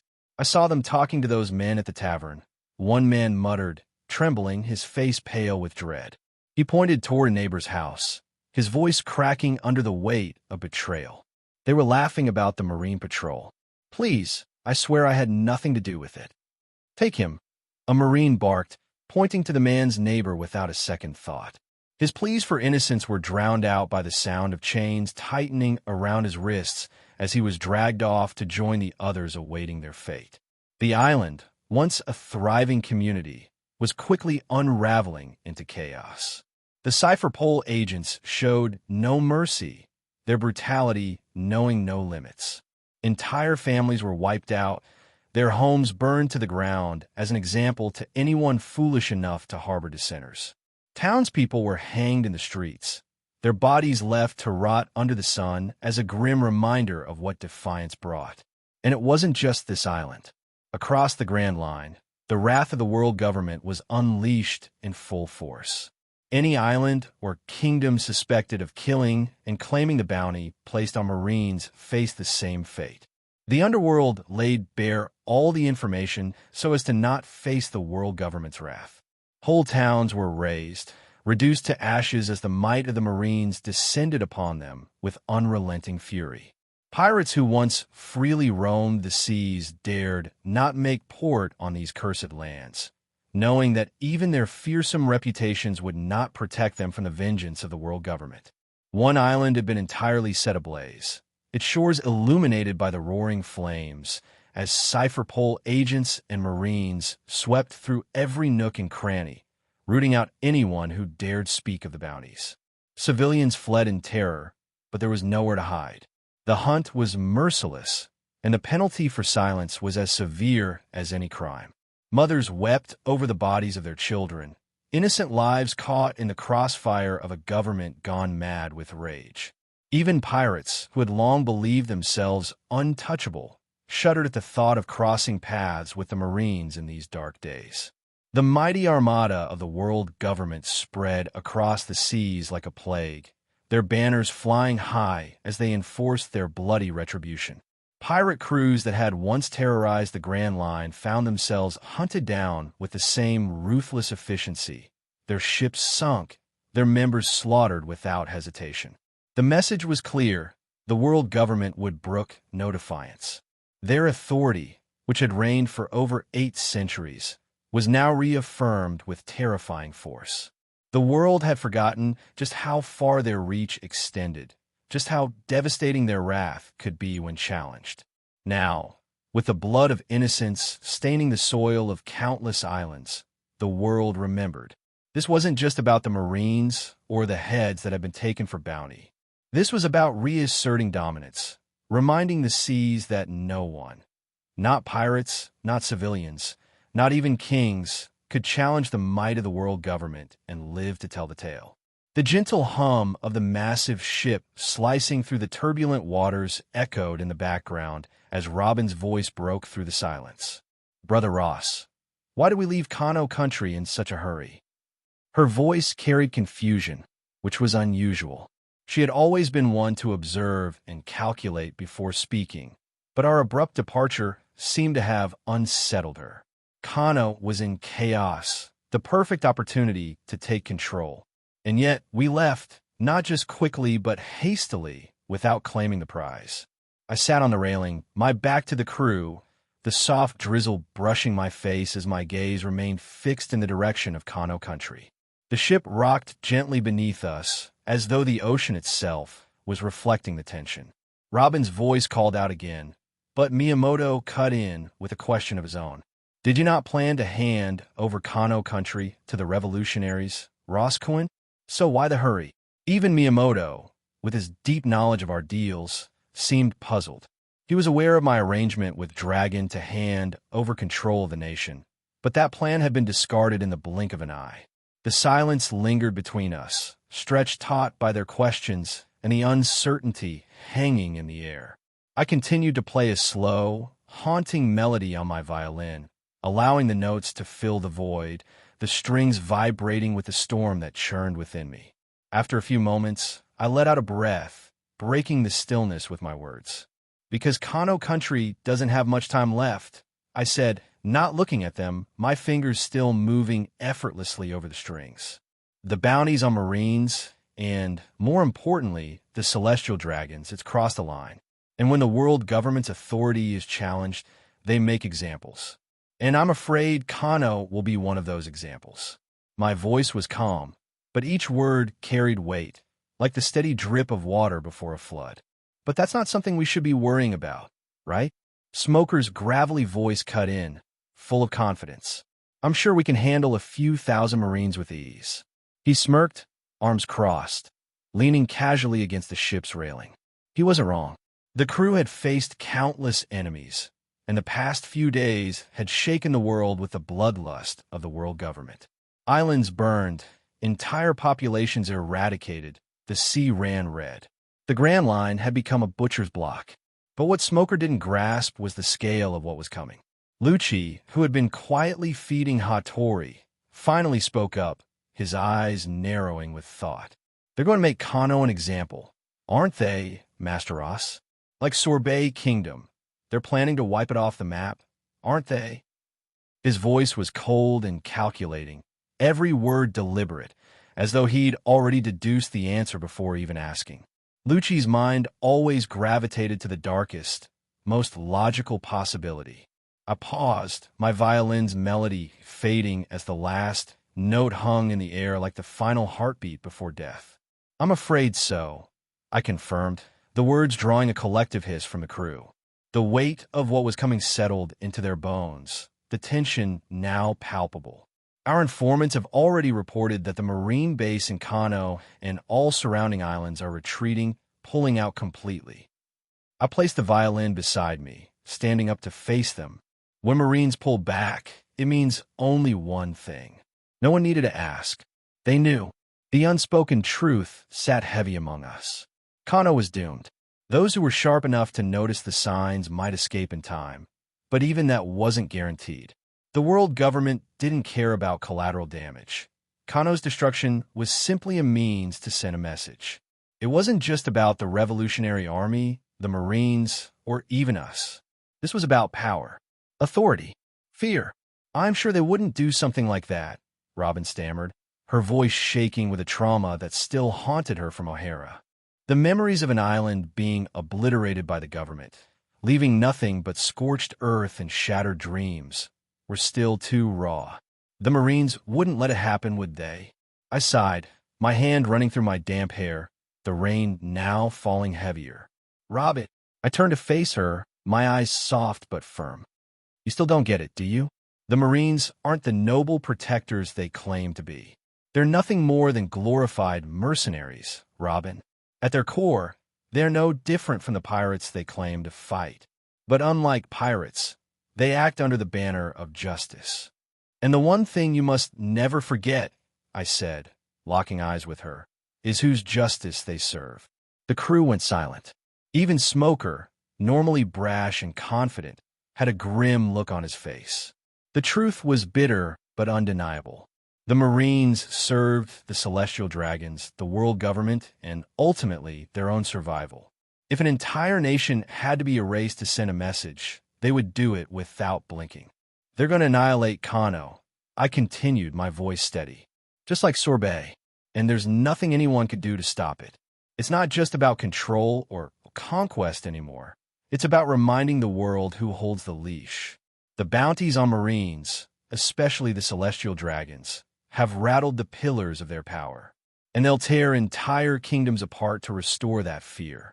A cold wind swept across the deck, mingling with the rain, as everyone absorbed the grim reality of what was coming.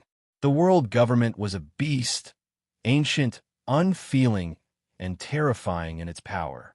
To them, the destruction of Kano was not a tragedy. It was a message. "And we?" Miyamoto finally asked, his voice laced with tension. I took a deep breath, my gaze drifting back toward the horizon where Kano still lay far beyond the stormy seas. "We move forward. We keep going." I turned to the crew, a steely resolve in my eyes. "The world is changing, and the next storm is coming. We have to be ready." The silence that followed was heavier than the storm surrounding us. We all knew the truth, even if it was hard to accept. Kano was lost, and soon, many more islands would fall. But this was only the beginning. The real war was yet to come. Kano Country, West Blue. Kano Country, once a symbol of peace and prosperity, now teetered on the brink of ruin. A single rumor, carried like a plague across the island, had ignited a chaos that few could have foreseen. The whispers of Kano being erased, like Sorbet Kingdom, had spread like wildfire, instilling fear in every heart.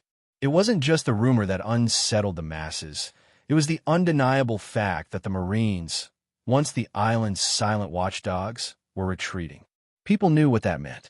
Without the protection of the world government, the threat of annihilation was real.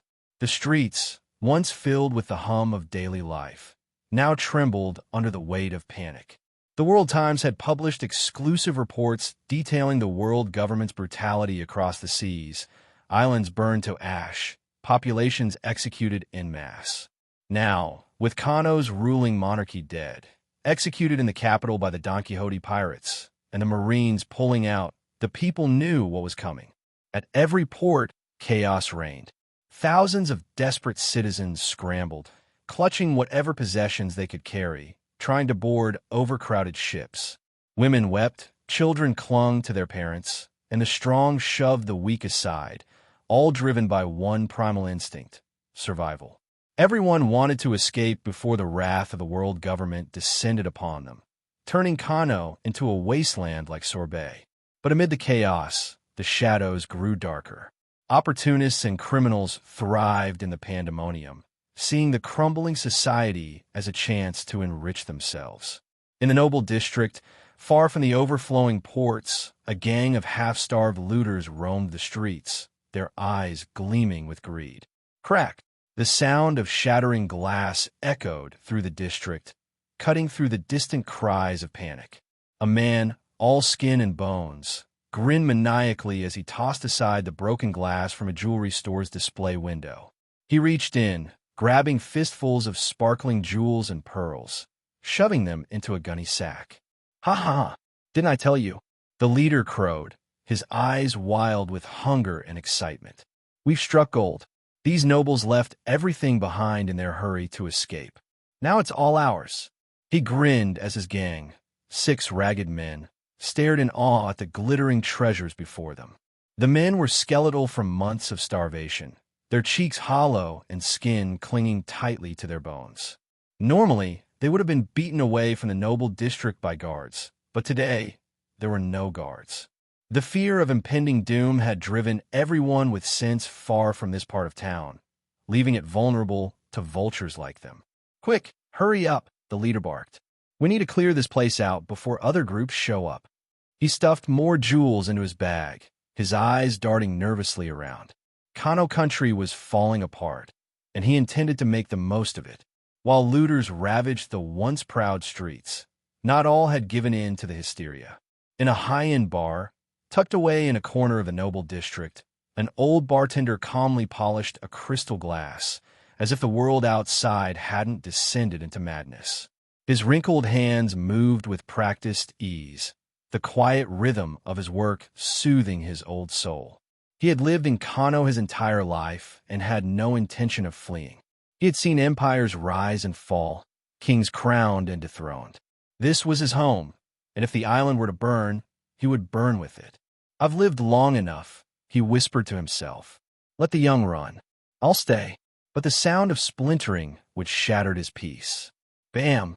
The door to the bar burst open, and more than 20 haggard men barged in, their clothes ragged, makeshift weapons clutched in their dirty hands.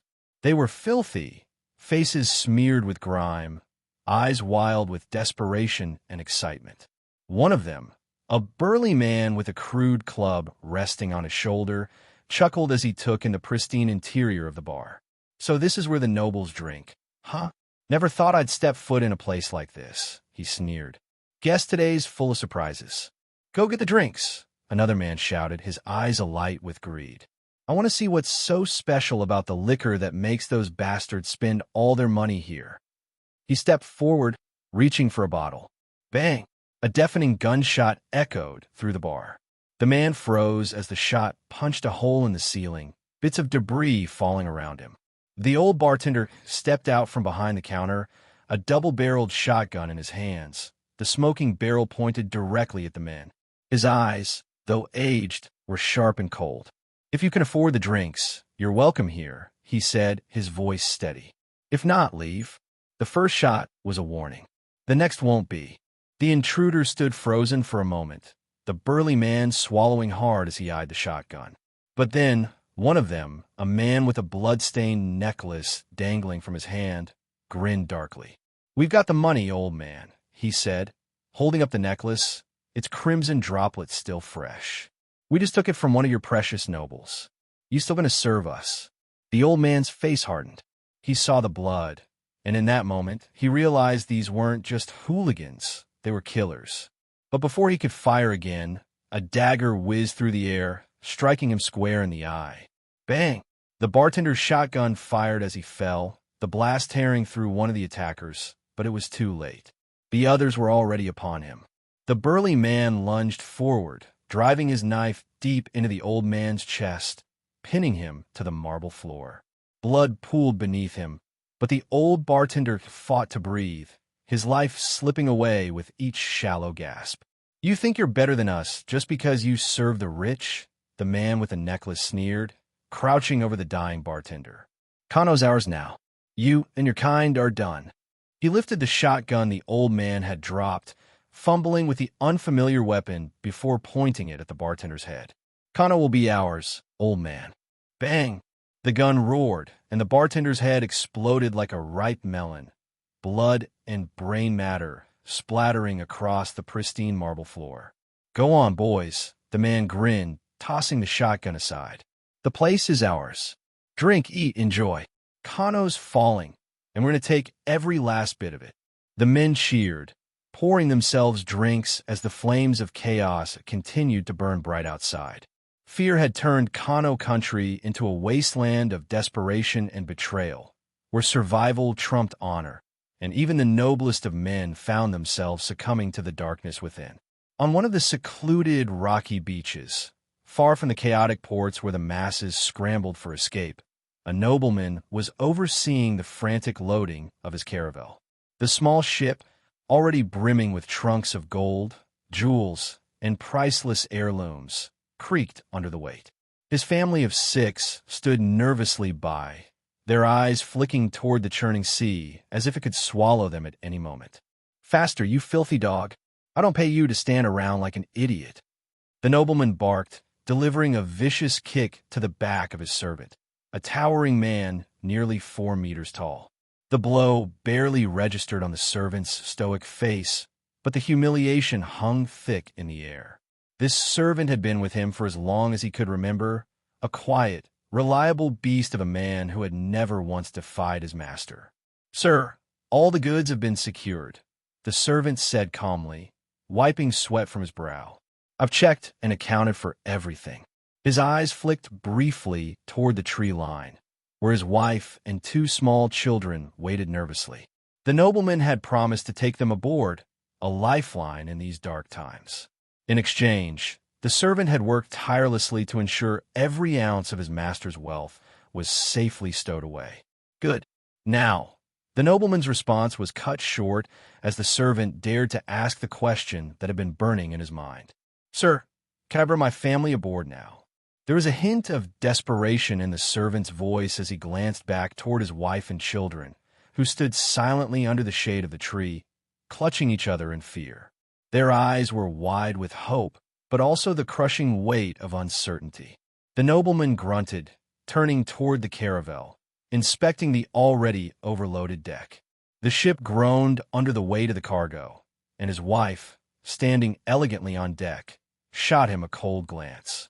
"Are you mad?"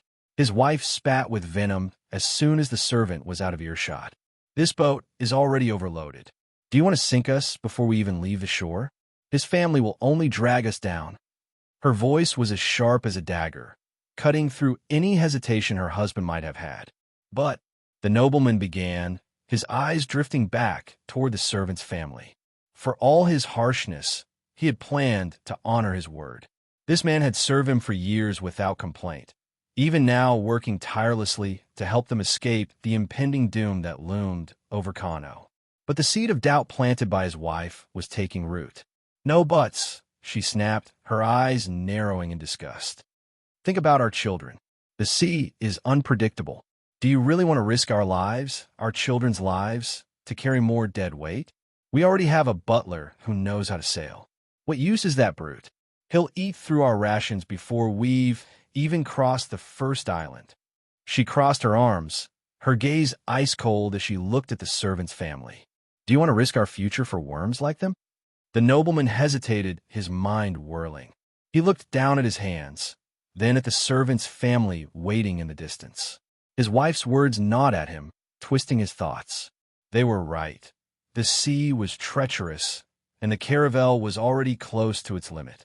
His heart pounded as his hand instinctively slid into his jacket, brushing the cool steel of the gun he kept there. The weight of the weapon felt oddly comforting. But he could act as our bodyguard, he offered weakly, trying to salvage the promise he had made. "He's strong. If anything happens," his wife scoffed, interrupting him with a laugh that was as bitter as it was cruel. "You think that brute is better protection than a gun?" She raised an eyebrow, her lip curling. "Look at you. You have a weapon. What use is he when you have that? Besides, he's been a servant all his life. Do you really trust him to protect us when things get ugly? No. He'll take his family and flee the moment he feels threatened. He'll abandon us in a heartbeat." The nobleman's grip tightened on the gun. His wife's words made sense, twisted as they were. The servant, as loyal as he had been, was still just a tool, and tools could be discarded when they were no longer useful. He glanced back toward the servant, who was now running toward his family with hope in his eyes, ready to bring them aboard. His wife's voice slithered into his thoughts once more. "Think about our children. Are you willing to risk their lives for the sake of keeping a promise to a servant? A servant, mind you, who can barely think for himself. We are their masters, not their saviors." The nobleman looked at his children, huddled on deck, clutching their mother's skirts. He felt his resolve waver, the weight of responsibility crushing him. Slowly, almost unconsciously, his hand slid deeper into his jacket, fingers curling around the cold grip of the gun. His wife watched with satisfaction, knowing she had won. As the servant reached the shoreline with his family, a broad smile on his face, the nobleman took a step forward. His heart pounded in his chest, his hand trembling as it gripped the weapon. The servant, oblivious to the decision that had already been made, gestured for his wife and children to follow him toward the boat. But before they could take another step, the nobleman raised his gun, leveling it at the towering servant. "I'm sorry," he muttered, though the apology felt hollow in his mouth. "Sir," the servant turned, confusion etched across his face. The moment stretched into eternity. The nobleman's finger tightened on the trigger. Bang! The gunshot echoed across the beach, cutting through the sounds of the crashing waves. The servant staggered, clutching his chest as blood blossomed through his shirt. His eyes widened in shock as he collapsed to his knees, the weight of betrayal more crushing than the bullet. His family screamed in horror, but their cries were drowned out by the thunderous roar of the sea. The nobleman stood frozen, the smoking gun still in his hand. His wife smirked, satisfaction gleaming in her cold eyes. "Come, darling," she said softly, stepping forward to place a hand on his shoulder. "You made the right choice." But as the servant's body fell to the sand, the nobleman felt no relief, only the hollow ache of guilt as the waves lapped against the shore, indifferent to the horrors of man. The port of Kano country had devolved into utter chaos, a boiling pot of fear and desperation. Once a bustling hub of trade and commerce, the docks were now packed with a frenzied crowd, each person driven by the primal instinct to survive. The rumors of Kano being wiped off the map, like Sorbet Kingdom before it, had spread like wildfire. Fear gripped the hearts of every citizen, and the once peaceful people of Kano now scrambled for a way off the island. Ships of all sizes rocked violently in the overcrowded harbor, their decks swarming with people. Mothers clutched their wailing infants to their chests. Fathers shouted to secure a spot aboard any vessel that could still hold passengers.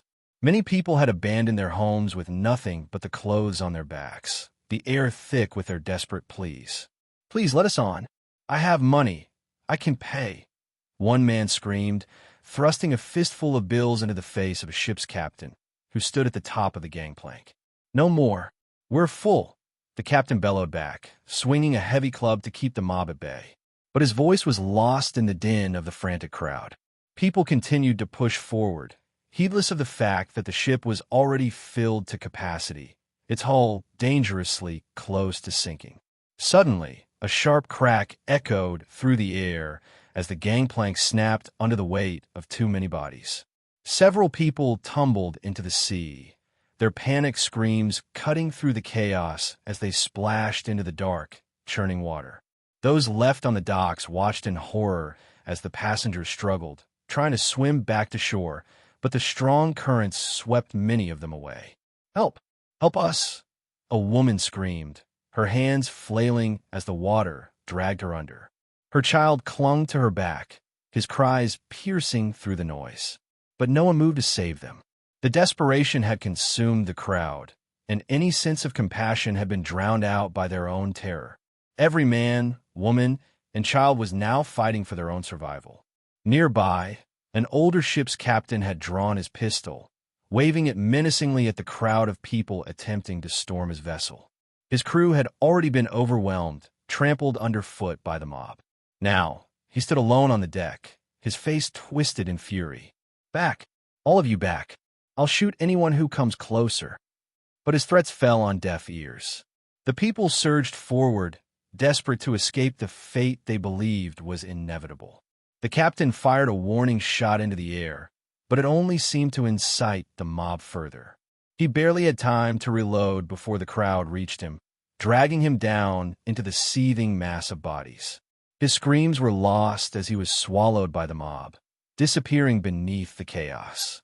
At the far end of the dock, a group of nobles, dressed in fine silks and furs, shoved their way through the crowd.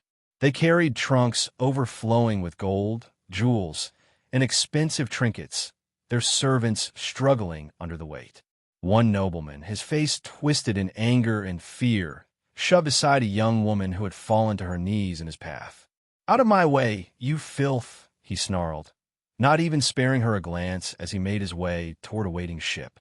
The woman's cries went unheard as she was trampled by the panicked crowd, her body lost beneath the stampede. As the nobles reached the dock, one of them waved a pouch of gold at a ship's captain. "This is yours if you can get us out of here." Now, the captain's eyes gleamed with greed, and he nodded sharply, signaling for his crew to prepare the ship for departure. But as the gangplank was lowered, the crowd surged again, overwhelming the nobles. The finely dressed men and women were pulled down into the chaos, their wealth and status offering them no protection in the face of the desperate mob. One noblewoman screamed as her expensive gown was torn from her body, and she was dragged into the sea of people.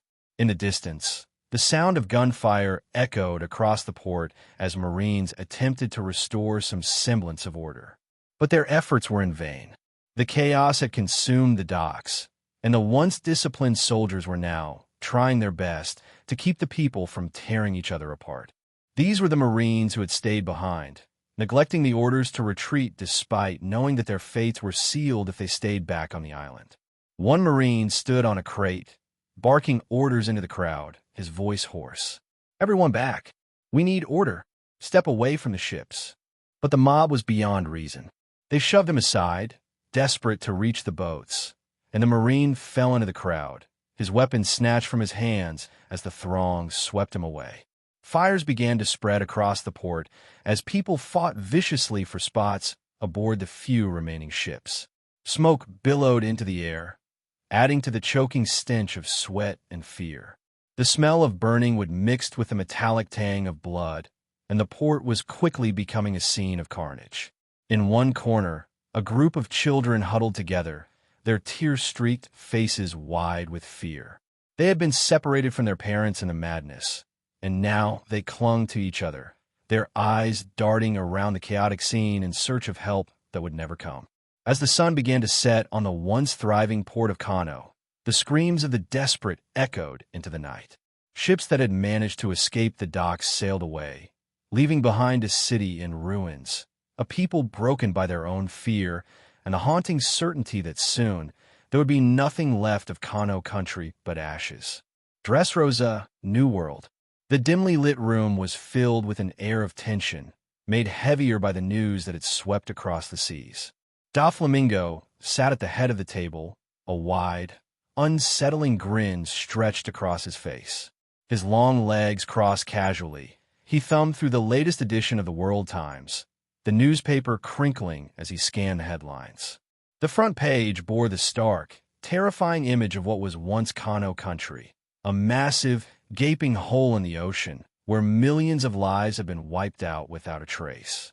Fufufu. The world government sure is ruthless. Doflamingo's voice rang out, dripping with dark amusement. More than 2 million souls erased with a single stroke. He held the newspaper out in front of him, shaking it slightly as if to emphasize the gravity of the words. "Look at that. A pit to the depths of the world where Kano once stood. It seems they've finally unleashed their little secret weapon again." The room was silent, save for the distant sound of the sea outside, waves lapping against the walls of Dressrosa's royal palace. Akiji, sitting stiffly across from Doflamingo, stared down at his untouched plate. The food had long since gone cold. His face, normally composed, betrayed a flicker of discomfort. His brow furrowed, lips drawn into a thin line. Doflamingo chuckled, his eyes narrowing behind his signature shades. "Tell me, Akiji, is what the world government did to those souls considered justice?" "Fufufu. It's funny, isn't it?" His mocking tone filled the room like poison, but the vice admiral remained silent, the weight of the question heavy on his mind. Akiji's thoughts churned. He had spent decades in the Marines, upholding a sense of justice that was slowly corroding under the weight of the government's actions. He had seen horrors in the name of that justice, but erasing an entire island, eradicating millions just to make a point? His hands clenched in a fist beneath the table. He wasn't sure if he could keep defending this anymore. Virgo, sitting calmly next to him, tore a piece of bread from the loaf before him, chewing with deliberate calmness. "If not for your brother stirring up trouble in Kano country," Virgo said quietly, his tone cool and almost indifferent, "maybe they wouldn't have suffered such an ending." Doflamingo's smirk widened. Fu. You really believe that, Rear Admiral Virgo? He asked, turning his attention toward the rumored successor of Black Fist. What did you expect when you tried to ambush my little brother? That he would simply surrender and lay down his arms and offer his neck to be slaughtered? You think he'd just roll over and die quietly? Don't make me laugh.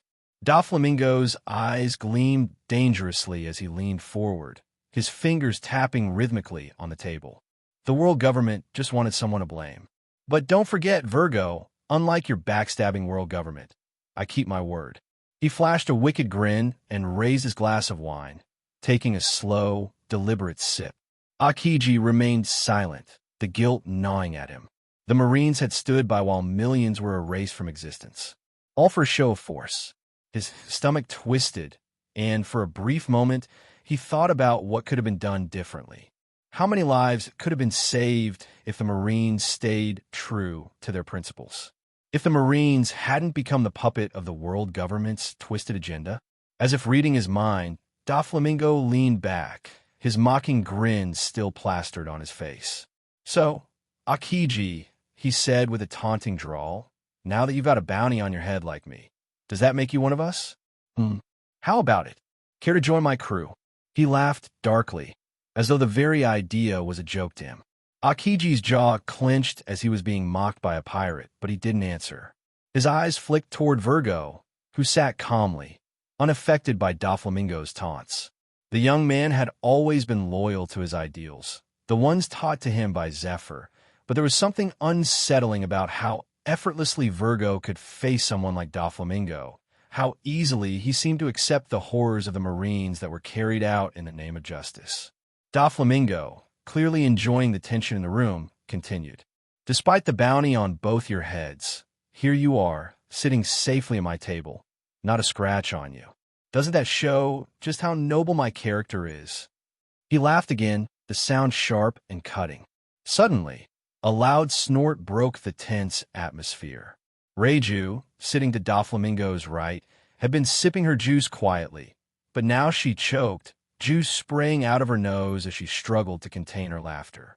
She sputtered, coughing repeatedly, her face flushed as she tried to recover from the embarrassing display. Doflamingo's grin faltered, his expression sour as he turned toward Reiju. Really? He asked, clearly annoyed at how his grand atmosphere had just been ruined. Reiju wiped her face, still chuckling softly. I'm sorry, I just couldn't help it, she muttered between coughs. You trying to act noble is just too much. Master Daffy. The rest of the room couldn't help but crack a smile at the scene, the tension momentarily broken by Reiju's unexpected outburst. Even Akiji, lost in his inner turmoil, allowed himself a brief moment of amusement. Doflamingo, still irritated, waved a hand dismissively. Fu. Little brats these days. No sense of decorum, he muttered, but there was a hint of fondness in his voice as he glanced at Reiju, who was still trying to recover from her coughing fit. The room fell silent again, but the mood had shifted slightly. The unease, while still present, was no longer suffocating. Akiji finally spoke, his voice low and strained. This isn't justice, he said, almost to himself, his hands still clenched tightly beneath the table. Doflamingo's grin returned, more sinister than before. Of course it's not. But you've known that for a long time, haven't you, Akiji? Doflamingo leaned back in his chair, his signature grin plastered on his face as he turned his gaze toward Queen Odoheim. She sat across the table, her face pale, hands trembling slightly as she clutched the fabric of her royal gown. The news of the world government's recent actions, their use of an ancient weapon to erase Kano country from existence, had left her shaken to her very core. This wasn't just a matter of politics anymore. The sheer ruthlessness of it all had stripped away any lingering hope she held for peaceful cooperation. Tell me, Queen Odoheim, Doflamingo's voice cut through the heavy silence like a blade, cold and taunting. Do you still believe that someone like the world government would allow the fishman race to live as equals to humans in the world above? Odoheim flinched at his words. She had worked tirelessly, not just in forging an alliance with the Don Quixote family, but also in secretly maintaining diplomatic channels with the world government. She believed that if she could appeal to their humanity, if she could convince them of the equality between races, they might allow Fishman Island to rise from the depths and live alongside humans without fear or discrimination. Though the Don Quixote family was helping them build a safe haven for Queen Odoheim and her people on Punk Hazard, getting the approval of world government seemed more important to her. But after hearing about Kano's destruction, her faith had been deeply shaken. Still, she clung to that hope, because if not, what else did her people have? Daffy's grin only widened as he saw the flicker of doubt in her eyes. He knew her well enough to understand she hadn't completely given up on her idealistic dream. He wasn't one to let such naivety go unchecked. You thought to know about your little efforts with the world government. Huh. Doflamingo's voice was laced with mockery. Trying to balance your alliance with me while negotiating with them on the side. Fu. You must think highly of yourself to believe you could play both sides. But I'll give you credit, Queen Odoheim. That takes guts. Odoheim's hands tightened in her lap. She had always hoped that Doflamingo wouldn't discover her attempts to maintain peaceful ties with the world government, even though it risked angering the pirate emperor. Akiji, sitting silently to her left, had warned her against it. Even her ministers had urged caution, knowing Doflamingo's reputation for cruelty. But she had pushed forward. She had to. For her people. This is different, Odoheim stammered, trying to find her voice. I believed that peace was possible, that equality could be reached if I appealed to their sense of what? Doflamingo interrupted, leaning forward with a sharp glint in his eyes. Humanity? Justice? Fu. His laugh was harsh, cruel. You really thought they would treat you seriously, didn't you? That they would see the fishmen as anything more than tools or slaves. Come now, Queen Odoheim, don't be so naive. Have you forgotten at whose hands most captured mermaids and fishmen end up? You think those world nobles would give up their privileges because of your sweet words and promises? You truly believe they see you as equals? Odoheim felt her heart sink, but she forced herself to respond. I have to try, for the sake of my people. Doflamingo scoffed, his tone turning icy. Try all you want, but the reality is simple. The only reason Fishman Island isn't already a slave colony is because it's too far out of their reach, too deep beneath the sea. It's not worth the effort for them to control it. But make no mistake, Queen, if they could, they would. You and your entire race would end up in chains, just like so many others. His words hit her like a hammer, but he wasn't done yet. Let me remind you, Queen Odoheim, he continued, voice dripping with venom. Do you know how many races have been wiped out, hunted down like animals because they were different, because they were exotic? The Red Line was once home to dozens of races and species, some of them more powerful, more intelligent than humans. And what happened to them? Gone. Erased from existence for the sport and pleasure of the celestial dragons. You think your fishmen are any different? If it weren't for your location, you'd be trophies on their bedside table. Akiji, who had been listening in silence, clenched his fists. As much as he despised Doflamingo, he couldn't completely refute his words. The stories of exotic races hunted to extinction by the whims of the world nobles were all too real. He had seen it firsthand, the brutality with which the government operated behind the scenes. Entire species and communities enslaved or eradicated simply for being different or because they sought the truth. He wanted to defend Odoheim's ideals, but the reality was undeniable. The world government would never see the fishmen as anything other than property. Doflamingo saw the conflict on Akiji's face and grinned wider, like a predator who had just cornered its prey. You know I'm right, Kazan, he taunted. You were part of it, weren't you? The system that turns a blind eye while entire species are slaughtered or enslaved. You really think someone like Queen Odoheim stand a chance in that world? Akiji's face tightened, guilt gnawing at him. He had joined the Marines with the hope of serving justice. But the longer he stayed, the more he saw the corruption that rotted the organization from within. The destruction of Kano country, the way Odoheim had been targeted by government assassins. None of it could be ignored. His silence was as good as confirmation. Odoheim, her heart heavy with despair, still tried to cling to the last vestiges of hope. But the people, the world can't stay like this forever, she said, her voice barely above a whisper. There has to be a way to change things, to build a bridge between humans and fishmen. Doflamingo laughed again, his voice booming in the hall. Fu. Dream all you want, Queen. But in this world, the strong rule, and the weak are crushed. Your bridge is nothing but a fantasy. And sooner or later, the world government will come for your island, just like they came for Kano. The only way you can truly achieve what you want is by standing at the same level, not by being subservient. The room fell into an uneasy silence, Doflamingo's mocking laughter echoing in their ears. Odoheim felt as though a pit had opened in her chest, but she refused to give up.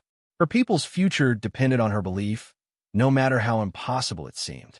Hidden revolutionary base, Grand Line. The wind swept across the rocky shore, carrying the scent of salt and the soft hum of waves crashing in the distance. The sun had begun its descent, casting an orange glow on the horizon. Despite the peaceful scene, there was no tranquility in Zephyr's heart as he sat on a jagged boulder by the water's edge. His mechanical arm, the cold metal and sea stone essence replacing the flesh and blood he had lost, rested heavily in his lap. His once proud figure, a symbol of justice for decades, seemed now like a shadow of itself. Dragon stood a few paces behind him, watching his mentor in silence, his brow furrowed in worry. He knew that, despite the calm setting, a storm was brewing in Zephyr's soul. The events of the past few months had broken something inside the former admiral, something that might never heal. Sorbet Kingdom, Kano Country, both names that echoed in their hearts as reminders of the ruthless actions of the world government. Massacres hidden under the banner of absolute justice. Do you still think you should go back to the Marines, Zephyr-sensei? Dragon finally asked, his voice cautious, filled with concern. He knew what the answer might be, but still, he had to ask. Zephyr didn't respond right away. The gentle sea breeze ruffled his hair, but it did nothing to soothe the tempest raging inside him. After a long pause, his voice finally came, low and heavy with years of regret and bitterness. Tell me, Dragon, Zephyr began, his metallic fingers clenching into a fist as he gazed out at the ocean. Was everything I dedicated my life to just a joke? Was my pursuit of justice nothing more than a delusion? Did I waste all those years in forcing a lie? Dragon could hear the weight in his mentor's voice, the anguish that came from watching everything he believed in crumble before his eyes. Zephyr's heart had been forged in the fires of loyalty to the Marines, in a belief that justice was something noble and pure. But now, after the events of Sorbet and Kano, that belief had been shattered. He could no longer reconcile the man he once was with the truth he had come to understand. I wish I had died back then. Zephyr's voice dropped to a whisper, barely audible over the sound of the waves. His eyes darkened as memories flooded back. Images of the Sorbet kingdom burned into his mind. He remembered the faces of the people, the screams, the destruction wrought by the ancient weapon. He should have died that day, but he hadn't. A fellow Marine, someone brave enough to sacrifice himself with his paramecia devil fruit, had saved Zephyr from certain death. But for what? So that he could live to see the true horrors of the organization he once swore to serve? Dragon struggled to find the words to comfort him. He stepped forward, his hand reaching out, but then hesitating. What could he possibly say to alleviate the pain of a man who had devoted his life to something that had betrayed him? Tell me honestly, Dragon, Zephyr continued, his voice suddenly sharp and piercing. He turned to face the revolutionary leader, his black, sea-stone-covered face gleaming ominously in the fading light. Was killing me at Sorbet Kingdom part of the world government's plan? Was I nothing but a loose end to be tied up? Dragon flinched. He had known this question was coming, but it didn't make it any easier. Zephyr was no fool. He had risen to admiral during the chaotic era of the Rocks pirates, standing side by side with legends. He knew how the world government operated, and yet, Hearing the truth would be a final blow to his already fractured faith. Dragon hesitated. He had never wanted Zephyr to bear the full burden of the truth, not after everything he had already endured. But he owed his mentor honesty. Sensei, yes. Sorbet Kingdom was their way of eliminating those who stood in their way. You, Shiki, Lin, they wanted to remove you all. But you survived. Zephyr's expression didn't change, but the bitterness in his eyes deepened. So, all those people, the millions of lives in Sorbet, they died just to kill me, to get rid of an old soldier they no longer needed. His voice wavered, and Dragon could see the toll it was taking on him. Zephyr had always believed in justice, but now he was realizing that the system he had upheld was built on blood and lies. He thought back to the words of Ross, a Marine turned pirate, the greatest protege that Garp ever groomed. Despite the short tenure under his training, the boy had left a lasting impression on him. Someday, old man, you're going to realize that your justice is just another tool for the powerful. They use you, and when you're no longer useful, they'll toss you aside. Pirates, like most out there, at least don't pretend to be something they're not. You're the real hypocrite. Zephyr had brushed off those words back then, convinced that pirates were nothing but criminals. But now he wondered if Ross had been right all along. Was he the hypocrite? Had he spent his life upholding a system that was just as corrupt and vile as the enemies he fought against? You know, Dragon, Zephyr muttered, staring at the horizon.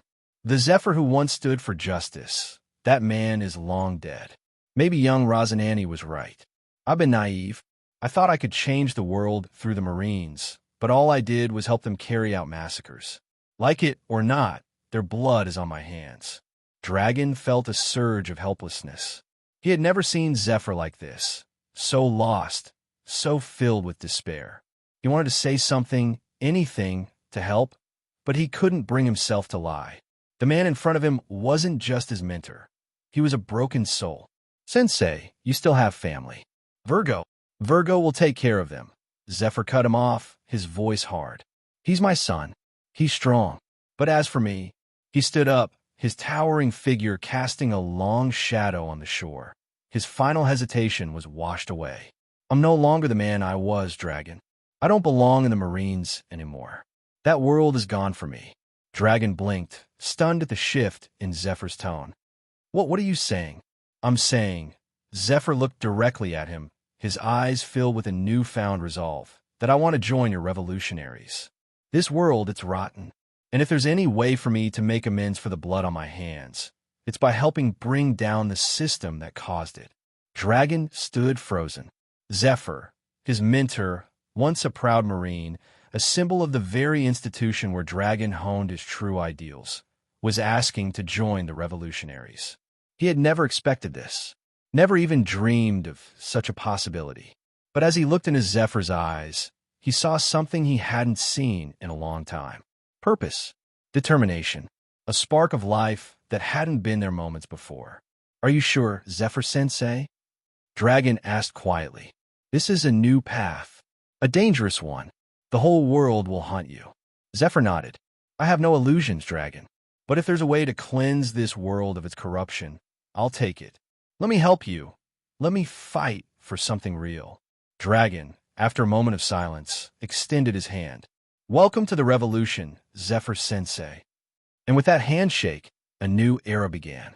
Zephyr, once a proud Marine admiral, had become a revolutionary, ready to tear down the very system he once served. Marine Forward Grand Line.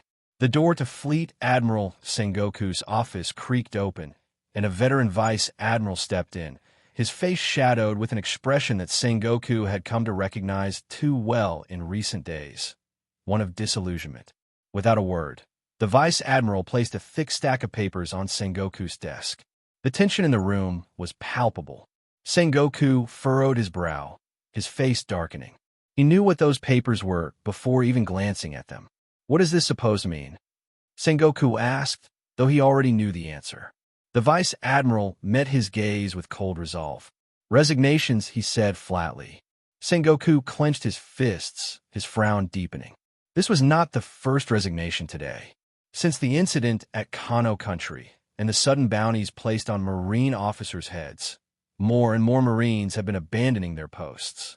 The weight of it all was becoming unbearable. Sengoku had spent his entire life upholding the ideals of the Marines: justice, order, peace. But now, those very ideals were being questioned, and not just by the outside world, but by his own men. Afraid because there's a bounty on your head. Henry? Sengoku snarled, his voice rising. Are you really that much a coward? The man standing before him, Vice Admiral Henry, was no ordinary officer. He was a war-hardened veteran, having joined the Marines around the same time as Sengoku and Garp. He had fought on the front lines of the New World, facing the worst of the worst. Henry wasn't a man who scared easily, and Sengoku's outburst felt like a desperate attempt to make sense of the chaos unraveling around him. Henry's lips curled into a sneer. His scarred face, one eye blind, a massive gash running from his temple to his jaw, twisted in disdain.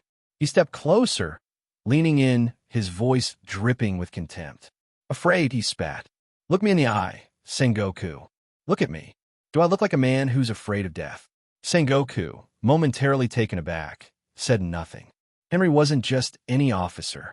He had fought battles most men wouldn't dare to dream of. His body was a testament to the wars he'd survived, and he carried the scars of those battles like medals of honor. But this was different. This wasn't about fear. This was about something far deeper, something that Sengoku was beginning to realize he couldn't argue against. After everything that's happened, if I stay in the Marines, what's the difference between me and those filthy pirate bastards? Henry growled, his voice heavy with disgust. They kill for pleasure, and we do the same. We just dress it up with words like order and justice. Sengoku's face twisted with anger and pain. We serve justice, Henry, he countered, his voice sharp. But even as the words left his mouth, they fell hollow. Henry's response was immediate and brutal. He spat on Sengoku's desk, the action an unthinkable breach of respect, but he didn't care anymore. The fleet admiral's eyes widened in shock, his mouth opening as if to speak, but no words came. The veteran vice admiral leaned in further, his face just inches from Sengoku's, eyes burning with betrayal and fury. Justice? Henry scoffed, his voice low and venomous. How long are you going to keep lying to yourself, Sengoku? How long are you going to keep calling what we've done justice? Sengoku opened his mouth to protest, but Henry slammed his fist onto the desk, making the papers jump. His next word struck Sengoku like a hammer to the chest. We've herded human beings like livestock, boxed them in like pigs, so those celestial dragons could hunt them for sport. You may have forgotten, but I haven't. Sorbet Kingdom, Sengoku, 12 million souls. And we did nothing. We stood by and watched it happen. I should have left the Marines that day, but I didn't. I let myself believe the bullshit you fed us about greater good and keeping order. And for what? To realize I've been a fool for decades. Sengoku could only stare, stunned into silence. The room felt suffocating. The weight of Henry's words pressed down on him like an anchor, dragging him into the abyss of guilt he had buried deep within himself. Henry's voice grew louder, his emotions finally spilling over. And now, Kano country? What do they do? What was their crime? You, of all people, Sengoku, should have known better. Sengoku, for the first time in years, hesitated. His lips trembled as he tried to muster a defense, but his voice faltered. I wasn't aware the world government would deploy such a weapon. If you had known, Henry roared, cutting him off. What would have changed, Sengoku? Would you have stopped them? No, because that's what we've become. Lapdogs. The world is right to call us that. We are nothing more than the world government's glorified slaves, bound to them by chains we refuse to see. They use us to do their dirty work, to justify their atrocities with words like justice and peace, and we just obey. He slammed his fist against the desk again, harder this time, the sound reverberating through the room like a gunshot. Do you have any idea how filthy our hands look to the world right now? How bloody they are? Sengoku felt a wave of shame wash over him, but he couldn't show it. He was the fleet admiral. He was the face of the Marines. He had to hold the line, had to believe that there was still honor in what they did. But Henry's words had torn through his defenses, exposing a festering truth he could no longer deny. Sigh. Henry exhaled, the anger in his voice ebbing away, leaving only exhaustion. I don't want to argue anymore. I'm not here to be called a deserter. I'm here to formally submit my resignation. And it's not just me. 300 others are leaving Sengoku. 300 Marines who've lost faith. Many of them had families in Kano country. Families you failed to protect. He turned his back on Sengoku, his broad shoulders slumping with the weight of his decision. Our hands are bloody, Sengoku. No matter how many times you say the word justice, you can't wash that away. Not anymore. As the door closed behind Henry, Sengoku stood alone in the dim light of his office, staring down at the stack of resignations. His heart felt heavier than it had in years. The papers in front of him blurred, the weight of his own guilt and the crushing reality of his failures settling in. He had spent his life fighting for justice, but now, for the first time, he wasn't sure he knew what that word meant anymore. The room was silent, save for the ticking of the clock. Each second felt like a lifetime, each tick a reminder that time was slipping through his fingers. Sengoku stood in the dimly lit office, his gaze fixed on the stack of resignations, his mind heavy with the weight of Henry's words. Serving in the Marines had been his dream since childhood. He had once believed with every fiber of his being in what the Marines stood for: justice, order, protection. He had worn his title with pride, confident that he was serving the greater good, that the organization he had dedicated his life to truly embodied the ideals of justice. But now, even someone as steadfast as him was beginning to doubt. The words glorified slaves echoed in his mind, reverberating like a death knell to everything he had ever believed. Henry wasn't just angry. He had spoken a brutal truth, one that Sengoku had long tried to suppress, buried beneath layers of duty and loyalty to the world government. The Marines had always been seen as the hand of justice, but when had they become little more than pawns in a game they didn't even control? Sengoku sighed deeply, his heart weighed down by the bitter realization that perhaps the ideals he had fought for had been tainted. The man who had once been unshakable now felt a deep chasm of uncertainty. His gaze fell on the word etched into the back of his coat: justice. For decades, that word had defined him. But what was justice if it allowed innocent lives to be sacrificed for the whims of the celestial dragons? What was justice if it forced good men like Henry to abandon their posts because their consciences could no longer bear the burden of guilt? He stood up slowly, his movements deliberate, each step toward his decision feeling heavier than the last. He reached for his coat, the same white coat he had worn with pride for years, the symbol of the justice he swore to uphold. He hesitated, gripping the fabric tightly in his hand, as if the very act of putting it on was a commitment to either the path he had always walked or the one he was now forced to consider. The time had come for him to confront the truth he had avoided for too long. If the Marines had truly fallen into the role of lapdogs for the celestial dragons, then he had two choices: to leave, as Henry had, or to face the powers that controlled them and fight for the change he desperately believed in. His decision became clear in that moment. If he was going to lead the Marines the way he had envisioned, if he wanted to restore the honor and integrity of the organization, then there was only one path. He would confront the five elders.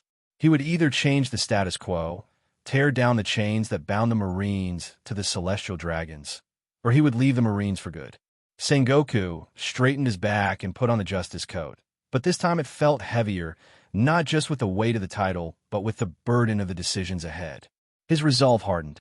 He wasn't just going to accept the status quo anymore. This was no longer about loyalty to a flawed system. This was about saving the soul of the Marines itself. If we've lost sight of true justice, then it's time we find it again, Sengoku murmured to himself. His eyes narrowed with determination. I will not allow the Marines to be reduced to mere puppets. He walked toward the door, every step filled with purpose. The corridor stretched ahead of him, long and quiet, like the calm before a storm. He knew the risk he was taking. The five elders were the most powerful figures within the world. Government, and challenging them would not only be dangerous, It could cost him everything he had ever built. But Sengoku was prepared to pay that price. He would stand before them, not as a fleet admiral seeking approval, but as a man determined to reclaim the true essence of justice. He would demand change. He would lay everything on the line for the Marines he believed in, for the people they were meant to protect, and for the legacy he wanted to leave behind. And if they refused him, if they made it clear that the Marines were to remain the enforcers of tyranny, then he would walk away. He would leave the institution that had defined him for so long and let history judge his decision. But at least he would do so with a clear conscience, knowing that he had fought for what was right. Henry was right about one thing, Sengoku whispered, the weight of his thoughts heavy on his soul. The Marines can no longer be lapdogs. If I can't change that, then maybe it's time I go. With that final thought, Sengoku stepped out of his office, the gravity of his decision settling over him like a storm cloud. His heart was resolute, his spirit unbroken. He was going to meet the elders, and for the first time in years, Sengoku wasn't just wearing the justice coat. He was justice, and he would see it restored or watch it burn. Fusha Village, East Blue. The sun was beginning to set, casting a warm, golden glow over the shoreline of Fusha Village. Little waves lapped at the sand as a group of children laughed and ran, their carefree energy filling the air. Barely 2 years old, Ace was determined to keep up, his tiny legs pumping furiously as he chased Makino, who darted ahead with a playful grin. The little boy's black hair stuck to his forehead as he giggled, eyes gleaming with determination. His chubby arms reached out, hoping to catch her, but Makino always stayed just out of reach, teasing him with every quick step. Rouge, with her warm smile, was playing alongside the children, her gentle laughter blending in with theirs. She bent down, clapping her hands together to encourage Ace, who stumbled in the sand but quickly picked himself back up. Other village children had joined them, even some of the mountain bandits' kids, all mixed together in a picture of innocent joy. The sand beneath their feet felt soft, and the evening breeze brought the scent of the ocean, refreshing and light. A few hundred meters away, sitting on a large boulder that overlooked the scene, was a man dressed in an open, floral-patterned shirt, casual and bright, with large pink hibiscus flowers that stood out against the dark fabric. His broad, muscled frame seemed out of place in the loose, tropical attire, and his yellow shorts only added to the unusual image. It was none other than Monkey D. Garp, the man currently carrying the highest bounty in the world, though the world government hadn't officially issued it. His bounty number matched the one that once belonged to the Pirate King himself. 5,564,800,000 berries. But in this moment, Garp wasn't concerned with the title or the bounty. A warm smile spread across his weathered face as he watched the children play, his gaze lingering on Ace, whose fierce determination reminded him so much of his late friend, Roger. Life like this, peaceful and simple, wasn't so bad after all. He missed the Marines sometimes, the thrill of the battlefield and the camaraderie of his men. But this, watching Ace laugh, surrounded by friends and family, soothed him in ways that military life never could. He sighed contentedly, his hand resting on his knee, but the peaceful moment was abruptly interrupted. Garp's brow furrowed, and his smile quickly faded as his observation hockey picked up a presence approaching. His jaw tightened in annoyance. That presence. It was him again. Garp scowled, his mood turning sour. For the past month, this man had been a thorn in his side. Initially, Garp had agreed to let him stay for a week, but the shameless bastard had overstayed his welcome, settling down in Fusha Village as if it were his own private vacation spot. Only 3 people on the island knew the truth of his identity: Garp himself, Rouge, and Old Naguri. The man's real name was known only to the most infamous circles, the former right-hand man to the Pirate King, Silvers Rayleigh. As if sensing Garp's irritation, Rayleigh strolled up to the boulder with his usual carefree grin. He looked completely at ease, as though the threat of Garp's fists didn't concern him in the slightest. Dressed in his worn-out coat and simple trousers, Rayleigh held a bottle of rum in one hand and a small bag of crackers in the other.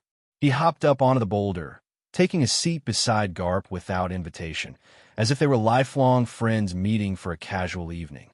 "Ah, Garp," Rayleigh greeted cheerfully, ignoring the glare sent his way. "You're still sitting here sulking, I see. Have a cracker." He passed the bag over, chuckling as he popped one into his mouth and took a swig of rum. Garp growled low in his throat as he snatched the bag of crackers, stuffing a few into his mouth. "Rayleigh, you bastard," he grumbled between bites, glaring at him. "It's been more than a month now. Why the hell haven't you left yet? You said a week." Rayleigh just laughed, leaning back comfortably against the boulder. His eyes twinkled with mischief as he watched the kids play down below, Makino now helping Ace back to his feet after another tumble. "What's the rush? You got such a lovely view here, Garp. And besides, where else am I supposed to go? You know how dull the rest of the world is compared to this place. Nothing beats a peaceful village and some good company." He took another sip of rum, smirking knowingly. "Good company?" Garp spat out, almost choking on his cracker. "More like pestering company. You're a pain in my side, Rayleigh. I'll let you stay for 1 week. And here you are, mooching off me for a damn month. I should have thrown you into the sea the first day you showed up." Rayleigh let out a hearty chuckle, unfazed by Garp's bluster. "Come now, old friend. You didn't mind it when we had that drinking contest last week." He gave Garp a teasing nudge with his elbow, causing the older man to grunt in annoyance. "You're just upset because I drank you under the table." Garp's face flushed red with irritation, but he didn't argue.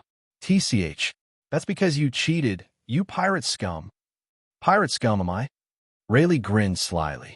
"Well, this pirate scum brought you some crackers, didn't he?" As the two bickered, the sound of children's laughter carried up to them, softening Garp's mood just a little. His gaze softened as he looked back toward the shore, watching Ace try again to catch up to Makino, while Rouge gently scolded one of the bandit kids for pushing too hard. "Look at them," Rayleigh said quietly, his tone shifting to something more thoughtful. "They're so carefree, playing without a worry in the world. They don't know the hell that's happening out there." Garp's expression grew serious as he watched Ace, his grandson, running around without a care. "Aye," he murmured. Rayleigh's tone was unusually serious, dusting the sand off his coat. His piercing eyes, usually filled with mirth and mischief, now reflected the weight of years and responsibilities. He gazed out at the horizon, where the sun had just slipped below the ocean, leaving a faint golden hue on the waves. The children's laughter still echoed in the distance, but the air between him and Garp had grown heavy with unspoken concerns. "Take care of them while I'm away, Garp." Rayleigh spoke firmly, his voice uncharacteristically solemn. "Don't you dare let Roger down. If he chose to leave his son under your care, then you should understand how much he trusted you." Garp looked up at Rayleigh, startled. For weeks now, Rayleigh had been like an annoying leech, refusing to leave despite Garp's many attempts to kick him out. But suddenly, out of nowhere, Rayleigh was preparing to go. Something was up. Garp had known Rayleigh long enough to sense when the man was hiding something serious. "What's going on?" Garp asked, his brows knitting together, suspicion clear in his voice. Rayleigh paused, rubbing the back of his neck, clearly weighing his next words. "I got a call from Ross," he said finally, his tone grave. "It seems like someone's on the hunt for information regarding my old crew. Ross thinks their intentions are—" Rayleigh trailed off, letting the ominous implications hang in the air. Garp's jaw tightened, and his frown deepened as he processed Rayleigh's words. He didn't need the former first mate to finish the sentence. Garp knew the history. After Roger's execution, the world government had hunted down several members of Roger's crew relentlessly. Only Rayleigh's return and his decision to lie low had stopped the manhunt for a time. But there had been other incidents, too many to be coincidences. Like the mysterious destruction of the island where one of Roger's old shipwrights had lived. The entire place wiped off the map, and the shipwright along with it. Garp didn't believe in coincidences, especially not when it came to anything related to Roger's crew. Now, another party was on the move, searching for Roger's men. And if Rayleigh had decided to act, Garp knew it wasn't some random rumor. It was serious. "You think they're after more than just information, don't you?" Garp said, his voice low, a dangerous edge creeping into his tone. Rayleigh's eyes met Garp's, and there was no longer any hint of the playful pirate in them. I do. Whoever they are, they're methodical. We've already lost 2 of our own, Garp. It's no accident. And Ross, well, he doesn't spook easily. If he's worried, then it means something bigger is in motion. Garp sighed deeply, the weight of it all pressing down on him. He shifted slightly, resting his arms on his knees, watching Ace in the distance, still chasing Makino and stumbling over the sand. The little boy had no idea of the storm brewing around him, and for that, Garp was grateful. But the reality of the world was cruel, and Ace's future was tied to a legacy that would never let him rest. Rayleigh, you know I've done everything in my power to keep that boy's identity a secret, Garp said, his voice rough but earnest. I won't let Roger's son fall into the hands of those bastards. Not ever. But I don't want the world government to catch wind of what's happening. They're already suspicious enough as it is with your movements. Rayleigh nodded, his expression softening just a little. I know you'll protect him, Garp. You've done more than anyone could have asked. But we both know it won't be long before the boy's true parentage comes to light. And when that day comes, the world will come hunting for him, just like they hunted for Roger. Let him try. Garp growled, clenching his fists, his voice filled with defiance. If they come for Ace, they'll have to get through me first, and I'll make sure they regret it. Rayleigh chuckled lightly, though it was tinged with sadness. That's the Garp I know, he said, offering a small grin. But remember, you're not just dealing with the world government anymore. There are other forces out there, ones we haven't seen in a long time. And some of them might have reasons to want Roger's legacy erased from history entirely. Garp's scowl deepened, his instincts screaming that something dangerous was on the horizon. I'll handle it. But you're planning on tracking them down, aren't you? He eyed Rayleigh suspiciously, already knowing the answer. Rayleigh's silence was answer enough. He stood up from a boulder, dusting off his coat and adjusting the bottle of rum in his hand. Someone's out to figure out who's pulling the strings, Garp, Rayleigh said, his voice steady and resolute. And I'm not the kind of man to sit around while my friends are being hunted. Garp watched him for a moment, then sighed. You're still as reckless as ever, Rayleigh. But if anyone can figure out what's going on, it's you. Rayleigh grinned again, the old spark of adventure returning to his eyes. Reckless? Coming from you, that's a compliment. Garp rolled his eyes, though a small smirk tugged at the corner of his lips. Just don't get yourself killed, you bastard. You're a pain in my ass, but I'd rather not have to explain to Rouge why Ace's godfather got himself caught like a fool. Rayleigh laughed, his hearty voice filling the air. Don't worry, Garp. I've managed to stay alive this long. What's a little more danger? As Rayleigh turned to leave, Garp called out to him one last time. Hey, Rayleigh. Rayleigh paused, glancing back over his shoulder. Take care of yourself out there. The world's gotten a lot uglier since the old days. Rayleigh smiled, tipping his head in acknowledgement. You too, old friend. And take care of that boy. He's going to need you more than ever soon. With that, Rayleigh walked off into the evening, his figure slowly fading into the distance. Garp watched him go, the weight of the world suddenly feeling much heavier on his shoulders. He glanced back at Ace, who had finally caught up to Makino, laughing triumphantly. The boy had no idea of the burdens he carried. Roger, Garp muttered under his breath, staring out at the horizon. You damn fool.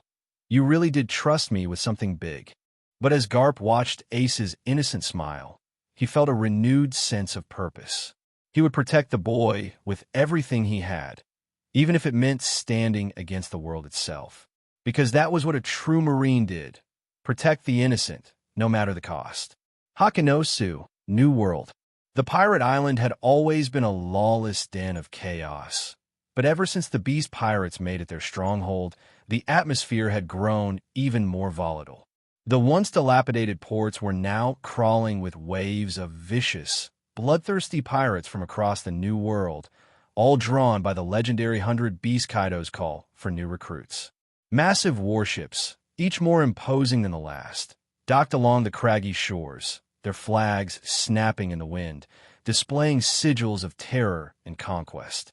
The island itself seemed alive with an undercurrent of violence, a brutal orchestra of clashing steel and drunken roars echoing through every corner of the sprawling city. Kaido's recruitment drive had drawn thousands, and with so many desperate, power-hungry pirates gathered in one place, the inevitable bloodshed followed. Every tavern, alleyway, and plaza had turned into a battleground. Pirates fought openly in the streets, their bodies crashing into stalls and buildings, as the strong crushed the weak in a relentless display of savagery. Blood smeared the cobblestones, and the stench of alcohol, sweat, and death clung to the air like a suffocating fog. At the heart of the chaos, sitting quietly in the shadows of a dimly lit tavern, was Ruji. His form was obscured beneath a thick, tattered cloak, the hood drawn low to hide his face. He sat with his back against a crumbling wall, watching the carnage unfold around him with cold, calculating eyes. His hands trembled beneath his cloak, not from fear, but from the barely contained rage that simmered beneath his calm exterior. He had been on a warpath for months, slaughtering whole islands and venting his fury on the world, but it was never enough. The grief, the haunting screams of his family, the memory of their deaths, they fueled an endless fire inside him, a fire that no amount of bloodshed seemed to extinguish. The last island he attacked had nearly cost him his life. He'd torn through marine forces like a demon unleashed, but they had been prepared. Haki, that was the term they had used. The Marines had wielded it to break through his defenses, penetrating the scales of his mythical Zoan form that he once thought were impenetrable. His strength alone had not been enough. It was only through the monstrous vitality of his Zoan ability that he had survived. The encounter had taught him a harsh truth. His raw power was insufficient. He lacked training. He lacked knowledge. But that would change. Ruji's gaze flickered toward the massive skull-shaped fortress looming over the island in the distance, Kaido's stronghold. The Beast Pirates had a reputation for favoring those with Zoan abilities, and under Kaido's banner, he could grow stronger, learn to master the power of Haki, hone his abilities, and bide his time. As one of the emperors of the New World, Kaido commanded a force that even the world government feared to challenge directly. In his shadow, Ruji would be safe from prying eyes, able to grow in strength without constantly looking over his shoulder. But this wasn't about survival. No, Ruji's motives ran far deeper than self-preservation. He clenched his fists beneath the cloak, the memories of his family's death flashing before his eyes. Their screams, their helpless cries, as he slit their throats with his own two hands in order to escape being hunted like animals by men who represented the so-called justice of the world haunted him. The rage was like a poison in his veins, festering every day, every night. The Marines had torn his world apart, and the world government stood behind them, cold and indifferent to the suffering they caused. This world was rotten to its core, and the only way to cleanse it was through fire and blood. Under Kaido's banner, Ruji would become a force that even the Marines would tremble before. He would learn their secrets, master the strength he lacked, and when the time was right, he would strike. His hands would be the ones to raise the world to the ground, to burn the corrupted system that had taken everything from him. He would watch it all fall, the empires, the governments, the kingdoms. Nothing would be spared from his wrath, and he would laugh as it burned. For now, though, he would wait. He would let the Beast Pirate's name shield him, let Kaido's might act as a temporary wall between him and the rest of the world. But soon enough, his vengeance would come. The thought brought a twisted, bitter smile to his lips, hidden beneath the shadow of his hood. Across the tavern, pirates clashed in brutal brawls, tables splintering under the weight of their fights. But Ruji remained unmoved, his mind fixated on the future. He could already feel the power coursing through him, the fire within him growing stronger with each passing day. The world may have forgotten the name of his slaughtered family, but he would make sure they remembered it again, every last one of them, with fear and dread. This was only the beginning. Ruji would carve his vengeance into the bones of the world itself, and no one, not the Marines, not the world government, and not even the emperors, would stand in his way. Ruji sat in the shadows, his rage simmering beneath the surface like a volcano on the brink of eruption. His small stature, barely 2 meters tall, made him almost invisible among the hulking brutes around him. To most, he looked like nothing more than a cloaked figure huddled in the corner, a lone pirate who didn't seem worth the trouble. But those with sharper instincts had already begun to notice the heaviness in the air, the tension that coiled around the cloaked man like a predator waiting to strike. The burly pirate who approached Ruji was far less perceptive. Towering over 6 meters tall, his frame scraped the low ceiling of the tavern, even though he was hunched over. His breath stank of cheap rum, and his massive, scarred arm swayed as he stumbled next to Ruji's table. The giant pirate's face twisted into a sneer as he reached down without any hesitation, snatching the roast chicken from Ruji's table. He tore into it, gnawing at the meat like a starving beast, his eyes never leaving Ruji's form. The burly man was testing him, pushing the boundaries, prodding to see if the smaller man would react. He leaned in closer, the remnants of the chicken falling from his mouth as he let out a guttural laugh, expecting Ruji to stir in anger. The tavern roared with laughter, the atmosphere thick with mockery as the crowd watched what they assumed would be a one-sided confrontation. To them, Ruji was nothing but a weakling, a small man in a world of monsters. But Ruji didn't move. His face remained hidden under the shadow of his hood, his body still. The lack of reaction made the burly pirate bold. His drunken mind couldn't comprehend the silence as anything other than weakness. With a sneer, he knocked over the tankard of ale on the table, spilling the drink all over Ruji. The liquid splashed onto the cloak, drenching the smaller man, and the giant pirate grinned maliciously as he stepped closer. "What's wrong, little bastard? You got a problem?" The man growled, his voice thick with menace as he drained his own drink and tossed the tankard to the floor.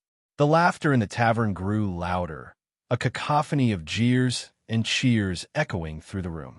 Yet, amidst the chaos, a few more perceptive pirates stood and quietly slipped away.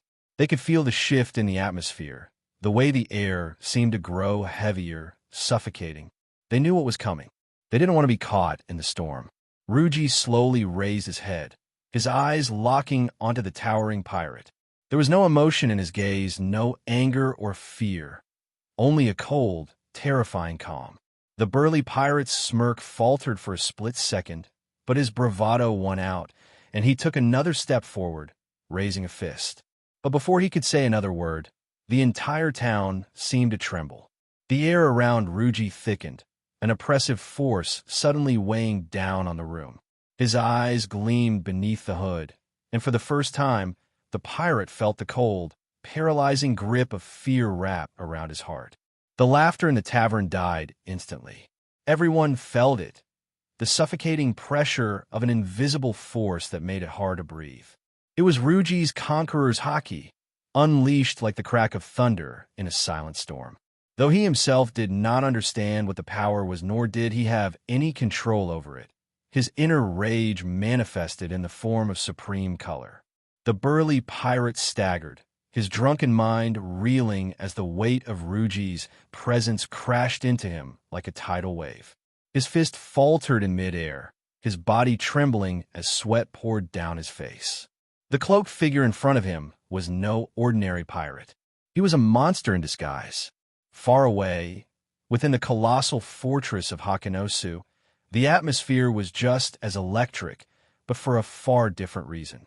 Deep inside the fortress, seated on massive thrones facing each other like titans preparing for battle, were two of the most fearsome men the world had ever known. On one side sat the strongest creature in the world, 100 Beast Kaido.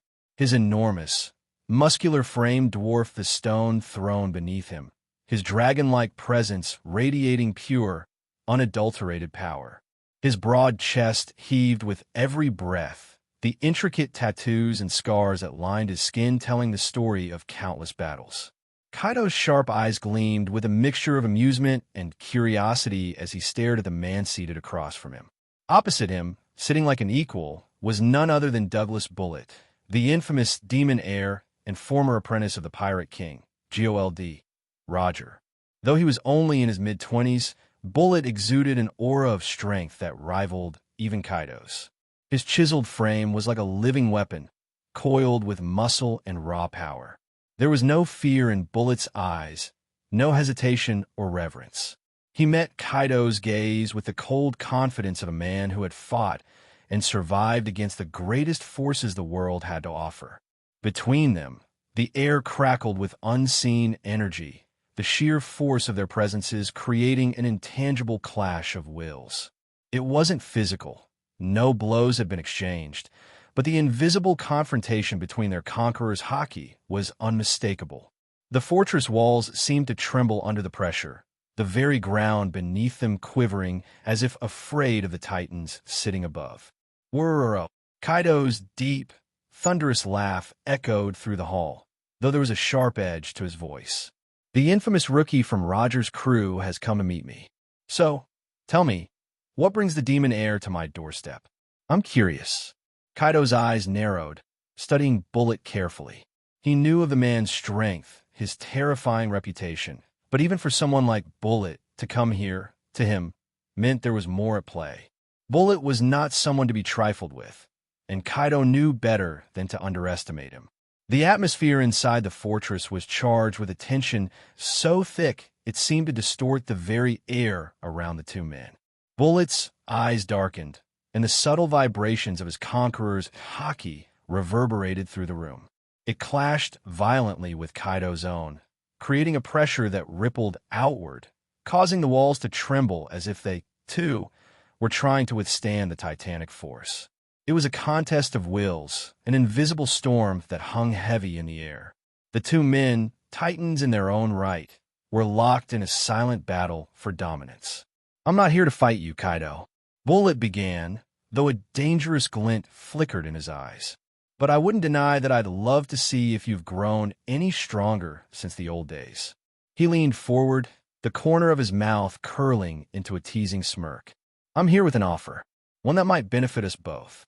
And I'm sure, even you could use a little help.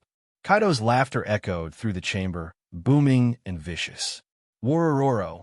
Help? Me? His voice sharpened, the mockery in his tone turning to a razor-edged threat.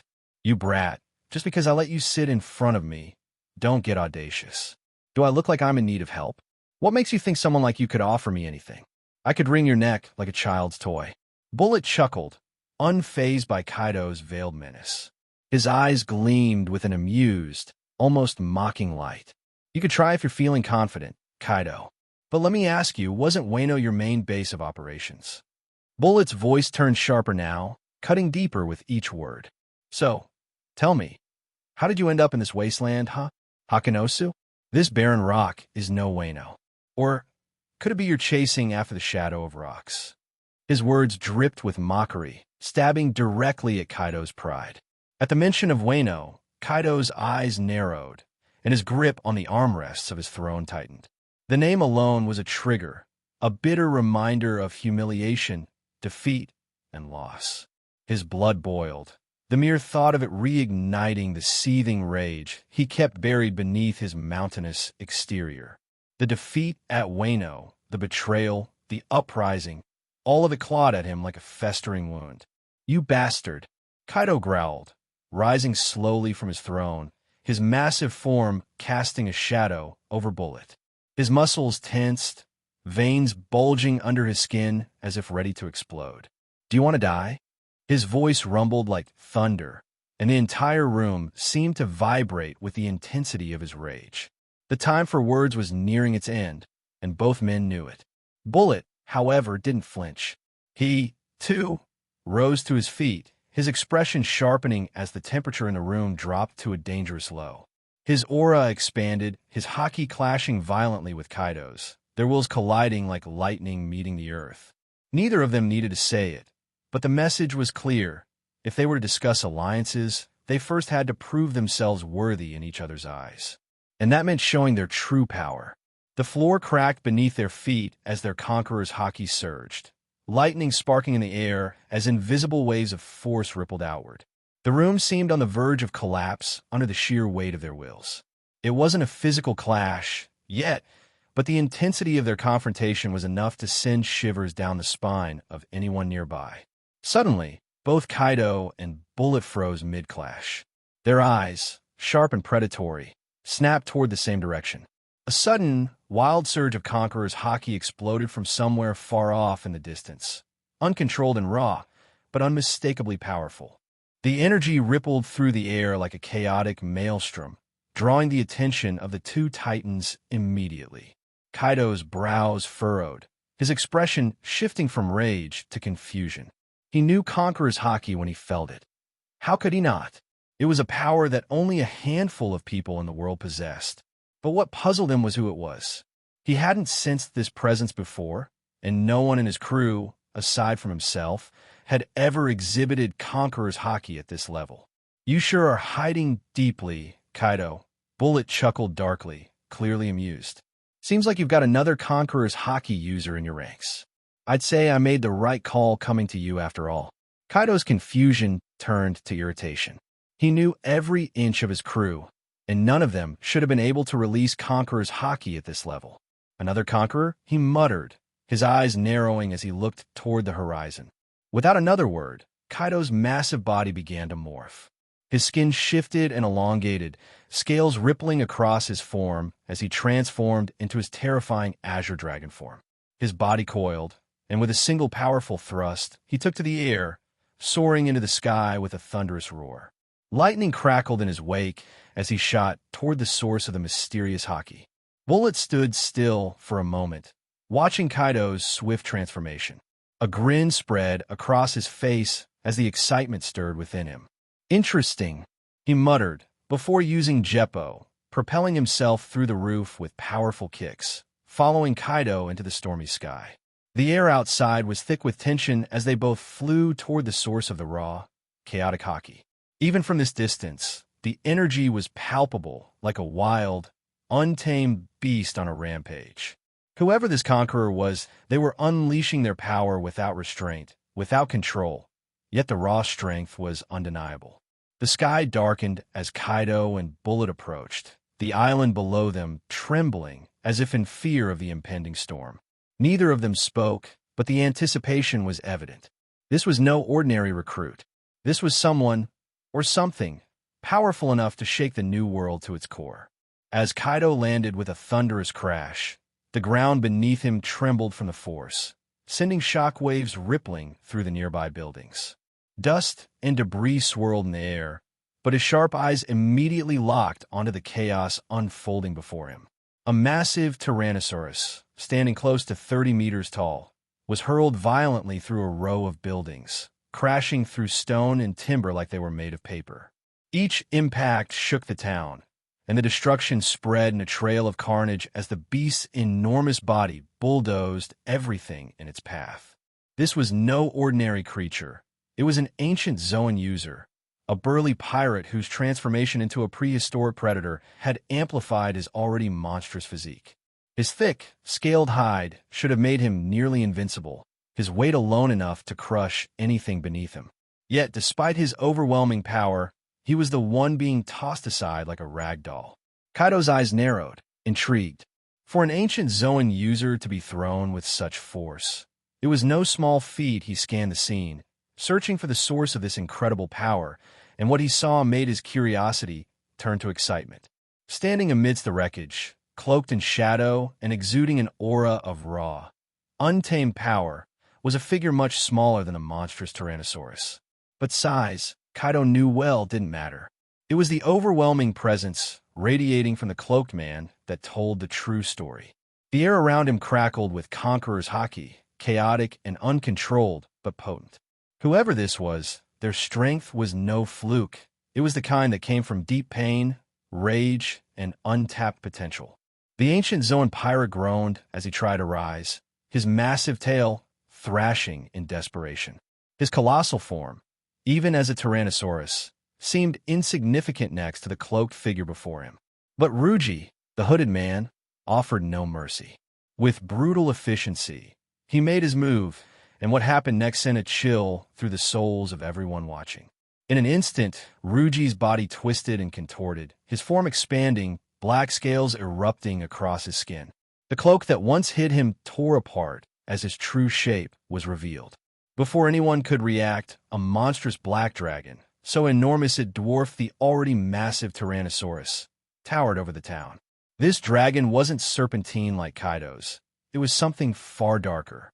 For powerful limbs supported its titanic body.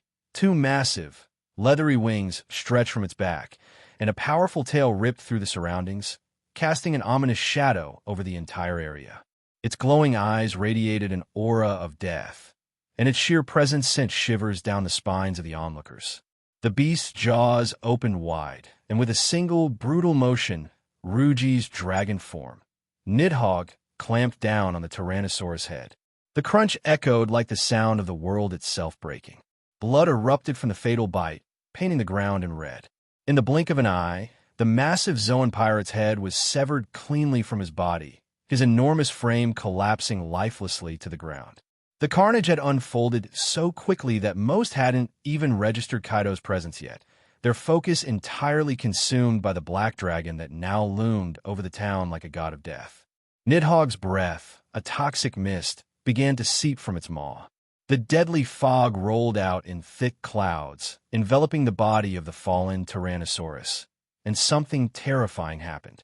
The massive corpse began to decay rapidly, as if years of rot had struck it in seconds. Flesh melted from bone, scales withered, and within moments, the once mighty body was reduced to a grotesque, decaying husk. Even pirates, standing too close to the dragon's breath, were caught within the fog. They screamed, their bodies withering and shriveling up like dried leaves, their very vitality sucked out of them by the black dragon's malevolent presence. Kaido stood at the edge of the town, his eyes squinted as he studied the scene unfolding before him.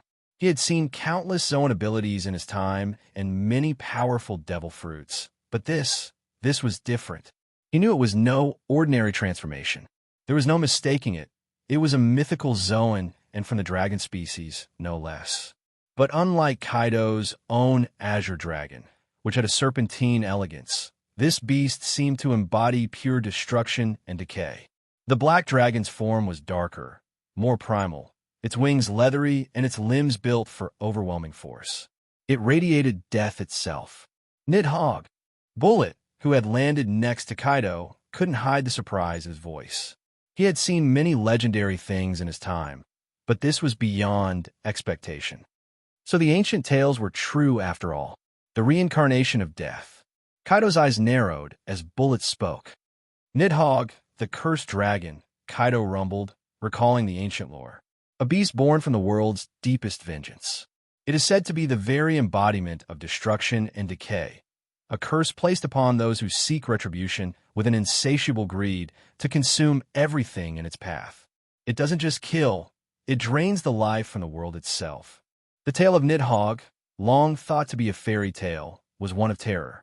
According to legend, Nidhogg was a dragon cursed by the gods to forever roam the realms of death, feeding on the roots of the world tree, symbolizing the decay of all things. The dragon was said to carry with it an insatiable hunger, a deep-rooted vengeance that consumed not just its enemies, but everything in its wake, an unstoppable force of death and destruction, a being that drained the very life from the world around it. It was not just a dragon, it was the end of worlds. Kaido watched as Ruji's dragon form unleashed devastation, a grin slowly spreading across his face. Wororo, you have some guts, brat, to wield a power like that, a mythical Zoan, and of this caliber. You might actually be worth something after all. Bullet, still watching the scene unfold, chuckled. Looks like you've got more than just another pirate in your ranks, Kaido. This one might just burn the world down with you. The black dragon, Ruji, let out a bone-chilling roar that echoed across the island. It was the roar of a creature that had tasted blood and craved more. Pirates across the island, whether brave or foolish, now cowered before the beast, some fleeing while others stood frozen in terror. The aura of death that surrounded him was unlike anything they had ever witnessed.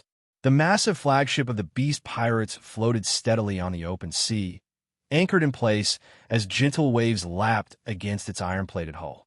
Despite the calm, the atmosphere on deck was anything but tranquil. It was electric, charged with an air of anticipation. Pirates moved in and out of the shadows, their faces hidden by the dim light of the overcast sky. The clinking of weapons echoed softly, while Zoan users in their hybrid forms loomed like restless beasts, pacing and twitching with impatience.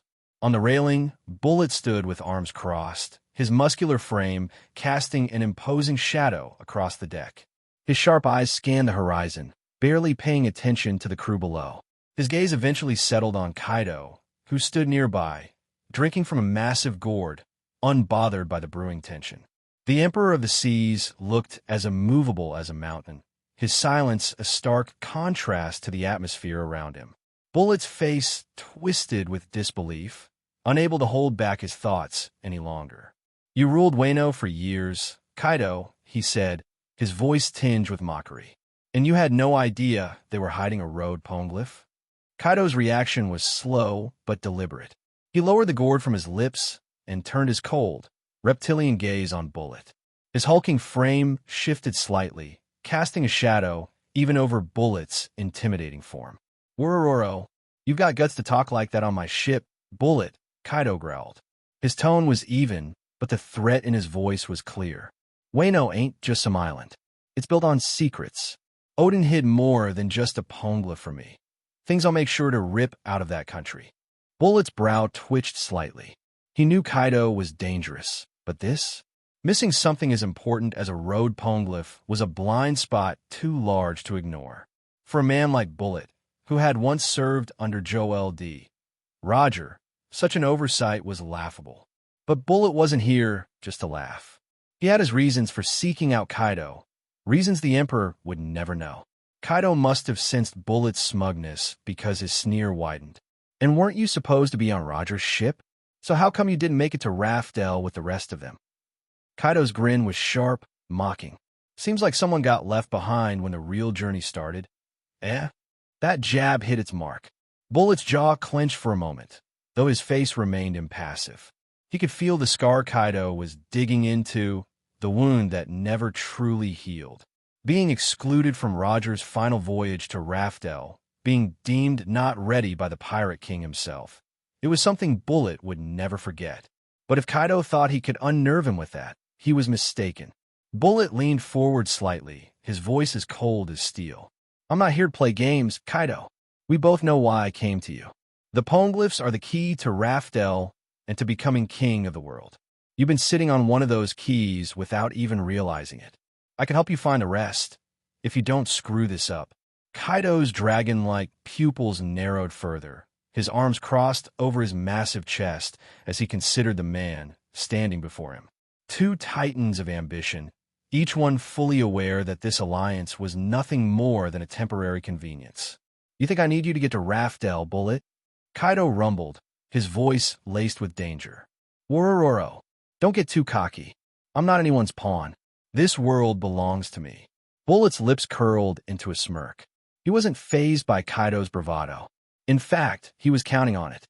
This wasn't just about getting to Raftel.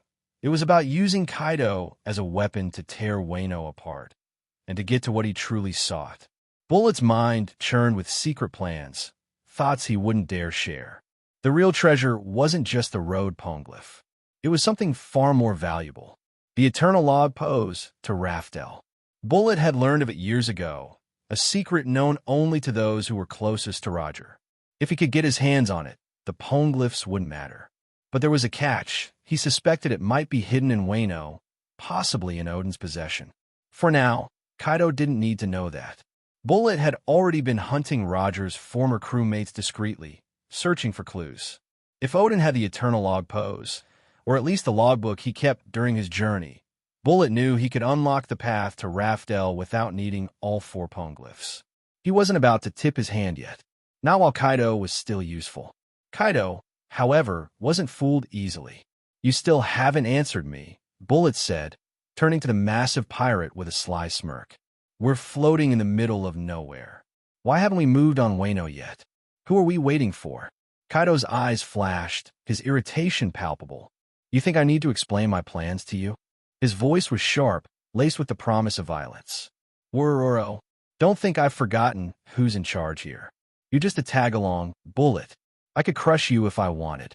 Bullet's eyes darkened, and a subtle pressure filled the air. His haki flared ever so slightly, pushing back against Kaido's raw presence. A silent clash of wills hung between them, but Bullet remained calm, not yet willing to escalate things into a full-blown confrontation. "I wonder," Bullet began, his voice laced with venom. "Are you too scared to face Odin alone? You think even with my help, we might not be able to take him down, don't you?" That was a direct hit. Kaido's lips curled into a snarl, and his conqueror's haki surged momentarily, pressing down on everyone aboard the ship. Several weaker pirates staggered, some falling to their knees under the weight of Kaido's overwhelming presence. "Odin humiliated you, didn't he?" Bullet continued, his tone now almost mocking. "For all your power, you know deep down he's the one man you couldn't break." Kaido's eyes burned with rage, but there was also something darker behind them, an acknowledgement of truth. Odin was a name that still haunted Kaido's memory. Despite all his strength and dominance, Odin had challenged him, humiliated him, and lived to tell the tale. "You think I need your help to crush Odin?" Kaido growled, his voice barely above a whisper yet filled with menace. "I'll break him. I'll break Wano. And when I do, the Poneglyph will be mine. You're just a means to an end." Bullet laughed softly, stepping closer to Kaido. Their towering forms stood eye to eye, two giants locked in a battle of wills. The tension was suffocating. "Odin isn't just any man, Kaido. You know that better than anyone. If you want to destroy him, you'll need more than brute strength. That's where I come in. I know Wano's secrets. I know things about Raftel that even you don't." Kaido's eyes flared as his conqueror's haki clashed with Bullet's once more. The deck beneath them creaked and cracked, the sheer force of their wills threatening to tear the ship apart. "Worororo, you've got guts, Bullet," Kaido finally said, his grin widening. "But don't forget, there's only room for one king in this world. And that's me." Bullet's own haki surged in response, his smirk unwavering. "Maybe, but until then, let's tear it all down together." Their laughter echoed across the sea, a sound as menacing as the storm clouds gathering above. Two monsters, united for now, but destined for a clash that would shake the very world they sought to conquer. The road to Raftel was paved with betrayal, and both knew that only one of them would stand at the end. For now, Wano and Odin would burn. At the very top of the Beast Pirate's flagship, a pirate in the crow's nest squinted through his spyglass, peering into the dimming horizon. The sun had nearly disappeared, casting the sea in a veil of darkness.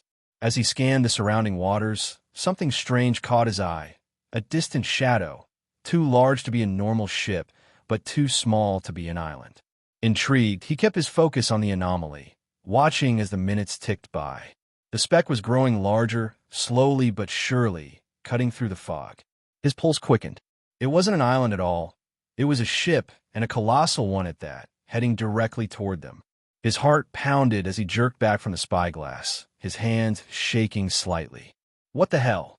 he muttered under his breath. Wasting no time, he grabbed the speaking tube attached to the crow's nest and shouted down into it, his voice sharp with urgency. "Ship spotted. Massive one. Dead ahead. Coming in fast." His voice echoed through the tube, reaching the beast pirates below deck. The message hit the crew like a tidal wave.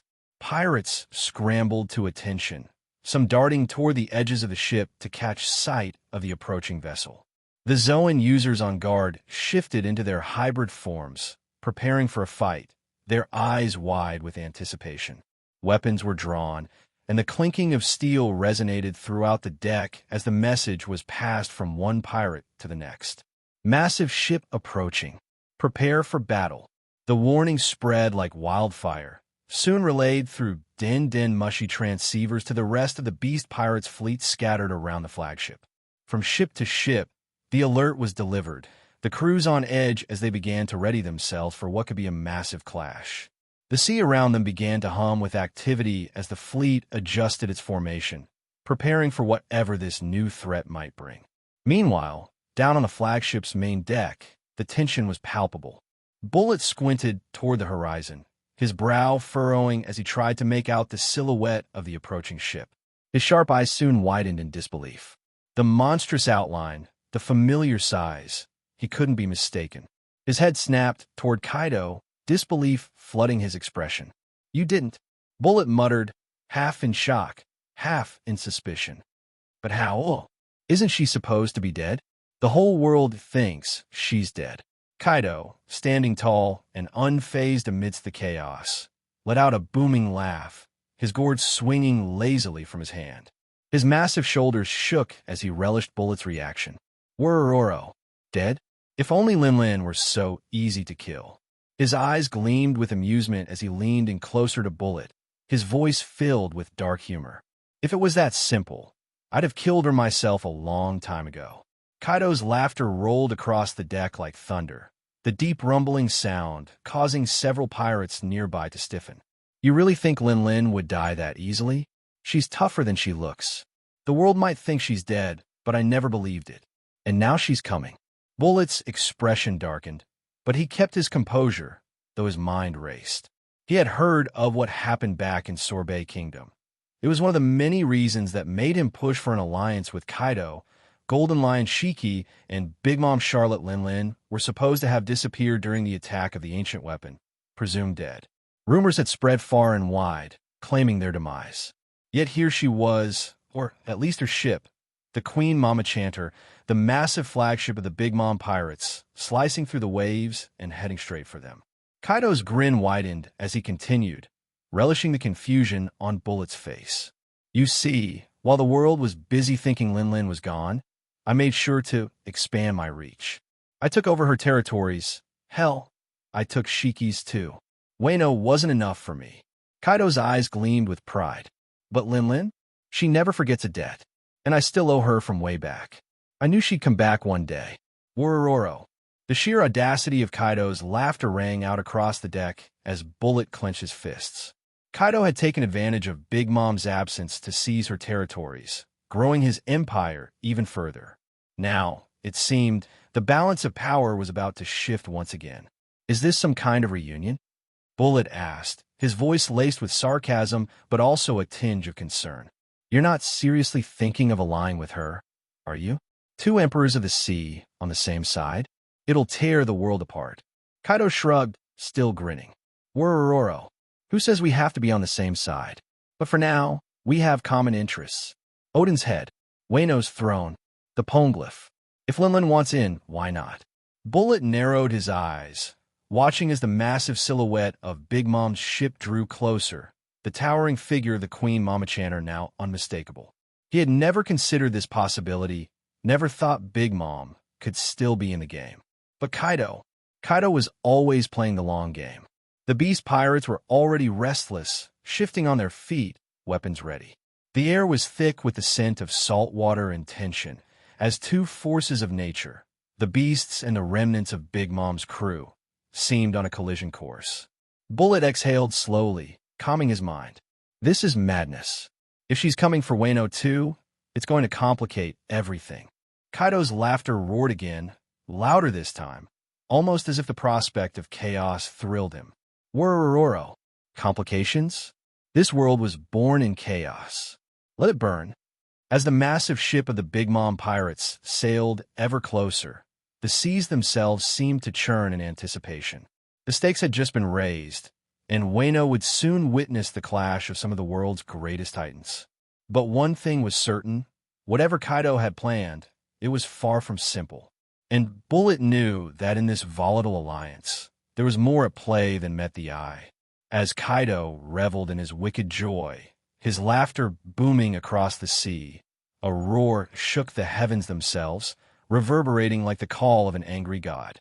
Kaido, the voice, unmistakable and filled with fury, tore through the skies like a storm. You bastard!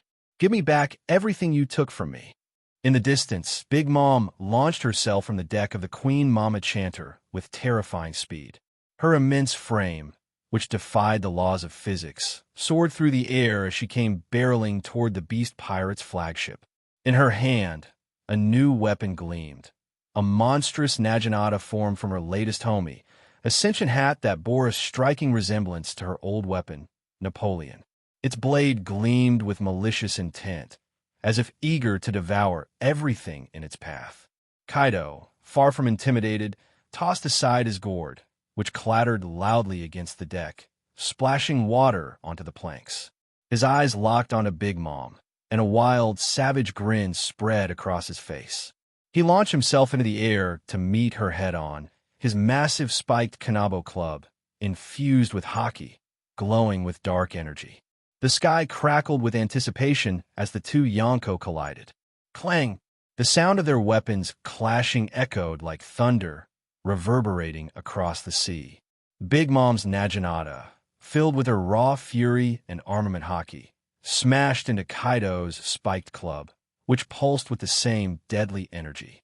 Their clash sent shockwaves rippling through the air, and their conqueror's hockey exploded outward, manifesting in the form of brilliant lightning.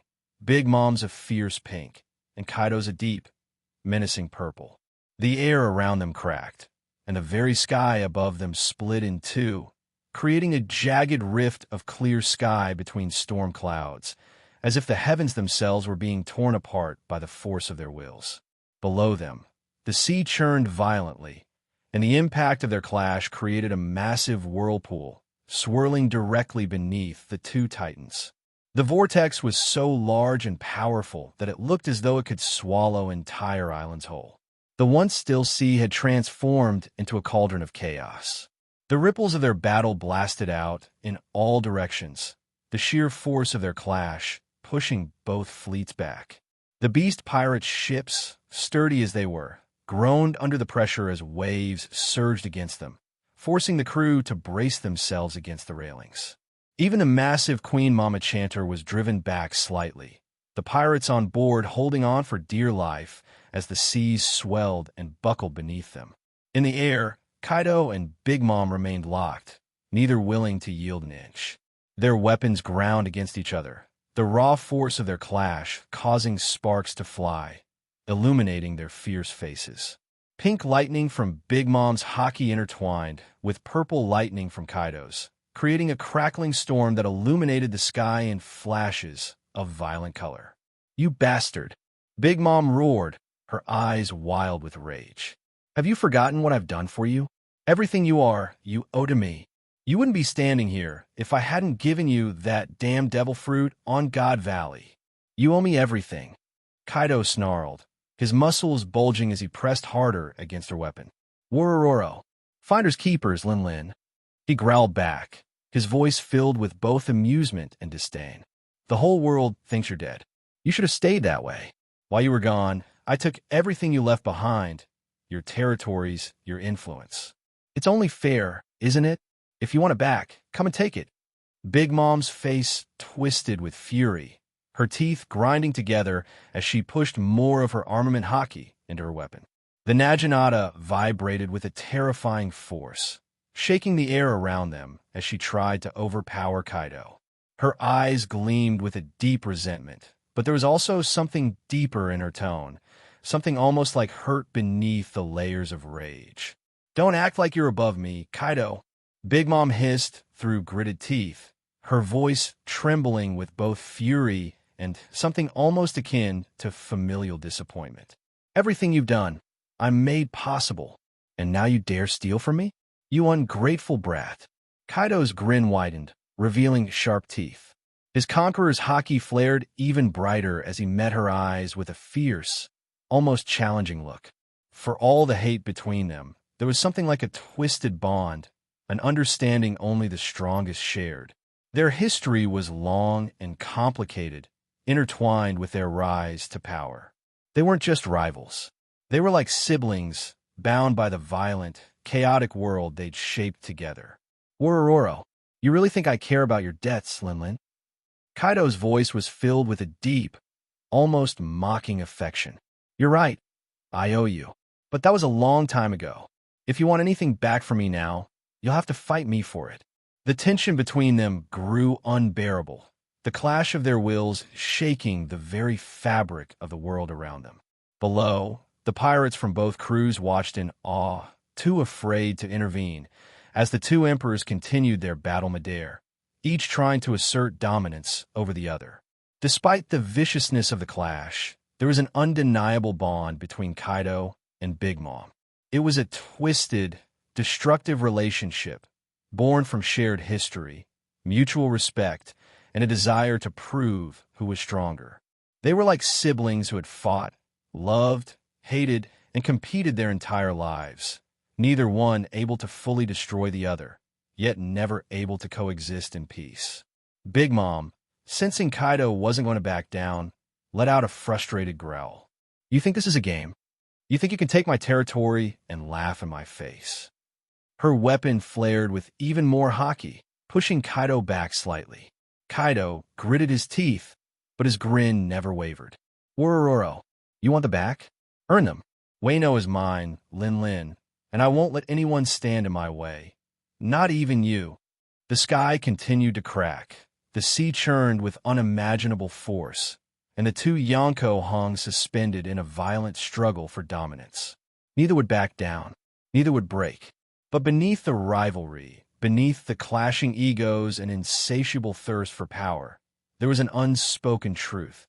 They were bound together, two of the most powerful beings in the world, forever locked in a cycle of conflict, respect, and bloodshed.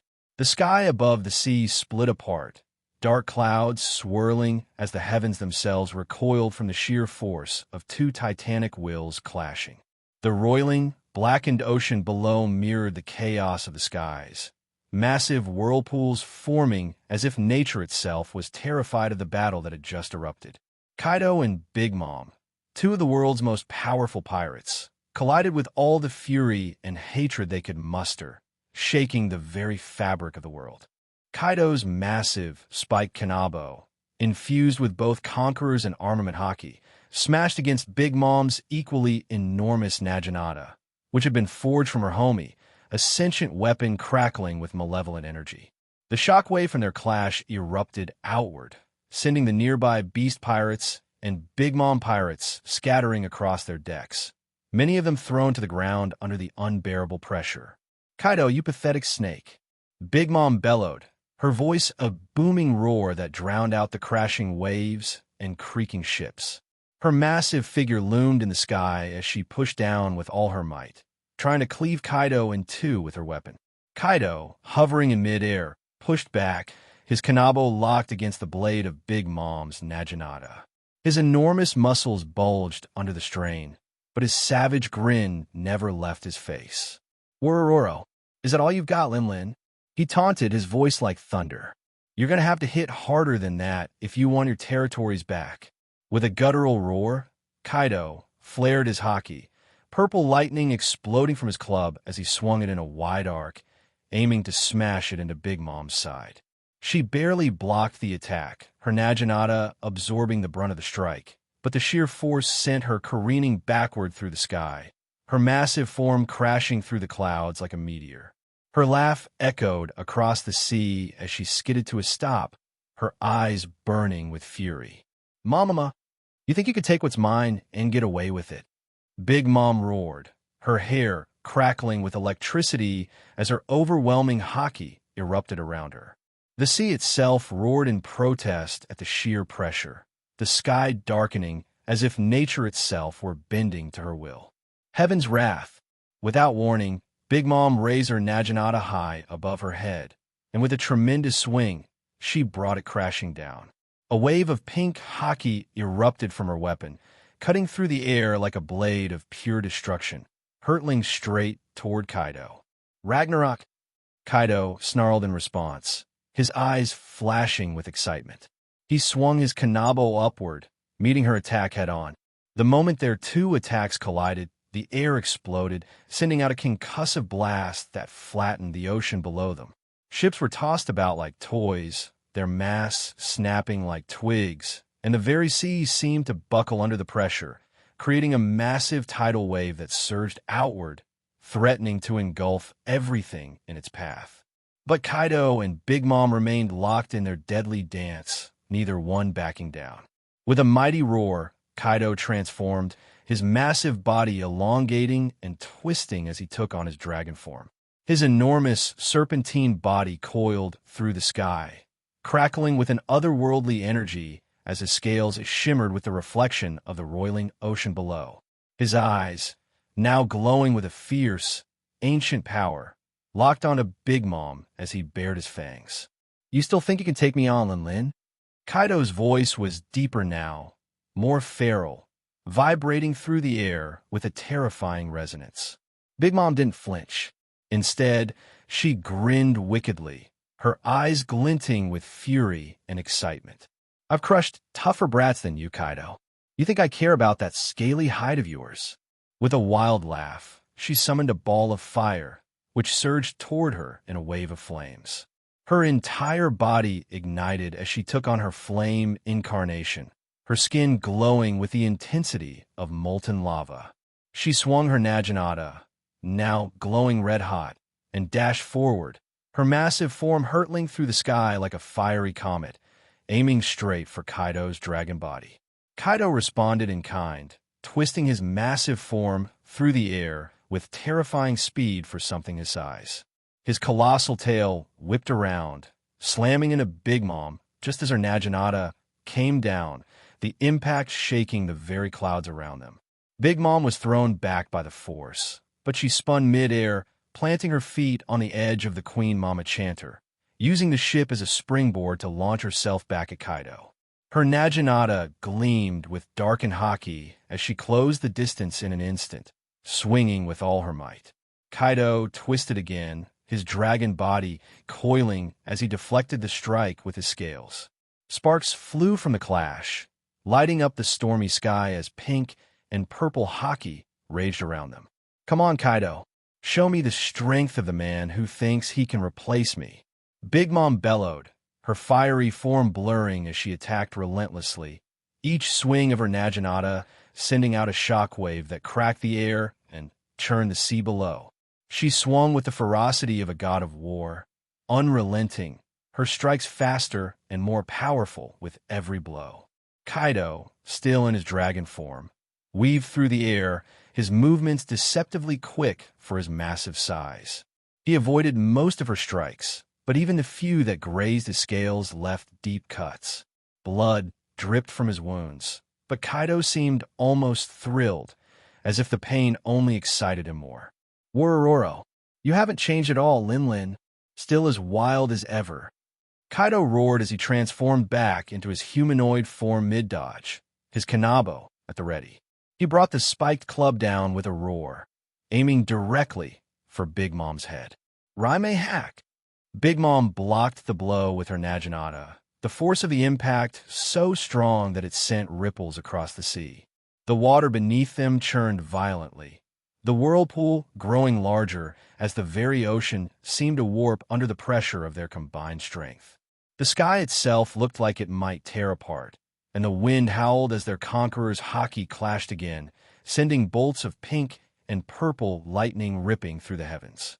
Below, the crews of both pirate fleets were forced to retreat to a safe distance, their ships nearly capsizing from the sheer force of the battle. Pirates clung to railings and rigging, their faces pale as they watched the two Yonko exchange blows with the power of gods. It was a sight none of them would ever forget, an epic clash that could decide the fate of the world. Big Mom's laughter echoed across the sky as she swung again, her fiery form blazing with newfound energy. "You owe me your life, Kaido. You think I'll just let you take what's mine?" Kaido bared his teeth in a savage grin. "If you want it back, Lin Lin, come and take it." He surged forward, his kanabo glowing with haki as he swung it down with all his might. Big Mom roared in response, her Naginata meeting his weapon in a final, devastating clash. The impact sent a shockwave so powerful that it split the sea below them in two, creating a massive chasm of water that sank several smaller ships and forced the remaining pirate vessels to retreat even farther. The sky split once more as their haki erupted, and the world trembled under the force of their battle. Kaido stood in midair, his massive frame outlined against the darkened sky, his blood pumping from the thrill of battle. He narrowed his eyes as he took in Big Mom's power. Something had changed about her. Her aura was darker, more intense, and her attacks carried even more raw destructive force than before. It didn't take long for Kaido to figure it out. She had been to the brink of death, to the gates of hell and back. He knew her physiology too well. The closer Lin was pushed to death, the more her body adapted, her monstrous resilience evolving her into something even more terrifying. Worororo. Not bad, Lin. Not bad at all.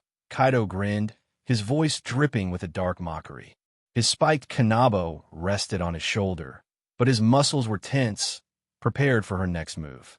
Missing for more than a year, I thought you might have slipped. But it seems you've been busy surviving. What was it again? An attack from one of the ancient weapons. His grin widened, but his eyes gleamed with recognition. Tethered on the edge of life and death. Weren't you? Must have been hell, but I see your body's changed, stronger now. The taunt was intentional, a probe into her pride. Kaido could sense it. Her power had surged, but he wasn't about to let her feel triumphant. Big Mom's rage flared like wildfire. Her hair, crackling with electricity, snapped wildly in the air. Her burning eyes locked onto Kaido's as her grip tightened on her naginata. The sheer size of her frame seemed to darken the sky even further as she floated, surrounded by a living force of storm and flame. "Kaido, you miserable lizard," she bellowed, her voice shaking the very air around them. "At least I stood my ground against the ancient weapon. What about you, huh?" Her laughter was vicious, sharp as a blade. "What did you do when Odin came for you? Oh yes, I remember. You ran. You ran with your tail so far up your ass that it was sticking out of your mouth."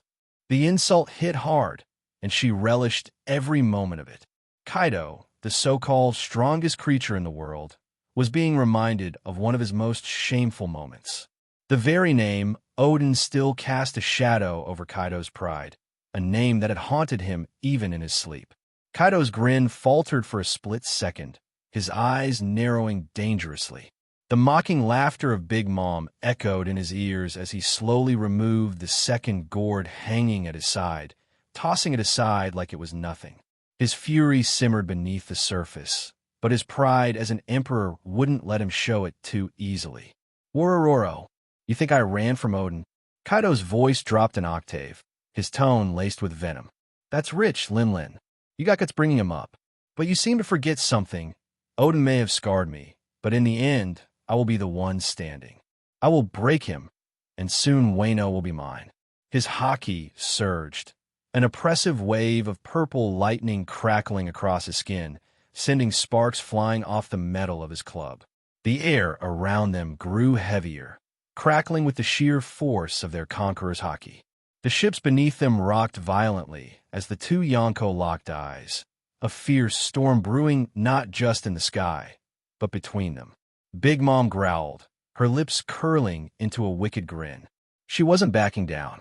"Not this time. You're standing, sure. But the whole world remembers how you screamed back then, Kaido. You weren't as tough as you thought when Odin had you begging for mercy." She hoisted her naginata above her head, the massive blade catching the light OT, the lightning storm above. "If you want to talk about survival, let's see if you can survive me now." Without warning, Big Mom lunged forward with terrifying speed, her entire body crackling with the power of flame and lightning. Her fiery form hurtled through the sky like a meteor, her naginata aimed straight at Kaido's chest, her battle cry shaking the air as if summoning a storm of her own. Kaido responded in kind, roaring as he swung his kanabo forward with all his might. The two titans met in the sky, their weapons colliding with such force that it seemed to rip the air apart. Pink and purple lightning exploded from the impact, arcing wildly through the sky as their conqueror's haki clashed again. The shockwave from the collision was catastrophic.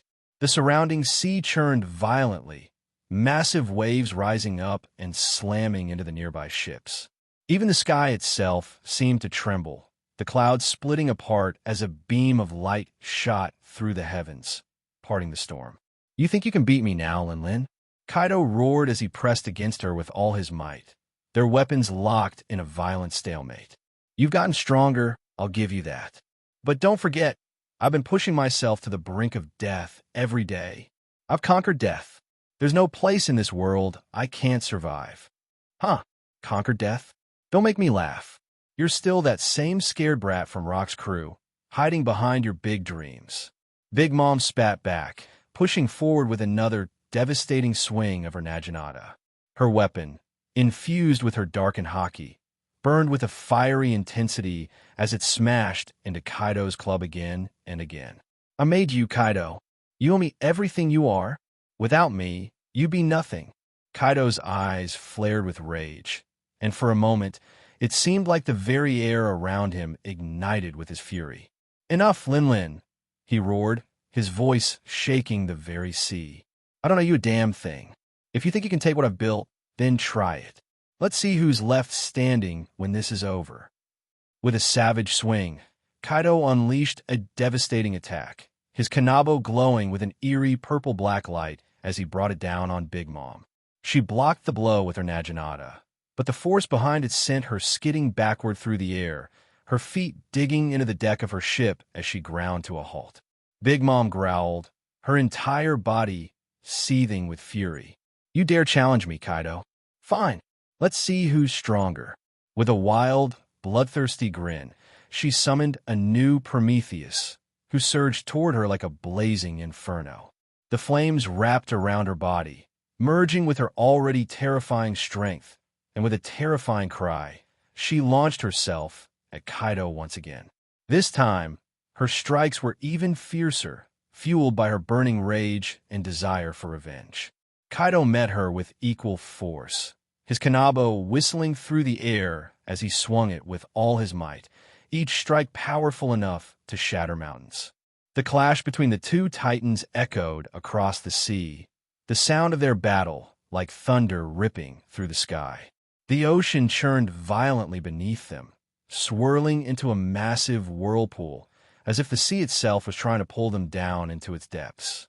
But neither Kaido nor Big Mom paid it any mind. They were locked in a battle for dominance, neither one willing to give an inch. Room of Authority, Mary Geos.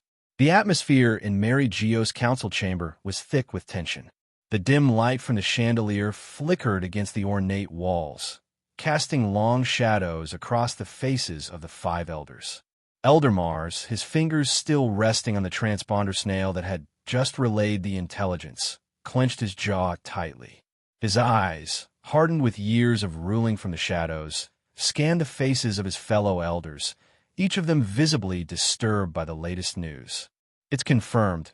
It's the Beast Pirates and the Big Mom Pirates, Elder Mars repeated, his voice cold, as if the words had barely settled on his tongue.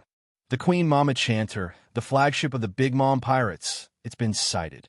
The room fell into a momentary silence, the gravity of the situation hanging heavy over them. Elder Jew Peter, who was always the one to question every detail, rubbed his temples in frustration. His usually calm demeanor was beginning to crack. Do you think she survived? He muttered, almost to himself, but his words were sharp, slicing through the tension like a blade. Their carefully laid plans, the largest maneuver they had orchestrated in decades, had seemingly unraveled in an instant. The Sorbet Kingdom operation had been executed with precision, bringing about the downfall of 3 of their most troublesome enemies, Shiki, Lin, and Zephyr. Or so they thought. Now, with the Queen Mama Chanter re-emerging in the new world, that confidence was being chipped away. Elder Saturn's eyes were like 2 burning coals, narrowed in thought, his sharp features etched with fury. If the ship is intact, then we have to assume Lin is alive. His voice carried a weight that none of the others could dispute. He leaned forward, elbows resting on the large oak table. I wonder where they've been hiding for the past year. Kaido ascended to the Emperor's throne after taking over both Shiki's and Big Mom's territories, didn't he? He would have had to know if she was alive, which means this might have been planned. The idea unsettled the room further. Elder Warcury attempted to inject some rationality into the discussion. There's no way Big Mom survived.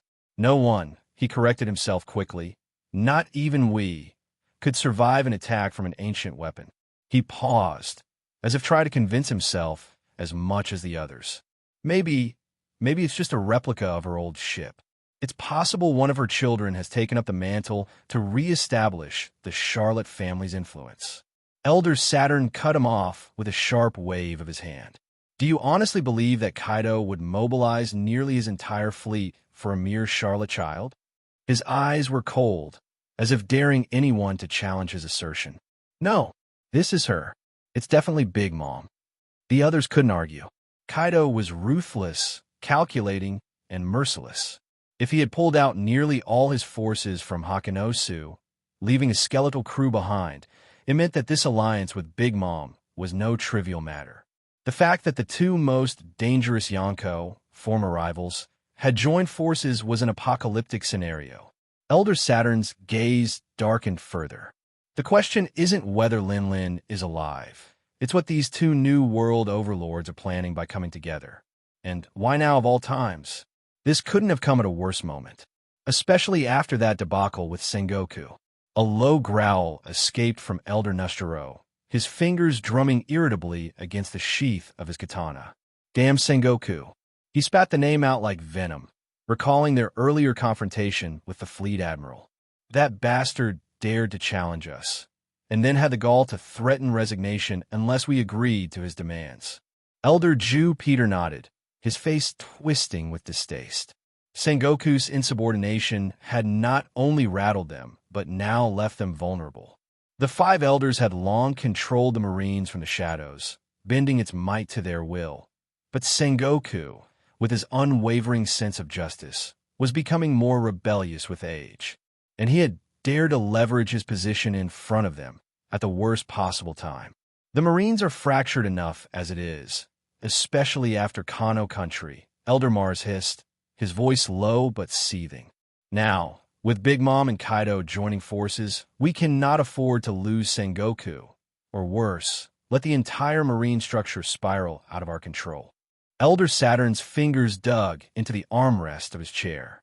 Sengoku knows we need him more than ever. He played us today.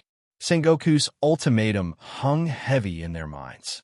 The Marine Fleet Admiral had demanded that they personally reinstate Garp using their special authority, or he would resign, leaving the Marines without a strong leader. It was a political nightmare. Garp, the Marine hero, had always been a loose cannon, operating outside their direct influence. Reinstating him with special authority meant empowering a man whose moral compass pointed away from their agenda. Who does Sengoku think he is, threatening us? Elder Mar snarled, his voice rising. The frustration was palpable now. To demand that we bow down and reinstate Garp, of all people, he's gone mad. But Elder Saturn, the most calculating of the group, steeled himself. It's not about who Sengoku thinks he is. It's about what we need right now. His voice was steady but cold, eyes sharp as he addressed the room. His scarred face even unnerved the other elders. With two of the emperors on the move, a massive fleet behind them, and possibly a hidden hand at play, we can't afford to lose the Marines.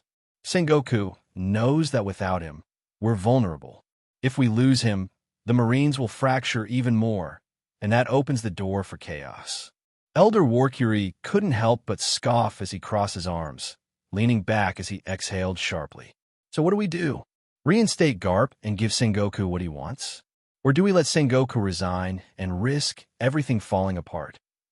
There's no choice, Elder Nustro muttered, though he hated to admit it.